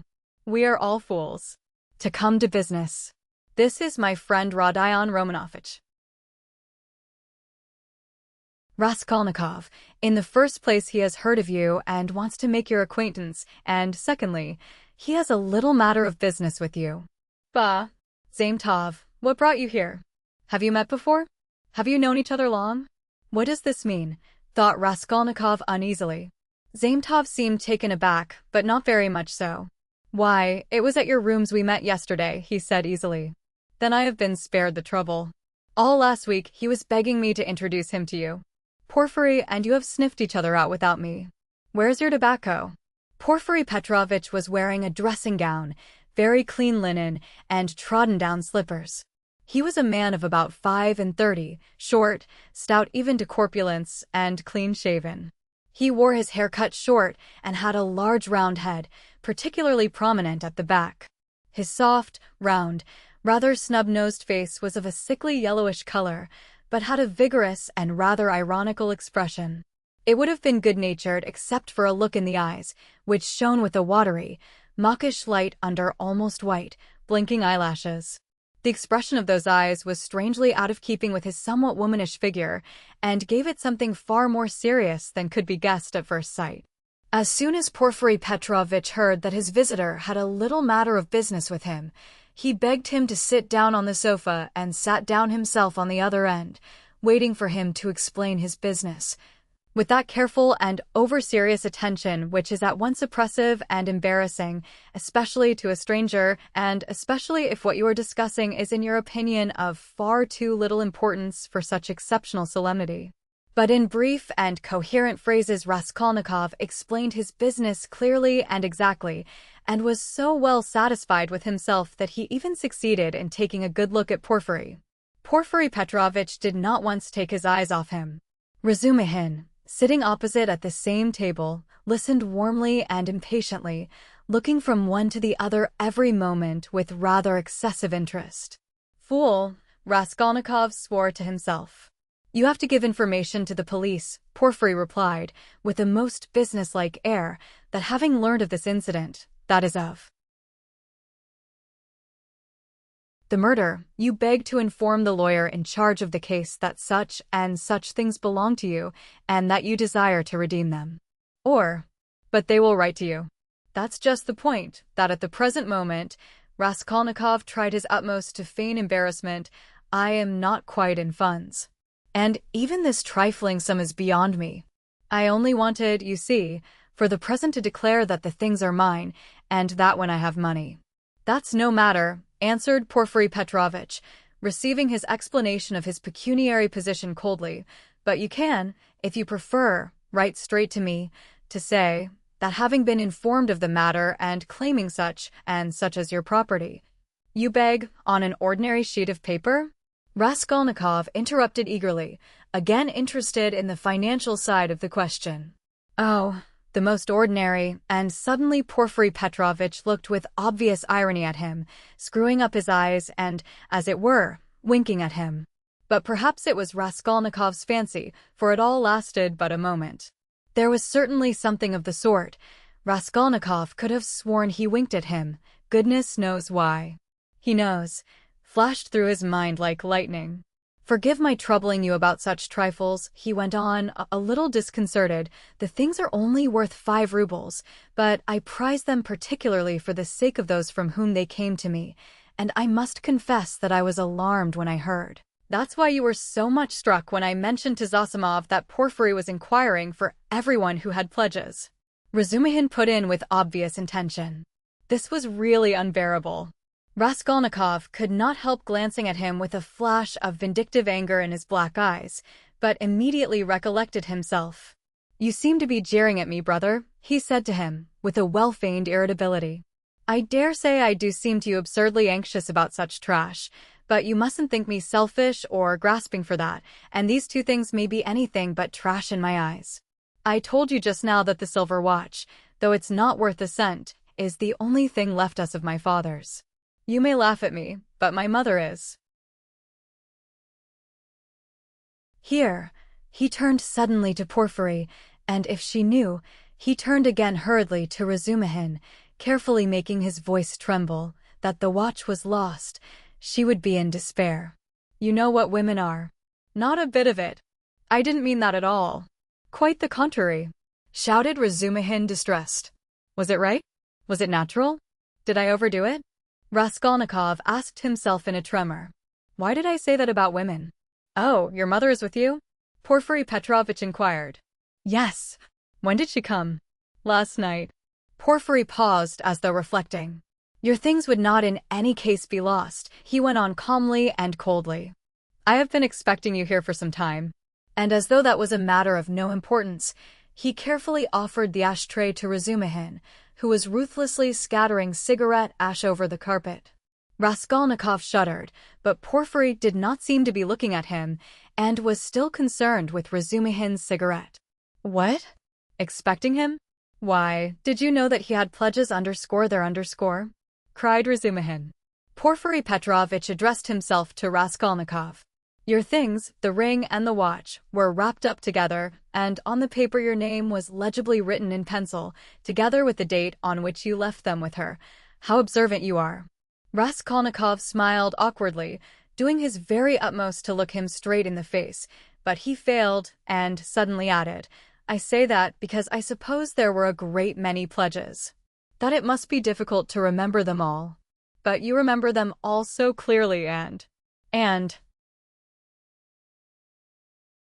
stupid. Feeble, he thought. Why did I add that? But we know all who had pledges, and you are the only one who hasn't come forward," Porfiry answered with hardly perceptible irony. "I haven't been quite well." "I heard that too." "I heard, indeed, that you were in great distress about something. You look pale still." "I am not pale at all." "No, I am quite well," Raskolnikov snapped out rudely and angrily, completely changing his tone. His anger was mounting, he could not repress it. "And in my anger I shall betray myself," flashed through his mind again. "Why are they torturing me?" "Not quite well." Razumihin caught him up. "What next?" "He was unconscious and delirious all yesterday. Would you believe, Porfiry, as soon as our backs were turned, he dressed, though he could hardly stand, and gave us the slip and went off on a spree somewhere till midnight, delirious all the time." "Would you believe it?" "Extraordinary." "Really delirious?" "You don't say so." Porfiry shook his head in a womanish way. "Nonsense. Don't you believe it?" "But you don't believe it anyway," Raskolnikov let slip in his anger. But Porfiry Petrovitch did not seem to catch those strange words. "But how could you have gone out if you hadn't been delirious?" Razumihin got hot suddenly. "What did you go out for? What was the object of it? And why on the sly? Were you in your senses when you did it?" "Now that all danger is over I can speak plainly. I was awfully sick of them yesterday." Raskolnikov addressed Porfiry suddenly with a smile of insolent defiance. "I ran away from them to take lodgings where they wouldn't find me, and took a lot of money with me. Mr. Zametov there saw it. I say, Mr. Zametov, was I sensible or delirious yesterday? Settle our dispute." He could have strangled Zametov at that moment, so hateful were his expression and his silence to him. "In my opinion you talked sensibly and even artfully, but you were extremely irritable," Zametov pronounced dryly. "And Nikodym Fomitch was telling me today," put in Porfiry Petrovitch, "that he met you very late last night in the lodging of a man who had been run over." "And there," said Razumihin, "weren't you mad then? You gave your last penny to the widow for the funeral. If you wanted to help, give 15 or 20 even, but keep 3 rubles for yourself at least," but he flung away all the 25 at once. "Maybe I found a treasure somewhere and you know nothing of it?" So that's why I was liberal yesterday. Mr. Zaimtov knows I've found a treasure. Excuse us, please, for disturbing you for half an hour with such trivialities, he said, turning to Porfiry Petrovitch with trembling lips. We are boring you, aren't we? Oh no, quite the contrary, quite the contrary. If only you knew how you interest me. It's interesting to look on and listen. And I am really glad you have come forward at last. But you might give us some tea. My throat's dry, cried Razumihin. Capital idea. Perhaps we will all keep you company. Wouldn't you like something more essential before tea? Get along with you. Porfiry Petrovitch went out to order tea. Raskolnikov's thoughts were in a whirl. He was in terrible exasperation. The worst of it is they don't disguise it, they don't care to stand on ceremony. And how if you didn't know me at all? Did you come to talk to Nikodym Fomitch about me? So they don't care to hide that they are tracking me like a pack of dogs. They simply spit in my face. He was shaking with rage. Come, strike me openly, don't play with me like a cat with a mouse. It's hardly civil, Porfiry Petrovitch, but perhaps I won't allow it. I shall get up and throw the whole truth in your ugly faces, and you'll see how I despise you. He could hardly breathe. And what if it's only my fancy? What if I am mistaken, and through inexperience I get angry and don't keep up my nasty part? Perhaps it's all unintentional. All their phrases are the usual ones, but there is something about them. It all might be said, but there is something. Why did he say bluntly with her? Why did Zaimtov add that I spoke artfully? Why do they speak in that tone? Yes, the tone. Razumihin is sitting here. Why does he see nothing? That innocent blockhead never does see anything. Feverish again. Did Porfiry wink at me just now? Of course it's nonsense. What could he wink for? Are they trying to upset my nerves or are they teasing me? Either it's ill fancy or they know. Even Zaimtov is rude. Is Zaimtov rude? Zaimtov has changed his mind. I foresaw he would change his mind. He is at home here while it's my first visit. Porfiry does not consider him a visitor, sits with his back to him. They're as thick as thieves, no doubt, over me. Not a doubt they were talking about me before we came. Do they know about the flat? If only they'd make haste. When I said that I ran away to take a flat, he let it pass. I put that in cleverly about a flat, it may be of use afterwards. Delirious indeed. Ha ha ha. He knows all about last night. He didn't know of my mother's arrival. The hag had written the date on in pencil. You are wrong, you won't catch me. There are no facts. It's all supposition. You produce facts. The flat even isn't a fact, but delirium. I know what to say to them. Do they know about the flat? I won't go without finding out. What did I come for? But my being angry now maybe is a fact. Fool, how irritable I am. Perhaps that's right, to play the invalid. He is feeling me. He will try to catch me. Why did I come? All this flashed like lightning through his mind. Porfiry Petrovitch returned quickly. He became suddenly more jovial. Your party yesterday, brother, has left my head rather. And I am out of sorts altogether. He began in quite a different tone, laughing to Razumihin. Was it interesting? I left you yesterday at the most interesting point. Who got the best of it? Oh, no one, of course. They got on to everlasting questions, floated off into space. Only fancy, Rodia, what we got on to yesterday. Whether there is such a thing as crime. I told you that we talked our heads off. What is there strange? It's an everyday social question, Raskolnikov answered casually. The question wasn't put quite like that, observed Porfiry. Not quite, that's true, Razumihin agreed at once, getting warm and hurried as usual. Listen, Rodion, and tell us your opinion, I want to hear it. I was fighting tooth and nail with them and wanted you to help me. I told them you were coming. It began with this socialist doctrine. You know their doctrine. Crime is a protest against the abnormality of the social organization and nothing more, and nothing more. No other cause is admitted. You are wrong there, cried Porfiry Petrovitch. He was noticeably animated and kept laughing as he looked at Razumihin, which made him more excited than ever. Nothing is admitted, Razumihin interrupted with heat. I am not wrong. I'll show you their pamphlets. Everything with them is the influence of environment and nothing else. Their favorite phrase, from which it follows that if society is normally organized, all crime will cease at once, since there will be nothing to protest against, and all men will become righteous in one instant. Human nature is not taken into account. It is excluded. It's not supposed to exist. They don't recognize that humanity, developing by a historical living process, will become at last a normal society. But they believe that a social system that has come out of some mathematical brain is going to organize all humanity at once and make it just and sinless in an instant, quicker than any living process. That's why they instinctively dislike history, nothing but ugliness and stupidity in it, and they explain it all as stupidity. That's why they so dislike the living process of life. They don't want living soul. The living soul demands life. The soul won't obey the rules of mechanics. The soul is an object of suspicion. The soul is retrograde. But what they want, though it smells of death and can be made of India rubber, at least is not alive, has no will, is servile and won't revolt.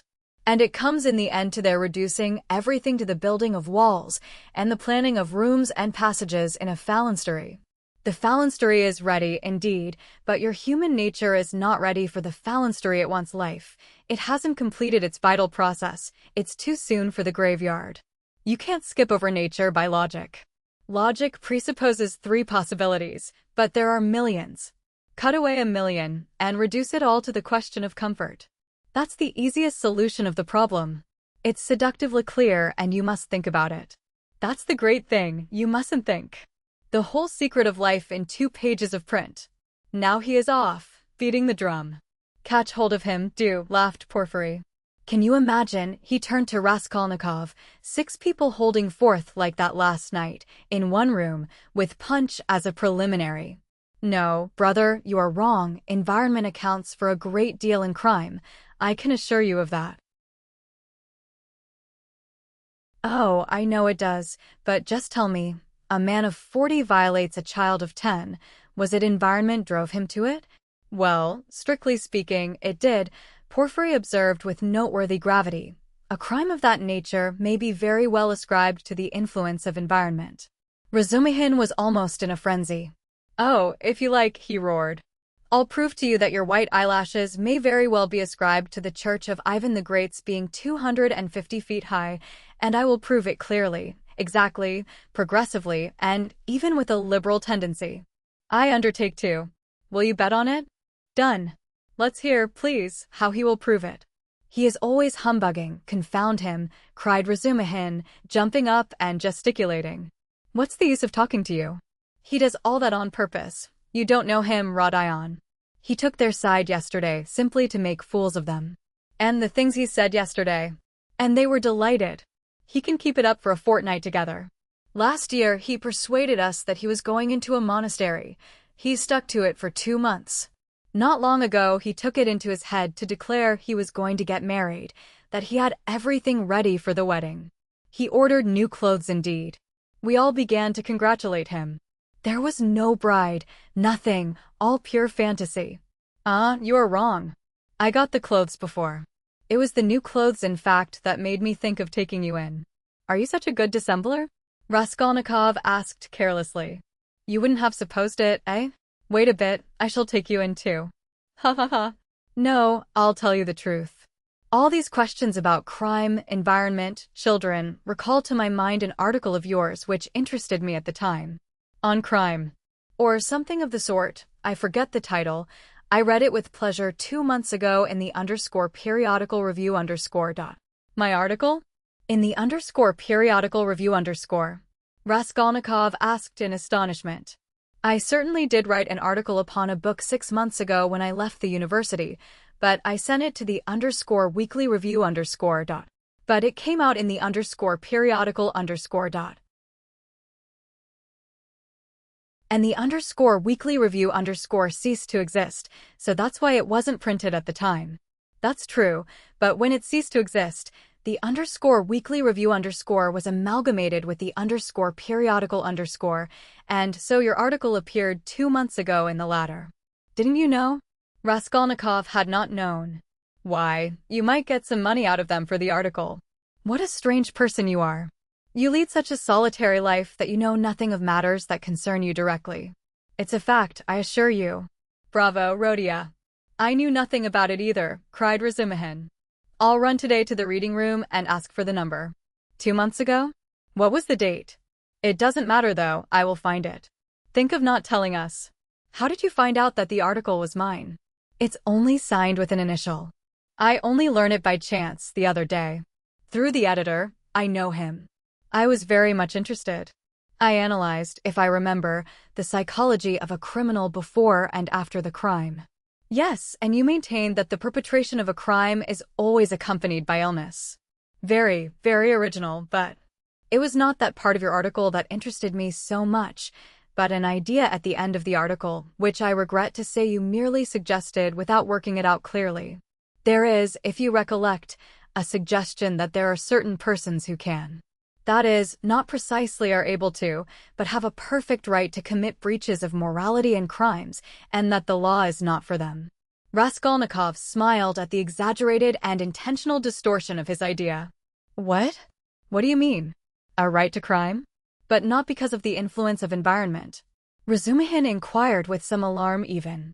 No, not exactly because of it, answered Porfiry. In his article, all men are divided into ordinary and extraordinary. Ordinary men have to live in submission, have no right to transgress the law, because, don't you see, they are ordinary. But extraordinary men have a right to commit any crime and to transgress the law in any way, just because they are extraordinary. That was your idea, if I am not mistaken. What do you mean? That can't be right. Razumihin muttered in bewilderment. Raskolnikov smiled again. He saw the point at once and knew where they wanted to drive him. He decided to take up the challenge. That wasn't quite my contention, he began simply and modestly. Yet I admit that you have stated it almost correctly, perhaps, if you like, perfectly so. It almost gave him pleasure to admit this. The only difference is that I don't contend that extraordinary people are always bound to commit breaches of morals, as you call it. In fact, I doubt whether such an argument could be published. I simply hinted that an extraordinary man has the right. That is not an official right, but an inner right to decide in his own conscience to overstep certain obstacles, and only in case it is essential for the practical fulfillment of his idea, sometimes, perhaps, of benefit to the whole of humanity. You say that my article isn't definite. I am ready to make it as clear as I can. Perhaps I am right in thinking you want me to. Very well. I maintain that if the discoveries of Kepler and Newton could not have been made known except by sacrificing the lives of 1, a dozen, 100, or more men, Newton would have had the right, would indeed have been in duty bound, to eliminate the dozen or the 100 men for the sake of making his discoveries known to the whole of humanity. But it does not follow from that Newton had a right to murder people right and left and to steal every day in the market. Then I remember I maintain in my article that all, well, legislators and leaders of men, such as Lycurgus, Solon, Mahomet, Napoleon, and so on, were all without exception criminals, from the very fact that, making a new law, they transgressed the ancient one, handed down from their ancestors and held sacred by the people, and they did not stop short at bloodshed either, if that bloodshed often of innocent persons fighting bravely in defense of ancient law were of use to their cause. It's remarkable, in fact, that the majority, indeed, of these benefactors and leaders of humanity were guilty of terrible carnage. In short, I maintain that all great men, or even men a little out of the common, that is to say capable of giving some new word, must from their very nature be criminals more or less, of course. Otherwise it's hard for them to get out of the common rut, and to remain in the common rut is what they can't submit to, from their very nature again, and to my mind they ought not, indeed, to submit to it. You see that there is nothing particularly new in all that. The same thing has been printed and read 1,000 times before. As for my division of people into ordinary and extraordinary, I acknowledge that it's somewhat arbitrary, but I don't insist upon exact numbers. I only believe in my leading idea that men are in general divided by a law of nature into 2 categories, inferior, ordinary, that is, so to say, material that serves only to reproduce its kind, and men who have the gift or the talent to utter underscore a new word underscore.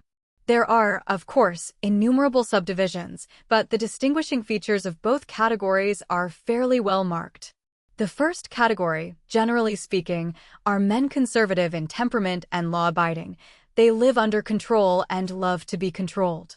To my thinking, it is their duty to be controlled, because that's their vocation, and there is nothing humiliating in it for them. The second category all transgress the law.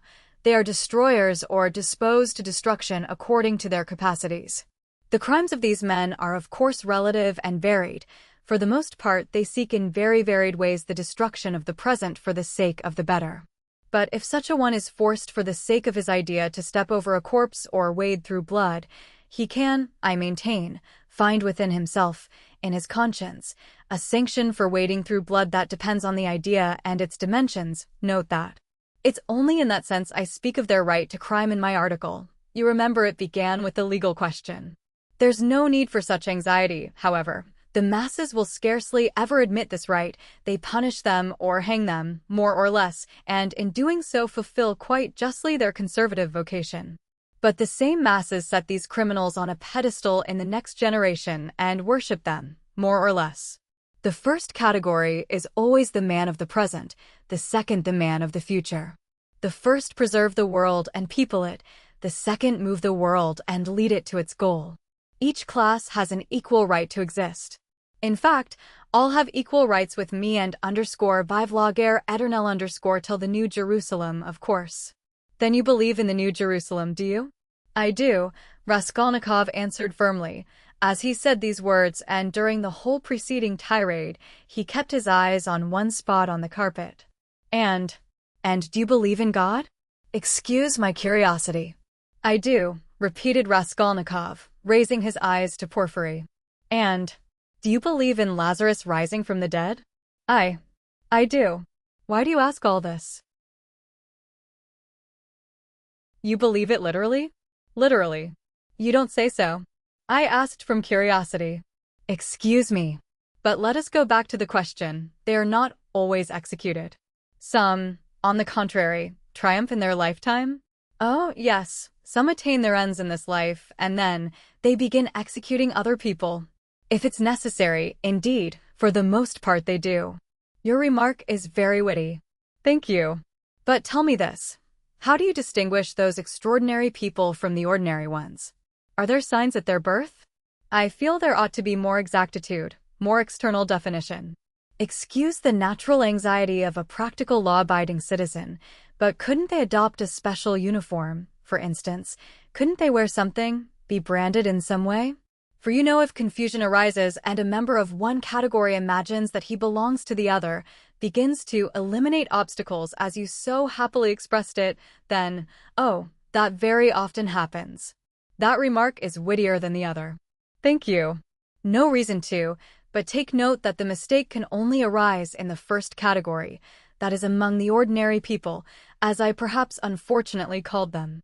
In spite of their predisposition to obedience, very many of them, through a playfulness of nature, sometimes vouchsafed even to the cow, like to imagine themselves advanced people, destroyers, and to push themselves into the new movement, and this quite sincerely.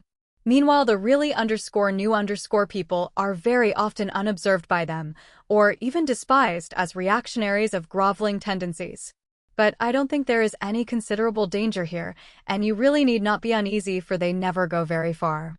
Of course, they might have a thrashing sometimes for letting their fancy run away with them and to teach them their place, but no more. In fact, even this isn't necessary, as they castigate themselves, for they are very conscientious. Some perform the service for one another, and others chastise themselves with their own hands.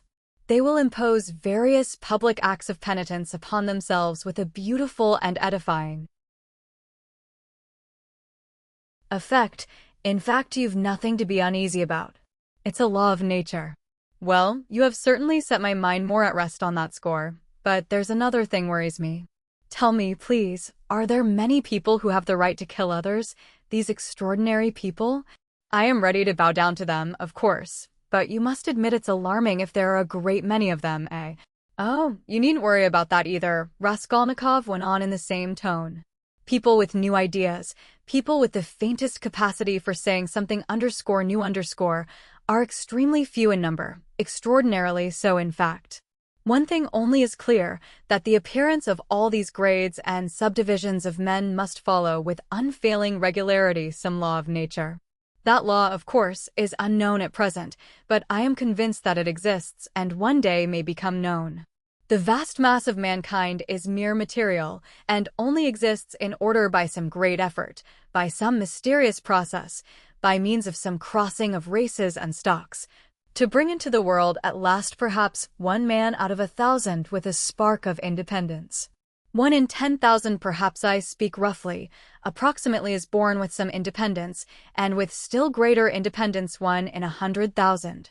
The man of genius is one of millions, and the great geniuses, the crown of humanity, appear on earth perhaps 1 in many thousand millions. In fact, I have not peeped into the retort in which all this takes place. But there certainly is and must be a definite law. It cannot be a matter of chance. Why, are you both joking? Razumihin cried at last. There you sit, making fun of one another. Are you serious, Rodia? Raskolnikov raised his pale and almost mournful face and made no reply. And the unconcealed, persistent, nervous, and discourteous sarcasm of Porfiry seemed strange to Razumihin beside that quiet and mournful face. Well, brother, if you are really serious. You are right, of course, in saying that it's not new, that it's like what we've read and heard 1,000 times already. But what is really original in all this, and is exclusively your own, to my horror, is that you sanction bloodshed in the name of conscience and, excuse my saying so, with such fanaticism. That, I take it, is the point of your article. But that sanction of bloodshed by conscience is, to my mind, more terrible than the official, legal sanction of bloodshed. You are quite right, it is more terrible, Porfiry agreed. Yes, you must have exaggerated. There is some mistake, I shall read it.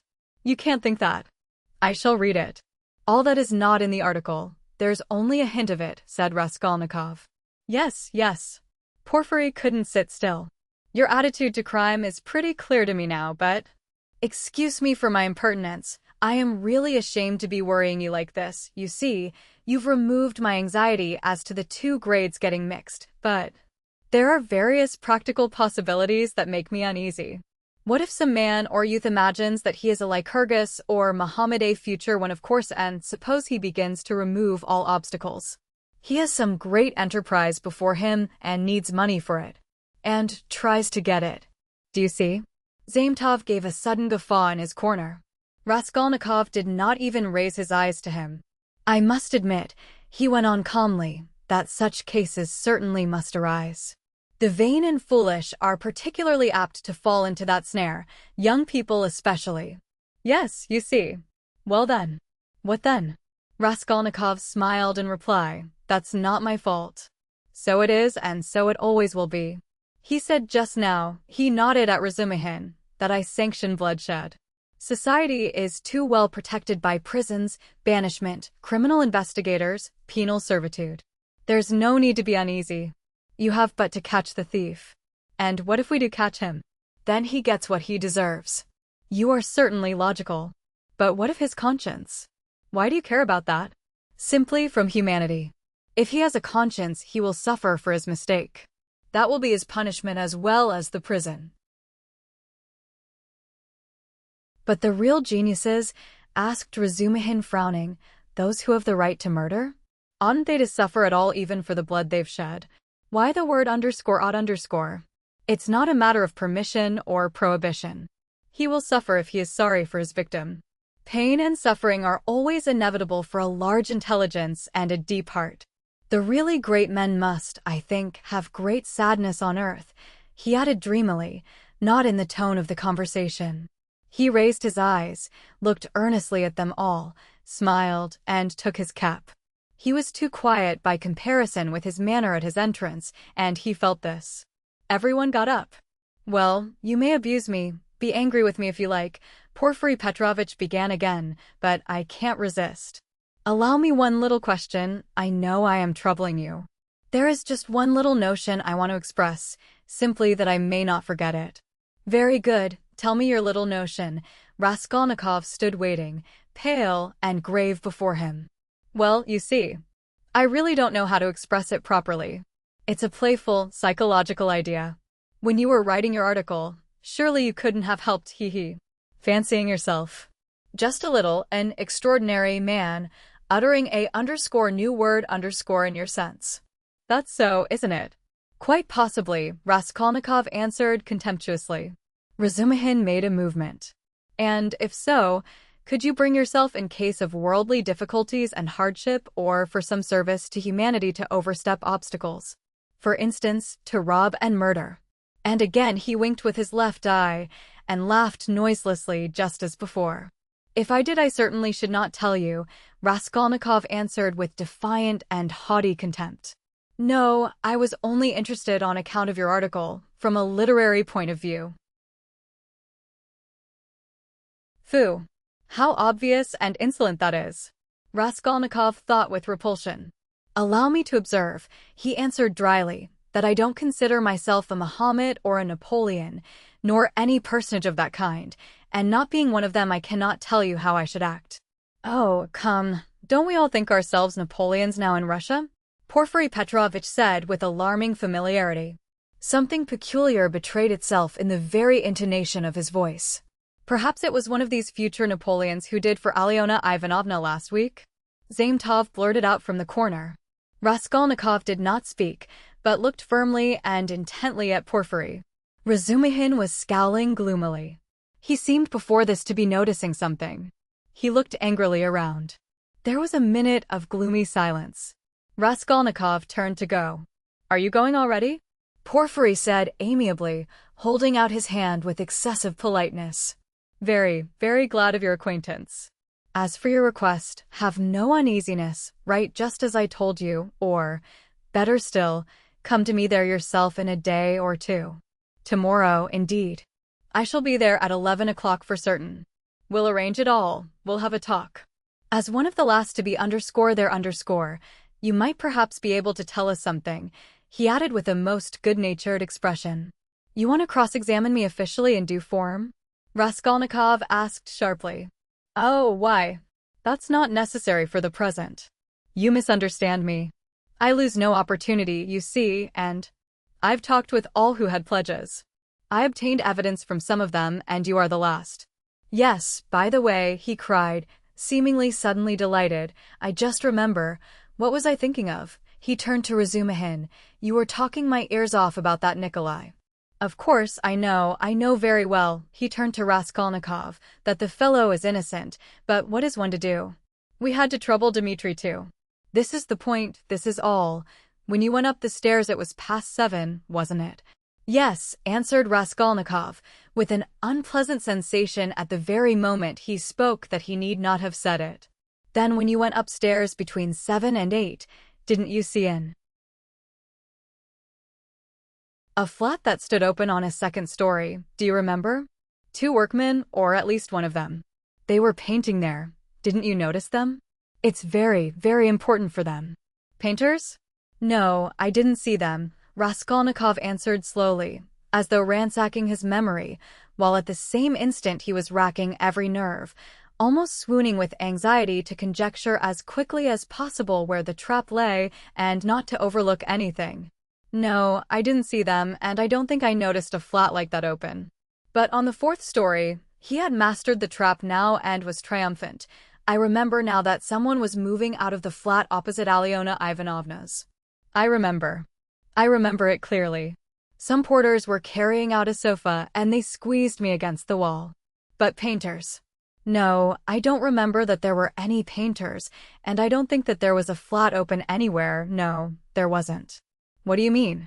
Razumihin shouted suddenly, as though he had reflected and realized. Why, it was on the day of the murder the painters were at work, and he was there 3 days before. What are you asking? Phew. I have muddled it. Porfiry slapped himself on the forehead. Deuce take it. This business is turning my brain, he addressed Raskolnikov somewhat apologetically. It would be such a great thing for us to find out whether anyone had seen them between 7 and 8 at the flat, so I fancied you could perhaps have told us something. I quite muddled it. Then you should be more careful, Razumihin observed grimly. The last words were uttered in the passage. Porfiry Petrovich saw them to the door with excessive politeness. They went out into the street gloomy and sullen, and for some steps they did not say a word. Raskolnikov drew a deep breath. Chapter 6 I don't believe it, I can't believe it, repeated Razumihin, trying in perplexity to refute Raskolnikov's arguments. They were by now approaching Bakaleyev's lodgings, where Pulcheria Alexandrovna and Dunya had been expecting them a long while. Razumihin kept stopping on the way in the heat of discussion, confused and excited by the very fact that they were for the first time speaking openly about _. Don't believe it, then, answered Raskolnikov, with a cold, careless smile. You were noticing nothing as usual, but I was weighing every word. You are suspicious. That is why you weighed their words. Certainly, I agree. Porfiry's tone was rather strange, and still more that wretch Zametov. You are right, there was something about him, but why? Why? He has changed his mind since last night. Quite the contrary. If they had that brainless idea, they would do their utmost to hide it and conceal their cards, so as to catch you afterwards. But it was all impudent and careless. If they had had facts, I mean, real facts or at least grounds for suspicion, then they would certainly have tried to hide their game, in the hope of getting more. They would have made a search long ago besides. But they have no facts, not one. It is all mirage, all ambiguous. Simply a floating idea. So they try to throw me out by impudence. And perhaps he was irritated at having no facts and blurted it out in his vexation, or perhaps he has some plan. He seems an intelligent man. Perhaps he wanted to frighten me by pretending to know. They have a psychology of their own, brother. But it is loathsome explaining it all. Stop. And it's insulting. I understand you. But since we have spoken openly now, and it is an excellent thing that we have at last, I am glad. I will own now frankly that I noticed it in them long ago, this idea. Of course the merest hint, only an insinuation, but why an insinuation even? How dare they? What foundation have they? If only you knew how furious I have been. Think only. Simply because a poor student, unhinged by poverty and hypochondria, on the eve of a severe delirious illness, note that, suspicious, vain, proud, who has not seen a soul to speak to for 6 months, in rags and in boots without soles, has to face some wretched policemen and put up with their insolence, and the unexpected debt thrust under his nose, the IOU. Presented by Chebarov, the new paint, 30 degrees Romer and a stifling atmosphere, a crowd of people, the talk about the murder of a person where he had been just before, and all that on an empty stomach he might well have a fainting fit. And that is what they found it. All on. Damn them. I understand how annoying it is, but in your place, Rodia, I would laugh at them, or better still, spit in their ugly faces, and spit a dozen times in all directions. I'd hit out in all directions, neatly too, and so I'd put an end to it. Damn them. Don't be downhearted. It's a shame. He really has put it well, though, Raskolnikov thought. Damn them. But the cross-examination again, tomorrow, he said with bitterness. Must I really enter into explanations with them? I feel vexed as it is, that I condescended to speak to Zametov yesterday in the restaurant. Damn it. I will go myself to Porfiry. I will squeeze it out of him. As one of the family, he must let me know the ins and outs of it all. And as for Zametov, at last he sees through him, thought Raskolnikov. Stay, cried Razumihin, seizing him by the shoulder again. Stay. You were wrong. I have thought it out. You are wrong. How is that a trap? You say that the question about the workmen was a trap. But if you had done _, could you have said you had seen them painting the flat? And the workmen? On the contrary, you would have seen nothing, even if you had seen it. Who would own it against himself? If I had done that thing I should certainly have said that I had seen the workmen and the flat, Raskolnikov answered, with reluctance and obvious disgust. But why speak against yourself? Because only peasants or the most inexperienced novices deny everything flatly at examinations. If a man is ever so little developed and experienced, he will certainly try to admit all the external facts that can't be avoided, but will seek other explanations of them, will introduce some special, unexpected turn. That will give them another significance and put them in another light. Porphyry might well reckon that I should be sure to answer so, and say I had seen them to give an air of truth, and then make some explanation. But he would have told you at once that the workmen could not have been there 2 days before, and that therefore you must have been there on the day of the murder at 8 o'clock. And so he would have caught you over a detail. Yes, that is what he was reckoning on, that I should not have time to reflect, and should be in a hurry to make the most likely answer, and so would forget that the workmen could not have been there 2 days before. But how could you forget it? Nothing easier. It is in just such stupid things clever people are most easily caught. The more cunning a man is, the less he suspects that he will be caught in a simple thing. The more cunning a man is, the simpler the trap he must be caught in. Porphyry is not such a fool as you think. He is a knave then, if that is so. Raskolnikov could not help laughing. But at the very moment, he was struck by the strangeness of his own frankness and the eagerness with which he had made this explanation, though he had kept up all the preceding conversation with gloomy repulsion, obviously with a motive, from necessity. I am getting a relish for certain aspects, he thought to himself. But almost at the same instant he became suddenly uneasy, as though an unexpected and alarming idea had occurred to him. His uneasiness kept on increasing. They had just reached the entrance to Bakaleyev's. "Go in alone," said Raskolnikov suddenly. "I will be back directly." "Where are you going?" "Why, we are just here." "I can't help it. I will come in half an hour." "Tell them." "Say what you like, I will come with you." "You too want to torture me," he screamed, with such bitter irritation, such despair in his eyes that Razumihin's hands dropped. He stood for some time on the steps, looking gloomily at Raskolnikov striding rapidly away in the direction of his lodging. At last, gritting his teeth and clenching his fist, he swore he would squeeze Porphyry like a lemon that very day, and went up the stairs to reassure Pulcheria Alexandrovna, who was by now alarmed at their long absence.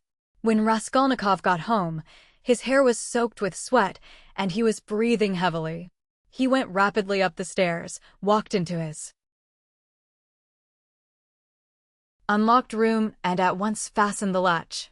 Then in senseless terror he rushed to the corner, to that hole under the paper where he had put the things, put his hand in, and for some minutes felt carefully in the hole, in every crack and fold of the paper. Finding nothing, he got up and drew a deep breath. As he was reaching the steps of Bakaleyev's, he suddenly fancied that something, a chain, a stud, or even a bit of paper in which they had been wrapped with the old woman's handwriting on it, might somehow have slipped out and been lost in some crack, and then might suddenly turn up as unexpected, conclusive evidence against him. He stood as though lost in thought, and a strange, humiliated, half-senseless smile strayed on his lips. He took his cap at last and went quietly out of the room. His ideas were all tangled. He went dreamily through the gateway. "Here he is himself," shouted a loud voice. He raised his head. The porter was standing at the door of his little room and was pointing him out to a short man who looked like an artisan, wearing a long coat and a waistcoat, and looking at a distance remarkably like a woman. He stooped, and his head in a greasy cap hung forward. From his wrinkled, flabby face he looked over 50. His little eyes were lost in fat, and they looked out grimly, sternly, and discontentedly. "What is it?" Raskolnikov asked, going up to the porter. The man stole a look at him from under his brows, and he looked at him attentively, deliberately. Then he turned slowly and went out of the gate into the street without saying a word. "What is it?" cried Raskolnikov. "Why, he there was asking whether a student lived here, mentioned your name, and whom you lodged with. I saw you coming and pointed you out, and he went away. It's funny." The porter too seemed rather puzzled, but not much so, and after wondering for a moment he turned and went back to his room. Raskolnikov ran after the stranger, and at once caught sight of him walking along the other side of the street with the same even, deliberate step, with his eyes fixed on the ground, as though in meditation. He soon overtook him, but for some time walked behind him. At last, moving on to a level with him, he looked at his face. The man noticed him at once, looked at him quickly, but dropped his eyes again.